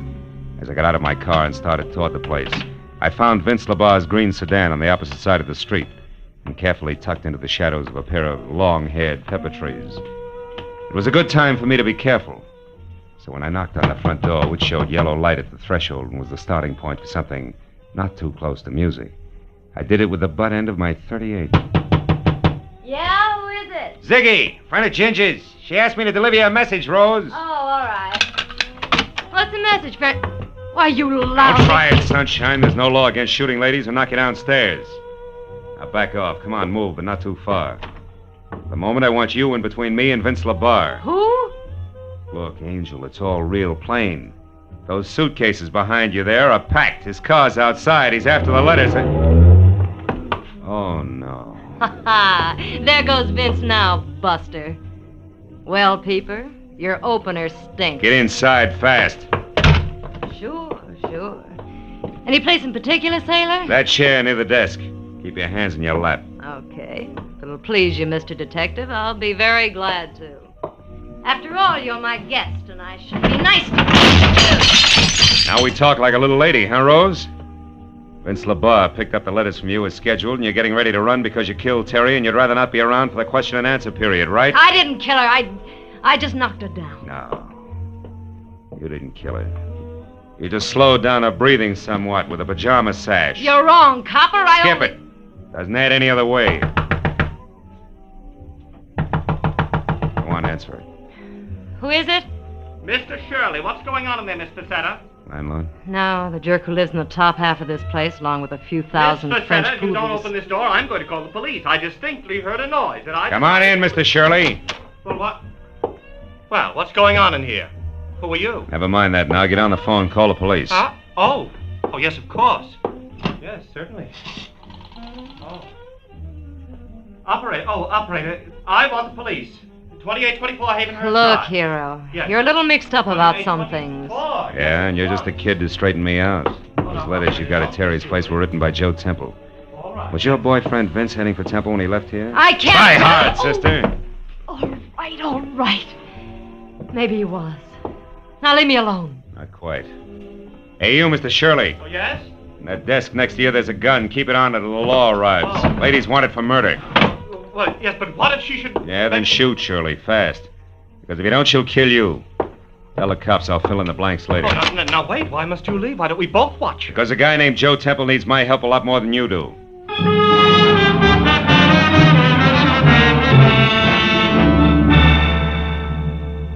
The home address Temple had given me turned out to be lights in a quiet house on a quiet street named Marlboro. I was there out of my car and running for the front door when they came. I jerked my gun out of the holster, got close into the building, and moved up until I was on a line with a pair of half-open patio doors. And I saw something I hadn't expected. On the floor that was littered with a broken lamp, pieces of vase, and overturned furniture was Vince LaBarre, doubled up, dead. And standing over him, his face the color of soft cement, a .32 dangling in his limp right hand, was Joe Temple. When he saw me, he tried to talk, but the words jammed in his throat. When I stepped into the room, he began to tremble. Marlowe, I shot him. I couldn't help it. He was gonna... Sit down, Temple. Get hold of yourself. You got any brandy around? Over on that table near the phone. Oh. He was out of his mind, Marlowe. An absolute maniac. He said he was gonna kill me. So you lunged for him, there was a fight, and you came up with the gun, huh? Yeah. And when he started for me again, I pulled the trigger. And then I did it again. And a third time. Yeah, here. Drink this. He brought the letters back, Marlowe. They're inside on the floor where he threw them. He said they didn't mean anything anymore. That he and that girl in the slacks had taken care of Terry. Take it easy, Temple, easy. He seemed to go crazy. He said I was a wife stealer, the cause of his trouble, and that I deserved death. Well, that's when I jumped at him. It was terrible, Marlowe. Yeah. Well, between the two of us, we've just about got all the answers, which is usually a good time to call the police, huh? Oh, what do you mean, just about got all the answers, Marlowe? What else is there? Jess Freeman, the guy Lieutenant Matthews told us about when we were over at Terry's place, remember? Oh, yes, that traffic crash in Empire, Oregon. But why should that figure in this, Marlowe? It shouldn't, but I think it does. Homicide, Detective Lieutenant Matthews speaking. Marlowe Matthews, another dead one on the Terry LaBarre case. Oh, no. Yeah, Vince LaBarre, her husband, he was shot. Who did it, Marlowe, do you know? Yeah, a guy named Joe Temple. It was self-defense. We're coming in, Matthews. I'll take that gun, Temple. You get the letters. Let's go.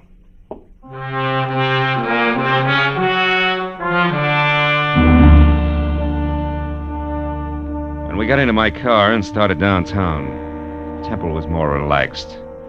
And he talked easily until we passed Vince LaBarre's sparkling green sedan parked a block away.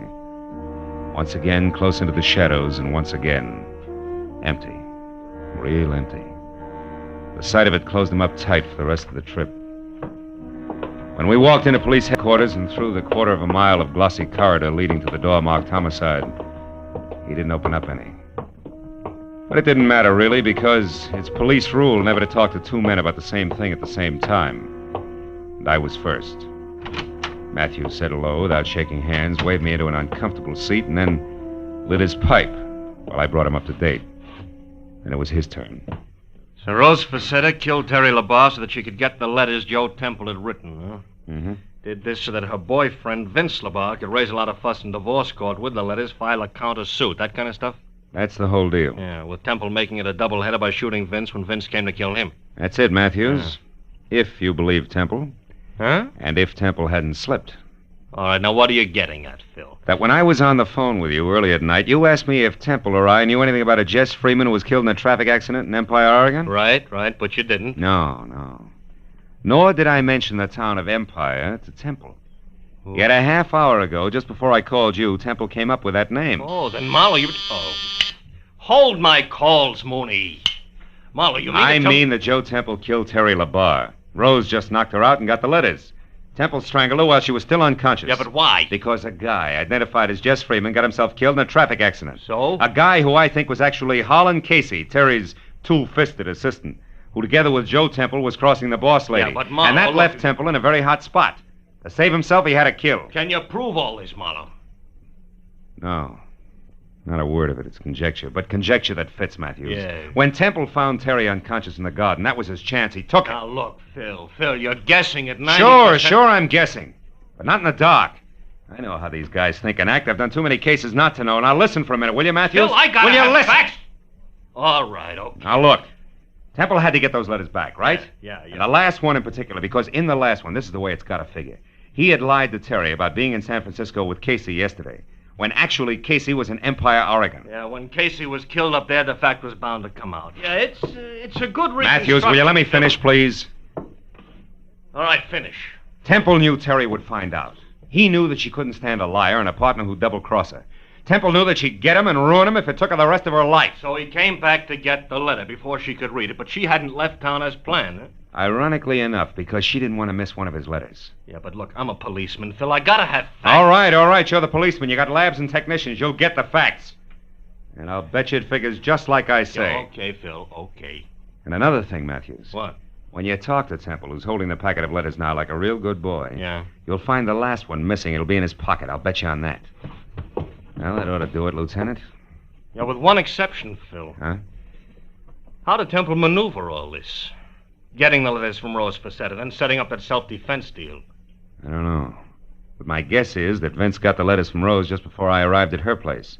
But when he got into his car... Oh, yeah. Temple was waiting, slugged him, drove back to his own house, dropped the body in the living room, shot him when he heard you coming? Something like that, Matthews. See if you can't get it out that way. Yeah, well, huh? don't worry, Phil. If it's true, we'll get it out. It'll be true.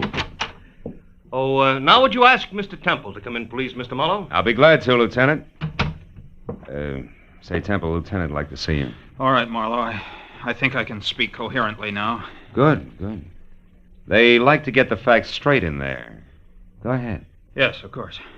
Good night, Marlowe, and thanks for your help. Oh, good evening, Mr. Temple. Sit down. And start talking.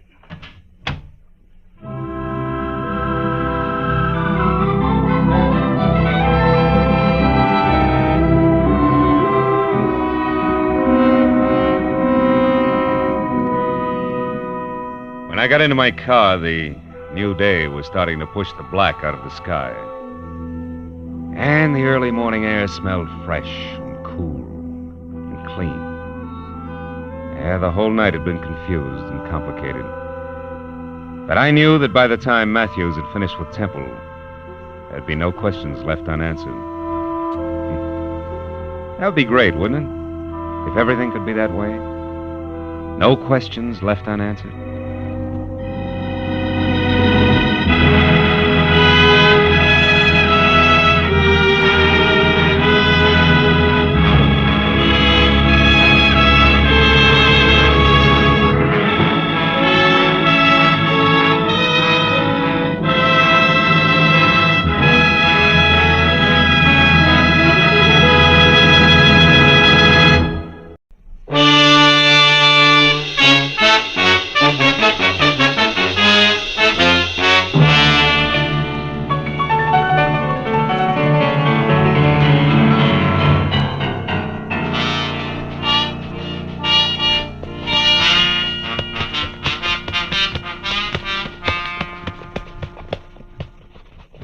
Yes, sir, Mr. Marlowe. I always figure shoes are just like faces. How's that, champ? Well, they make it old and they make it wrinkled, but they're still okay as long as they got a shine on them.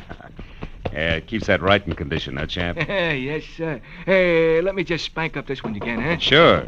Oh, come in. Mr. Marlowe? Yeah? Oh, excuse me. I didn't know you was busy. That's all right. Okay, champ. I guess that does it. Here you are. Oh, thank you, Mr. Marlowe. I'll see you tomorrow. Right.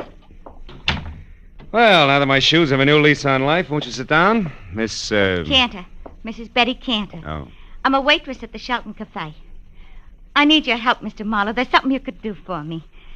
You free to take a case? Well, I'm free, depending on the case. What is it? Well, today, this friend of mine, Shirley Vitello, comes into the restaurant where I work. Yeah. She takes her usual table, and while she's waiting for her order, she starts reading the paper. Well, it's all quiet so far, Betty. Yeah, but just when I'm bringing in the tomato juice, it happens. She sees something in the paper that scares her. Scares her bad. What was it, Betty? Do you know? I don't know. She mutters something, and then she runs out of the place. Her face was gray like ashes. Later, I got to worrying. I called her at home, then at the lab where she works. Even her husband's studio. No luck. Now, wait a minute, Betty. I don't quite get the connection. You and Shirley Vitello, I mean. Oh, I don't know we're social. We're only chummy at the restaurant. She's been eating there for years. Well, that's a basis for friendship. Well, about 6 months ago, I was in bad trouble. And Shirley came through with $200 when it seemed like more money than I'd ever seen. Yeah.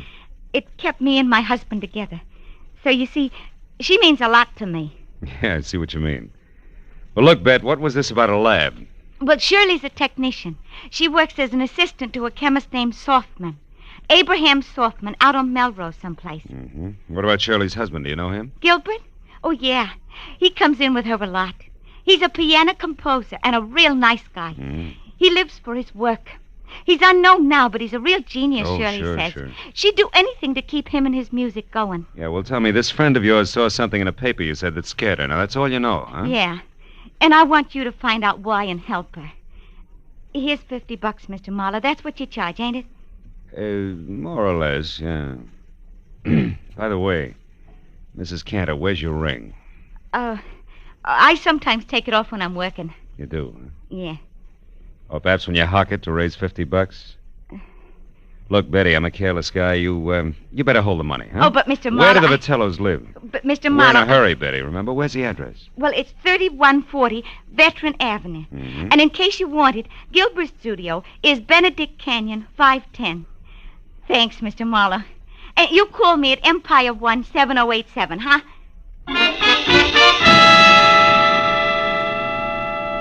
When Betty Cantor was gone, I got in my car and drove out to Veteran Avenue.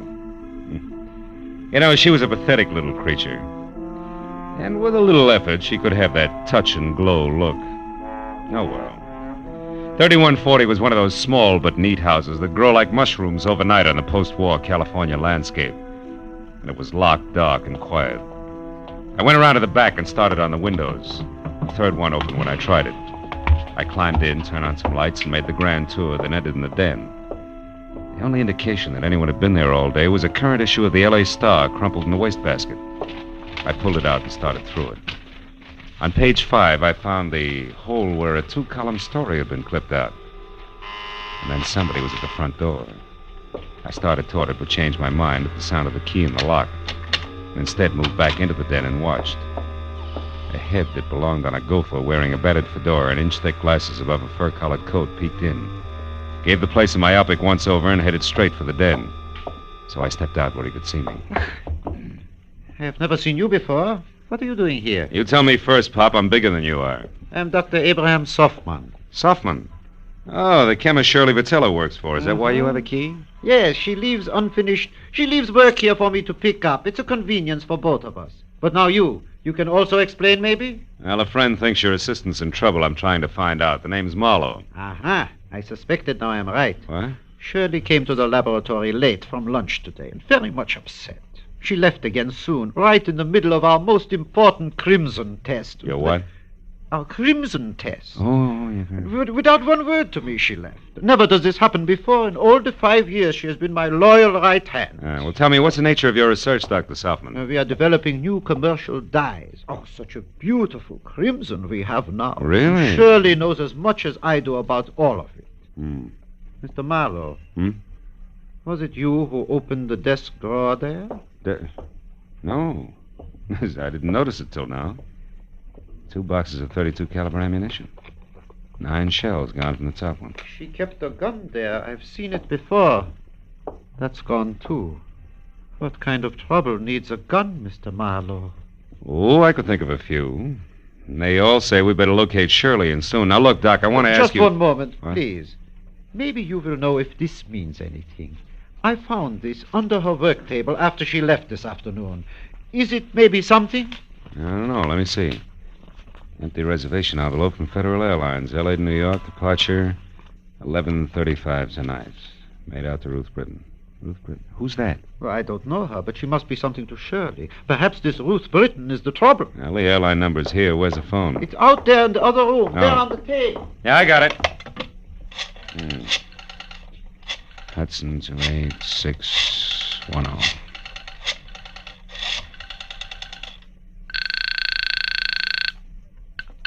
Good evening, Federal Airlines. Agent Frederick Stowe speaking. Frederick, do you have a Ruth Britton listed on your 11:35 flight to New York? Oh, just one moment now, sir. I'll check. Oh, no.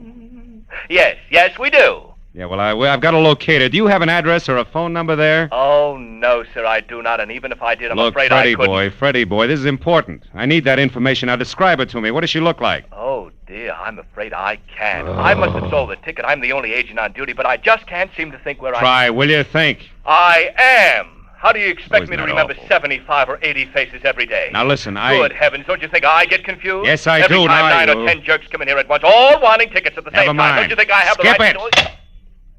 Frederickson. Now, look, Doc. Now, look, do me a favor, will you? What is it? Stay right here and wait for Shirley. If she comes back, hold her. I'm going to look up her husband, Gilbert.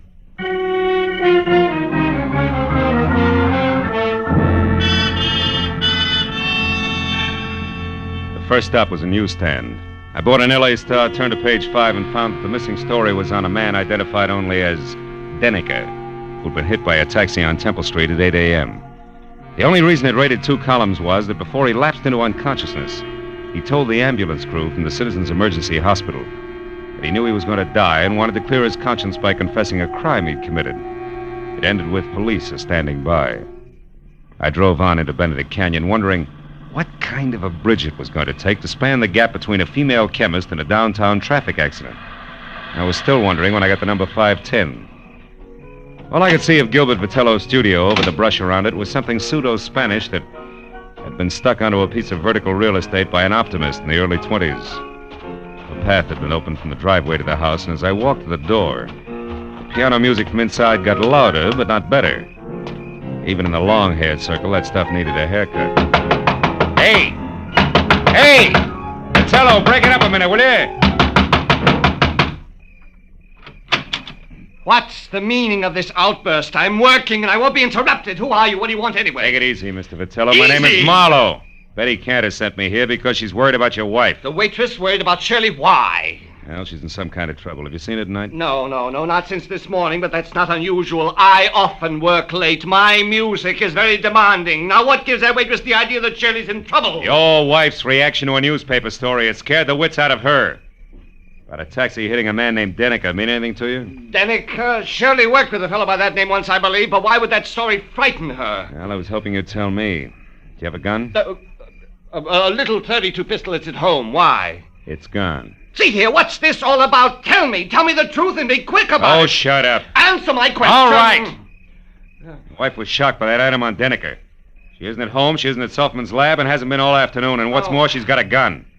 That's all I know, except for one thing. Who's Ruth Britton? She's a friend of Shirley's from the East. She's been visiting relatives out here. Why? Nothing. Maybe Shirley's got a plane reservation for her, that's all. Mr. Marlowe, if that's all you have to offer, why don't you get out of here so I can go to work?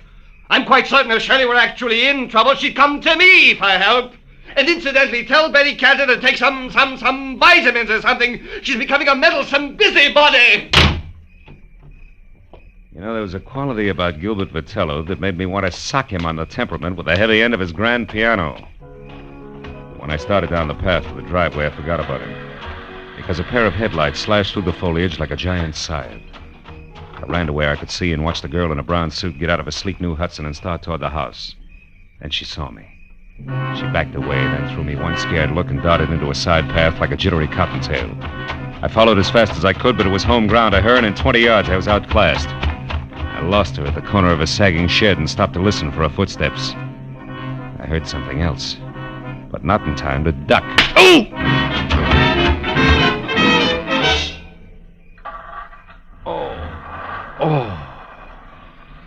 Oh. You there, you. Marlowe, is that you, Marlowe? Marlowe, what happened, Marlowe? I heard a car come in with a shut crowd. up, Who was shut it? up.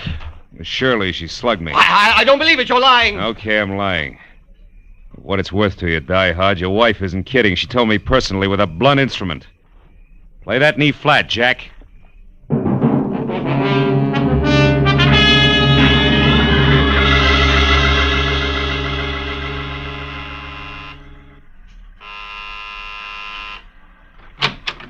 Mr. Marlowe, did you get something? Lumps.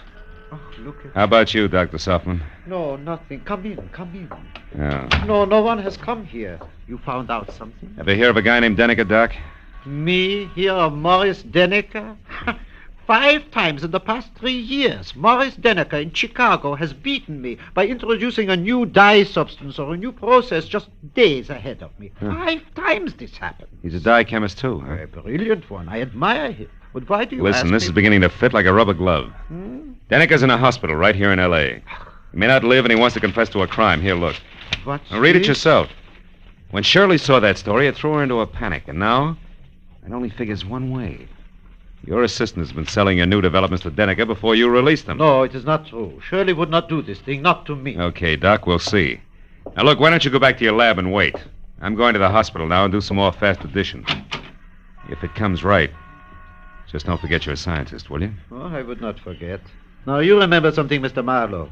2 + 2 does not always make 4, especially when you are adding up human hearts.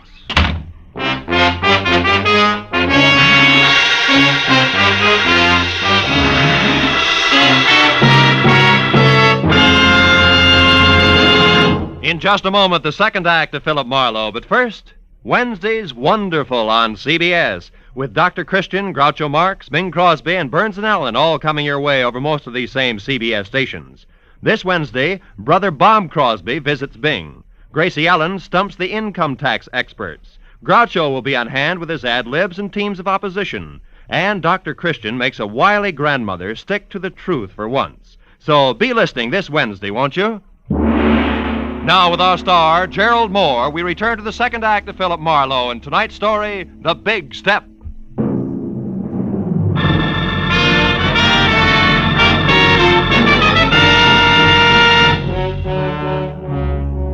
It was 20 stop-and-go minutes through the snarled early evening traffic over to the Citizens Emergency Hospital.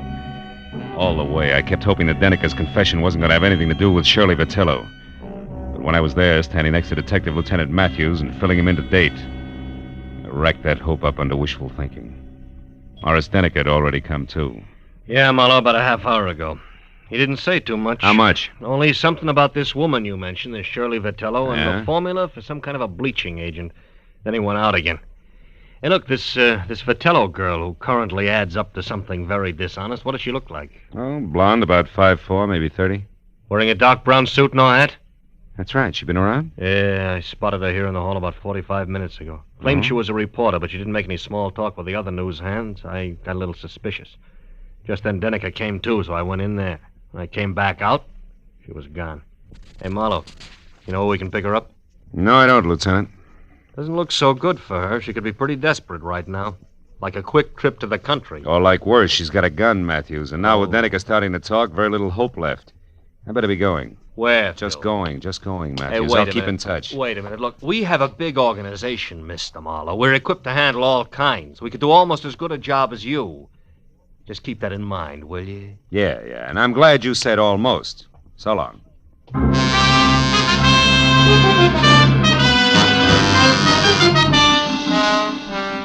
I got back into my car and pointed it toward the Vitello place on Veteran Avenue again. Because I didn't know where else I could possibly pick up Shirley's trail. I felt like an uncomfortable emptiness was in the pit of my stomach. You know, like the guy who stands on a street corner and watches an ambulance intern scrape up a traffic victim. He knows he didn't have anything to do with it, but that knowledge doesn't make him feel any better. Shirley Vitello was headed for trouble, bad trouble. And the pathetic little kid, Betty Cantor, who came into my office and started the whole thing, could get hurt in the process. Well, I parked in front of the place, which from inside, a desk lamp showed a circle of light the size and color of a lemon lifesaver, and the front door was open inches, as though somebody had left in a big hurry. I walked on eggs as far as the door and nudged it. And I saw it. On a table in a far corner of the room, a note propped up against the lamp and nothing else. I started toward it. Don't move. I'm behind you, and I've got a gun. Oh, fine. .32 caliber out of the desk drawer, no doubt. No doubt. Marlowe, why are you mixing into something that's no business of yours? I'm a private detective working for your friend Betty Cantor. She's worried about you, Shirley. Marlowe, what's done is done. Betty can't help me. You can't help me. Nobody can help me. I stole Softman's work, and I sold it to Morris Denneker. I didn't count on a deathbed confession. Why'd you do it? I love my husband, and he needs money to go on with his work. No. Gilbert's in on this with you, huh? Oh, no. No, he isn't. He thought my wages were high, that's all. The note I left there on the table makes that clear. Also, Also what? it says goodbye. I love him, Marlowe. When I'm gone, he'll have enough money to carry on. Keep the studio that means so much to him. And nothing can be taken away from him. I've seen to that, legal-like. Just what do you mean gone, Shirley? How far is gone? A long way, Marlowe. All the way. Suicide? Oh, no, Shirley, you Marlowe, can't mean let's that. not talk anymore. And don't bother about that phone. It's only Gilbert. How do you know? Well, when I pulled up outside here after I came from the hospital, he was home. I didn't want to speak to him, so I drove on until I came to a phone booth. And then I called here and told him to meet me at the Saffron Bar. It's an old hangout of ours. You wanted to leave a note for him, but didn't want to face him, is that it? Yeah. He'll keep calling on and off for quite a while before he comes back here. I figured it would be better that way. I didn't want him chasing me. The sea air might give the big lug a cold. It always did.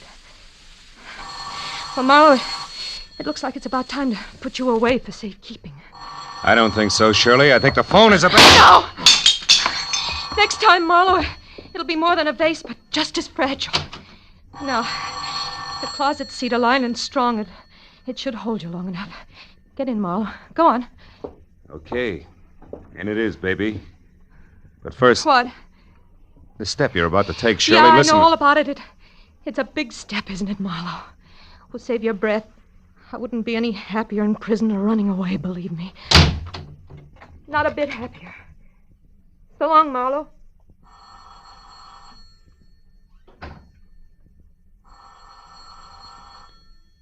Nobody's home.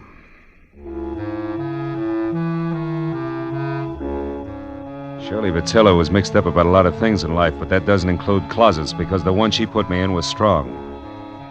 The lining she called cedar must have been hand-me-down armor plate from a retired battle wagon. So all in all, I was 45 minutes alternately kicking and resting while the insistent telephone marked the 5-minute intervals for me. But finally, it was the wood around the lock that gave way. I was out. Hello? Hello, who's this? Marlowe Vitello, and save your questions till you hear what I have to say. Marlowe, where's my wife? She was supposed to meet me here at the Saffron Bar. I and said she's save not... it. Now listen. Your wife's out to kill herself. No, Marlowe, no! Yes, tell me, did you two have a favorite spot out near the ocean? I don't see what I that don't has... care whether you see or not. Did you or didn't you? Yes, the Redondo fishing pier below Santa Monica. Good. Now keep listening, Vitello, and do as I say. Come straight home. But, Marlowe, it surely... Do as I say, Vitello. Come back here and sit tight with fingers crossed. I'll worry about the pier. Goodbye. The second the connection was broken, I picked up the phone again, dialed 116, got through to police emergency operator, and from there to Matthews, who was still at the Citizens Hospital. I told him to pick me up in a squad car and get ready for a fast 10-mile drive to the Redondo fishing pier, where Shirley Vitello was going to kill herself. And I got outside and waited the 4 longest minutes of my life, until finally Matthews screeched up to a halt. When I piled in, we took off, siren wide open.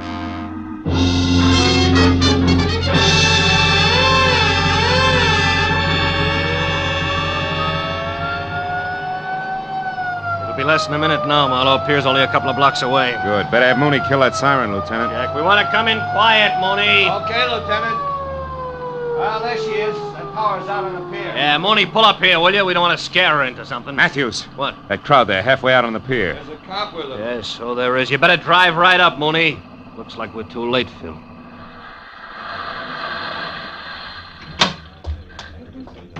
We were too late. At the center of a circle of the morbidly curious who always stand and gape, we found her lying face down on the greasy planks of the pier, dead. She'd shot herself through the heart, and the gun, the same .32 she'd used on me, was lying next to her. 2 bullets gone. I explained the extra shot to Matthews. Uh-huh. Okay, 1 bullet fired up at her place and the other one here. Well, I hope you're satisfied, Marlowe. What do you mean, satisfied? I mean single-handed. You had to leave the cops out of it, didn't you? You had to go up to Veteran Avenue all by your lonesome, didn't you? Now, you wait a minute, Matthews. I was only trying to... nuts. Hey, Mooney, where's the nearest phone? Over there, Lieutenant, across the street, the Triple Eagle Cafe. The patrolman here's already called an ambulance. All right, tell him she can be moved. Come on, Marlowe. I want to turn in a first report on this. Mooney, pick us up at the cafe. Right, Lieutenant. Okay, folks. Okay, let's take a look. So Shirley Vitello was stealing formulas for those dyes from her boss and selling them to this Morris Denneker. Yeah. All was rosy until Denneker walked out in front of a taxi early this morning. That put him close to death and in a mood to talk. Also put Shirley Vitello on the spot. Hey, is that the place you want to phone from? Yeah. Look, one thing more, Marlowe. The girl's motive all the way through. She loved her husband. He loved his work. Yeah? Her, too? Yeah, after his work. So since he didn't make any dough, she stole to keep him going and close to her. There's the phone, Phil.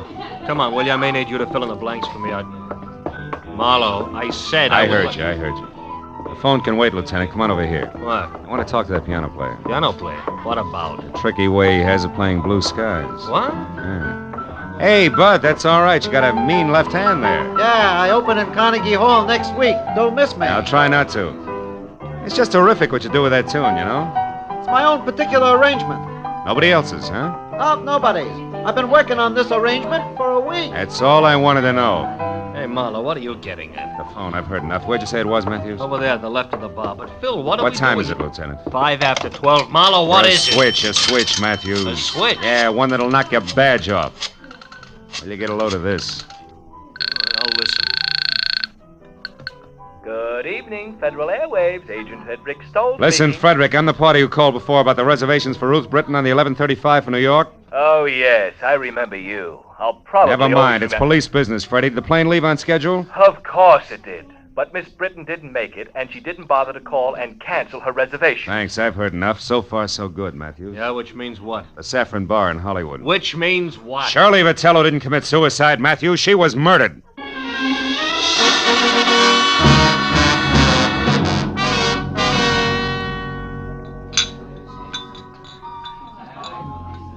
Okay, Phil.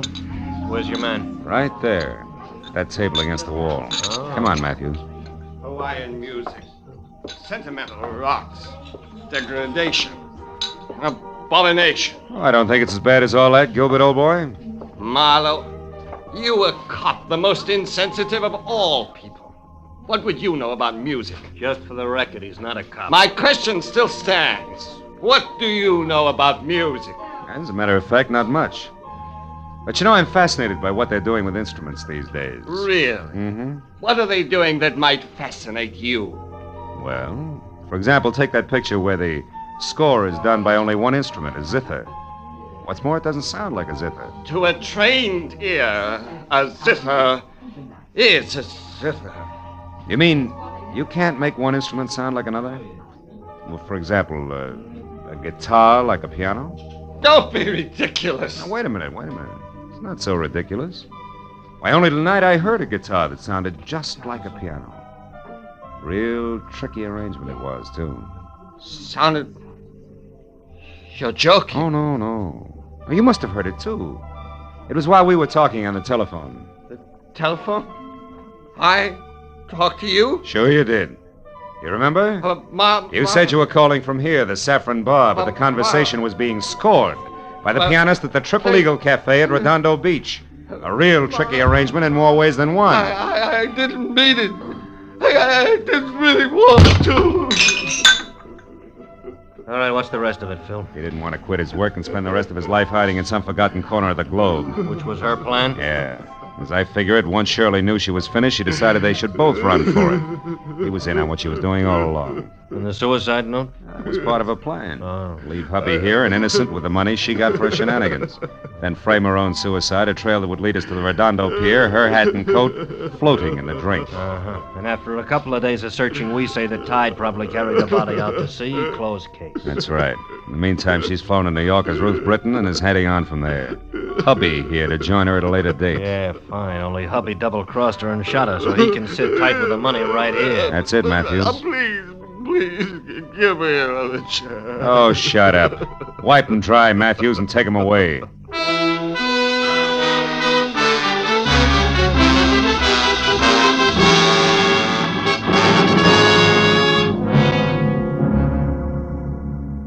I didn't go along with Matthews.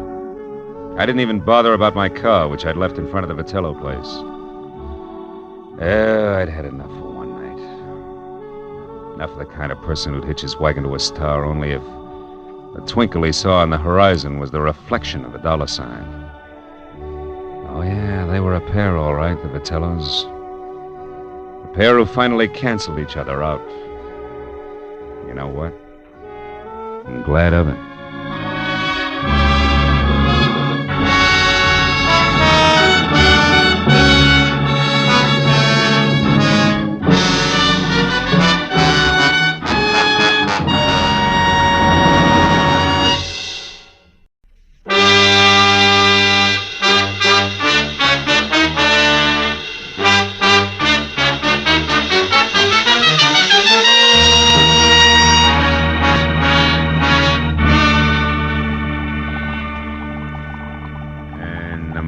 The sauce is boiling furiously, which is right now. Add 1 full cup of tomato paste gradually and stir vigorously. Okay. 1 full cup of tomato paste gradually. Oh, no, not now. I'll be a minute. Yeah, I said I'll be. Oh no. Ooh, ow. All right.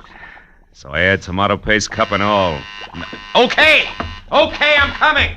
Who is it? Oh, I'm sorry. I didn't mean to buy you. Kay Vanneman. Yes, darling. Staunch friend Kay. Am I welcome? Me and my small Western Union Joe? Oh, sure. Come on in. Come on in, honey. We'll go in the kitchen. Oh, it's not Marlowe playing chef again. What is it this time? Well, sauce a la Marino. What's on your poor little rich girl's 14-carat mind tonight? You. It's Tuesday. Tuesday? Yes. This is meeting night in my crowd. The Greens Committee at the Country Club, the Beverly Hills Male Choir, the veterans of this and that. So, no men left. Oh, except staunch friend Marlowe, huh? Look, Kay, baby, just because I... I know it by heart, Phil. Just because brave private detective once saved rich Uncle Enoch's niece, Kay, baby, from lots of trouble. For which he was well paid. There's no reason why they've got to go on seeing each other. Well, mister, you're wrong. There is a reason, a big fat one. I like you.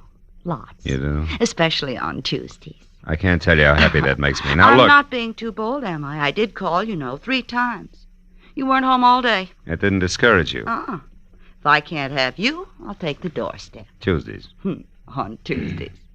Now, about this sauce a la whatchamacallit, what do we do first? Fish out the cup or wait for it to melt?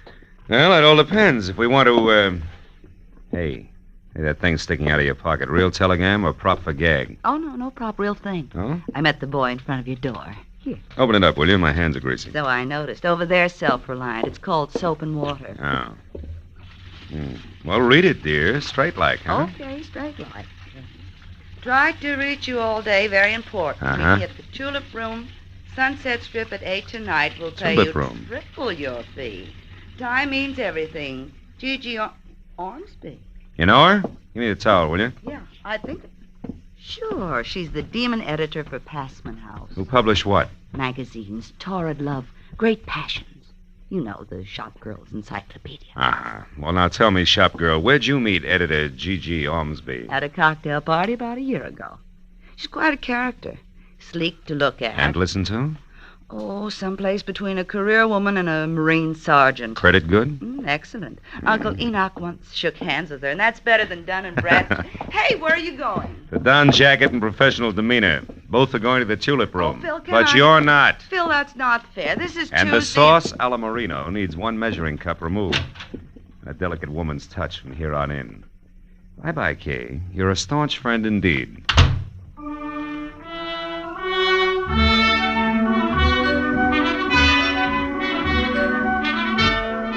The Tulip Room was one of those extra chic spots, curled up at the foot of the Hollywood Hills, where the velvet and the maitre d's tone of voice made you sure you had egg on your vest. But that, plus the crew-cut glamour girls who lined the booths and shrilled darling, no matter what was said, made finding my prospective client that much easier. In severely tailored banker's gray flannel, she stood out among the neighboring naked shoulders like a wart on a cue ball, as did her voice, which, once it had gone through the introductions, came right to the point. Marlowe, my problem is simple. I want to find a woman in a hurry. Her name is Henrietta Lawrence. She's a good hack writer who disappeared I know not why. Health. Likewise. Now, here it is. 1, 2, 3.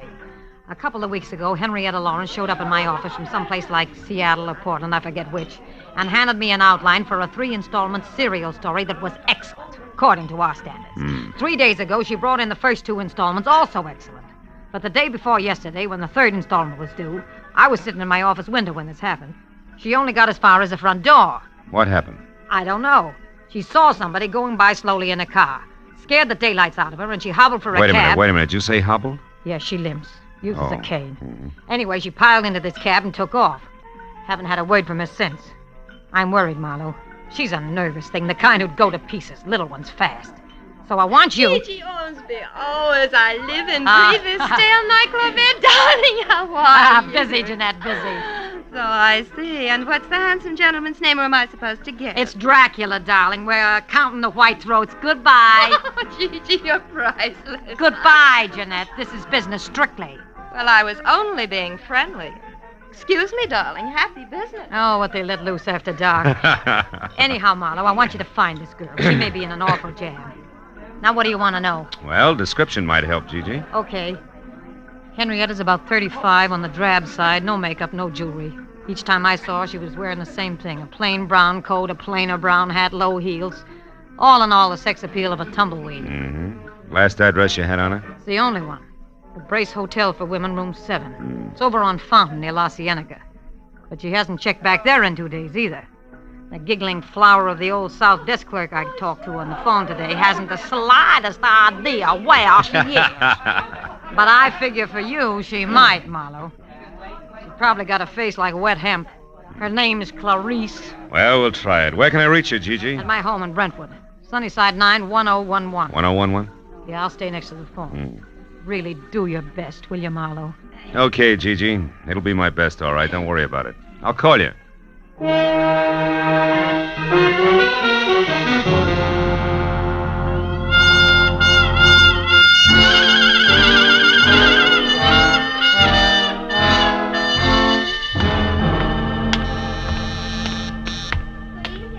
Brace Hotel. Miss Violet Moore? One moment, please. Go ahead. Oh, hello. Can I help you? Are we alone? Is the switchboard closed? Why, yeah. Good. You see, I'm a private detective named Marlowe, Clarice. A private detective? And you know my name. Oh, we find things out. Oh, how can poor little old me help you? Well, it's about Henrietta Lawrence, the girl with the cane. She's in trouble, and I think it's a man. So do I. Who? Well, I don't know. You sure? Positive. She was always so quiet, so mysterious. It was enough to make a body curious. Oh. So one night I followed her. She went to Annie Stringer's Hollywood Health Club.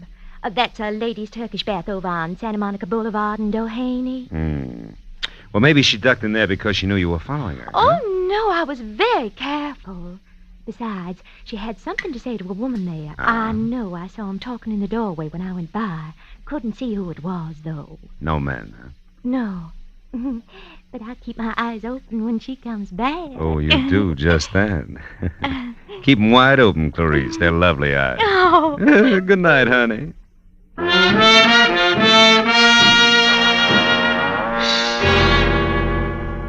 My client was wrong. Clarice did not have a face like wet hemp. It was more like a batch of biscuits, but the body curious had provided a lead. As far as the corner of Santa Monica and Doheny, and into the white antiseptic-looking reception room of Annie Stringer's Hollywood Health Club. Women only. My husband said if I... There I forgot about Clarice, hemp, and biscuits alike and thought instead about something a whole lot tastier. Like the girl who was leaning on the corner of a desk marked information while she made pencil marks on a chart. She looked up when I closed the door and started toward me. But when another door in the room opened and a woman who was built like a sack of cement bore down on me, she turned back to her chart. Yes, sir. I help you. I'm Annie Stringer. We don't have a men's section here, if that's what you wanted. No, it was something else, Miss Stringer. Annie'll do. Oh. Name's my stock and trade. Something else like what? Henrietta Lawrence. I'm looking for her. Who are you, mister? What's your name? Philip Marlowe. I'm a friend of Henrietta's from Portland. They told me over at the Brace Hotel that Henrietta might be at your place. You see, someone had seen her come in here once. Henrietta Lawrence, huh? Well, name doesn't mean anything to me, but Honey, Mrs. Gordon wants you to come beat her a while. All right, Hilda, be right there. I don't recall anyone by that name, Mr. Marlowe, but you might check with my receptionist there. Take care of the gentleman, will you, Mona, dear? Very well, honey. I'm coming, Mrs. Gordon. I'm sorry, Mr. Marlowe, Mona, dear. Philip Marlowe. Marlowe. Well, I don't recall any Henrietta Lawrence ever having been with us, but why don't we check the registration cards at my desk and be sure? I might be mistaken. All right. She's a woman about 35. She wears no makeup and... Never mind. Huh? I know her, amigo. What? Just listen. You see, Mr. Marlowe, the cards here list everyone who ever visits the club. Why do you really want Henrietta Lawrence?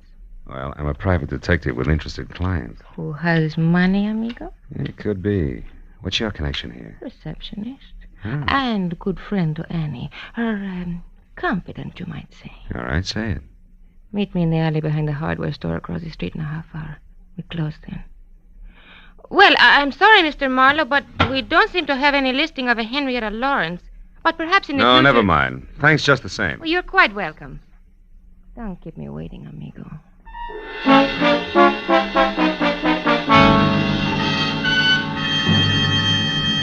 I killed most of the 30-minute wait at an all-night beanery a block away where I drank bad coffee and listened to a special monologue from a waitress, which was worse. And at exactly 10:30, I stepped into the street and walked to the alley behind the hardware store. Moved cautiously toward the dark shadow of the building until a hand that gripped like a bear trap snapped shut on my upper arm, while another locked my wrist high into my back. Oh, 1 inch, Mr. Marlowe, and I'll break it off and hand it to you. I was a lady wrestler, understand? Oh, do I still call you Annie?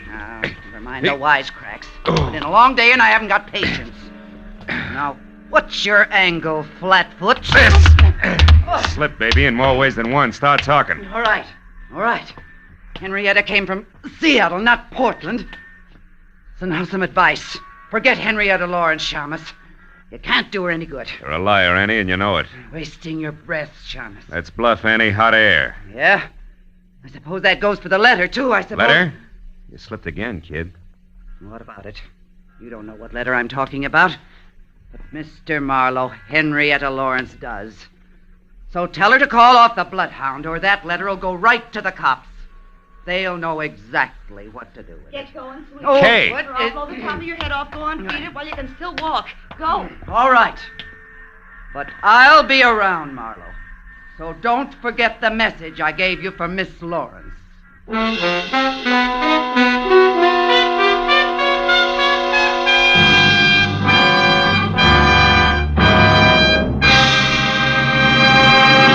In just a moment, the second act of Philip Marlowe. But first, the kindly physician of River's End, Dr. Christian, will meet the spirit of George Washington in a most unusual way this Wednesday night when Dr. Christian tells his story on most of these same CBS stations.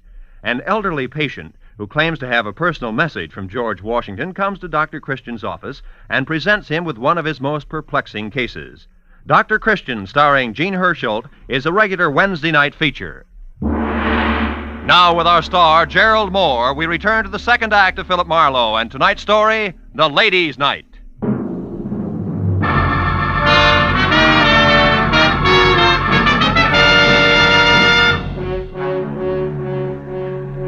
Kay watched Annie Stringer lumber out of sight down the alley. And she turned, tossed me an I told you so smile, and lit a cigarette for me. Here. Well, I guess it's a good thing I chucked that scullery maid routine and followed you after all, wasn't it? Look, I've already said thanks, so go ahead. Get real corny. Rub it in. Marlowe pinned by a woman. That was no woman, Phil. It was the late gargantuous cousin. Yeah, I was also outnumbered and surrounded. By the way, where's your gun, Kay? I don't have any gun, just What? a lot of bluff and curiosity about what you were doing out here in the alley with a creature like that. I was taking a judo lesson. By correspondence, maybe?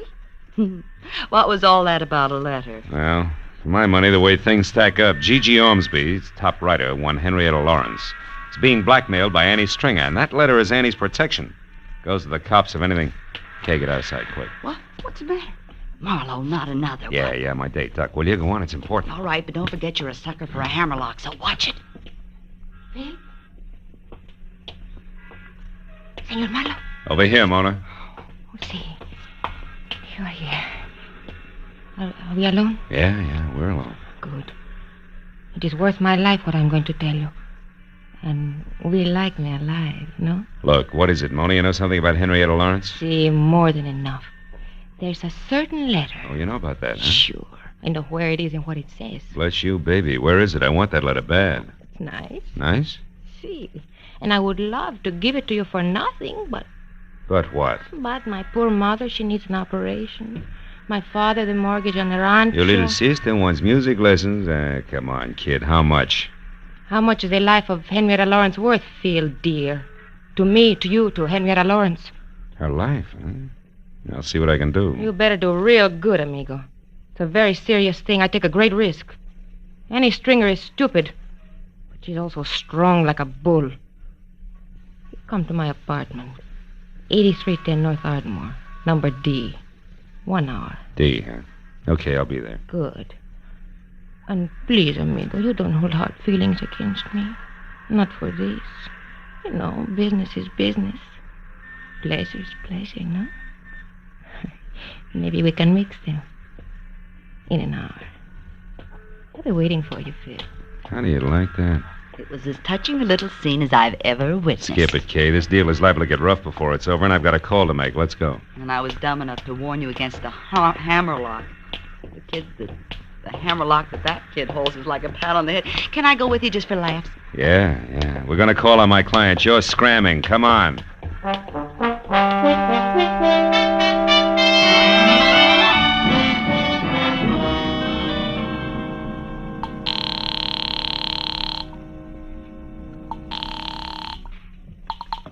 Hello. Marlowe, Gigi, got a line on Henrietta, but you're not going to like it much. What do you mean? How does it go, Marlowe? Trouble is, she's got blackmail. I don't know what the hook is, but I have word of one of the bargainers is plenty serious. Who's doing it, Phil? A female mastodon named Annie Stringer's the big wheel. I got onto it through a letter. A letter? Yeah. Annie wrote her a protection letter. It's got all the dirt in it and goes to the cops if anything happens to Annie. It's a standard routine. Where is this letter? Who has it? There's a double-crossing little Spanish number named Mona. I'm supposed to meet her again in an hour at her place. Phil, we must get that letter. Yeah, it's no cinch, Gigi. Mona's not bright, but she's sly. It's liable to be expensive. That doesn't matter. Okay. Anything I can do to help Henrietta, I want to do now more than ever. What does that mean? I've heard from her, Marlowe. She called me just a few minutes ago. Where was she? That's the tough part. She was crying, said it was the end of everything. She tried to tell me about the last installments of the story, then she was interrupted. She gasped out something that sounded like American Airlines ticket office. Then the line went dead. There are 3 of those offices in town. Yeah. Well, we better check them. Look, can you take the one out in Beverly Hills? I'll get the others. All right. And Marlowe, where does this Spanish dame live? North Ardmore, 8310, apartment D. I'll meet you there in an hour.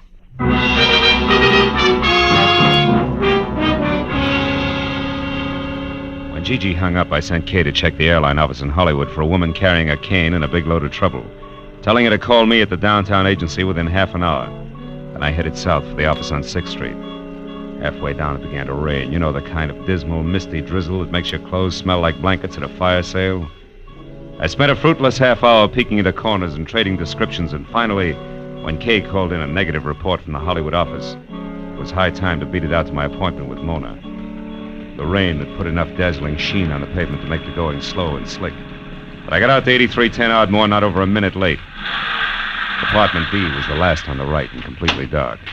As I walked toward it, I found myself following a set of feminine footprints rapidly filling with water. And besides each left print was a little round hole. By the time that registered on me, I was already at the door and could hear her crying inside. I didn't wait to knock. Mona, it's me, Marlowe. For Pete's sake, what happened to you? Phil, that woman was here waiting for me in the dark. She had a big club. When I came in, she grabbed me and beat me with it. It was a cane. Not that it makes any difference now. Hey, your apartment's a wreck. She got the letter, huh? See, she got it, and look. Look at this awful Later. bruise. Right now, I want to know what that letter said, and you can forget about me paying the Mexican national debt for it. I want it free and fast. Come on, what's Annie got on Henrietta Lawrence? Right, all right. She knows it. What? Somebody's outside there. Oh, it's Gigi. Come on in, Gigi. Hello, Phil. Who's this, the tortilla pounder you told me about? Just a minute, you can't All right, hold it. Take it easy. You're a lousy housekeeper, sister. What happened? Your hat dance get out of control? Now, wait a minute. Henrietta scooped this Gigi. She was here and got the letter herself. She what? Yes. We were just talking about the letter when you came in. Now, let's get on with it, Mona. What's Big Annie's pitch? Supposing I won't tell you now. Then I'll have you in the pokey for attempted extortion before you can say Pancho Robinson beautiful. Come on. Well, Okay. That's better. For you, amigo, I tell. I don't know what Henrietta Lawrence means to this dragon here, but she's a murderer. Well, you lying little tamale tosser. That's impossible. Henrietta's a fine girl. You know what you're saying, Mona? Sure I do. I read the letter, didn't I? Henrietta Lawrence killed a woman in Seattle 4 years ago. And he saw her do it. She had names, dates, places, everything. I can't believe it. I just can't. She's such a swell person. Look, she even left this, the final installment of the story for me, in that Wilshire ticket office. What'll we do, Phil? We gotta help her. Okay. Since neither she nor Annie counted on Mona here reading the letter, the best way to help her is to try to keep her from committing another murder. What, are you crazy? What are you talking about? Come on, Gigi, get with it. The letter was worthless except as Annie Stringer's protection. Yet Henrietta went to all the trouble of getting it. Why? So she could shut Annie up, and there's only one way to do that. Kill her. Holy mackerel, I didn't even think. You should, Senora. You got nothing else to work with. Drop dead. Stop it, both of you. Oh, crazy. Better stay clear of it from here on, Gigi. Go home and wait for me. Okay, Phil, whatever you say. Call me as soon as you can. Sure. All right, come on, Mona, let's go. Me? Yes. Oh, no, amigo. The letter's gone, and so is Mona's interest. I'm very tired. Now, listen, you cut yourself in on this right up to your sombrero. You know Annie, so you may be able to help me. It's that or spend the night in the cooler. Add it up, sweetheart. Andale. All right. You're so forceful, amigo. Come on, let's go.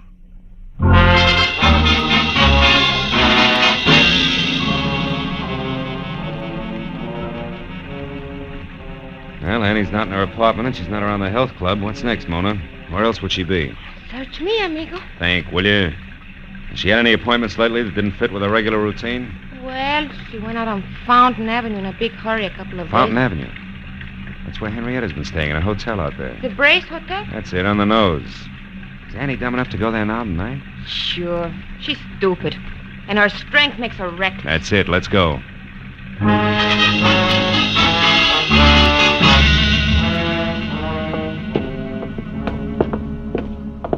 Come on, Mona, it's here on the first floor. Hey there. Now, just one moment there. Where do you think you're... Oh, it's you again, Mr. Marlowe. Yeah, it's me again, So, Clarice. You're Now, looking for that Miss Lawrence Yeah. in number 7? Uh-huh. Well, you're sure in luck, Mr. Marlowe. She's in now. She came back about a half hour ago with a friend, the biggest woman I ever saw. Annie, it's true, amigo. You were right. yeah, come on, let's get back there. Oh, Mr. Marlowe, you can't go back there. You're a man, and this hotel is for Now, women look, only. sis, you got a pass key there, haven't you? Okay. Come on, this entire night from start to finish has been for women only. Getting sick and tired of it, present company included. Where's number 7? Phil, this is it right here. Henrietta! Unlock it, Clarice, fast. Get back.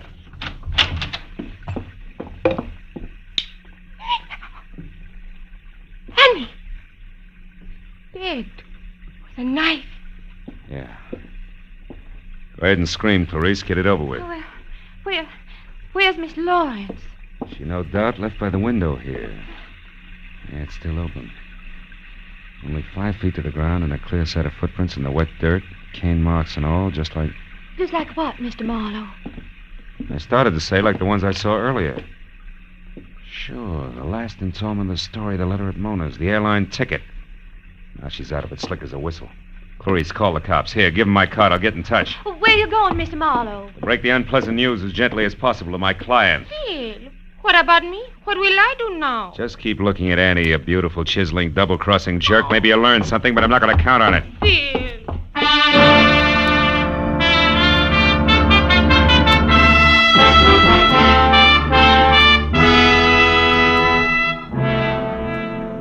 Gigi had a lot of lights on in a glossy Brentwood house.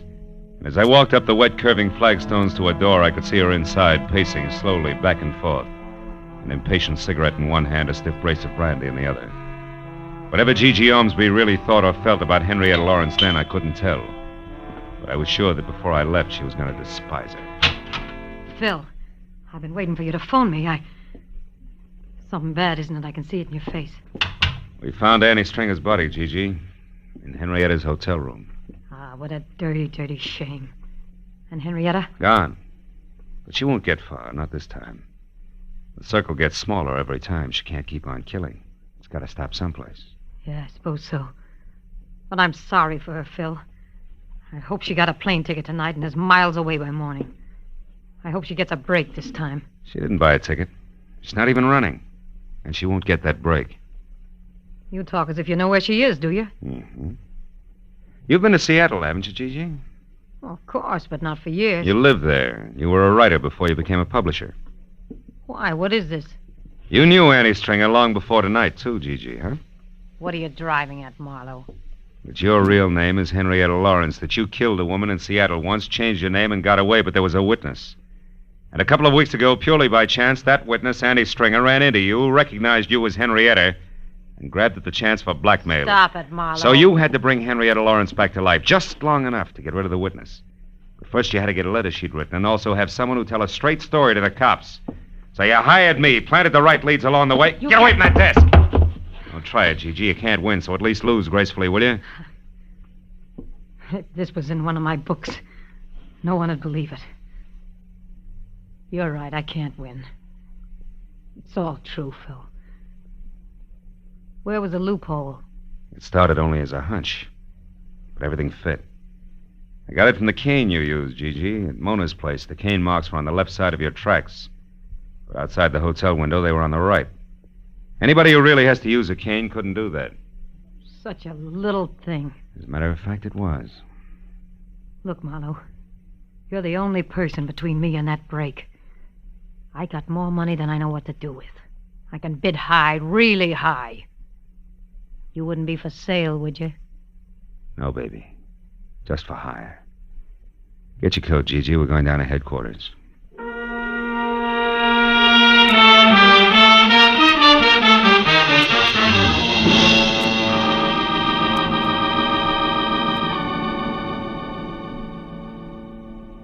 Getting the whole business down on police stationery, one orderly step at a time, was a process as full of, well, as full as the fiscal report of the First National Bank. It took twice as long to whip up. But finally it was all over. I was on my way home to my bachelor apartment. And then I remembered something. Never mind explaining what took you so long, darling. You're here now. Dinner is ready and waiting. The martinis are ice cold. Just come on in and close the door. Yeah.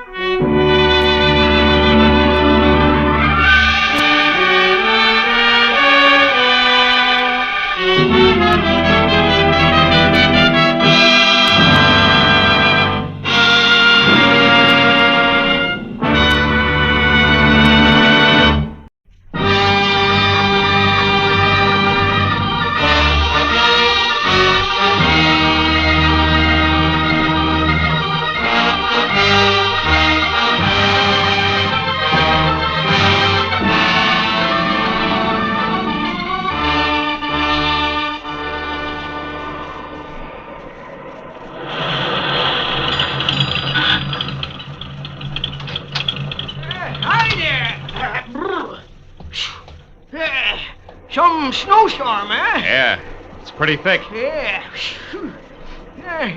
You're lucky you caught me, son. Yeah? We're just closing up. What do you have? Yeah, better fill it with a regular, huh? Okay. Does that mean that you're aiming to go on? That's right. Gotta get back to L.A. I wouldn't advise it, son. Old Jacker sure wouldn't. Liable to hit 10 below, they say. Yeah? Where you been, skiing? Yeah, a week of it up at Angel's Roost. How's the road ahead? Well, you got 40 miles or nothing but mountains to the next town, you know. You're bound to get drifted over any time. Hey, why don't you blow that thing? Huh? Yeah, what's the tariff? Oh, call it $3 even. You know, I've been running this Mobile gas station here for 20 years, and I know these storms are nasty. Oh, thanks. Yeah, I'll be all right. That's what you all say. Out on the road, you could freeze to death. Real easy. And this plaid shirt I'm wearing, you're ripping me, Pop. Listen, that shirt won't even start to keep you warm on a deserted highway in this blizzard.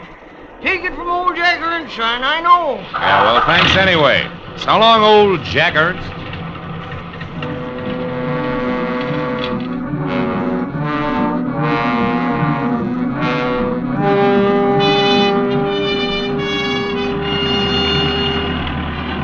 took me a solid nerve-wracking hour to make 12 miles. And I began to realize just how right old Jack Ernst, the gas station boy, had been when the road ahead was lost completely in a constant racing blur of white.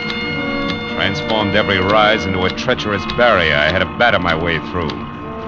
The chains on all four wheels chewing at the drifts, I managed to keep on the road somehow and plow out another 5 miles.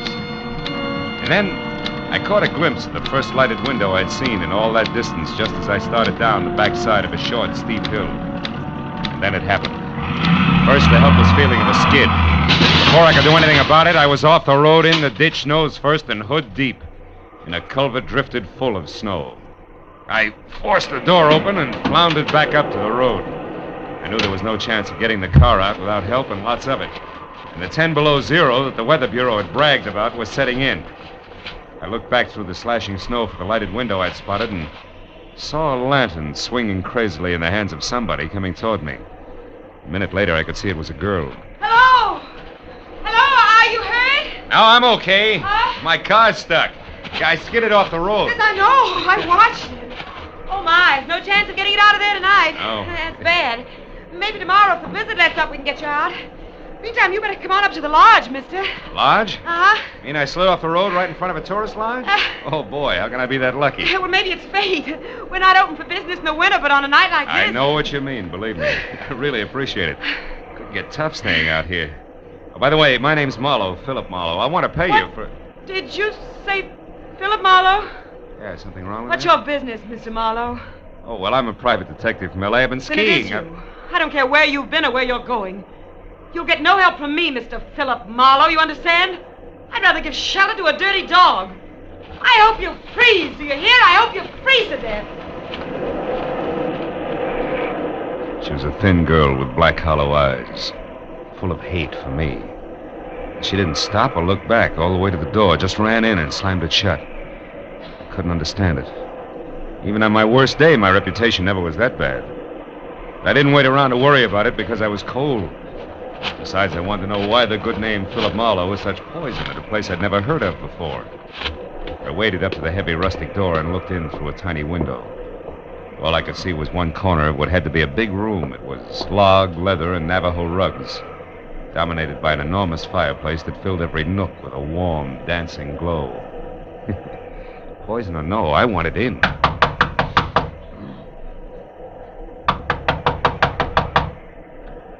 Coming, just a minute. Oh, hello. Hello. You picked a bad night to travel. Sure did. Oh, well, won't you come in? Oh, sure. I'm Donna. How are you? This is Echo Lodge. We're not open now, but, well, of course you can't go on in the storm. No, I can't. Besides, my car's in the ditch. Well, you'll be spending the night then. I'd love to, but there seems to be two schools of thought on that subject. Well, what do you mean? Well, I don't know why, but, I don't think I'm very welcome. Why do you say that? Well, I'll tell you why, Donna. Well, Helen. Oh, dear, what's wrong? You've been crying. Do you know who he is? No, we haven't gotten around to the magic of my name yet, Helen, but maybe you'll be good enough to tell me. Our name is Baraki. Does that mean anything to you? Baraki. Oh, Helen, yes, what is it? Baraki. Virgil Baraki was my husband. Virgil Baraki was Donna's brother, and Virgil Baraki was the man that you shot down and killed. Do you remember? I remembered all right. 6 months ago, a trail that led up a blind Los Angeles alley to a garage where stolen cars were switched. I remembered the pair of vicious blue eyes glaring at me over the sights of a blazing .45. And I remembered shooting back fast. When it was over, I was alive and he was dying. And later, the coroner's jury decided I'd killed in self-defense. The savagery here in the eyes of the woman who'd been Virgil Baraki's wife said that decision meant nothing. Yes. Is this true? Are you the one who... Yeah, it's true. I shot a man named Virgil Baraki. I had to or be killed by him. There was no choice. You liar. You killed him in cold blood. Now get out of here. You've done enough to us. Get out. Helen, stop it. Oh, Mama, Baraki, listen, Mama. This is the man who killed Virgil. I know. I've been listening and I heard everything. Go find Ralph for me, Helen. Then you'd better go out to your workshop for a while. Didn't you hear me? I said this is the man... I said go call Ralph now. At once. Tell him to open the cabin. Then go back to your carving. Can't turn a man out in this weather, not any man. You stay, Mr. Marlowe. Thank you, Mrs. Barocki. Donna, go get some hot food. All right, Mom. So, you're Philip Marlowe, the private detective. You don't look much like I'd imagined you. Do people ever? Perhaps not. Oh, would you mind fixing the fire? It needs another log. Oh, not at all. You, were stopped by the storm, Mr. Marlowe? Yeah. My car skidded into the ditch about 50 yards down the road. I see. Almost at our doorstep, you might say. A rare coincidence, isn't it? Almost too rare, Mrs. Barocki. I'm sorry the circumstances are painful for you. I've grown used to that kind of pain, having lost both a husband and a son. Fate up to now has never been very generous. Do you believe in fate, Mr. Marlowe? I don't know. Oh, some things happen for which there's no explanation, No maybe, explanation? Who knows? Perhaps everything happens according to a prearranged schedule. And for a purpose. Oh, come on. You don't really think I was deliberately shoved off the road at exactly this spot for a reason? Oh, you might admit it's strange, though, that there was a house nearby just when you needed one, and that it was our house. Oh, thank you, Donna. Oh, it's only soup, but it's hot and good, and there's fresh bread. The coffee will be ready in a few minutes. Go ahead, Mr. Marlowe. Sit down. It'll do you good. Thanks. Looks wonderful. In the meanwhile, I'll check up on Ralph. He should have the cabin ready by now. It's small, but you'll be comfortable. There's a fine big oil heater in it. I haven't worked one for years. You won't have any trouble. Tell me, who is this Ralph? Ralph Tolman, a young fellow who lives near here. Ralph works for us in the summer. And looks after us in the winter. He's staying over tonight because of the storm. He was my son's best friend. Oh, don't let the soup get cold, Mr. Marlowe. The soup was thick and delicious, and the coffee was rich, black, and steaming. Donna sat across the table and watched me eat. There was no hatred in her eyes. I looked for it closely. It wasn't even animosity. Only confusion, and for some reason, a shadow of fear. But as an hour slipped by and the conversation came easier, the shadow disappeared. Her eyes even began to smile a little. When I'd finished down to the third cup of coffee and started to help her clear the table, the cup slipped. We both grabbed for it, caught one slim inch from breaking, and wound up together on the floor. Our faces close. Why, Phil, we did it. What a team. Table waiters are jugglers. We could double us both and make a fortune. Oh, Ralph. Yeah, Ralph. What's going on? We almost dropped a cup. Uh-huh. That sure would have been too bad, wouldn't it, Donna? You only got about 50 like that one. I don't know why it's so important to you, but for what it's worth, I was the one who dropped it. It's not important to me. I guess other things aren't so important to Donna either. Think you can get it out to the kitchen now without any more help, Donna? Ralph, it's high time that you... Mrs. Barocki asked me to tell you the cabin's ready, Marlowe. Thanks. No thanks necessary, mister. It's just part of my job. Guess everybody's job has its lousy side, huh? Even the private detectives. Some of them get trigger happy, I heard. I'll see you, Donna. You better get out there right away, Marlowe. Donna's got 4 whole dishes to carry out, and at the rate she's been going, she ought to get started or she'll never make it. Keep your fat trap shut, Buster. You're causing a draft. Tolman walked behind me as far as the door and pointed through the snow to a tiny square of light sitting apart from the rest of the buildings that made up Echo Lodge. As soon as I was outside, he slammed the door against my back and bolted it. I stood on the porch and thought about the setup for a minute while I lit a cigarette. Then I stepped out into the snow and headed for the cabin. Halfway there, I could see it clearly. It looked snug and warm. And under the circumstances, I knew it was better for everybody that I was sleeping outside the main lodge. But then I saw a sudden flash and felt the impact before anything else. Right in front of me, the cabin lurched. One entire wall burst out and the roof collapsed. A second later, as I ran toward what was left of it, I could hear the others coming. Ralph, what was it? The cabin blew up. The heater must have exploded. Bill, are you all right? Yeah, I'm okay, Donna. What happened, Marlowe? I don't know, Tolman. It must have been the heater, but I can't understand it. You say the heater exploded? Yeah, Helen, that's the way it looks. But it was working okay when I left. I guess it's not going to burn, though. The snow's put it all out. Oh, Phil, just another few seconds and you'd have been in there. You'd have been killed. Yeah, maybe that was fate, too, huh? Maybe. Donna, get away from him. Now, Helen! I wish you had been in there, Marlowe. You deserve it. Stop it, Helen. He's got no business here. Stop it. Oh, let me alone. Good Lord, after what he's done to us, how can you bear even to look at him? Oh, Helen, come back here. Let her go. This was an accident, Donna. An accident, you hear? They happen, don't they, Mr. Marlowe? Oh, sure. Everybody knows accidents will happen, Mrs. Baraki. Of course, but... Oh, then let's get back into the house before we freeze to death. You can have my room now. I'll sleep with Donna.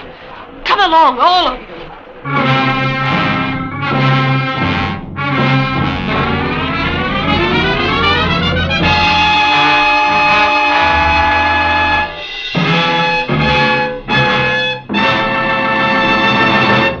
In just a moment, the second act of Philip Marlowe. But first, Groucho Marx, his famous ad-libs, and his teams of opposites will be back betting their lives on most of these same CBS stations tomorrow night. You've missed half your life if you haven't bet your life with Groucho Marx on Wednesday nights this season. Hear him on this top quiz show tomorrow night on CBS. Now, with our star, Gerald Moore, we return to the second act of Philip Marlowe and tonight's story, The Grim Echo.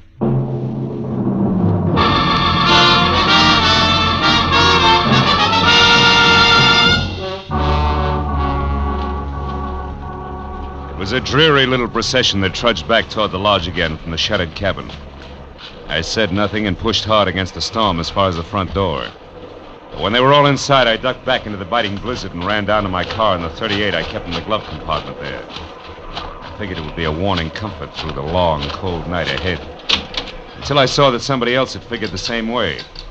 The lock on the glove compartment had been sprung and the gun was gone. Now there was no doubt about the explosion. It had been no less accidental than Lucretia Borgia working over an after-dinner drink. As I hurried back to the lodge, I suddenly felt the kind of inside cold which you can't ever blame on the weather around you. But a moment later, that same cold began to thaw.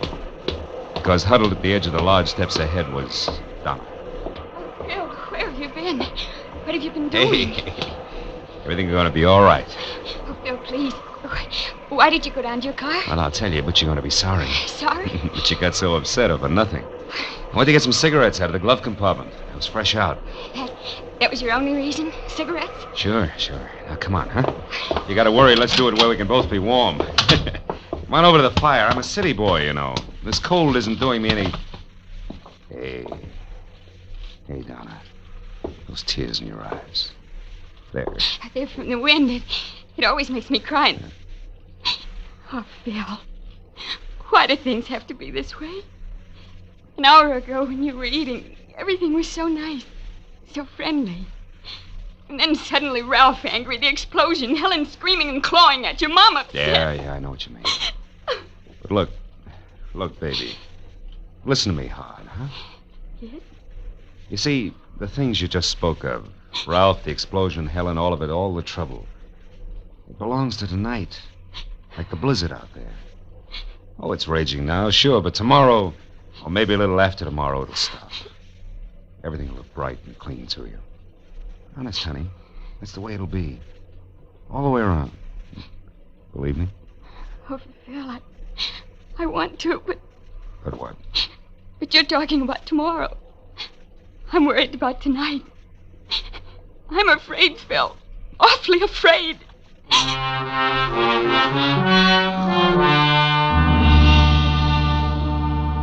I spent the next 10 minutes trying to convince Donna that there wasn't anything to worry about. And then when she'd gone to her room, I went to mine and started all over again, trying to convince myself.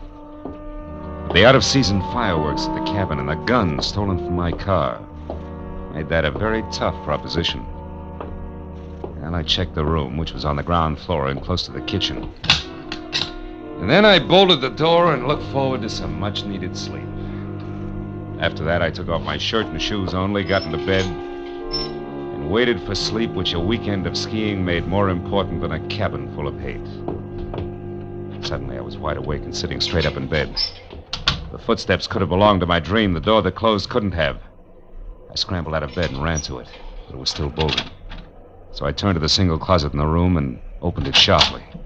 It was empty, except for a long, thin finger of light that streamed through a keyhole. A keyhole that belonged to a door at the rear of the closet that gave out onto the kitchen. Obviously, the closet had once been a pantry.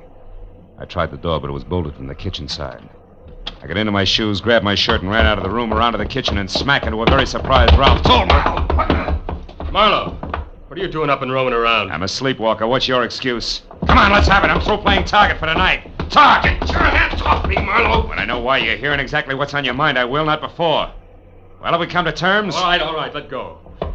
I'm here because my room is on the ground floor, and I heard somebody cross through the house and come into this kitchen. So I decided to investigate. You're a liar. You were in my room, Tolman, and you know it. You got in through the door that leads into the closet. Come on, Buster, let's level. We're keeping each other awake. Listen, Marlowe, I don't like you. Honest? And I don't like the way you and Donna are... The way we're what? Come on, boy, get it off your chest. Never mind that now. Look at this. Wood shaving, so what? Yeah, found it near the door to the closet in your room. Might also be the answer to who your visitor was. She left her calling card. What do you mean, calling card? Helen. She's always covered with these shavings. She makes things out of rough pine.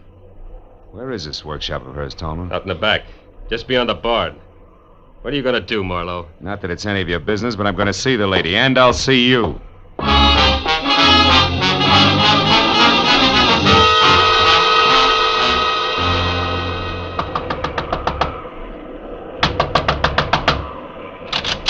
What do you want? Conversation, Helen, if you don't mind. Now, wait a minute, you. It's late. Close that door.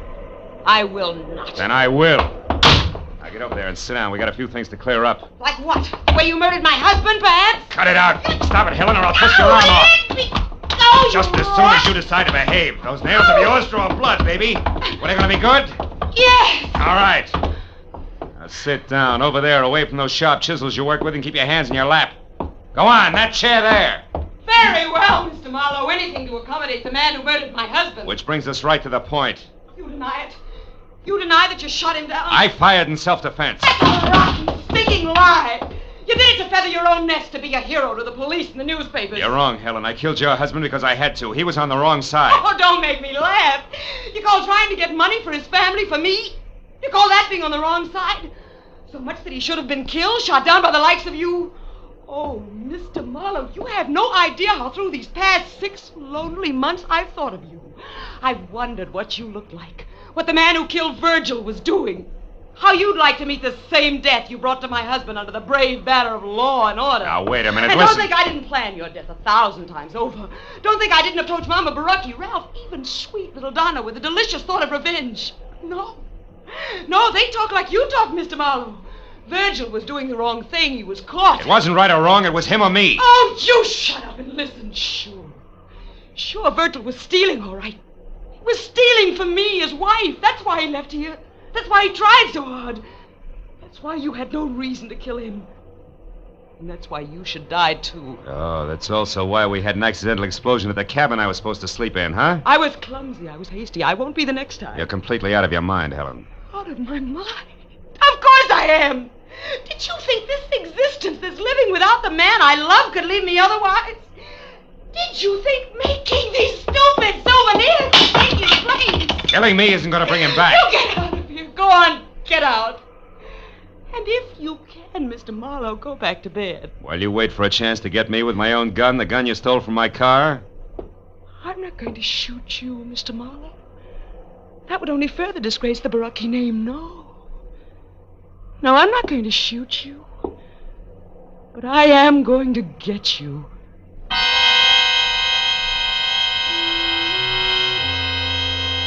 a long, chilling moment, I stared into the eyes of the half-crazed woman standing in front of me.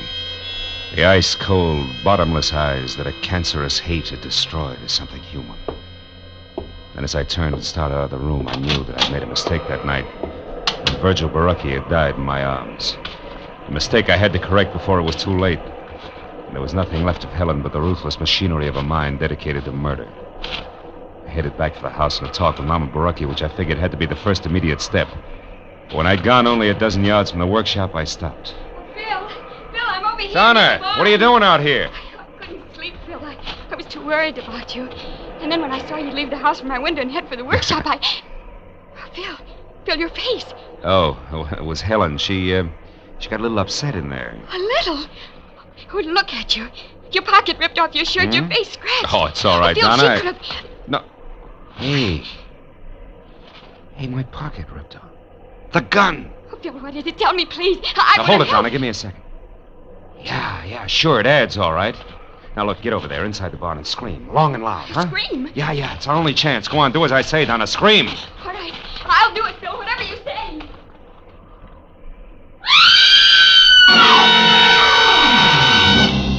The second Donna cut loose, I stepped out of sight behind a tree that was opposite the barn, and I kept my eyes glued to the door of the workshop I just left. I waited for the shattering report of the gun I was afraid I'd hear.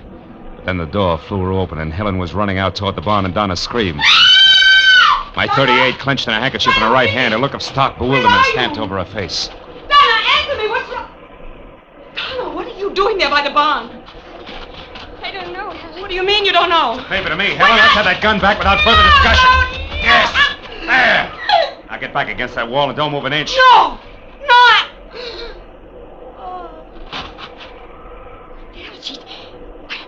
Phil, what is all this? Attempted murder, honey. She's all right. Attempted murder? You mean Helen here was going to try and kill someone? Yeah, herself. Or suicide? Uh-huh. Suicide that would be called murder and pinned on me. It's going to be her way of getting even. Oh, no, Phil, I can't believe She it. tried to once, honey, the explosion at the cabin. When that failed and everybody knew how she felt about me, a warped mind hit upon this little plan, and all the pieces would have fit tight, too. What pieces? What do you mean? That one, we argued. Two, she came to my room tonight and ripped the pocket off this plaid shirt so that we'd find it clenched in her hand after she was dead. You see it? Oh. 3, she stole my .38, which has my fingerprints on it. And 4, she left an obvious clue on the floor of the kitchen, a wood shaving that would bring me out here on the run. So everybody could find me close by when it happened. Oh, yeah, it was tight, all right. Tight as a hangman's noose. And then she was going to shoot herself, Phil, just after you left her. And that's why you made me scream? Yeah. And that's why now, Donna, later tonight, I'm going to tell her something that I intended to break to her gently. Oh. Something I was going to tell Mama Baraki first. You... Something I hoped would straighten her out. What, Phil? Well, your brother Virgil didn't die the moment he was shot, Donna. He lived long enough to ask one thing of me. What are you trying to say, Phil? But I never let Helen or you people here know about the woman he was in love with in L.A. The woman through whom I tracked him down. Oh, Phil. Yeah. Well, I guess it wouldn't be good for her if I was around too much? No, honey, not for a while, anyway. Wouldn't be good for any of us, huh? Come on, Donna, let's get her into the house. Yes. Yes, Phil.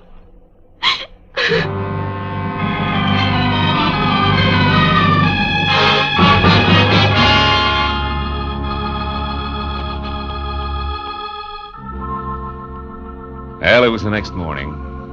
I went into the kitchen for some coffee and found myself all alone. Donna wasn't any place in sight. So I got my things together and walked slowly down to my car, and when I got in, I didn't feel like leaving. Not right away. And I was glad that warming up my motor was the smart thing to do. Gave me time to light a cigarette and think. Look around. Back toward Echo Lodge, where I could see Donna waving goodbye from an upstairs window. I'd see her again in a little while. It was a small world, all right. Full of echoes. And just think how the web of paths we call coincidence had brought me and those who knew and loved Virgil together. Someday, maybe, Donna and I would be looking for each other. And those paths would make it a lot easier.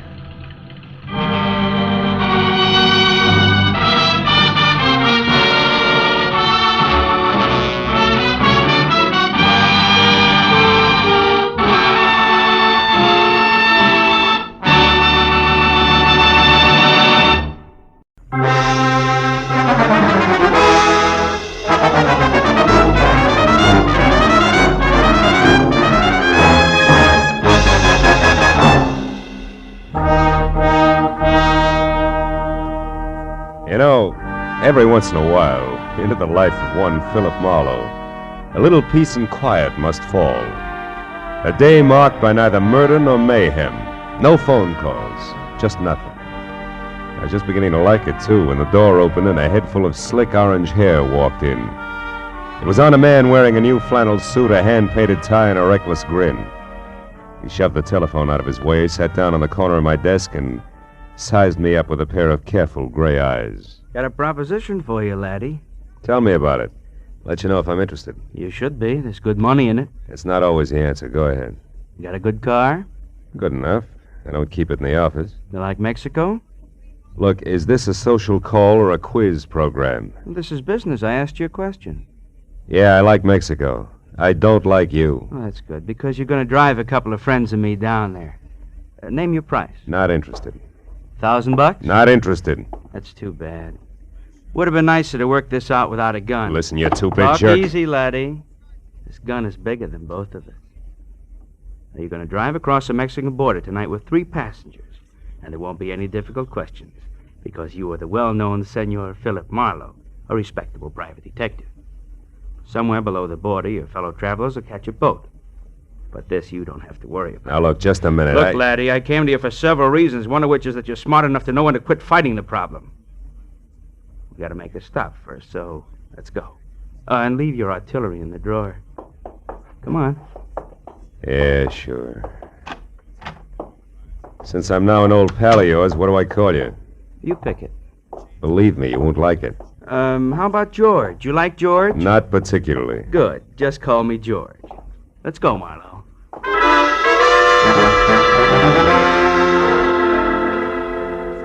We nodded at the elevator girl, waved goodbye to the kid in the parking lot, and headed south on Highway 101. All with the front of that Mauser nudging my kidney.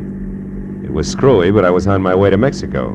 Don't get ambitious, Marlowe. Not too fast, not too slow. Just keep it rolling nice and steady. I did what I was told and watched for a break. For every foot of 100 miles down the coast. At Oceanside, we cut inland past Escondido and up into the citrus country. Once he dug a little map from his pocket and studied it while we headed into the hills where farms were farther apart. George was busy looking for a turnoff when my chance came, and it came fast. My foot slammed down hard on the brakes. George's head smacked the windshield, and the gun slipped out of his hand. I dropped 2 wheels in the ditch, but I got the gun. He took one look, then jumped out and ran in a low crouch for the back of the car. Before I could follow him, I heard the truck coming. It was a big 2-section job rolling fast. It topped the rise just as George pivoted toward the road. The truck driver must have seen him just as he hit me, because the air brakes locked on all 26 wheels at the same time. I ran to where George lay like a discarded doll at the side of the road. The truck driver was out of his cab before it stopped rolling. I didn't see him. I come over the rise there. I didn't see him. Take it easy. Honest, I didn't see him. Is he all right? He ain't dead, is he? No, he isn't. He won't be walking much anymore. It wasn't my fault, Mr. Honest. I know it wasn't. Get hold of yourself. Gosh, what should we do? I want you to drive to the nearest phone and get the police and then come back. Here's my card. Give it to the troopers. Tell them they can reach me at my office. Yeah, what are you going to do? If I can figure out how to read this map of his, I'm going to pay a call on a couple of people who are expecting this guy. Maybe it's just a stubborn streak, but when I'm being used as a patsy, I like to meet the people involved.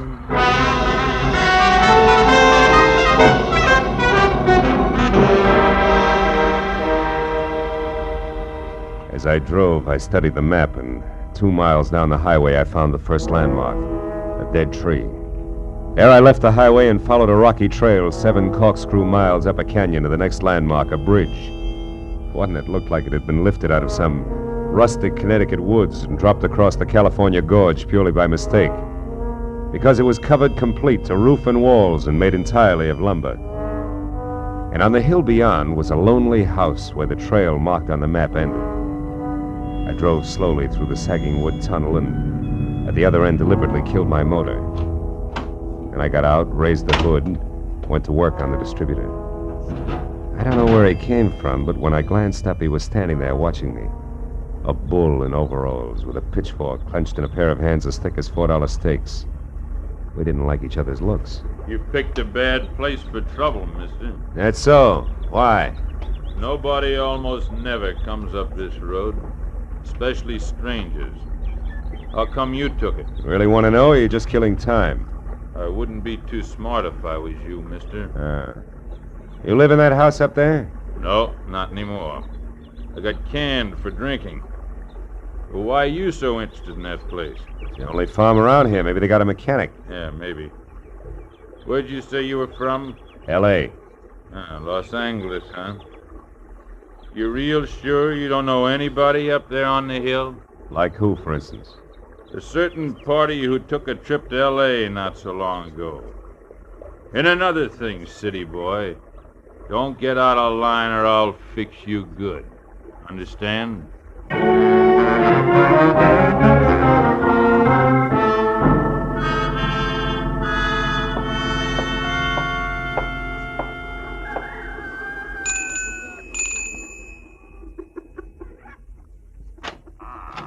Yes? Oh, yes. Now, I mean, how do you do? You want something? Yes, my car stalled at the bottom of the hill. Dolly, who is it? Who's there? A man, Uncle Walter. He says his car broke down. What's that? Your car broke down, you say? Yeah, I don't know what went wrong, Mr. My name is Brule, Walter Brule. Oh, I'm glad to know you. I'm Philip Marlowe. What are you doing on this road, Mr. Marlowe? I thought it was a shortcut. Did you? Well, you were wrong. It's a dead end. Oh. You come inside. Thanks. Look, Mr. Brule, I'd like to have somebody who knows motors come down and look at my car, huh? Mm-hmm. All right, when Ed comes in, I guess he could go down with you. Oh, That's my new hired hand, Ed Fry. Oh. I don't know, Uncle Walter. It's getting pretty dark. Yeah, I was thinking the same thing myself. As a matter of fact, if you can accommodate me, Mr. Brule, I'd just as soon rest up a while and shove off in the morning. I want to pay you for everything, of course. Stay overnight? Oh, I'm afraid that's impossible. Impossible? Why? What's the matter with you, Dolly? If necessary, I'm sure we can arrange to take care of Mr. Marlowe some way. Well, okay. Yeah, that's better. Now, if you want me, Dolly, I'll be out in the barn. Make yourself comfortable, Mr. Marlowe. Your uncle, huh? He owns this place? That's right. My mother was his favorite sister. Oh. You want a cup of coffee? Oh, I'd love it. Haven't had any farm kitchen coffee in ages. You don't seem to have many visitors up this way, Dolly, huh? No, not many. Nice farm, though. Stinks. Is that why you run off to L.A. now and then? How did you know about that? I guessed. I ran into a friend of yours at the bottom of the hill. A pair of overgrown shoulders with a pitchfork. Said he used to work here. Him. He did up until a month ago. That's Noah Bickman. Big dumb goof. Here's your cup. Oh, thanks. By the way, Mr. Marlowe, where are you heading? Oh, Mexico, maybe. Mexico? Yeah. You kind of came a long ways out of your way, didn't you? Did I? Dolly! Dolly! We're in here, Eddie. What's the matter? That car at the bottom of the hill. Whose is it? Car belongs to me. It's stalled. Oh, who are you? This is Mr. Marlowe, Eddie. He's on his way to Mexico. Wow, you don't say. And since his car broke down so late, he may stay all night. Uncle Walter said it'd be all right. Is that a fact? I'll go get some blankets, Eddie, so you can take them up to the spare room for Mr. Marlowe. Okay, Dolly. Mr. Marlowe, huh? Where you from, Mr. Marlowe? L.A. You? Points east. You know, this road don't go to Mexico, Marlowe. In fact, it stops about a mile up the draw here. Kind of funny that you wound up on it, isn't it? I don't see you breaking up over it, Eddie. Don't let my poker face throw you, pal. Traveling alone, are you? I am now. Meaning what? That there's nobody with me. That's simple, isn't it? Not in my book, pal. I might even want you to draw me a picture of that one. Here's the blankets, Eddie. Sheet and pillowcase. Oh, okay, it's fine. Come on upstairs, Marlowe. I'll show you the room. You want me to go with you and make the bed? No, you stay here and put up some more coffee, Dolly. All right. Got a hunch I may want lots of it tonight. Let's go, Marlowe. Right behind you, Eddie. How's the weather been in L.A.? Some might call it hot. Uh-huh. Get the door, will you? Sure.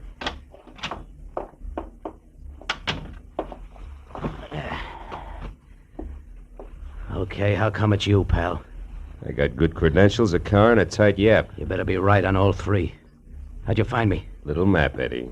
From Escondido to the dead tree to the covered bridge, and then up here it's a cinch. Why'd you show alone? Where's Red? Got to meet us at the border. It's a bum fit, pal. It's not in the book. Why? He had some kind of a last-minute jam with the boat. Oh, that jerk.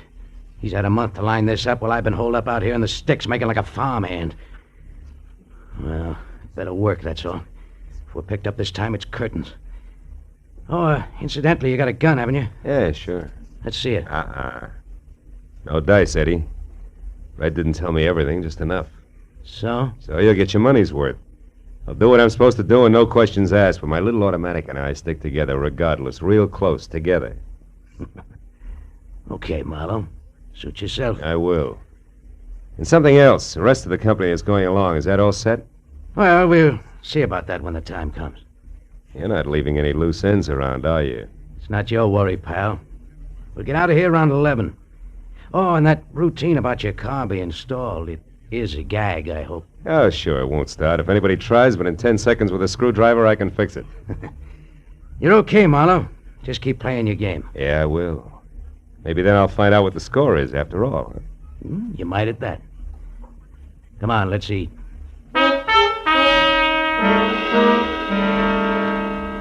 Dinner at the Brule farm was as loaded with gay chatter as a bad case of lockjaw. And when it was over, the participants scattered like everybody else was contagious.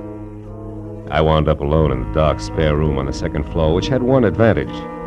Windows that viewed both the front and the rear. The moon was bright, so I didn't bother with a lamp. I listened to Dolly rattle dishes in the kitchen until that stopped, and then I watched old man Brule pace his front yard. Once Ed Fry went out and talked to him briefly, and then headed for the front door again. For a long hour after that, the big house was silent until from somewhere out in the back, there was a soft metallic tapping. Eventually, I spotted a heavy figure outside tossing pebbles against a window pane downstairs. And he edged back through the shadows to the barn. A moment later, I saw the girl slip out a rear door and run across the backyard and join him. I went down the back stairs and out along the house to a hedge, and I followed that until I was close enough to hear. It's true, I tell you. He's an escaped convict, a killer. He's been hiding out here on your place. I can't believe it, no. I just can't. Are you sure? Of course I am. I read it by accident just tonight in an old newspaper from Denver. The whole story with pictures. There's no doubt about it. Ed Fry is really Eddie Fillmore. He's a murderer, plenty of times over. What do we do? Should we call the police? No, not on your life. Listen, you want to get off this farm, don't you? More than anything in the world. Okay. Then we'll do it. Together, Dolly. I didn't tell another soul about this. You know why? Because they put out a reward. A big one for him. $2,500. And we're going to get it. Just us, you and me. But how, Noah? How can we possibly... What's that? Did you hear that, Noah? That's nothing. It's one of the cats, maybe. Look. You've been taking walks with him lately, Dolly. Well, yes, I have, Noah, but... Well, never mind that now. Just get him to take another one right away. Get him to walk you down to Pritchard's house. I'll be waiting there, and as soon as you get inside, I'll jump him. You'll never know what hit him. Will you do it? Pritchard's house? Yeah. Well, I'll try. You give me some time to persuade him. Sure. Oh, I knew you'd see things my way, honey. No. Boy, with that reward money, there'll be no stopping us. You better go in now before they miss you. Okay. I'll get him there just as soon as I can. Hey, Bickman. What? Who's there? Marlowe. Listen, I gotta talk to you. You were here listening all the time, weren't you? Yeah, and believe me, you're making a mistake. You're playing with dynamite, Bickman. You two are nuts to tackle that guy alone. He's too tough for you. So you want to help so you can cut yourself in on the reward, that's all. Well, it ain't gonna work. Don't be a sap. He's covered himself. There's somebody else in with him. Somebody around here. He's got an ally. You two try to grab him and you're gonna be in trouble. You're lying. He's been hiding out all alone, and we're gonna get him, Dolly and me, by ourselves. And if you try to horn in, mister, so help me, I'll beat your brains. Cut it out. Reward or no reward, you gotta listen to me. I got to nothing. No!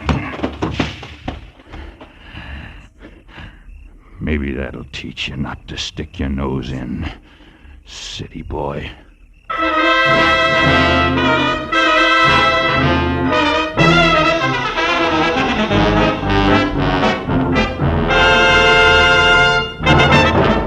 In just a moment, the second act of Philip Marlowe. But first, Fred Allen's first appearance on the CBS Jack Benny Show. Al Jolson sings, but the face is Charlie McCarthy's. Andy of Amos and Andy goes on trial for deserting his bride by mistake. Those are three headlines that guarantee you a world of fun on CBS tomorrow night. Yes, this third Sunday of the new year will be an all-time high in radio entertainment. Hear them all on CBS tomorrow night. Now, with our star, Gerald Moore, we return to the second act of Philip Marlowe and tonight's story, The Covered Bridge.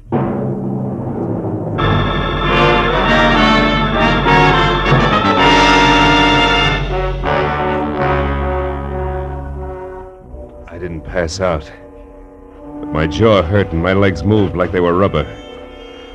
Now I had to find the roving Walter Brule because he should know where Pritchard's house was, where the ambitious team of Dolly and Noir might be biting off a lot more than they could chew, healthy 4H teeth notwithstanding. Mr. Brule! Mr. Brule! Yeah? Hello? Who is it? Marlowe! Come here a minute, will you? It's important. Yeah, important? What is it, Mr. Marlowe? Your face! What is it? Your friend Noah, we had a few words. Noah Bickman? He was no friend of mine. Yeah, he's no friend of mine either. Look, Brule, I'm going to have to trust you. I've got no choice. Bickman found out Ed Fry is really an undesirable named Eddie Fillmore is wanted for the police by murder. Murder? And he wants to trap him for a $2,500 reward that's been posted and didn't want me in the way. No. Now, look. I'm not a passing tourist with motor trouble, but a private detective. Tell me, who is Pritchard and where does he live? Pritchard? Where does he live? Mr. Marlowe, somebody has been making a joke on you. Elihu Pritchard died 20 years ago. He lived right in this house where I do today. This is Pritchard's house here? Oh, Pritchard's house? No, that is down the road near your car. The covered bridge. That is Pritchard's house. The bridge? Yeah, you see, Elihu Pritchard was from New England, and he had a covered bridge on his farm there, so he wanted one here. He built it himself day by day, a board here, a nail there. Oh, and since he spent so much time at it, people call the bridge his house. Is that it? Yeah, exactly. But then, why is it important? Because of a meeting, Mr. Brule, a get-together that I don't think is going to be on the quiet side. Let me borrow your flashlight, will you? Sure. Now get back inside and call the police. But what are you going to do? Reinforce the reward-happy sweethearts and keep an eye out for someone I haven't met yet. A third party Eddie Fillmore plans to tour Mexico with.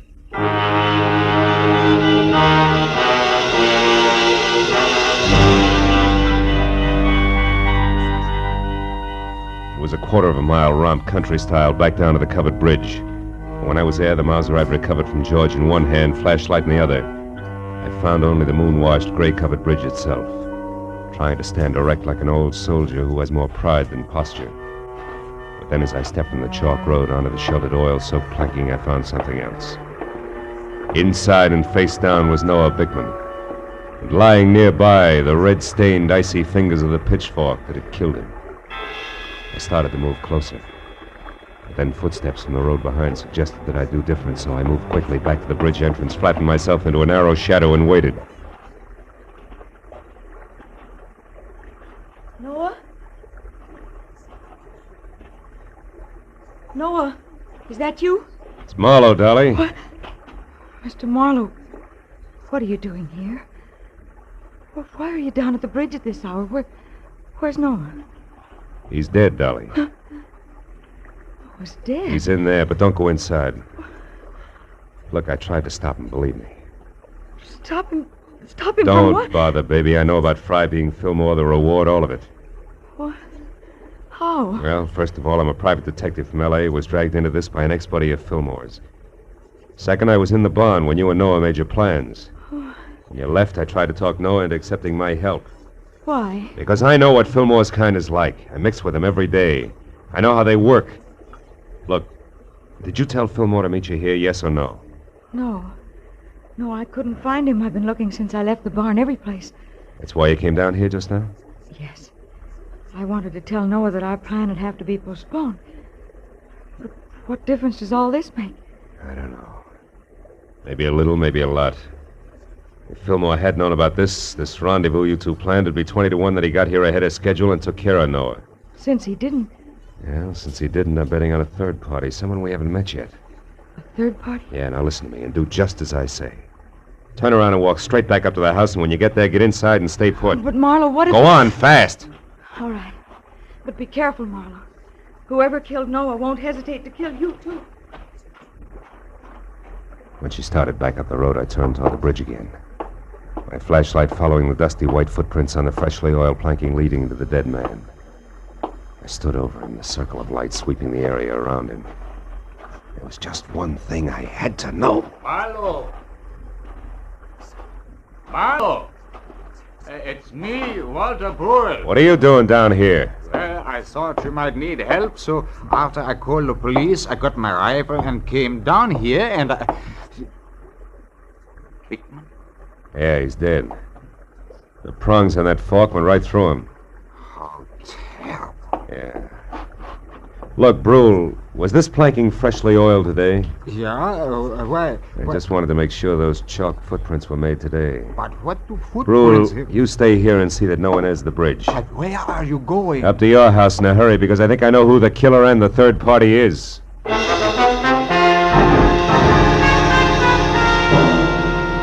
City-bred legs and smog-fed lungs, I made it up to the house in record time. But as I reached for the front door, I knew that time hadn't been quite good enough. The shot had come from somewhere in the house, and by the time I reached the living room, I knew I was too late to do any good.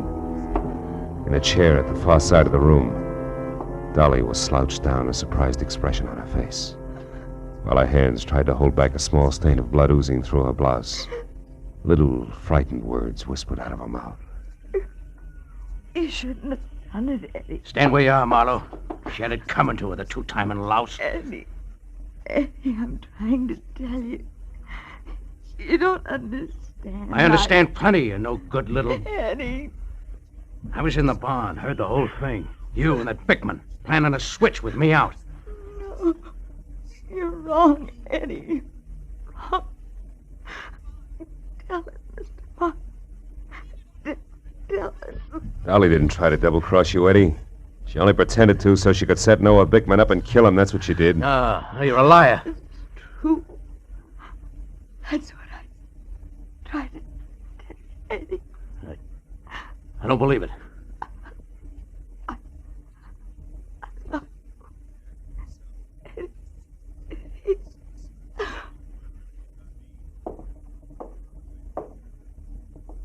Dolly.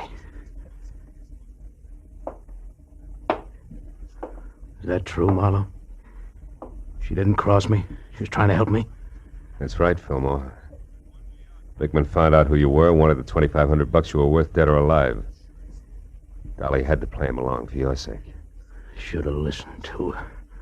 I should have listened. How'd you know all this, Marlowe? Found Dolly's footprints inside the covered bridge. Proof she'd been there before I found Bickman's body. Yeah. And you know who I was, so you put it all together. Well, you're holding the gun, kid. What's the next move? Doesn't matter much anymore.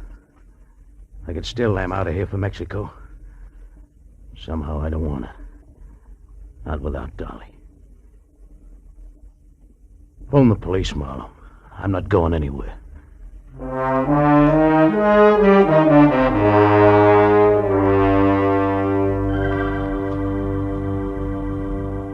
It was several hours before the county police and Eddie Fillmore had gone. Walter Brule and I sat at the long wooden table watching the light from the fire dance across the hanging skillets and pans by the grate. And nobody said anything for a long time.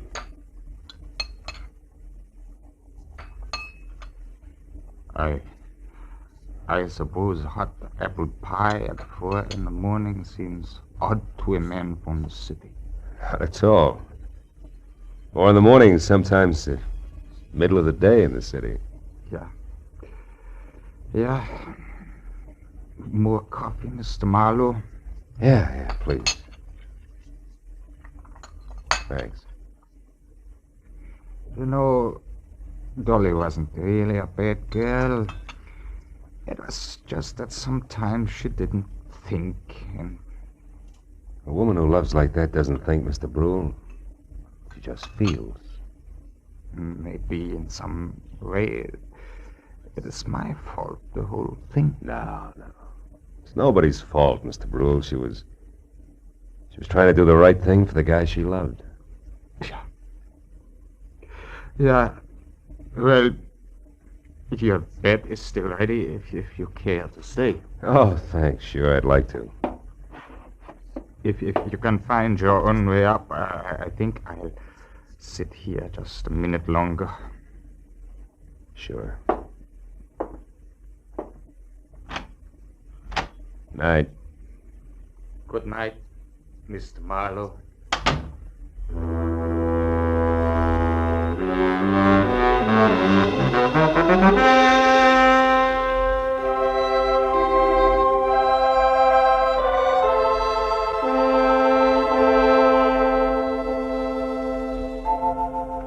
As I sat looking out over the starlit countryside, I thought of all the great love stories written about the good people who love, live, and suffer. And then the pathetic face of Dolly and the pain-racked face of Eddie said, "What about us?" And I had no answer. Yeah, chalk up another one, Marlowe. Another one of those things for which there is no answer.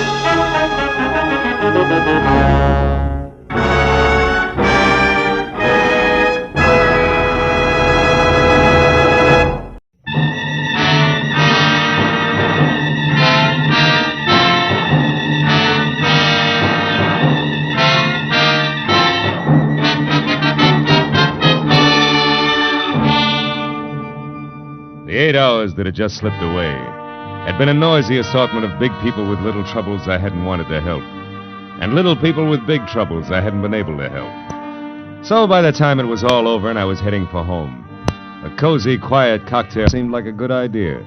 One down and one to go, and to ease up. But even as I relaxed, the tension between the couple sitting at my left became more and more apparent. I looked down the bar. The girl was young, pretty, and obviously afraid of the little man with her, who had only asthma where a voice should have been. Now, have I made myself clear? I don't know what you're talking about. Now, look, sister, Larry Sola doesn't go for people snooping after him now. And neither do I. It gives me work to do that's sometimes rough on a party. Brave boy. All right, little man, you've had your busy day. Hey, take your hands off me. As soon as you relax. Okay, get your mitts on. Now, gentlemen, please, no fighting. I can lose my license for it. Now, you leave at once. Wait a minute, Baldy. You heard him, Buster. Okay. I said what I come to say anyhow. Walter, stop playing. You all right, miss? Yes, thank you. Are you sure? Would you like another drink? No, thanks. I think I'll go back to my villa. Oh, you're staying here at the Wilshire Gardens? Yes, Villa 12. It's just around the corner. Well, maybe I better see you as far as the door. Little pal of yours might still be around. Well, thank you. It's all right. Come on. This is really very nice of you, Mr. Marlowe, Philip Marlowe. What about you? What?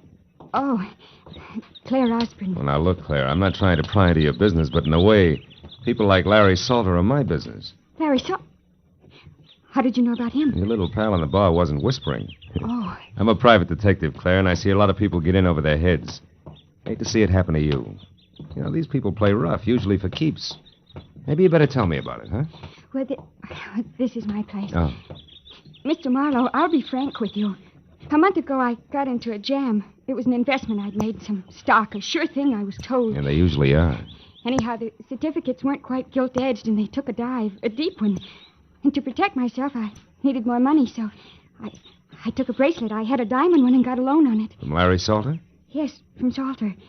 A friend, a person I thought was a friend, recommended him to me. So you cashed your bracelet, covered your investment, got your money back, and now you want the bracelet again, correct? Yes, but Salter isn't around. He's hiding. How do you know? Well, I went to the club he runs up on the strip. I overheard it there. Oh. 2 men spoke of him as being on an extended vacation for his health. But of course I didn't believe that, so I went around the back, found the door open, and got into Salter's private office. Baby, that in itself is a wonderful way to get into trouble, deep. Yes, I know, but I just had to find out where Salter could be located so I could pay him and get my bracelet back. Here, look, this paper. Mm-hmm. It was folded under Salter's memo pad. On one side it says, Madge, Gladstone 274. The last number's missing, torn off. And on the back, meet at 1010. Can this help us any? Yeah, it might. But first, Claire, a couple of questions that might help even more. Who was that ersatz little Caesar who slapped you in there? One of the men I overheard talking at Salter's club. He must have seen me and then followed me here. That figures. Now, look, honey. You're scrambling awful hard for a $1,000 bracelet. What's the rest of it? The rest of it? Well, you're out of your... Honey. Oh, what's the use? That's better. I might just as well tell you. The bracelet isn't mine, Mr. Marlowe. It belongs to my aunt. I live with her in San Diego. Oh, you borrowed it while she was away, maybe, huh? Yes. Oh, please, I've learned my lesson. I only want to get that bracelet back now, Mr. Marlowe. Please, will you help me? I'll pay you anything. Never mind that now. Oh, please, I must know where Larry Salter is. Okay, Claire, we'll try to find out, but on one condition, huh? Which is what? That you go inside, lock all doors and windows, sit next to the phone, and until you hear from me again, do absolutely nothing on your own. Agreed? Oh, yes, agreed, Mr. Marlowe. Thank you very much.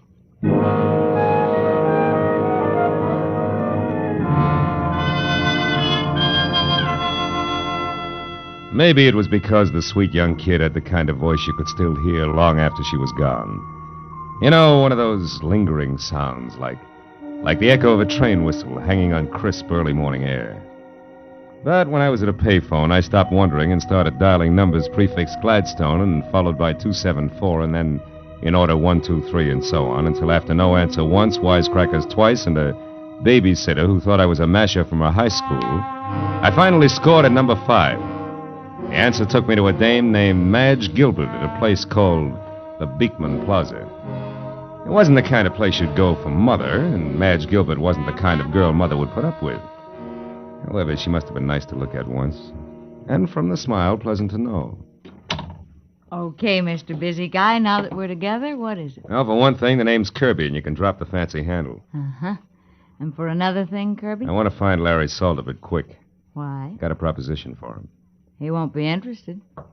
Sit down. How can you tell? You don't know what it is. No, but I do know what at the moment Larry is. Yeah?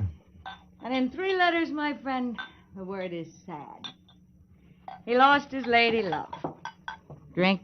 No, thanks. What do you mean his lady love? I heard that you and Never Larry... Never mind what you heard. All that's used to be. The pre-Janice trial period. The sad comes from Janice finding a better deal, maybe, huh? No. She was killed. Automobile accident. Night before last. Salter with her? No, again. She was alone and drunk. And that's probably the way Larry is right now. A blind fool. Fill it up, will you? Sure. Look, baby, believe me, it won't put out the torch you're carrying. Shut up. I'm sorry I broke the whole thing up. Now, what was that proposition you mentioned? For Larry exclusively. Where is he? The Foundry on Cushing? Where? The Foundry in East Los Angeles. Hey, wait a minute, Kirby. You seem kind of lost for a friend of Larry's. I'm just fuzzy on locations, that's all. How about numbers? The address down there, what is it? Come on, fast. 1010. Unless it's been changed recently. It hasn't. Okay, busy guy, you're still all right. Thanks. And if you play it real close, I think you'll be, too. See you, Madge.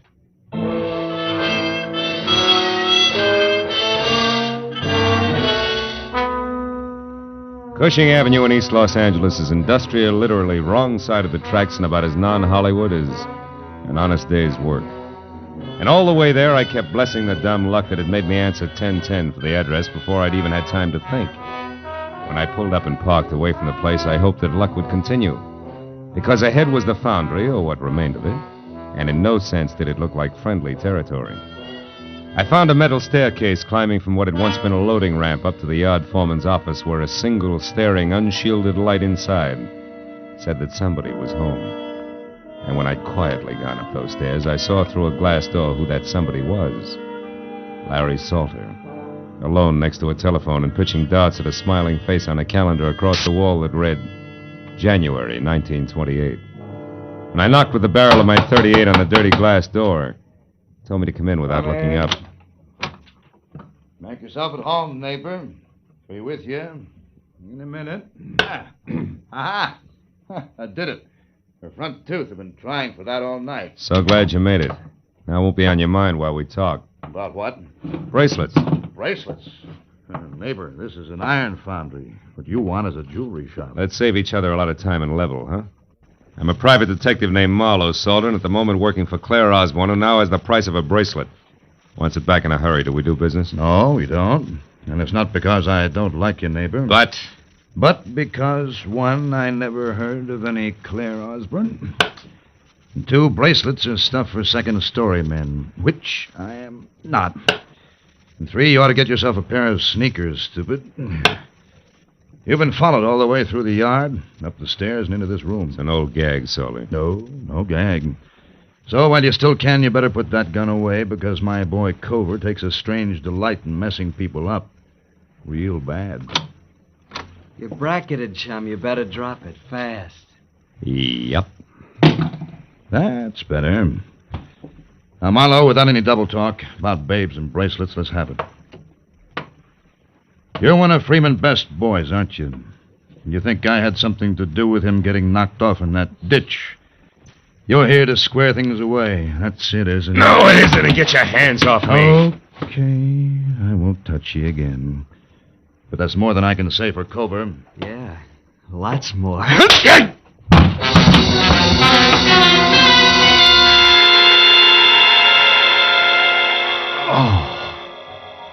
It was a toss-up whether Cobra's gun on the side of my head or the side of my head on the floor had done the damage. But either way, it didn't seem to matter. Because I couldn't make it back any further than Larry Salter's voice. It sounded like it was coming from the bottom of the well. Even though I could see him talking into the telephone. Okay, my place later. It's 8100 North Lucerne in Hollywood. But then, I couldn't even see that anymore.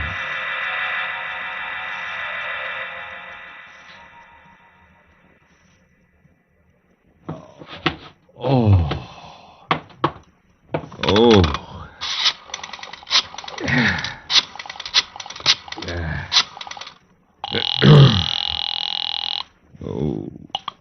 Good evening, Wilshire Gardens Hotel. Villa 12, please. Yes, sir. One moment, please. Hello? Marlowe, Claire. Listen, I'm over in East Los Angeles. Mr. Marlowe, did you find him? Do you know where Larry Salter is? Yeah, I think so. 8100 North Lucerne. It's up in Hollywood near you. Now listen, Claire, about the bracelet. There is no bracelet. What? There was no trouble on the stock market and no loan made. Why do you want to know where Salter is? What do you want from him? His life. Goodbye, Mr. Marlowe. Wait a minute, Claire. Claire, listen to me. Oh, my head. I wouldn't try it, chum. What? Hey, Cobra, listen, Shut up. You don't have to go no place until Larry Salter comes back and says so. Now relax, chum.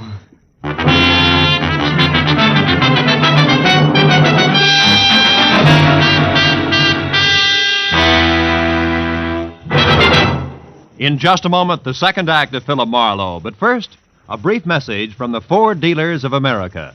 Over 100,000 motorists are experiencing the engineering leadership built into the 50 Ford.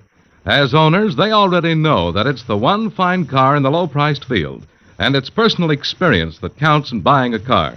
That's why the Ford Dealers of America are issuing this special invitation to test drive this new 50 Ford for yourself. In the classified phone directory, you'll find the name of your nearest Ford dealer. Perhaps you know him personally. He'll be delighted to arrange a test drive tomorrow. So get behind the wheel and test drive it for the comfort of its midship ride and its unmatched roominess. Test drive it for the power and quietness of the only V8 in the low-priced field, the kind of engine found in America's costliest cars, yet priced lower than 10 different six-cylinder cars. Test drive it for the safety of its own king-size brakes, largest in the low-priced field. Before you buy any car at any price, You'll find it to your advantage to test drive the 50 Ford at your Ford dealers tomorrow. Now, with our star, Gerald Moore, we return to the second act of Philip Marlowe and tonight's story, The Torch Carriers.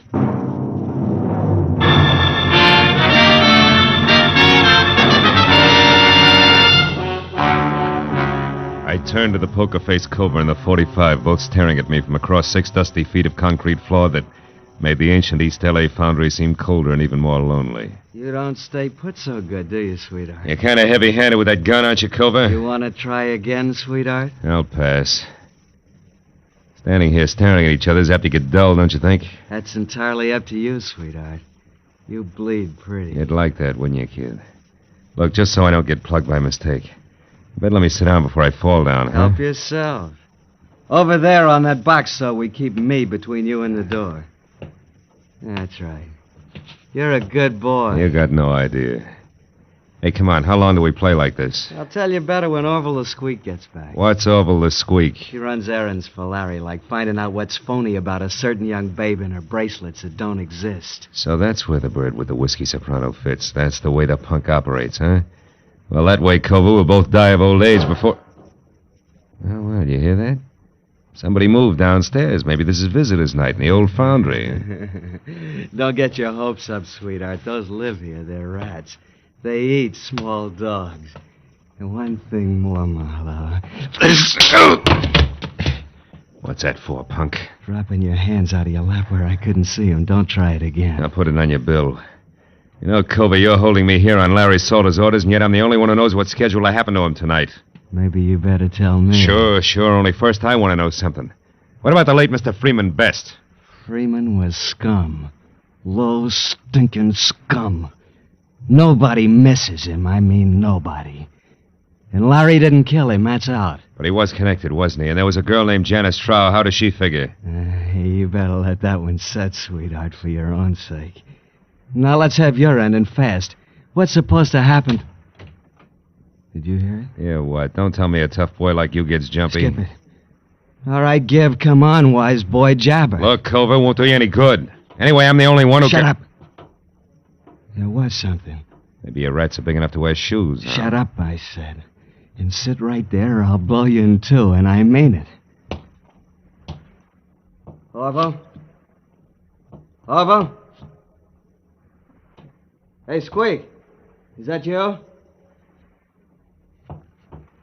Who's out there? Answer me! As Cobra edged out of the room, I felt along the side of the box I'd been sitting on for a jagged chunk of metal slag I'd spotted earlier. It was about the size of a baseball and heavy. I picked it up, then moved across to the opposite wall near the door. You! Get out of here! The boss is through with you. Now beat it! I stepped out and saw Cobra standing at the head of the stairs, his back to me. I threw the lump of iron slag with everything I had. Caught him like a hammer between the shoulder blades. His head flew back, his fingers clawed at the air, and he pitched face first down the stairs. I caught a glimpse of a woman ducking out of sight behind the foundry furnace. It was Madge Gilbert.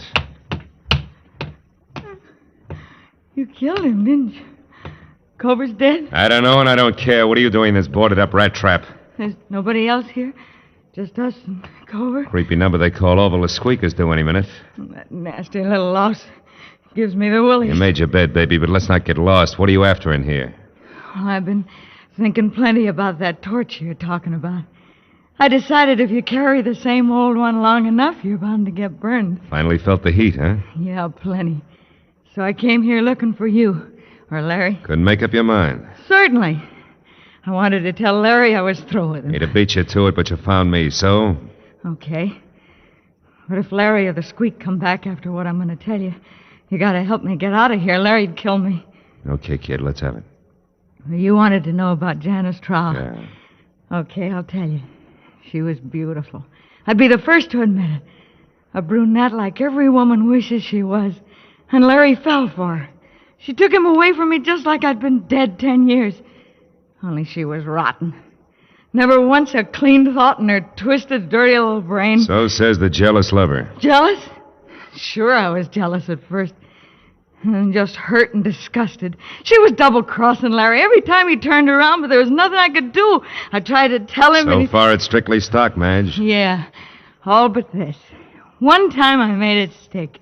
She borrowed Larry's car to take that slimy Freeman Best out for a ride in it, with extra laughs because it was Larry's car, mind you.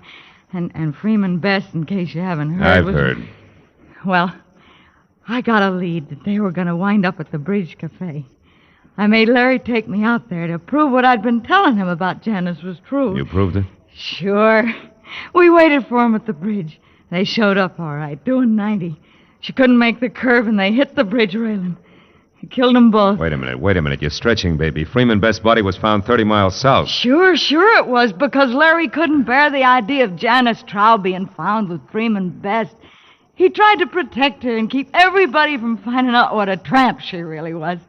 He pulled Freeman's body out of the wreck and hauled it clear down to Long Beach and dumped it. I watched him do it. And all this business is just to keep that secret about Janice Trow, huh? Sure. Gee, can you imagine a love like that going to waste, huh? Why, even with her dead, even now, he won't as much as speak to me. I'm not so bad. I've tried and I've waited. But he won't drop it. So it's all yours, Kirby, and take it. I hope you put it right where it hurts him the most. No dice, baby. Kirby was a stall. I'm Marlowe, private detective. What? Gee, how cheap did I sell out anyway? It depends. The only axe I'm grinding is for a girl named Claire Osborne. Ever hear of her? No. That's funny. For some reason, she hates Salter even more than you. Listen, it's horrible. It's horrible. You stay where you are. I'm scared of him, Mom. I'll pull his fangs. Just don't get absent-minded about which side you're on.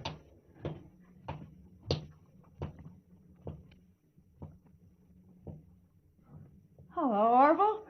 Where's Larry? I don't know. I've been waiting for him. Where's Cobra, then? I got something important. Cobra? Oh, why, he went out for a few minutes. Yeah? I don't like this, sister. You in here all by yourself. Something's wrong. What is it? Come on, what's the matter? Marlowe! Hold it, Orville. What? You. Why the gun? Guess. What do you know about Claire Osborne?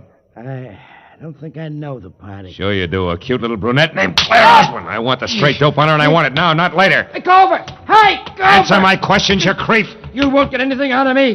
Larry will take care of both. You jerk. Maybe there's something on it'll give me an answer without talking back. Look, he always wrote things down in a little notebook. It's inside his jacket. Yeah, you're right. Here it is. Let's see. Oh, sure, this is it. Claire Osborne arrived from San Diego last night by plane. Registered at Wilshire Gardens as Claire Osborne, but according to the driver's license, her real name is... For Pete's sake, no wonder. I'll see you, kid.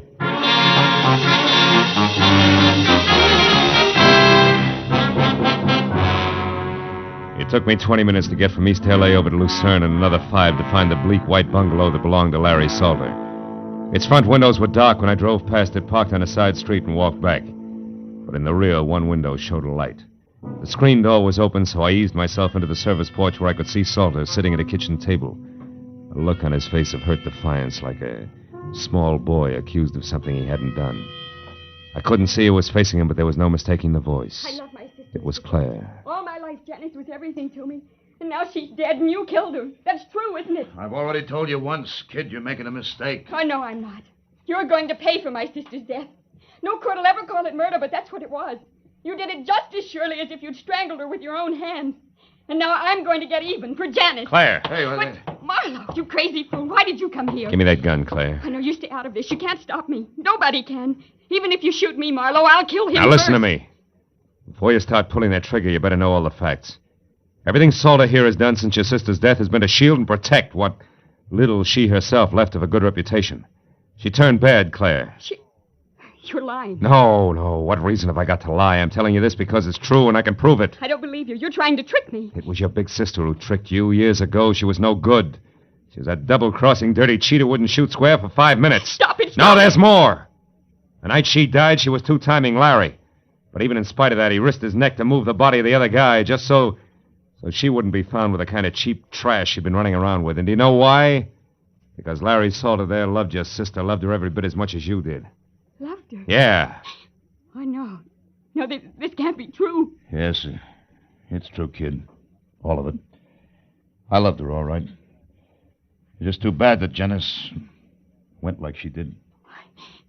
Oh, Marlowe. Okay, baby, the hard part's over. Come on, give me the gun. You don't want to shoot anybody. Not now.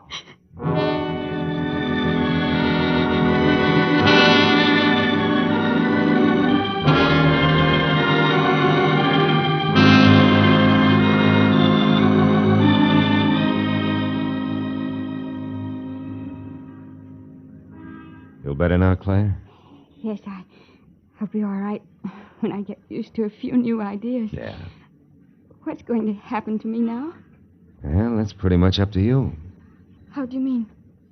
The world spins like mad, honey. You have to keep up or get lost. Like I was tonight. Mm-hmm. I was lost, Marlowe, terribly.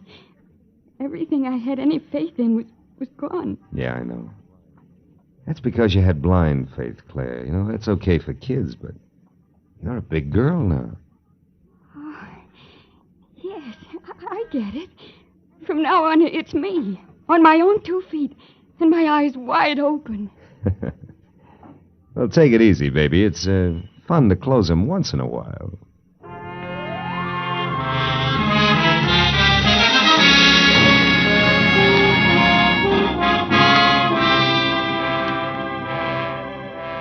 After I dropped Claire off at her hotel, I remembered the drink I'd started out to get and left half finished on the bar.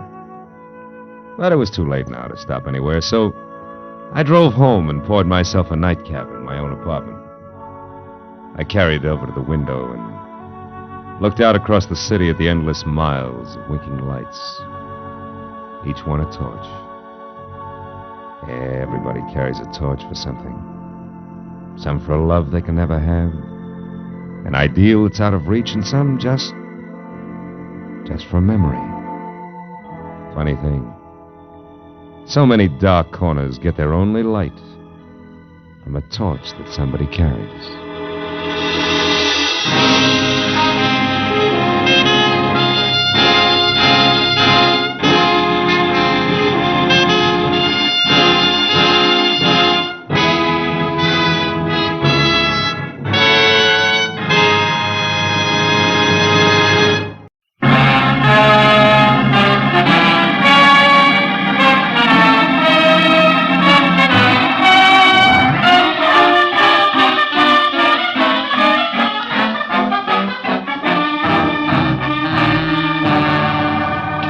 After a day jam full of heat waves in December, actresses who passed mascara in long A's off as talent, and producers with glossy convertibles and holes in their shoes, the world looked as phony as a $7 bill. And when I finally closed my office, stepped out onto Hollywood Boulevard into the glare from miles of sheet iron Christmas trees on lamppost trunks, and watched a loudspeaker Santa Claus with neon reindeer trundle by in a cloud of artificial snow, I'd have gladly traded all of Hollywood, California for one quiet Vermont hillside and thrown my license in to boot. All of which convinced me that what Marlowe needed most was a martini in his own apartment, a good book, and a night's sleep in that order. So I started home after them, but only got as far as the middle of the street. It was the kid who sold papers on the corner. Mr. Marlowe, can you spare a minute? I've got to talk to you. Okay, Tommy, let's get out of the street first, huh? I'm not so good at dodging fenders. Oh, yeah, sure. What's on your mind, kid? That's about my Uncle Bert. Bert Larson. He's gone, Mr. Marlowe. What about your family, Tommy? Don't they know where he is? Oh, I don't have no family. I've been living with Uncle Bert in a flat down in Van Ness. Hey, if you haven't had your dinner yet, maybe you'd eat with me in the cafeteria, huh? It's real important to me, Mr. Marlowe. Anything that's important to you, kid, is important to me. Let's go in. Oh, swell. I should have known something was wrong when I heard him walking around. Late last night, you know? He said he was after a drink of water, but he's got those metal plates, kind of like caps, on his shoes, so I knew he was all dressed, only I was too sleepy to think anything about it then. Maybe he just got an early start and he's been busy today, huh? No, it's not like that, Mr. Marlowe. Something's wrong. What'll you have, gentlemen? The pork's nice tonight. Stew's the best deal for the money, Mr. Marlowe. Oh. I'll have the stew, please. Yeah, you better make it two, miss. Okay, a couple of stews coming up. See, when I got up this morning, I found this envelope on the dresser. There was $200 inside, and this was written on the front. Huh? Let's see it. Dear Tommy, must leave town on business. I'll send more money soon. Be a good kid and take care of yourself, Uncle Bert. Yeah, I see what you mean. Yeah. I spent all day trying to find out where he went. I checked everything but the airport. I know he wouldn't take a plane. He gets dizzy just standing on a curb. No luck, though. Milk, Mr. Marlowe? No, I'll have coffee, Tommy. I feel rugged. And there's a table over in the corner. Come on, huh? Okay. What really makes it fishy is that Uncle Bert's got no out-of-town business. Besides, he's never been out in front more than $20 in his life. I can't figure it. Now, look, Tommy, if you're really worried, you don't want me. You ought to go to the police right away. Cops? Yeah. No, I can't. Why not? Well, Uncle Bert's been awful good to me, but, well, I guess he's really kind of a bum. You see, he's a gambler, Mr. Marlowe, a bookie. Uh-huh. Just a harmless small-timer, sure, but I'd get him in an awful jam if I called the cops. Will you try to find him for me? I got dough. I'll pay you whatever you charge. Don't worry about the money, Tommy. I got one lead for you. This name here in the back of the envelope, see? Yeah. Lester Carney. And the number 3004.5. Does that mean anything to you, kid? No. Oh. I'd have looked that guy up my cell phone. You know how far a kid could get. Sure. Gee, Mr. Marlowe, I'm sure my uncle didn't leave town. It's something else. It's gotta be. He's in some kind of trouble. Now, Tommy, you know that he might be on the wrong end of it, don't you? Yeah. Well, if that's right, I want to find it out fast, Mr. Marlowe. Here's a picture of him. Mm-hmm. Scared, son? Me scared? Nah. Not for myself, anyway. Yeah, I guess I am, kinda. Well, okay, Tommy, eat your dinner, and then get back to work. I'll see what I can find out, huh?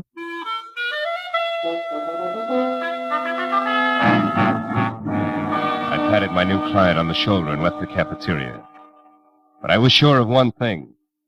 The dry rot that gets to most people in Hollywood wouldn't touch a hard-working kid named Tommy Lawson, who was already smarter at 15 than a lot of citizens get at 50.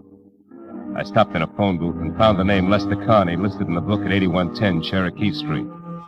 That turned out to be an oversized California Spanish model that had taken lots of old-fashioned wealth to build. Halfway up the curving walk to the already open front door, I heard the All right, voices. Susan, if that's the way you feel, I don't want you in this house another night. Well, I'm sorry, Mom, but I don't think that spying and telling lies are a part of the maid's duties, so I'm leaving. But I would like to know about my back salary first. You'll get your back salary, my girl. Don't worry about that. Now get out. Very well, Mom. Excuse me, sir. Oh, yeah, sure. Well, what do you want? I'm looking for Mr. Lester Carney. Is he in? He is not. Oh, would you mind telling me where I can locate him? I don't know. And I don't care anymore. Just a minute. Is he with Bert Lawson, maybe? I don't know what you're talking about. Now get out of here. And good night to you, too, Mrs. Carney. Hey, Susan. Just a minute, baby. Who are you calling baby? Well, I call anybody baby when they're as cute as you are. You're not so bad yourself. Now that that's established, let's get friendly. I'm always friendly. But they're not, huh? Oh, there's going to be trouble in that house. Oh? Well, good night, Mr. Now, wait a minute. I'll give you a lift in the car. Let me have your bag. Well, all right. Thank you. Yeah. Say, what about that trouble you spoke of, Susan? What did you mean? It's Mrs. Carney. Julia. Oh? She isn't as pretty as she used to be. She's turned her rancid. She's driven that poor husband of hers out of his mind. He almost never comes home nowadays. Practically lives in his studio. Studio, huh? What kind? Photography. Oh. It's way up in the Hollywood Hills someplace. Susan, did you ever hear either of them mention a Bert Lawson? No. Why, who's he? A gambler. I gather from Julia that Carney's blowing the family fortune, huh? Sure he is. And that's not all she's driven him to. No. What else? What do you think? Another woman, of course. Oh. An ice skater named Carol King at the Igloo. That's that nightclub with the skating show. Yeah, I've been there. Does Mrs. Carney know? Oh, she suspects. That's why she wants me to spy on him. But I wouldn't, because I don't blame him one bit. Not with Julia being like she is. Now, maybe you're right, Susan. But then again, maybe you've got your cause and effect backward, huh? Yes? Well, I don't know anything about that. But that poor man's been driven so crazy, he's threatened to kill her. Well, here's where I get out. And stay out.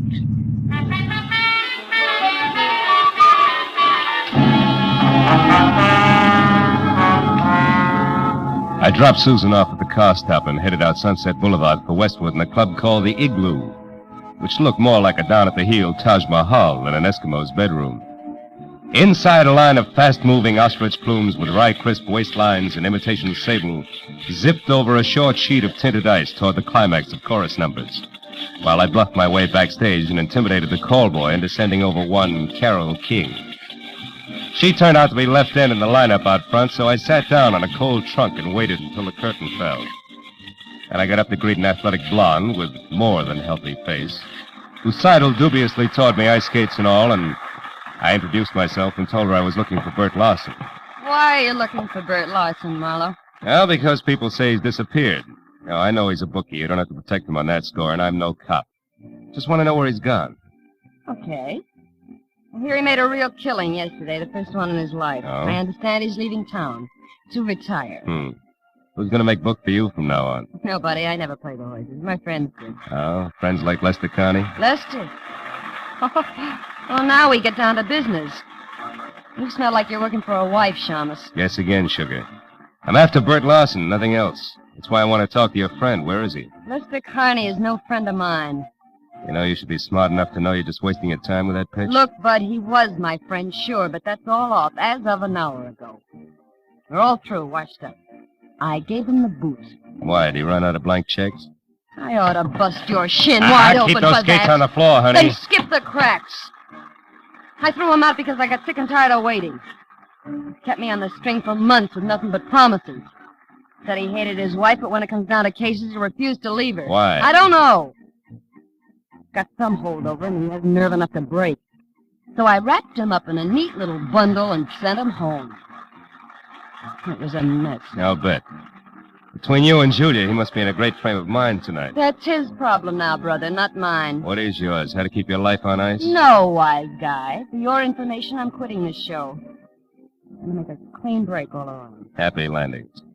But look, what's the connection, if any, between Larson and Carney? Why, Mr. Marlowe, I have no idea. Isn't that wonderful? Okay, sugar, that's where we'll leave it for now. But in making that clean break, be sure it's not your neck. I'll see you around.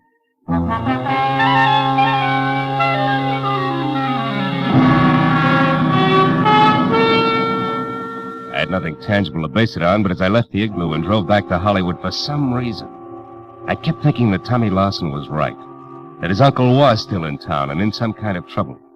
And I was sure that at least half of Carole King's story had been lies, but why I couldn't figure.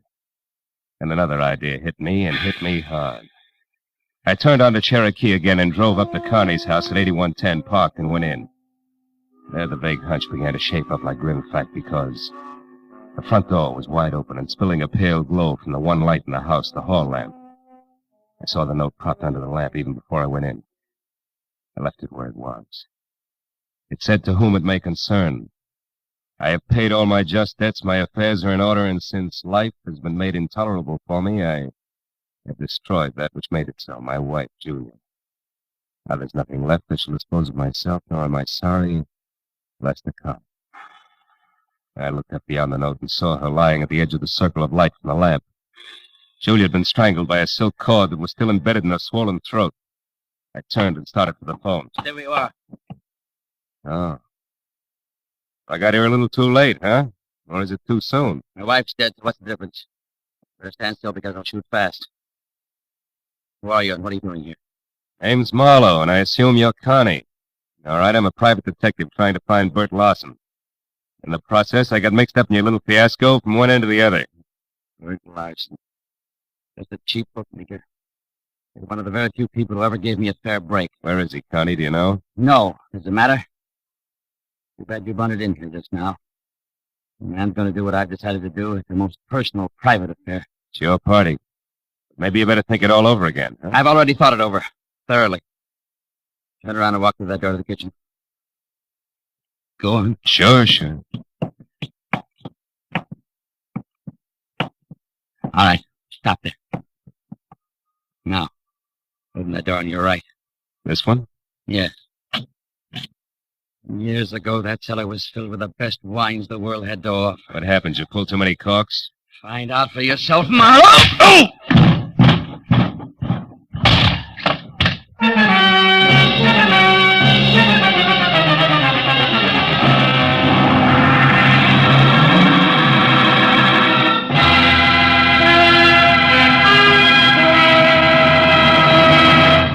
In just a moment, the second act of Philip Marlowe. But first, will Tyrone Power listen to Jack Benny's Siren Song? Will Ty consent to portray CBS's great Sunday night musician and lover in the movie The Life of Jack Benny? Tune in tomorrow and find out. No, there's never a question about the quality and quantity of comedy and sheer entertainment on CBS on Sunday night. And remember, the Jack Benny Show is heard on all of these CBS stations. Now with our star, Gerald Moore, we return to the second act of Philip Marlowe and tonight's story, The Kid on the Corner.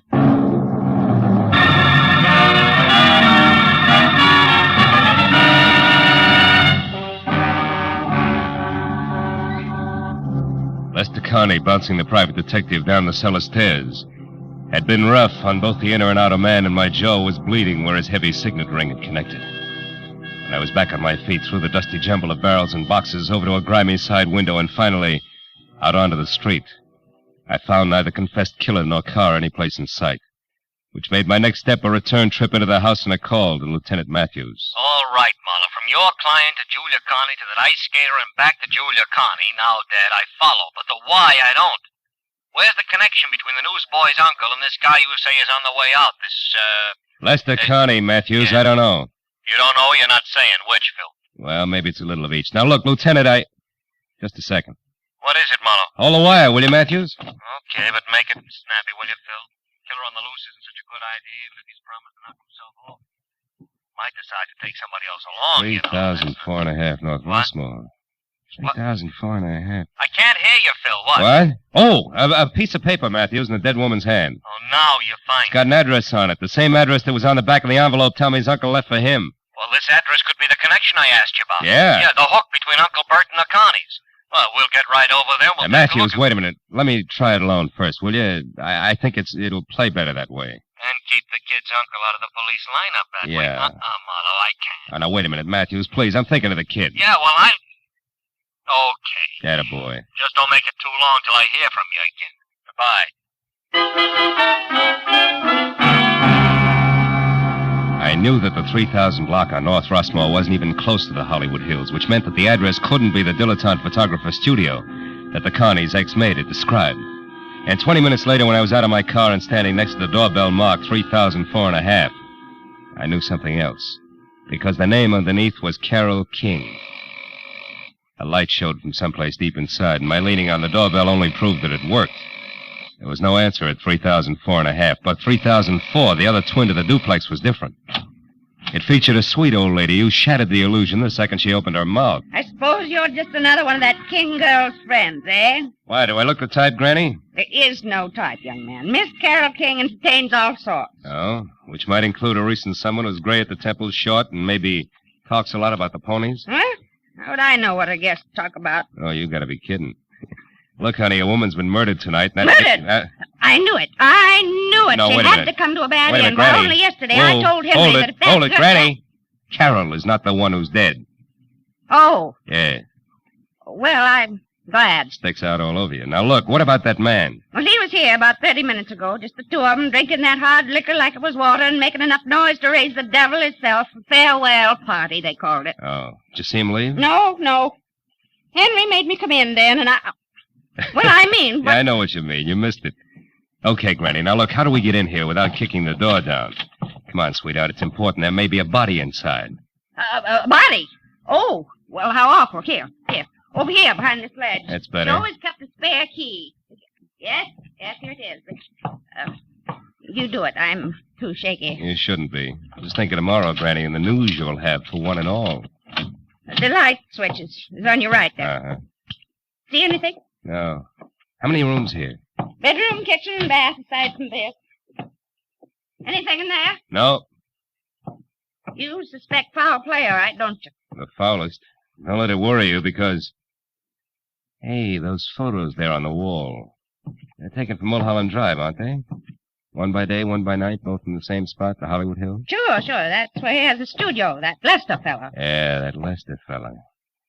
Granny, do you know where it is? I mean, Mulholland Drive and where?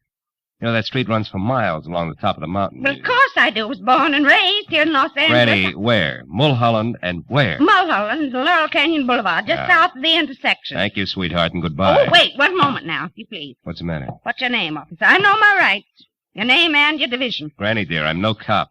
Huh? I said I'm no cop. Oh, not a police officer. Well, then who are you? Just a passerby. A stranger in the night. Good night, Granny.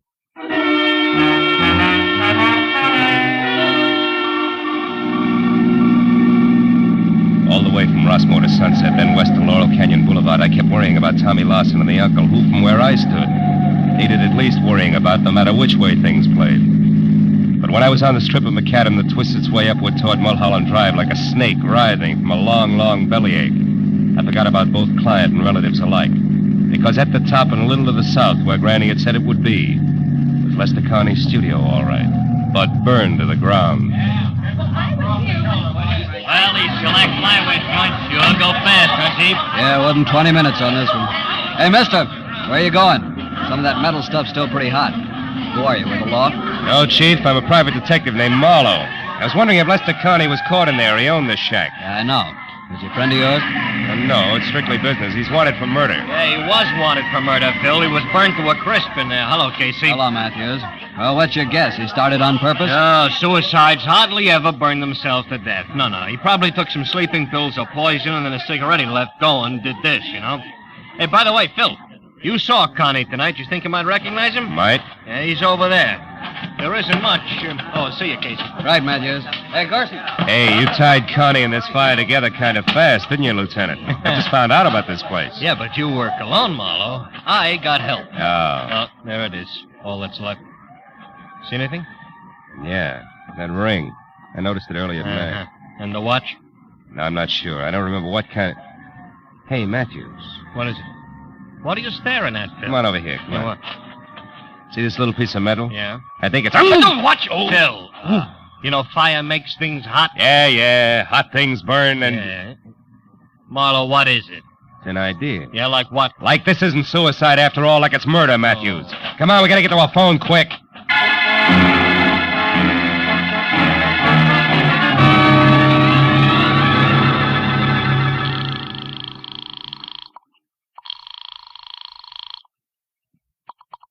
Los Angeles International Airport, Central Dispatcher's Office. Look, miss, this is important. I'm calling for Detective Lieutenant Matthews at police headquarters.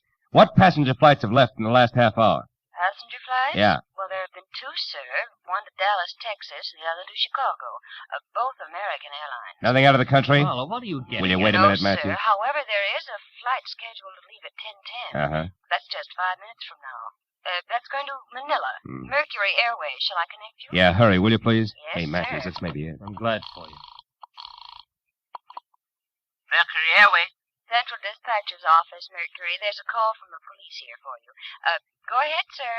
Look, your 10:10 flight from Manila, is it going out on schedule? Yes, sir. The plane's standing by for the Tower signal now. Oh, then tell me this. Is there a passenger aboard named Bert Lawson? Lawson? One moment, please, sir. Hurry, will you? This Lawson killed Lester Connie. Then he's Will you hold it, Matthews? Yes, sir. We have a Bert Lawson aboard. Oh, good. Keep him there and don't let that plane get up in the air. Do you hear? The man's wanted for murder. But don't do anything else either. Just let him sit and wait for us. You got that? Yes, sir. I understand. Fine. We'll be there as soon as we can. Goodbye. Come on, Matthews. It's your show from here on in. Sirens included.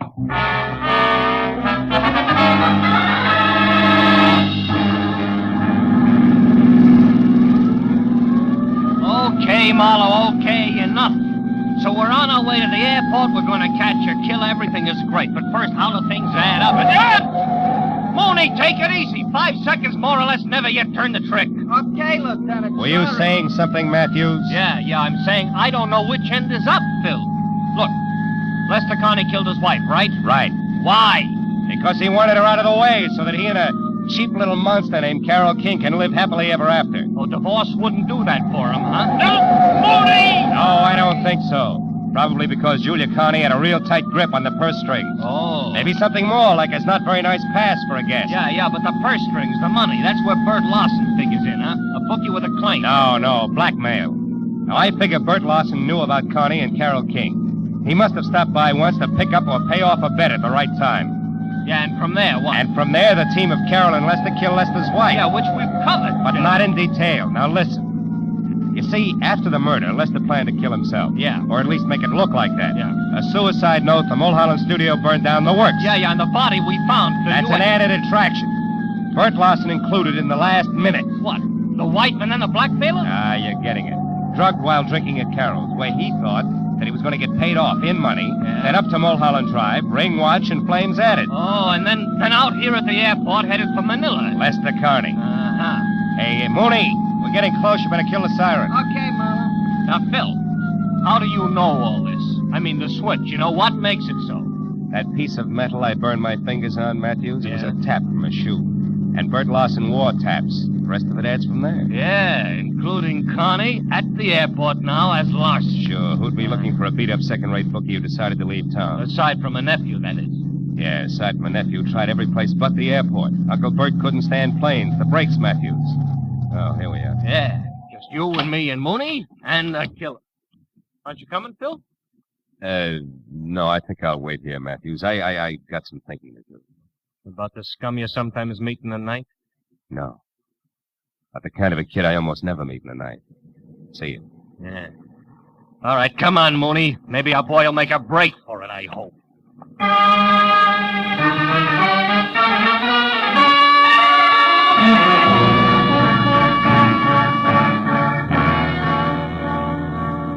Lester Carney didn't make a break for it, and an hour later when they picked up Carol King, it was the same thing. Each of them was surly, ugly, but they talked.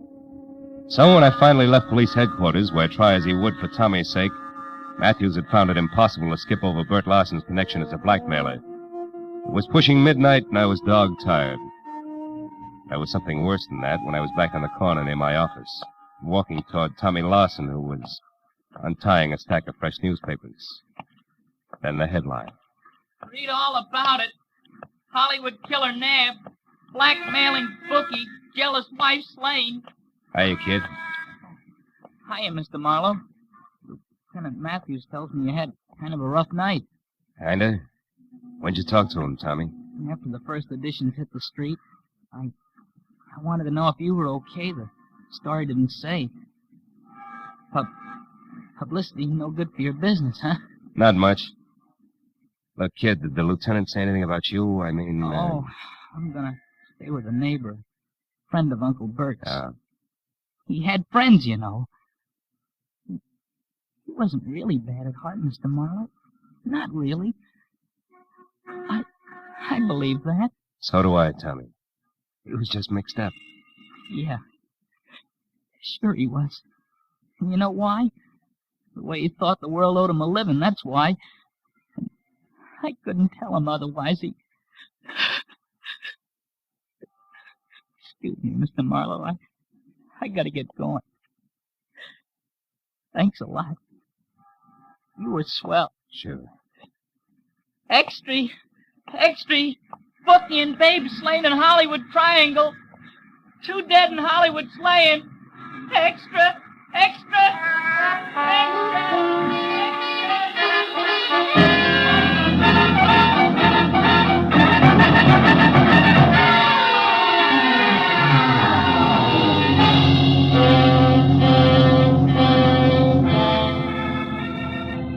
There's nothing more pathetic than a kid. The first time he's really slapped down by life. We, the older ones, the tired ones, learn to roll with the punch. Because we've got time in our corner, watching us, counseling us, teaching us how to save ourselves, so that at the final gong we're still on our feet. But a kid steps into life's arena expecting to find his opponents all he was taught to believe they would be. But instead he finds the old 1-2 below the belt. But if here he finds a good guy, and there a great girl, the going suddenly becomes not so rough. The fight becomes worth it. If only to help the next generation of Tommies find their ring a little cleaner. And the breaks not quite so tough.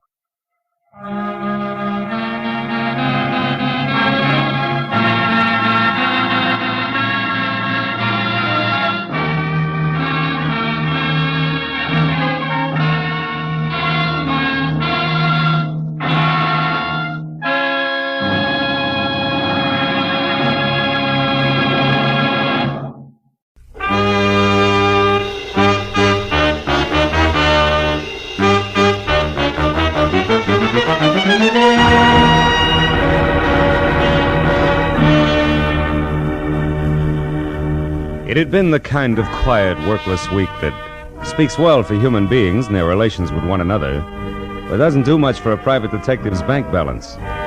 So when at exactly noon a telephone call had jerked me out of Chandler's new novel, The Little Sister, and a voice edged with anxiety had dangled $100 worth of negotiable bait my way, I had snapped at it. But then I wondered if I'd done the right thing, because it had been my Mus Hattie Pembroke, guardian of the millionaire thrill-seeking screwball Paige Pembroke. And now an hour later I left the sunlight and felt my way into the gloom of the carefully tucked-away Hollywood bar, where she had suggested we meet.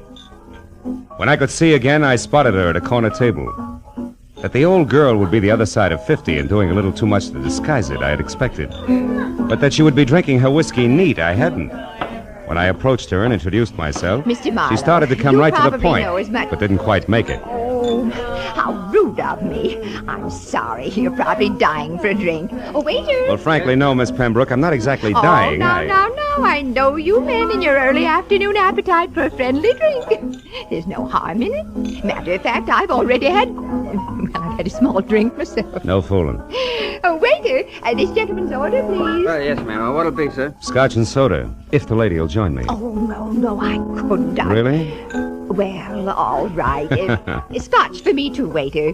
Johnny Walker. Yes. Now, Mr. Marlowe, let's get down to business. Have you ever been to Oxnard, California? Uh-huh. Good, because that's where my nephew is. Also, it's where the Calumet Valley County Fair is being held. Really? Whatever that may be. Most important, it's where you can probably find out what kind of trouble Paige is in. You see, the poor boy is Down to just... his last $5 million. No, I'm sorry, Miss Pembroke. I don't think I want the job after all. Now, one moment. Why not? Well, frankly, I hope you'll excuse the reference to actual living persons, but your polo-playing, motorboat racing daredevil nephew is a jerk. I know. Paige Pembroke III is an unmitigated ass, a virile egomaniac, an idiot who's never done an honest day's work in his life. Wait, where is that drink? Right here, ma'am. Oh, thank you. Now, Mr. Marlowe, sit down and drink your drink. When I referred to my nephew as a poor boy in trouble, I was only trying to avoid saying all this. Oh. Your health, sir? Yes. Well, my health. Now, your next question. Since I obviously share your sentiments about my nephew, why all this concern over him, correct? Close. Right. I want to help Paige Pembroke, Mr. Marlowe, because it's my job. My, shall I say, bread and butter? All right, say it. You see, I'm executor of his estate, which my brother, Paige's father, left for him. Well, as such, I get $20,000 a year until Paige is 35, another 6 years. But if Paige should die, disappear, or be committed to any kind of a public institution... Oh. Before then, the entire estate goes to charity, and I go find another job. And specialized jobs like handling $5 million estates are hard to come by these days, huh? Now, Mr. Marlowe, this letter here's all you have to go on. It was postmarked last night from Oxnard. Read it, read it. Oh. If you want your precious nephew to keep on being healthy, you better come and get him at once. The three of us had a nice little act going here at the Calumet Valley County Fair before he joined us just for laughs. We intend to have a nice little act going after he's gone. And one way or another, he's going to go. A friend, huh? Yeah? Well, what do you think? Oh, it's 5 to 1. It's nothing more than a woman spurned. Very young woman, Miss Pembroke. So you might be wasting $100 sending me up there. Then you'll go. Good. Yeah, but only because of my bank account. Mr. Marlowe, there'll be another $100 for you if and when you get all this straightened out. Now, call me at my home, Beverly Hills. Crestview 5412. 4124? Yes, as soon as you find out what's wrong. And, Mr. Marlowe. Yes, Miss Pembroke. On your way out, signal the waiter for me, will you please?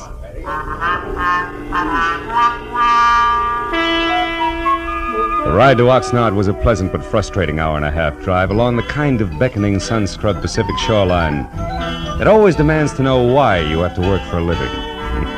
The ride through Oxnard to the sprawling county fairgrounds located at a semi-retired airport was a fast 10 minutes. So all in all, it was a little better than 3 o'clock, and there was still a measure of boyish bounce in my stride when I started past the prize cows and plain and fancy leghorns and headed for the Midway, looking for the act Paige Pembroke had joined just for laughs. But it was 4 o'clock, and I had checked a half a dozen death-defying numbers before I was standing in front of a banner Columbus could have used for a sail. It said I was getting warm. In iridescent orange cloth on black, it read, "The Plunging Comets. Taffy Star and Midge Maynard on wings of death with fearless Eddie Knapp at the controls. The greatest parachute act in the world, admission free. 5 and 9 p.m., north end of the Midway. Come one, come all." Yeah, this had to be it. At the north end of the Midway, just outside of a sagging, weather-peeled hangar, I found the World War I biplane that went with the Plunging Comets being mothered by a mechanic who didn't have grease on his face. And beyond that, on an inside wall of the hangar, were the parachutes used in the act, each on a separate hook. Its owner's name carefully block-lettered on a card tacked above. Taffy, Midge, and Eddie. And then, scrawled in black crayon, the name I wanted most of all to see, Page. Lost something, mister? The voice went with the woman and the woman with the act. At the top, there was what used to be called the boyish bob, sticking out of a white aviator's helmet circa 1918. Then a bright red leather jacket open wide at the throat. Black riding breeches, black boots. The color of hair that stuck out and said this one was Taffy. I asked if you lost something. Have you? Well, come to think of it, yes. 6'2", eyes are blue, and carries a big, big checkbook. Seen one around? Maybe. Why? Who are you? Name's Philip Marlowe, the millionaire's friend. I'm a yacht salesman. Here's my card. Never mind your card or the very funny jokes. Now, what do you really want? Page Pembroke before he breaks his neck in your act, or isn't he in it yet? I don't remember. Now, your point. What is it? A letter you could have written? A letter that says Page is in trouble. Where is he? Goodbye, Mr. Marlowe. Take it easy, Wings. You wouldn't want to hold out on somebody who's only trying to help Brother Page, would you? I mean, what reason could you possibly have? Other than $5 million you might want for your very own. Why, you... I said goodbye. What's the matter, Taffy? You having problems? Yeah. This Mr. Yacht Salesman is Emmett Kingston, head of the fair's Midway. And you'll be surprised how popular he is with the concessionaries. Now where you going? What else?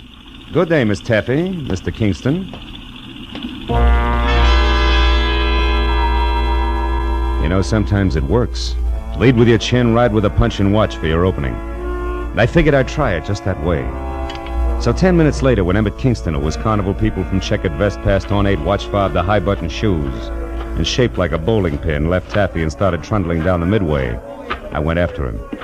When he stopped in front of a lunch wagon, I stopped too.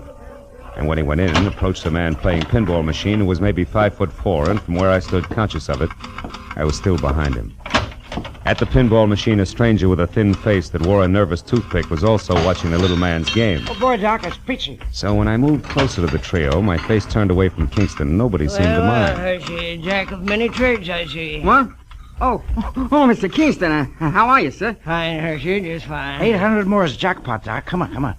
You wanted to speak to me, Mr. Kingston? No, Hershey, nothing important, except about last night. Last night, sir? You were working late for a parachute rigger, weren't you, boy? Or am I wrong to consider 2 o'clock in the morning an odd hour for you to be folding these silks? Hey, Doc, you're going to shoot it, aren't you? Which? Of course she is. Go on, I'll shoot for the gentleman. Yes, sir.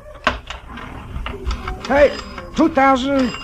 3,000, 4,000. Hey, that's great. Now do that again with your last ball, Doctor. Was there something else, Mr. Kingston? Yes, Hershey. Why were you near the chutes at that hour? And don't bother denying that you were, because Eddie Knapp saw you there. Well, son? Well, I was there to double-check the riggings, Mr. Kingston. Hey, look, I'm sick and tired of Midge Maynard complaining about the way I pack her chute. It's a stupid excuse, just trying to cover the fact that she's losing her nerve. Hey, boys, don't ignore me. Reach out for the jacket. Shut up, you, and get going. Rosie, get this stumblebum out of here, will you? Sure, Mr. Kingston, whatever you say. Oh, and it's social, huh? All right, Doc, I'm going. Of my own free will, too. But I could stay if I wanted to. Hershey, you were saying? Well, just this, Mr. Kingston. Midge Maynard and Taffy Star fighting because of that Pembroke fellow, or because Eddie Knapp is crazy about Taffy is one thing. But bringing me and my work into it is different. Meaning? The parachutes Midge and Taffy use are identical. In the act, both girls jump from the plane wing at the same time. But Midge always gets scared and opens her chute sooner than Taffy. So Taffy is on the ground long before Midge. But this has nothing to do with the way I rigged the chutes, and I think that all right, Hershey. Nobody's blaming you. Say, you. Yeah? You wouldn't be trying to sell another yacht in here, would you? Just waiting for the finish of an exciting pinball game. That all right, or is it time to call Rosie again? No, it's quite all right. We're leaving. You try for the jackpot. Come on, Hershey. It's about time for the 5 o'clock show. Oh, yes, Mr. King. Only 40,000 to go.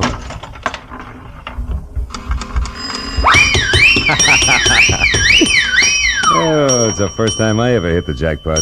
Oh, that's pretty good, Mr. Marlowe, considering that it wasn't your nickel you won on. Oh. Now that you mention it, Mr. Pembroke, it wasn't. Which should take care of the introductions, Yeah. huh? And that leaves very little. But something. But definitely. Marlowe, you can tell Aunt Hattie from me that at the moment I don't need a watchdog. And when and if I do, I'll go to the nearest city pound for one, not to a private detective agency. I told myself it was foolish to slam the door on my way out. So I slammed the door on my way out. I started north down the midway toward the open stands and the 5 o'clock sharp performance of the plunging comets. When I got there, the act was already underway with the silver biplane taking off. Eddie Knapp in white at the controls, Taffy in a red jacket and parachute crouched on one wing, Midge Maynard in blue jacket and chute on the other. Then as they slowly gained altitude, High Button Shoes himself took over the PA. They did it up well, and by the time the plane was at about 3,000 feet, every pair of eyes was riveted skyward, and an expectant hush thicker than winter fog had settled everywhere. At 3,500 feet, the plunging comets, Taffy, Star, and Midge Maynard with Pierce and Eddie Knapp at the controls. They will not open their parachutes until they are within 500 feet of the ground. Now watch. They should be ready. Yes, Sydney. Yes, there they go. Knees drawn up tight, arms close into their sides, they jumped. Specks in the sky growing bigger as they fell. 1,000, 2,000, 3,000 feet, and then, from Taffy's chute cloth, long and colored, a huge flag rippling in the wind from the end of a long rope. The flag seemed to rise above her as she fell, until the slack was gone, and then suddenly her chute opened, billowing. And then Midge, another flag rippling from the end of a long rope, and then the flag drifting free. Midge's chute not open, Midge plummeting down to the hard ground.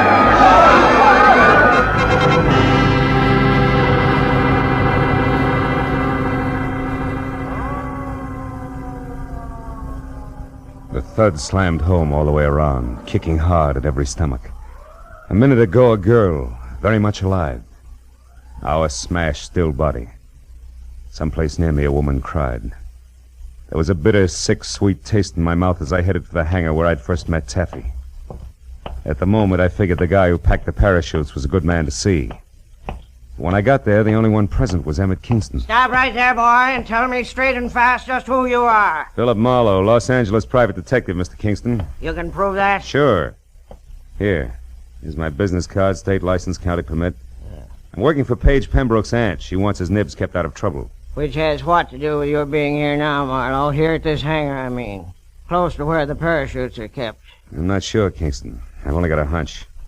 A hunch that Midge Maynard's death was no accident. Yeah, I got more than that already, Mr. Detective. I've got proof. Oh? You see this flag? It's the one that came off Midge's chute. There's a long rope attached to it. Yeah, I know. I saw the act. Pulls the chute open after the flag's flown a while, right? Sometimes, but not tonight, Mr. Marlowe. Tonight it couldn't. Why not? Wasn't it attached to the chute? It was. One end to the chute release cord, the other to the base of the flag. What went wrong? Nothing. Nothing, Mr. Marlowe, except that the long rope on Midge's chute was cut in two by a very sharp knife.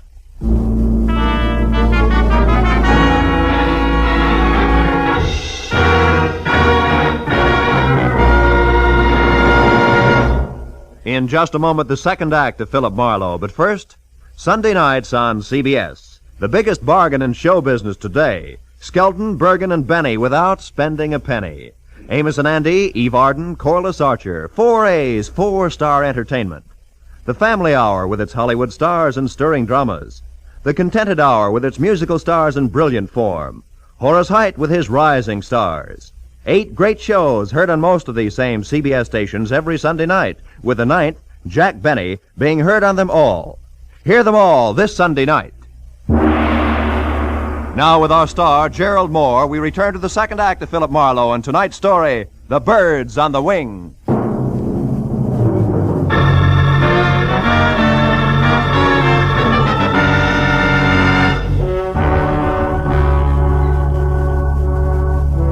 When Midge Maynard's grim accident turned out to be grimmer murder, I left Kingston and headed for a phone to call my client. Everywhere the chill of the viciously spectacular death lay like a soggy blanket. At the exposition office, I found a phone and finally got through to Hattie Pembroke. She listened up to the word murder and then, between gasps, insisted on coming out to help me. When I hung up, I turned to see that the pilot, Eddie Knapp, had been standing in the door, listening. He looked sick. What's it to you, mister? What's what to me? Midge. The long drop she took out there. And Pembroke. I heard you say Pembroke. What do you got to do with him? Just a minute, fella. I'm not sure it's any of your business. It's my business, all right. That kid gave me a big grin up there just before she jumped. And I watched her fall every inch of the way. So did everybody else. Look, I know how you feel, Eddie. You don't have any idea how I feel. Don't try to kid me. That mob out there loved it. That's the only reason they come to watch, the hypocritical buzzards. You got a finger in this pie, an angle all your own. I'm going to find out what it is. Take it easy, Knapp. You're talking yourself into something real silly. Yeah? Listen, ever since that louse Pembroke showed up here, there's been trouble brewing. Now Midge is dead. She was a friend of mine. Best friend I had. Aren't you pulling a switch, Buster? What happened to your red-hot passion for Taffy Star? Oh, you nosy... Come here, you jerk! Look out my arm! Buzz boy, and unless you want to take off with a busted wing, stand still. Now get this, Eddie. I've got no beef with you yet. In fact, we might even be on the same team because I want Pembroke out of here just as much as you do. So cool off! Who are you? Private detective named Marlowe. I got news for you. Midge fell because her chute was fixed. She was murdered. Murdered? You heard me. Where's Hershey? He packed the chutes. Have you talked to him? No, I can't find him. You mean he's run away? With that filthy half-pint psycho? Now listen, for your own sake, Eddie, leave Hershey to me and the police. You know where he's staying? No, I don't. In town someplace. Well, didn't he ever tell you where? Come on, think, Eddie. Well, yeah, he told me he had a buddy in town. Some guy who runs a pool hall. I didn't pay much attention. That's enough for a starter. I'll find him. And keep a lid on your temper, Eddie. I'll see you. As I crossed the grounds to my car, I looked back once at Eddie Knapp standing in the office door, rubbing the shoulder I twisted for him. I hoped he'd stay out of circulation until I got back because the barnstorming flyer was charged up like a high-tension wire. The way he felt there'd be sparks no matter who he touched, Taffy, Pembroke, or Lyle Hershey. But my immediate worry was the location of the lambing parachute packer, so I drove into Oxnard, found a phone booth, and went through the book calling pool parlors. I finally hit pay dirt at a joint called Pindy's. It's 212 B Street, upstairs in the back. 212 B Street was an apartment, second floor rear over a boarded-up fish market. I went up the stairs to the half-open door with my hand around my .38. But the shooting part was all over. Because Lyle Hershey was crumpled in the bedroom door with the slovenly abandon that violent death always has. And the look of the puddle of blood under him, he'd been that way over an hour. I started backing out, just as someone else started up the stairs. So I flattened myself against the wall beside the kitchen door and waited. Lyle, it's Taffy. Come on in. Take a good look, Taffy. What are you doing in here? Where's Lyle? Great act, baby. Holds water like a duck's back. What do you mean? That wherever there's murder, there's also motive, and you've got it, Taffy. Lots of it. Me? What are you talking about? Maybe he's dead, and maybe you killed him. Keep him quiet, because maybe he fouled up Midge Maynard's parachute on your orders. Consequently, he had you over a barrel. On my orders? You're out of your mind. And maybe you had to get Midge out of the way because you objected to Paige Pembroke and his idle millions honing into the act. Objected so strenuously that she was doing something about it, such as sending threats to his Aunt Hattie. Let's face it, baby, it fits. But not tight enough, Marlowe. Oh, Paige, darling. Taffy, I got worried when you didn't come back to the car, so I decided... Don't move, Marlowe, or I'll shoot. Pembroke, if you got any sense in that gold-plated skull of I'll yours... show it, Marlowe. I stood outside and listened to enough of your crackpot theories to know you're nuts. I don't need any advice from you at this point, so keep your long nose out of my business. Now listen, you harebrained dope. You just stand there like a good little boy. Taffy and I are leaving, and don't try to follow too fast. Go on, Taffy, outside. I'll follow you. So long, detective. I let him go. Spent 20 useless minutes searching the almost bare apartment for any kind of an answer, but came up with nothing. Hershey's body at my feet convinced me there was nothing in Oxnard for Marlowe. And the sooner I dumped the whole mess into the laps of local law and order, the better. So I kicked out the 10-cent lock on the flimsy door and went down the stairs. I cut through an alley to the street and started across to where my car was parked, when I was bracketed by a pair of headlights on a sleek Nash convertible. Hey there, Marlowe. Marlowe, what you doing here, boy? Nothing. Even that's an exaggeration, Kingston. What about you? I thought you had a show tonight. I certainly do, but the police don't give a hoot about that, boy. No. They insisted that I bring the rest of Midge Maynard's parachute harness in for investigation. Mm-hmm. Get in and come along, will you, son? Maybe you can help me out. Okay. I want to see the police myself. Oh, is this Midge's stuff here? That's it. Don't mind holding it, do you? No. You know, this wasted time, boy. All they have to do is pick up Lyle Hershey and they'll get all the answers. They'll have to pick him up, all right, but he'll give him problems, not answers, Mr. Kingston. Lyle Hershey's dead. He was murdered. You say Lyle? Yeah, I just came from his place. Somebody shot him. Great suffering sardines. Well, that means there's another killer. And still on the loose. I knew I shouldn't let him do it. Let who do what? Why, Taffy's going to give an air performance tonight. They pulled me in at the grounds just as I was leaving and told me that Pembroke fella's going up to Midge's place. You mean those two showed up out there? It doesn't make sense. Well, Pembroke's got plenty of nerve in his own chute, so I guess... Shoot? Yeah, he's... Wait a minute, Kingston. Stop under that streetlight, will you? Why, what is it, Marlowe? What are you looking at? Sure. Red smudges on the inside of these straps. There's something wrong here, Kingston, but I can't quite peg it. Say, Kingston, what time was that performance going to start? Why, 9 o'clock. 5 minutes and 5 miles to go. Come on, boy, turn the heap around and rump on it. We got a killer to catch.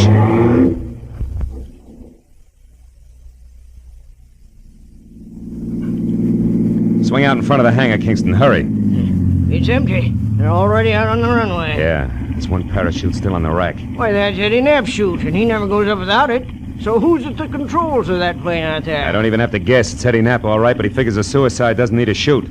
Pile out, Kingston. As far as you go, I'm taking over from here. What are you talking Come on, about? move. Get out. They're turning around now. Yeah, he's going to make us run back this way. So long, Kingston. Here he comes. What are you doing? Come back! I waited until there was no possible chance for a miss. Then I headed the car straight into the path of the plane, pulled the hand throttle out as far as it would go, and jumped.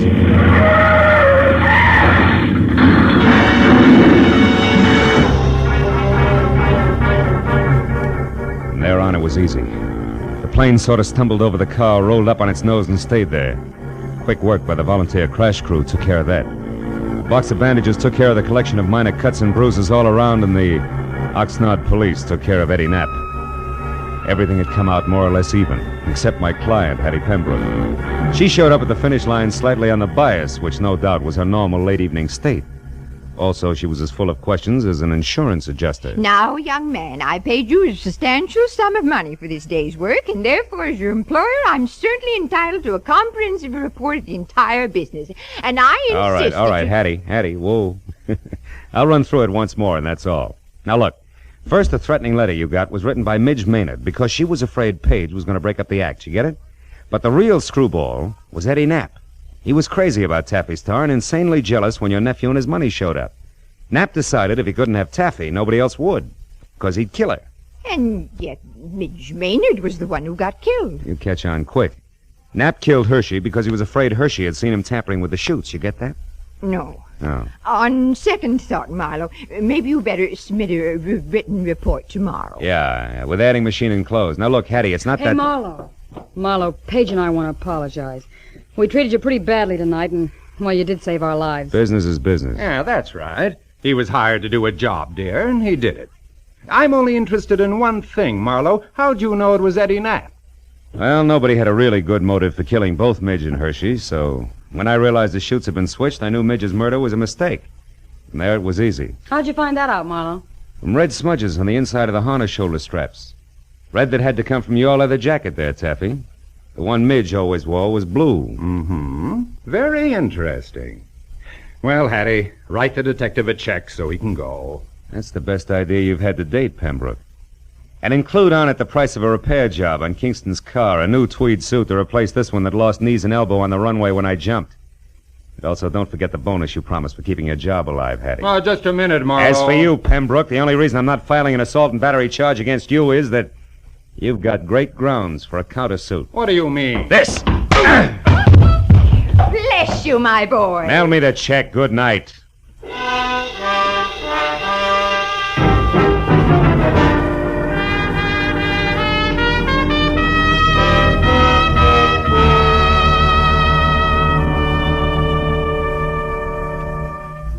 Well, a few informal cups of coffee at the Oxnard Police Headquarters cut through most of the paperwork. But at that, it was after 2 when I finally picked up my car and drove the inland highway for home, past dark, quiet farms, where down-to-earth people made down-to-earth livings and slept at night. Yeah, the countryside was full of them. So it was with a real sigh of relief that I finally opened the door to my apartment and looked forward to some peace and quiet. Hello, Mr. Marlowe. Aren't you Gracie Allen? Yes. Well, how'd you get into my apartment? Well, you see this key? Yeah. Well, it didn't fit, so I opened the door and walked in. Yeah, well, that figures. What can I do for you? Mr. Marlowe, you're a famous detective, and I think you're just the man to handle a very important case for me. Oh, really? Well, I'd be very happy to, Gracie. What's your problem? Well, you see, Mr. Marlowe, our sponsor won't let my husband, Sugar Throat Burns, sing on our program. Mm-hmm. And I want you to investigate the possibilities of another radio program George can sing on. Mm-hmm. And then our sponsor will realize he's wonderful and let him sing on our show. Yeah. Well, I'm sorry, Gracie, and the next time you pass my house, I'll be very grateful. Oh, thank you. And I'll be looking for you, too. Goodbye. Goodbye.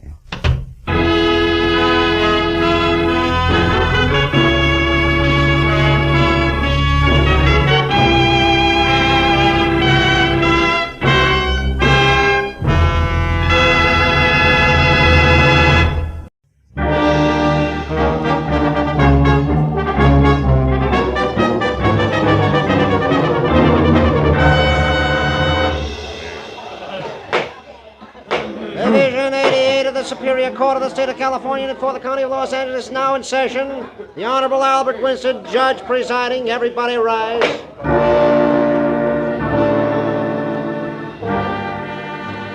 It was the case of the people versus the oft-arrested, never convicted, smooth Earl Jernigan, sometimes Bookie, charged in the first degree with a month-old killing of a kindly, gray-haired horse trainer named Kurt Harper, who had once almost been my client. It was the afternoon of the 4th day of the trial, and the prosecutor for the state had already built an almost airtight case against the alleged gambler when my turn finally came. To further substantiate the state's claim that Earl Jernigan did willfully and with malice aforethought take the life of the deceased Kurt Harper. Will Mr. Philip Marlowe take the stand?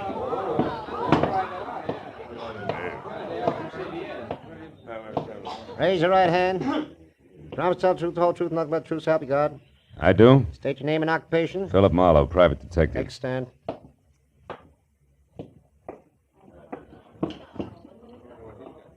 Mr. Marlowe, on the morning of the 30th day of July last, the day on which the late Kurt Harper was murdered, were you hired as a private detective by the said Mr. Harper?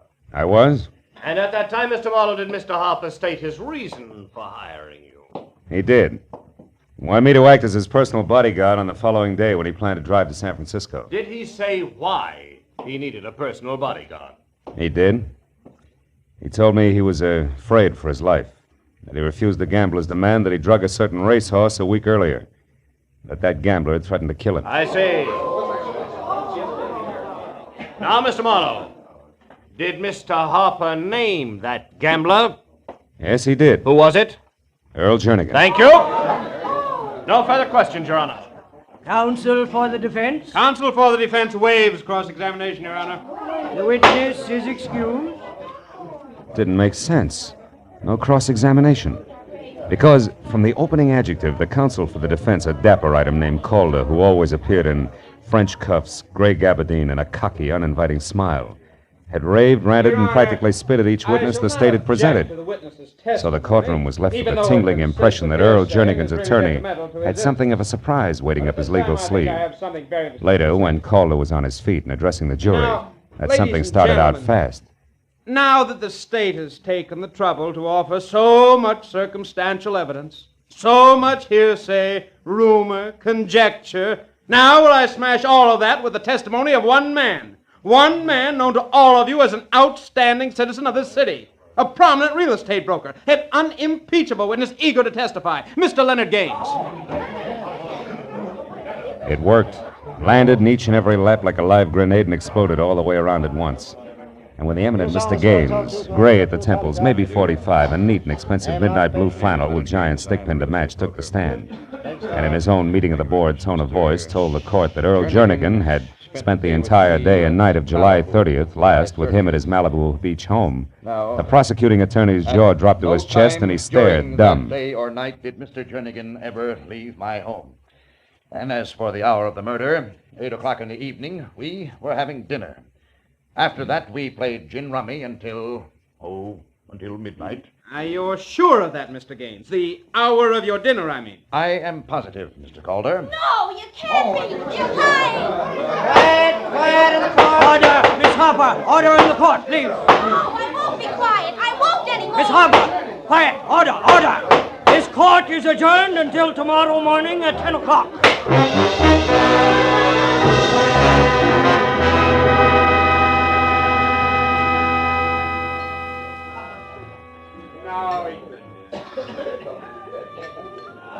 Another scotch and soda, mister? Yeah, I guess so. Oh, wait a minute, baby. I think I'm going to have company. Mr. Marlowe, can I talk to you for a minute? I'm Gail Harper, yeah, I know. What I don't know is why you're not doing 30 days on a rock pile for that rumpus you just kicked up in court. Would you like a soft drink? No, thanks. All right, just one, baby. Check. The judge said he understood and left me off with a short lecture, which was what I had counted on. Oh. You mean all that fireworks in there was planned, not just spontaneous combustion? That's right. I had to have time. Look, Mr. Marlowe, will you work for me? Oh, well, now look, will baby. Will you help me prove that Mr. Leonard Gaines is a liar and that Earl Jernigan did kill my father? Now, take it easy, Gail. It's a big mouthful, you know. Mr. Marlowe, listen, please. There isn't much time. We gotta prove this tonight or never. By noon tomorrow with the outside, the case will go to the jury. Okay, what do you want me to do? Take over where I left off. But first, let's get out of here. All right. And never mind that drink, miss. Where do we start, honey? With Leonard Gaines' ex-wife, Debbie Jansen. Here's a snapshot of her. They were divorced about 6 months ago, Mr. Marlowe, and she wasn't very happy about it. No, huh? Made you figure she was your in? Yes, and I was right. Mr. Marlowe, it took eavesdropping, bribery, second-story work, but I found out plenty. I'll bet you did. Like what? Oh, hold it, Gail. Light's red. Like the fact that Debbie and a guy called Eugene Maury are putting a bite on Gaines for $20,000. Blackmail, Mr. Marlowe, with the payoff scheduled to be made sometime tonight. Right now, she's staying at the Sunland Sulphur Springs Lodge out in the valley. Gaines used to go there once in a while for his arthritis. And the why of the whole business is a letter Gaines once wrote to his ex-wife. No fooling. Uh-huh. Well, tell me, what's that to do with Jernigan's trial and Gaines being a... Oh, it's green now. I think there's a connection, because yesterday I overheard Debbie tell this Maury something about Gaines' scheduled appearance at the trial today, and... Yeah? Oh, Mr. Marlowe! Hey! Those jerk California drivers. The man behind the wheel. What about him? That thin face, blonde hair. I've seen him before. I know he was trying to hit one of us. Oh, fine. Well, that'll keep things from getting dull, won't it? Then you're gonna help me. Well, now look, who could resist you, baby? Okay, tonight I check in at the lodge at Sunland Sulphur Springs. Come on, let's get out of here.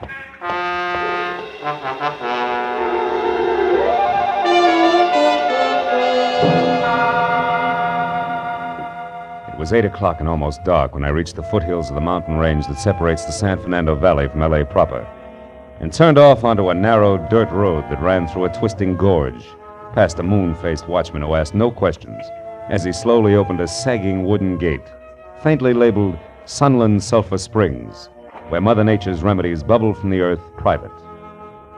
It was another 5 minutes along the same dirt road uphill and through thick foliage before I was at a parking space out of my car and walking the last quarter of a mile toward the lodge itself that was spotted with widely separated cottages, also sagging, and each tagged Casa, and followed by something Spanish and hard to pronounce.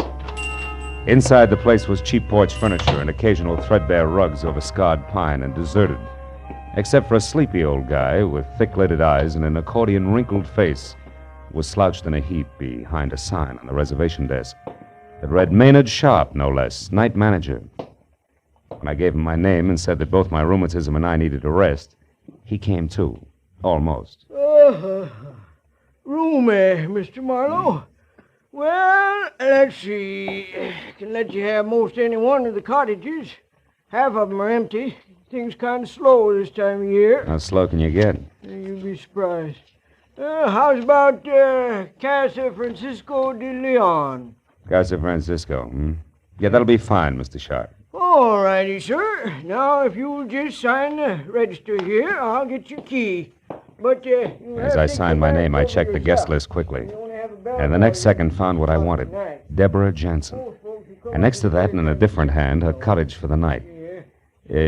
Casa Rolando de Barandido. That's close enough. Well, anyway, it was all I needed. I took the key from Mr. Sharp, a misnomer if ever you heard one, learned the location of my quarters, paid him in advance, and left.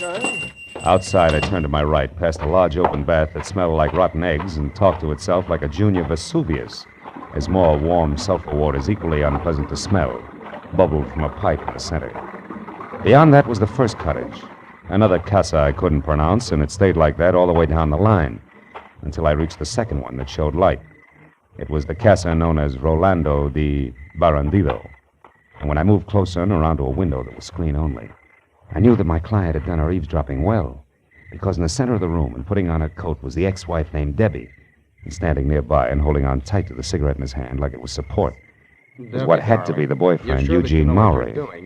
You're sure that Gaines will go through with this all right? For the 100th time, Eugene, yes, I'm positive. Can't you understand? He has to. Besides, $20,000 won't break him. It won't more than bend him a bit. Now stop worrying. But I can't. Debbie, why must you go alone? Why can't I go with you? Eugene, please, we've been over that. I told Leonard that I'd meet him in town at the Beverly Crest Hotel at 10 and alone. He agreed to also be alone. Except for the money. Debbie, you do handle things well. Come here, darling. And a kiss for your brilliance. Oh, please, Eugene, there isn't time. Oh, what's the matter? Are my kisses losing their flavor at this point? Don't be a fool. Look, it's late, Eugene. It's after 9 already. I've got to hurry. Now, go on. Go on, be a good boy and leave now. We shouldn't even be seen together tonight. Well, why not, Debbie? It's not smart. Here. Meet me at the Tulip Room, darling, at 11 as we planned. And Eugene, we'll have time and reason to relax. $20,000 worth of reason.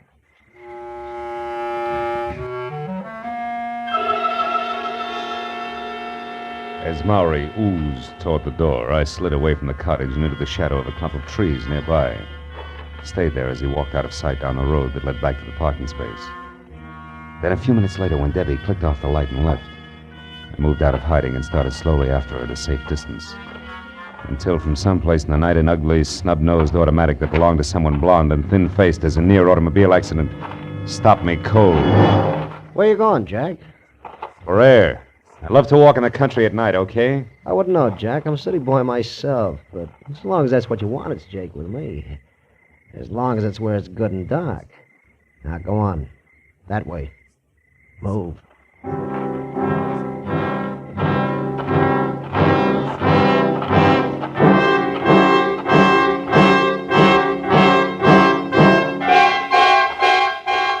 Jack, that's far enough. Hold it. Turn around and face me. Why, so I can watch you pull the trigger? Never mind why. Just turn. Okay, turn it is. That's better. Now, one step closer. One step closer. Hey, what's that? A pheasant, my friend, taking wing! Now, before I beat you into little pieces, let's have it. Who are you? Who do you work for, and what do you want with me? Come on, gunman, talk! Okay, no more. My name's Langley. Work for Earl Jernigan. Oh? Yeah, I've been watching you ever since the trial started. Jernigan didn't want you moving in on it. Which is why you tried to pick me off with a car when I was with Gail Harper this afternoon, huh? Come on! Yeah, that's why. Now what are you going to do with me? For the time being, Buster, leave you as is. Flat on your back, because I've still got to catch up with a lady before she reads a letter! City boy.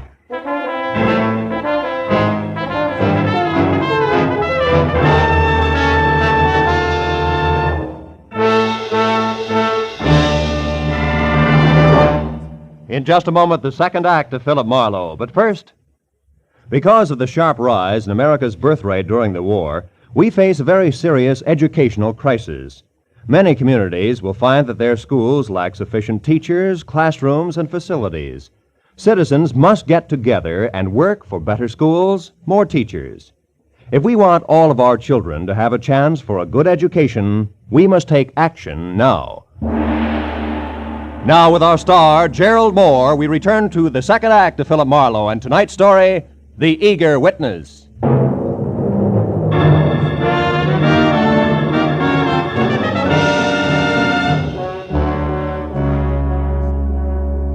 It was strictly hit and run. I piled Langley into the Manzanita and didn't even wait to see him bounce. Instead, I took off through a gully that was a shortcut to my car, because I knew that Jernigan's watchdog had nothing to offer compared with the hot-headed Debbie Jansen, who at the moment, no doubt, was well on her way to the Beverly Crest Hotel, and a blackmail rendezvous that was a cinch to wind up in the final destruction of the letter. That was my theory, but I dropped it like a hot rock just as I crossed the path to the sulfur pool. Mr. Marlowe! Somebody screamed! Yeah, he's there by the spring! Oh, gosh! Oh, my gosh! Sure had to happen to me. It was nothing but sulfur fumes and the thick gurgle of the springs until Sharp played his flashlight over the pool. Then we saw her. Oh, my gosh! In the water that was turning red from blood oozing around the knife in her back. Look! It's Miss Jansen! Come on, Pop, give me a hand. Let's get her out of there. Yeah, Come on. Take it easy now. Take it easy. That's it. Debbie. I never should have tried it. Tried what? Who was it, Debbie? Who did this? He got the letter. Who? Who got the letter, Debbie? Debbie. Marlowe, did she pass out? For good, Maynard. She's dead. Oh, she seemed to be mumbling something about a letter. Did you get what it was? Only part of it. The killer apparently took the letter away from her. Believe me, that's bad. Letter? What's a letter? Wait a minute. Huh? It's probably that pheasant again. Letter? Pheasant? What are you talking about, Oh, son? I guess I'm just getting jumpy. Hey, there is somebody. Come on, Pop.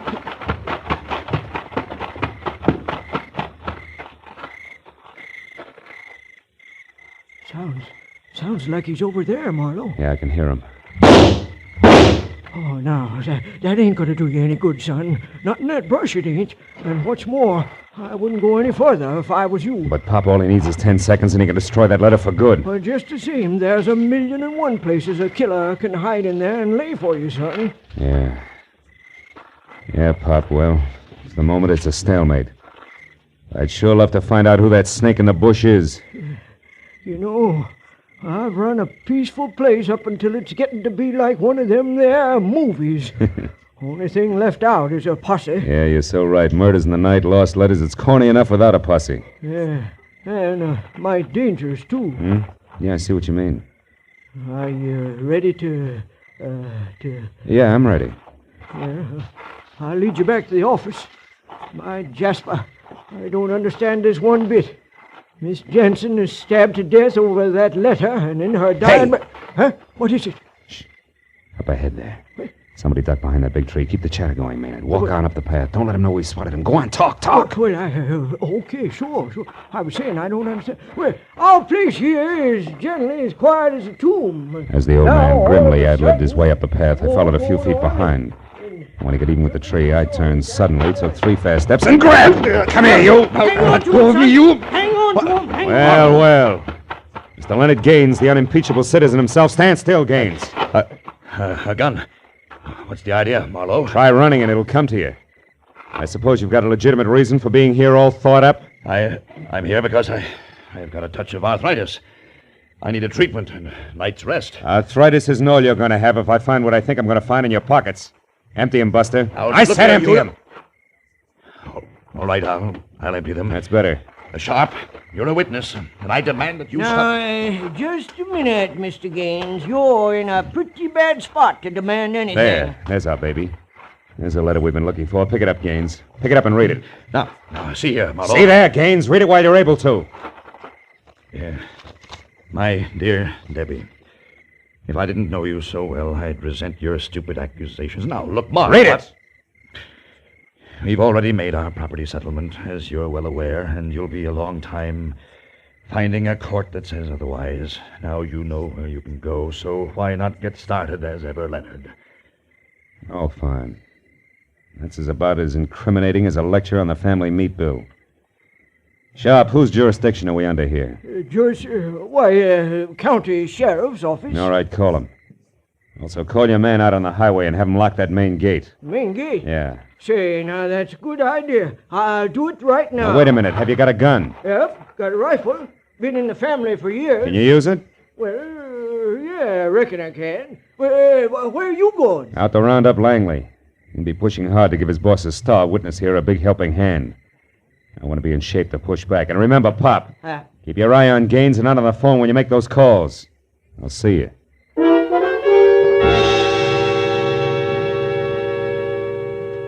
The second time that night, I started down the hill and toward the car lot, keeping in the shadows and moving slowly this time. Because it was odds on that Langley had taken everything in. And I knew that he'd try to part my hair with a gun barrel and pull Leonard Gaines out of the jam he was in the very first chance he had. So I stayed off the paths long enough to have both socks full of burrs when it happened. But not what I expected. It was the Sharp family blunderbuss that had exploded with a blast like a small howitzer. So also for the second time, I turned and ran back up the hill, this time to the office.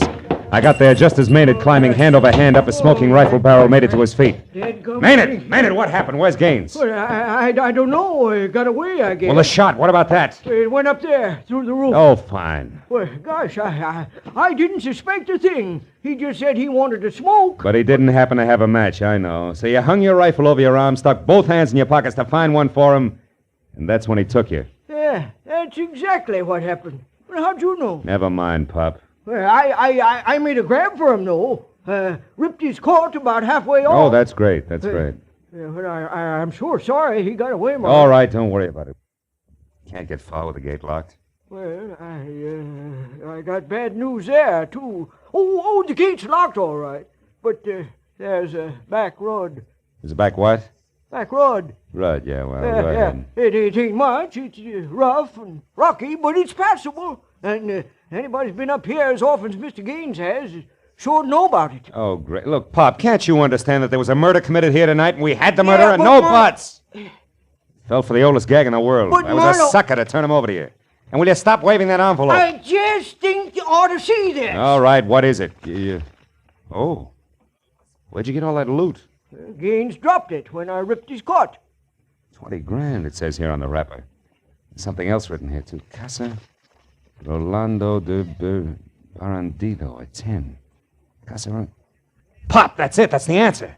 Come on, we gotta get down that back road in a hurry.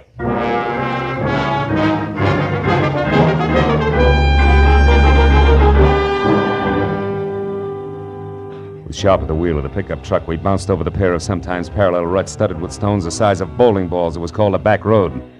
The better part of 2 miles before he cut lights and motor and whispered that if Gaines was going to get stuck at all, it was sure to happen in a dry wash just around the next bend. I told him to wait and went ahead on foot. He was right. Gaines was stuck in more ways than one. His car was up to its hubcaps in sand and his wallet up to its stamp compartment in blackmail, conducted by his ex-wife's murderer with the same lever she'd had, the letter. It was Eugene Maury, and clenched in his hand was a tattered white envelope, nothing more. I'll make it easy for you. I held my .38 in close to my side and edged up behind him. 20,000. Maury, I don't have that much. You lie. You're going to pay her that. I don't know. I know because we worked the deal out together. Only she got greedy. She tried to double-cross me and pull it alone. Oh, so you killed her? Yes, I didn't intend to, but when I found out that she tricked me, I was furious. The first thing that I knew, I'd stabbed her. That's enough of that. Just give me the money. You've nothing to worry about. Now, listen, Maury, I tell you, You listen, Gaines. You're in no position to bargain. It's better than having your $200,000 gambling debt exposed and your reputation ruined, isn't it? Or facing the trigger man, Langley, if you refuse to alibi for Jernigan, isn't it? Or bucking a perjury charge if you do alibi? Oh, no, you got yourself in the corner again, so pay off. It's only 20 grand. But I tell you, Maury, I don't have it. You're lying again. No, he isn't. Don't move, either one of you. Leave your hands where they are. I got the 20 grand right here, and it's pretty well earmarked as blackmail payment already. But just to round things out, Maury, I'll take that envelope you've got there. This? Well, what do you want this for? Funny man. Because it's no doubt postmarked with an hour, a date, and a location, which together with Brother Gaines' own handwriting places him out of town on July 30th, a time he swears he was at his Malibu home all day with Jernigan. Right, Gaines? Smart boy, aren't you, Marlowe? You've still got a chance, Gaines. You better gamble with me. You've got nothing to lose now. I'm with you. Stand still, Buster, or so help me out. Now, Gaines, go! Oh, my leg! Were you thinking of going someplace, Mr. Gaines? No. No, I'm not going anyplace, Mr. Marlowe.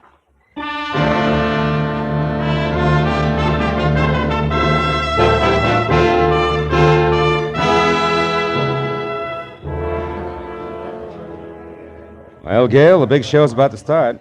Court will be in session in a few minutes. I know. And different from yesterday. Yeah. Oh, you did a swell job, Mr. Marlowe. Gee, I don't know how to thank you. Save it, baby. That scale Lady Justice holds in her hands is in better balance today. It was your hunch and old Maynard's blunderbuss that did as much to put it there as my running around through the brush at Sulphur Springs. But all I knew was that Gaines was lying. I didn't know it was as complicated as it was. Well, that's because Debbie Jansen was twice as treacherous as we figured. I still don't understand. How did you know that Eugene Maury had killed Debbie? Well, you see, baby, I overheard her tell Maury that she was going to meet Gaines in the Beverly Crest Hotel at 10 for the payoff. Uh-huh. But I figured that was a lie strictly for Maury's benefit when Pop gave me the packet of money Gaines had dropped. It had that complicated name of a cabin and the time of the appointment, which was also 10 written on it. So I knew the real meeting was scheduled to take place out there. See? Oh, I see. Then she was going to send Maury off to the Beverly Crest while she collected the money at Sulphur Springs and then beat it alone. That's it, honey. You see, if her cabin had been named something simple like Number 4, then Gaines could have remembered it. Instead of that Casa Robino del Bangadoro, or whatever it was, he had to write down, you see? Well, then things might have been different. Ah, you'd have found a way. After all, you figured out it was the postmark that was important. Only after I'd been slapped in the face by a perfectly harmless letter with no envelope. Had to be the postmark. What else? Oh, they're starting. Yeah. Good luck, Mr. Marlowe. Give him the works. Don't worry, baby. I'm the eager witness today. We're going to knock them dead. Literally. They got it coming. I watched Jernigan's face as the preliminaries got underway. The killer was beaten. When the court finally settled down to work and the prosecutor took over, I listened to his deft build-up as he primed the jury and the dramatic ringmaster voice he used when he called. Will Philip Marlowe take the stand, please?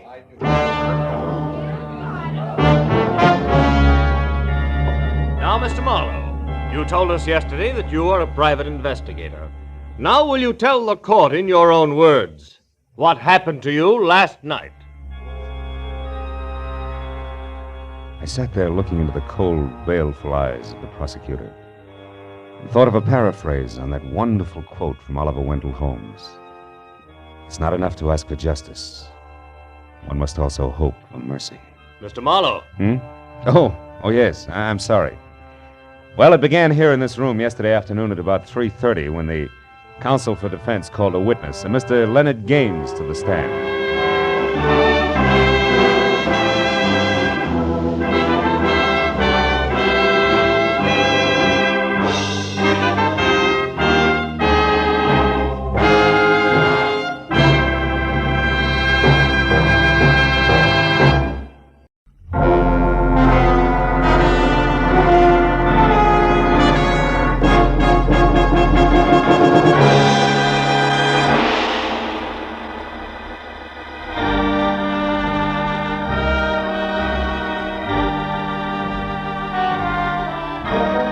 It was one of those in-between hours, along about 10 on a night at home when you don't quite know what to do with yourself.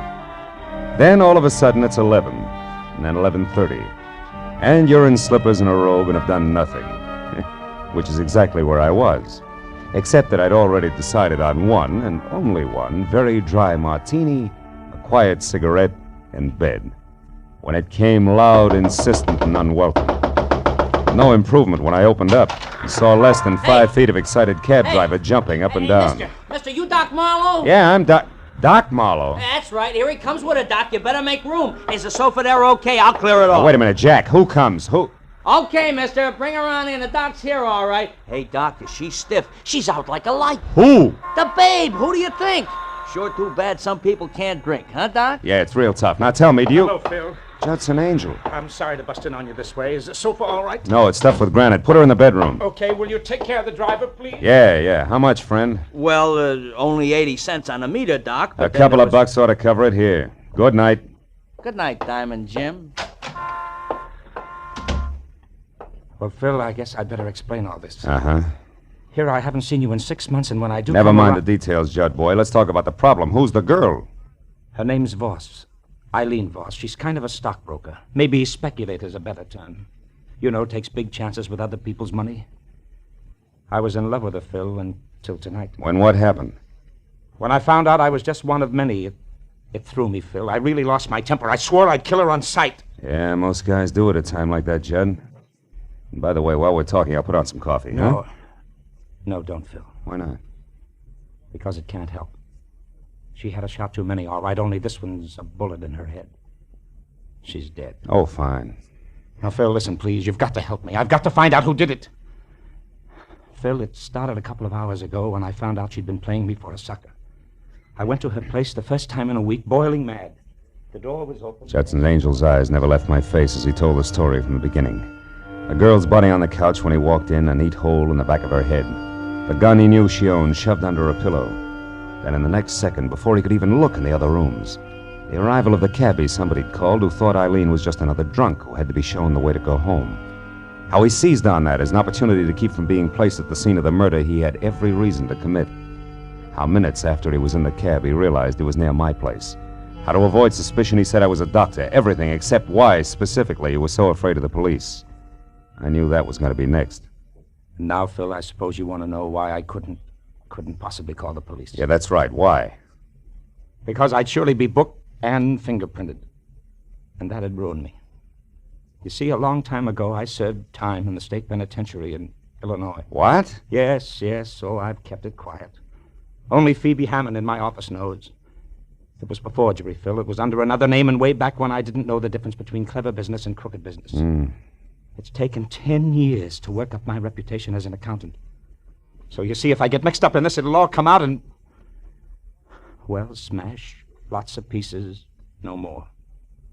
Oh, you've got to help me, Phil. You've got to find the real killer before the police get to me. Please, Phil. I can't, Judd. It'd be smashing just as many little pieces for me, too, if I tried to pull anything like this on homicide. No, I'm sorry, Judd. I've got to report this body. But, Phil, look, what if you do report the body, but you say that you don't know anything about it, that you're going out to find what you can? What about that, Phil? Oh, please. Please, Phil. Okay. What's the girl's address?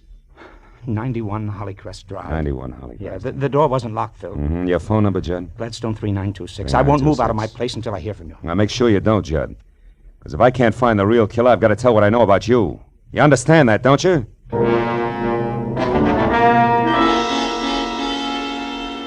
When Angel left, I called Detective Lieutenant Matthews at police headquarters and lied that there was a corpse in my apartment about which I knew nothing, and that I was on my way out to see what I could find. Then I hung up fast, not feeling very good. 20 minutes later, when I was in the plush living room at 91 Hollycrest Drive, I had 0 to go on. Until I got to the bedroom where, caught in the folds of lace at the bottom of a petticoated vanity, I found a piece of male jewelry that stood out against that backdrop like Argyle socks on a turtle.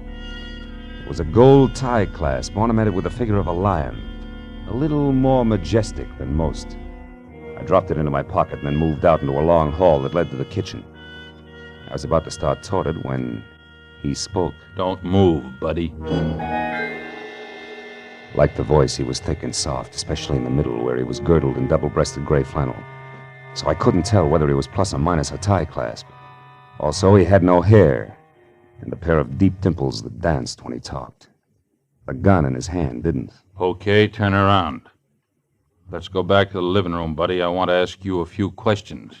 Like why you're taking inventory here. Well, it's my job. You see, I'm an auctioneer. The lady of the house won't need this stuff anymore. She's not Shut going up. Now stop where you are, and don't turn around. Okay, where's the girl? Come on, where is she? Out. And only if you'll tell me why you want to know will I tell you where. You see, that way I come out even. Yeah, maybe. Well, Eileen Voss owes me money, buddy, and I want it now before she's flat broke. Now where is she? On her way to the morgue. Like you don't know. Oh, what do you mean by that? I didn't kill her? Honest, Injun? Listen, you. Get this straight. I came into this place just now for one reason only. To check on the Voss girl and make sure she wasn't on her way out of town, bag and baggage in hand, and my 50 grand. Now, don't forget that. I'll try not to. And don't move. Hello. No, she's not here. Judy? Yeah, it's me, honey. No, she's out. Yeah.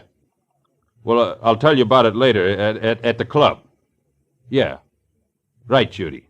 So long. Now, where were we, buddy? In the middle of a big fat lie, your reason for being here. Oh, yeah. That's where we were.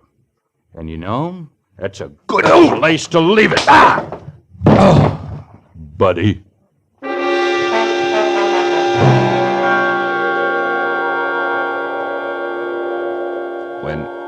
When the twin telephones, lamps, and end tables next to me got back to being one of each again, I saw the note next to the phone that said, "Call Monday at the garden room," which didn't add too much until I realized that Monday was spelled not as the day in the week, but M-U-N-D-Y. And recalled that the garden room was a cozy collection of crepe paper flowers where some people did their serious drinking. That plus Dancing Dimples telling a girl named Judy, who had called for Eileen in the first place, that he'd meet her at the club was a little better than the 0+ tie clasp I'd been working with. And a half hour later, that little became a lot, and things started to dovetail because a placard under glass in front of the garden room bragged about the Glamourpuss pianist featured inside, whose name was first Judy, second Monday, not his day in the week. I blessed my good luck, exchanged smiles only with a head-check girl in the lobby, and found a table for one inside, not more than a half a dozen octaves away from Miss Monday's left hand. I'd ordered a drink and had a cigarette going before she paid any attention to me. I'll play anything you want. It's a rule of the house. Just name it, or hum it, or whistle. But don't croon. That's also a rule of the house. What'll it be? How about the number you always play for that fat friend of yours? You know, the one with the deep dimples? Berleffi? Sure. It's kind of corny. Remember it? Yeah. You a friend of his? Not exactly. I didn't think so. He'd crown you if he heard you say Dimples. He's sensitive. You're new here, aren't you? I've been in once or twice. Mutual friend of ours used to speak well of you.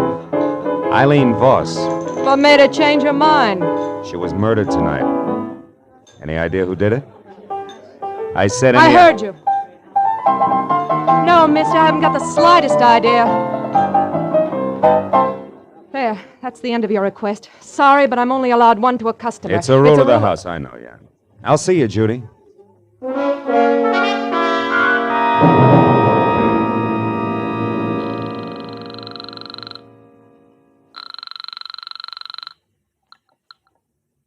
Hello? This is Marlowe, Angel. Oh, Phil. Where are you? What have you found out? In that order, I'm in a phone booth at a club called the Garden Room. What I found out so far won't impress Detective Lieutenant Matthews of the Homicide Squad at all when next we meet. But nothing in the apartment? No lead of any kind? I'm not sure, Judd. I ran into a round man with a sleek gun who piled me up and left before very much was said. But, Phil, the garden room, the girl there's a friend of Eileen's. Talk to her. Yeah, I already did, Judd. Got me the round man's name and no more. It was Berleffi. You mean anything? Berleffi? Yeah. Fat guy with dimples and no hair? That's right. He claimed Eileen had $50,000 that belonged to him. Yeah, that must be him then, Phil. Oh? Yes, he's a gray marketeer, comes from San Francisco. I've never seen him, but the girl in my office, Phoebe Hammond, can help us. Mm-hmm. She once did some auditing work for Berleffi when she found out how crooked he was. She told me about him. I'll call her and have her meet you there, Phil. All right, but look, I'll be at a corner table facing the door, and tell her to hurry, will you? I'll call you back later. Goodbye.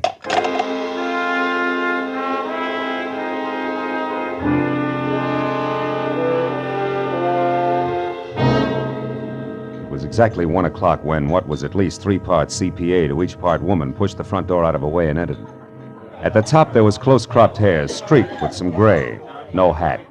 At the bottom, dark brown stockings running into darker brown shoes, no heels. In between, severely tailored tweed, closed tight at the neckline. It took all of 15 efficient seconds to decide that I was her man. And less than that again to introduce herself, ask for a cigarette, and name her drink. When it was my turn to talk, I brought her up to date. Eileen Voss's murder included. It's too bad, Marlowe. Judd's a great guy. Yeah. It was only lunch today that he was knocking himself out, trying to figure what would be 4-0 for my birthday next week. Now this. Tell me, what can I do to help? Well, at the moment, Berleffi. All I know about him, Miss Hammond, aside from what I've told you he said at Eileen's, is that he and Judy Monday are a team. And Judy was a friend of Eileen's. How cozy. Isn't it? Well, it goes like this. Belleffi's front name is Steve, and he's out of San Francisco via Detroit and Chicago. And in each case, only a length of a subpoena ahead of the law. Oh? Back in the 30s, he was a mobster. The numbers game, protection racket, that kind of stuff. But after the war, he cashed in all his chips and went into a more or less legitimate business. With, of course, absolutely no change in tactics. Know what you mean. Now, look, can you tell me where he lives? No. But I'll bet my bottom dollar that the kitten on the keys here can. Only be careful. Belleffi has a reputation for shooting first and talking later. I only hope he isn't after Judd, too. You know, there might be some connection between them that goes back to the days when Judd was Francis Lyon and Belleffi Phoebe, was did you just say Francis Lyon? That's right. Lyon. Uh-huh. Judson Angel is the name he took when he came out here. Why? What does that mean? I don't know. Here, look at this tie clasp. Oh? The ornament. It's also a lion. I found it in the bedroom at Eileen's place, and yet Judd told me that he hadn't gone past the living room. But Marlowe, that doesn't prove that Judd lied. Why, it might not be his at all. Have you ever seen it before? No, I haven't. Besides, I never knew Judd to wear a tie clasp. Okay, could belong to Belleffi. But it's still worth checking after we get Judd out of his apartment. Look, where's your place, Phoebe? Mulholland Drive, 361 North. 361. About a mile up into the hills. I'll let you do the trick. Honey, you go home and stay close to the fireside. I'll get a hold of Judd and tell him to get over there fast. And then maybe we can... Maybe we can what? What is it, Marlowe? Outside, Phoebe, it's a man coming this way. Belleffi? Worse. Goodbye, baby. I'll see you later at your place. I've been afraid of this all night. But who is it? What's his name? Detective Lieutenant Matthews. He's a police officer, Phoebe. First, last, and always. So long.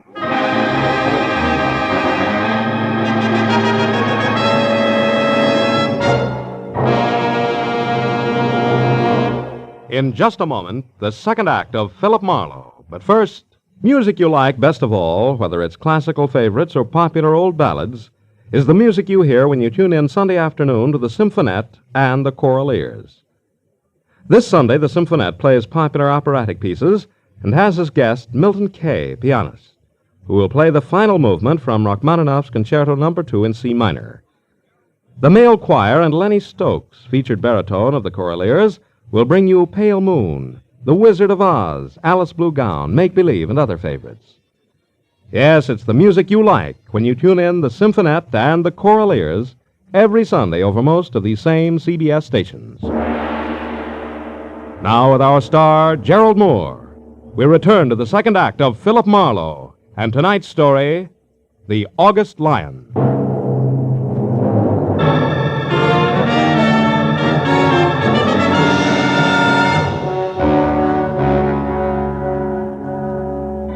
When I left Phoebe Hammond at the table and moved toward the bar, my first impulse was run, do not walk. This is a different kind of an emergency. But a quick glance into the mirror behind me tagged that as suicide and pushed try nonchalance into its place, because I could see that Detective Lieutenant Matthews had already spotted me. When he was closer, I could also see that nonchalance would go over like punching him in the nose on the steps of City Hall. All right, Phil, that little game is over. Now let's have it straight and fast. Who are you working for?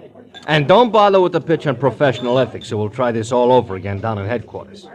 His name, what is it, Phil? Judson Angel, he's a friend. Yeah. Who was what to the corpse? He was in love with her, but he didn't kill her. Oh. Now look, Matthews, I've never held out on you before, have I? Which means you want to start now, huh? What are you getting at, Phil? My client's in a jam, Lieutenant. He didn't kill the girl, but unless I can find out who did, he's an eyebrow deep in a mess that doesn't even concern him. Which has what to do with you playing bashful tipster on the phone with the body being in your bedroom and Marlowe starring like a one-man police force? Will you listen? Come on, Phil. I've been an hour and a half just finding you. Now level. Why is this Judson Angel in a jam if he didn't do it? Okay, we'll try it honest-like. He once did time in another state, under another name, way back when he had less sense. If he's booked and fingerprinted, it'll be splashed all over the papers. He'll be ruined. Why? What's his business? Well, today it's accountancy, and then it was forgery. You can see that side by side they don't make a very handsome couple. Now, come on, Matthews, give the guy a break. Will you? Take my word, he deserves it. What do you want me to do? Give me some time. If I don't have the answers, I'm out of luck, and so is Judson Angel. Please, Matthews. All right, Phil, all right. 60 minutes. And if I don't hear from you by 10 after 2, we start all over again down in headquarters, your client included. I'll be waiting for your call, Phil. Good night.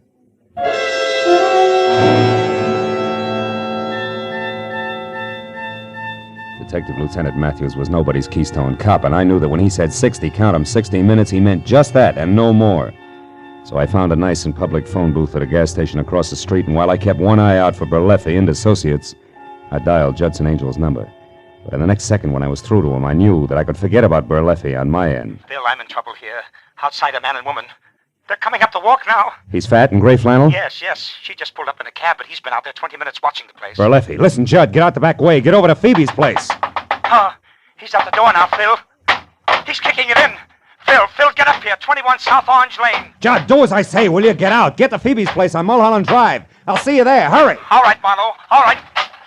Marlowe, he's in! Judd! Put that phone down, Angel, or I'll kill you. Now!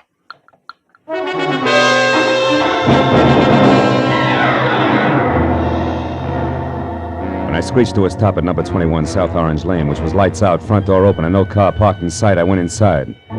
Just visible in the moonlight was the huddled figure I'd been afraid I'd find. What I didn't know until I was nearly next to it was that it was Judy Mundy, not my client, and only unconscious, not dead. There was a large white envelope lying next to her, and beyond that, a litter of broken porcelain that had once been a lamp. I switched on a light, found some brandy, and then brought her to as fast as I could. Marlowe. Yeah, and with a brand new request. Here, take a drink. Now, I'll ask the questions. One, what happened here with the three of you? Where's Berleffi and, more important, Judd Angel? Come on, baby, talk fast. All right. I think Angel got away. I don't know where he is. Berleffi? Dead, I hope. I got him to thank for that lamp getting together with my head. How come? Angel made a break for it, kicked out the lights, and tossed a lamp at the same time. Hero Berleffi used me for a shield, then took off after him. Your connection with both Berleffi and Eileen Voss, what was it? I forget. Come on, Judy, baby, talk. You're not going to get another chance this side of the witness box. Witness box? What for? Your girlfriend's murder, trial by jury, an old Yankee tradition, you Wait remember? a minute, Marlowe. I didn't have anything to do with Eileen getting killed. They can't tie that onto me. They can try. Now, what'll it be? It'll be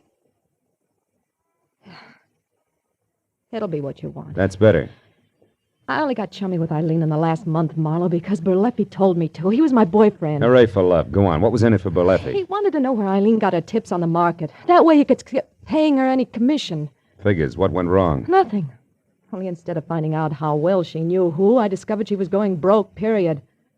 The rest of it, you, Eileen being dead, that muscle woman you talked to in the bar, all Wait a the minute. What about that girl in the bar? You two get together? Not for very long. After you left the table, she went outside, so I followed. Why? Because the cow jumped over the moon. Why do you think? I was still working for Berleffi, remember? I thought it would help if he knew where she fit in. What'd it get you? A slap in the face. It said she was raised on barbells. And this envelope here that fell out of her pocket. Oh? Don't get excited about it. It's only one of those horoscope charts. What do? Collect them as a hobby? When there are notes on the back, yeah. However, for friend Berleffi was unimpressed. Yeah, look yourself. It's double talk. Cost plus 10%. 90 days will yield the same. Yeah, it's strictly a CPA's margin notes. Doesn't mean that you owe. Marlowe, your mouth's open. What is it? You look dumb. Dumb I am and have been all night. Sweetheart, in your own clumsy way, you may have saved Judson Angel's life. What are you talking about, Marlowe? According to this horoscope, it's written in the stars. Maybe I'll make a good cop happy. Goodbye, sweets.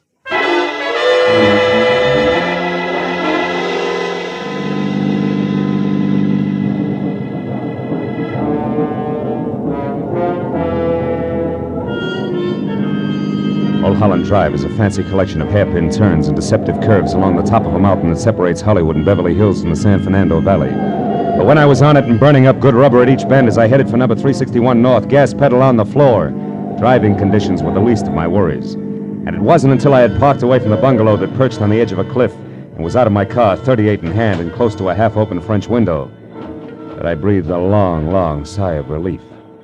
Because then I could clearly see that Judson Angel was still alive.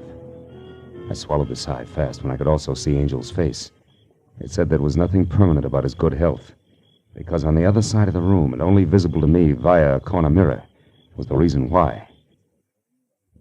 Holding on tight to a short, ugly revolver was the one the horoscope had said could be Eileen Voss's killer, the CPA known as Phoebe Hammond. While she talked, I moved around to where I'd be able to take aim in one straight line. About everything. Didn't want to kill Eileen in the first place. It was an accident. I don't believe you. Doesn't matter now. You see, I'd invested some money with her, Judd. Money that wasn't mine. When I found out she was going broke, I went up to see her and demanded it back. She laughed at me. I got mad. I hit her. She took out a gun and said she'd call the police if I didn't leave. I grabbed it away from her. Then I shot her. Then you were there when I came in? Yes. And when I saw you and that cab driver she'd called earlier take the body, I didn't know what to do. Until later, when I met with Marlowe on your behalf and learned all about Berleffi and the tie clasp he'd found. The tie clasp with the lion on it that you'd recognize as mine if Marlowe ever got the chance to show it to you. But he won't, Judd. I can't let him. Phoebe, you're crazy. You're crazy. You'll never get away with this. Oh, yes, I will, Judd. It'll be Berleffi they'll blame. He entered your room with a gun in his hand. I know. I saw him and that girl. Also, Judd, I'm the reason you got away from him. I rammed into his car when he started after you. It's too bad, Judd. Worse than that, Phoebe, it's a crying shame. Marlowe! Lights! The lights, duck, Phil. She can see your silhouette. I can follow her footsteps. We're even. Phil, the terrace. She's trying to get away. There she is outside. She tripped Phil. The rail!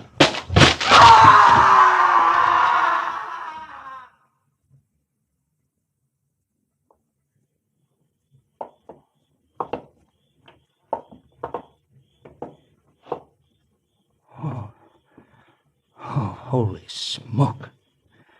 Phil, it's a good 200 feet down to solid rock.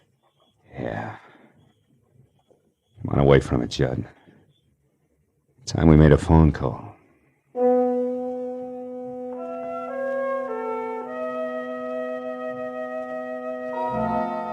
It was 4 o'clock in the morning. We were still on top of the mountain before the police had found the broken body of Phoebe Hammond. And Berleffi had been picked up and in lieu of anything better booked for breaking and entering Eileen Voss's place. When the parade of law, press, and just curious who always show up at the scene of a murder had finally left, it made it just me and Judd and a cop named Matthews. Well, let me see if I got this straight for the records, Phil. First, you thought it was a tough called Berleffi. And second, you were afraid you'd been a sucker and it was really your client. And finally, you figured it had to be a woman who all the way looked like she was no more than along for the ride. What? You mean you really believe I could have done it, Phil? Well, yeah, it looked that way for a while, Judd. You know, you said you hadn't been past the living room up at Eileen's, and yet I found a tie clasp in the bedroom there ornamented with a lion. And then I found out your real name was also Lion. It almost added. Yeah, but since you didn't have a chance to find out whether or not Berleffi was missing a tie clasp, you still considered that was only circumstantial evidence, am I right? Right, yeah. Until I ran into the switch, which was an envelope that had belonged to Phoebe Hammond. There was a horoscope chart inside.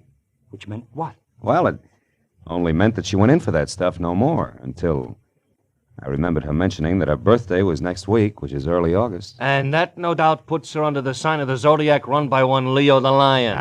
Yes.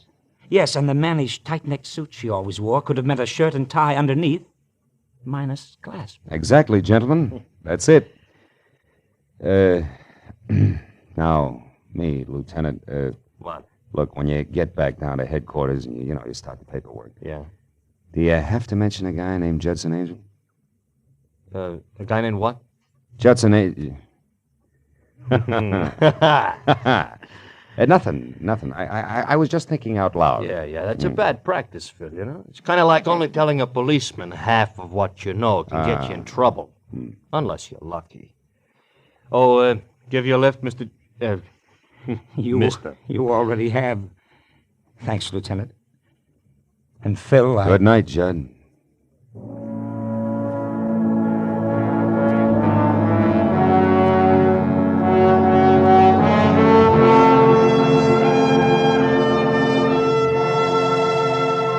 When Judd and the lieutenant left, I figured I'd have a last cigarette on the terrace. Think a little about the desperate people I'd met on a night that had started out to be quiet. I found myself not smoking, not watching the early sun brighten the valley below, and not thinking about much of anything except the overturned stone flower pot that was lying next to the splintered rail where Phoebe Hammond had tripped and taken her final plunge. It was an ordinary square flower pot with an ordinary flower in it. The figure in relief on the side was a lion resting on its haunches. And as I looked at it, I thought it was a little more majestic than most.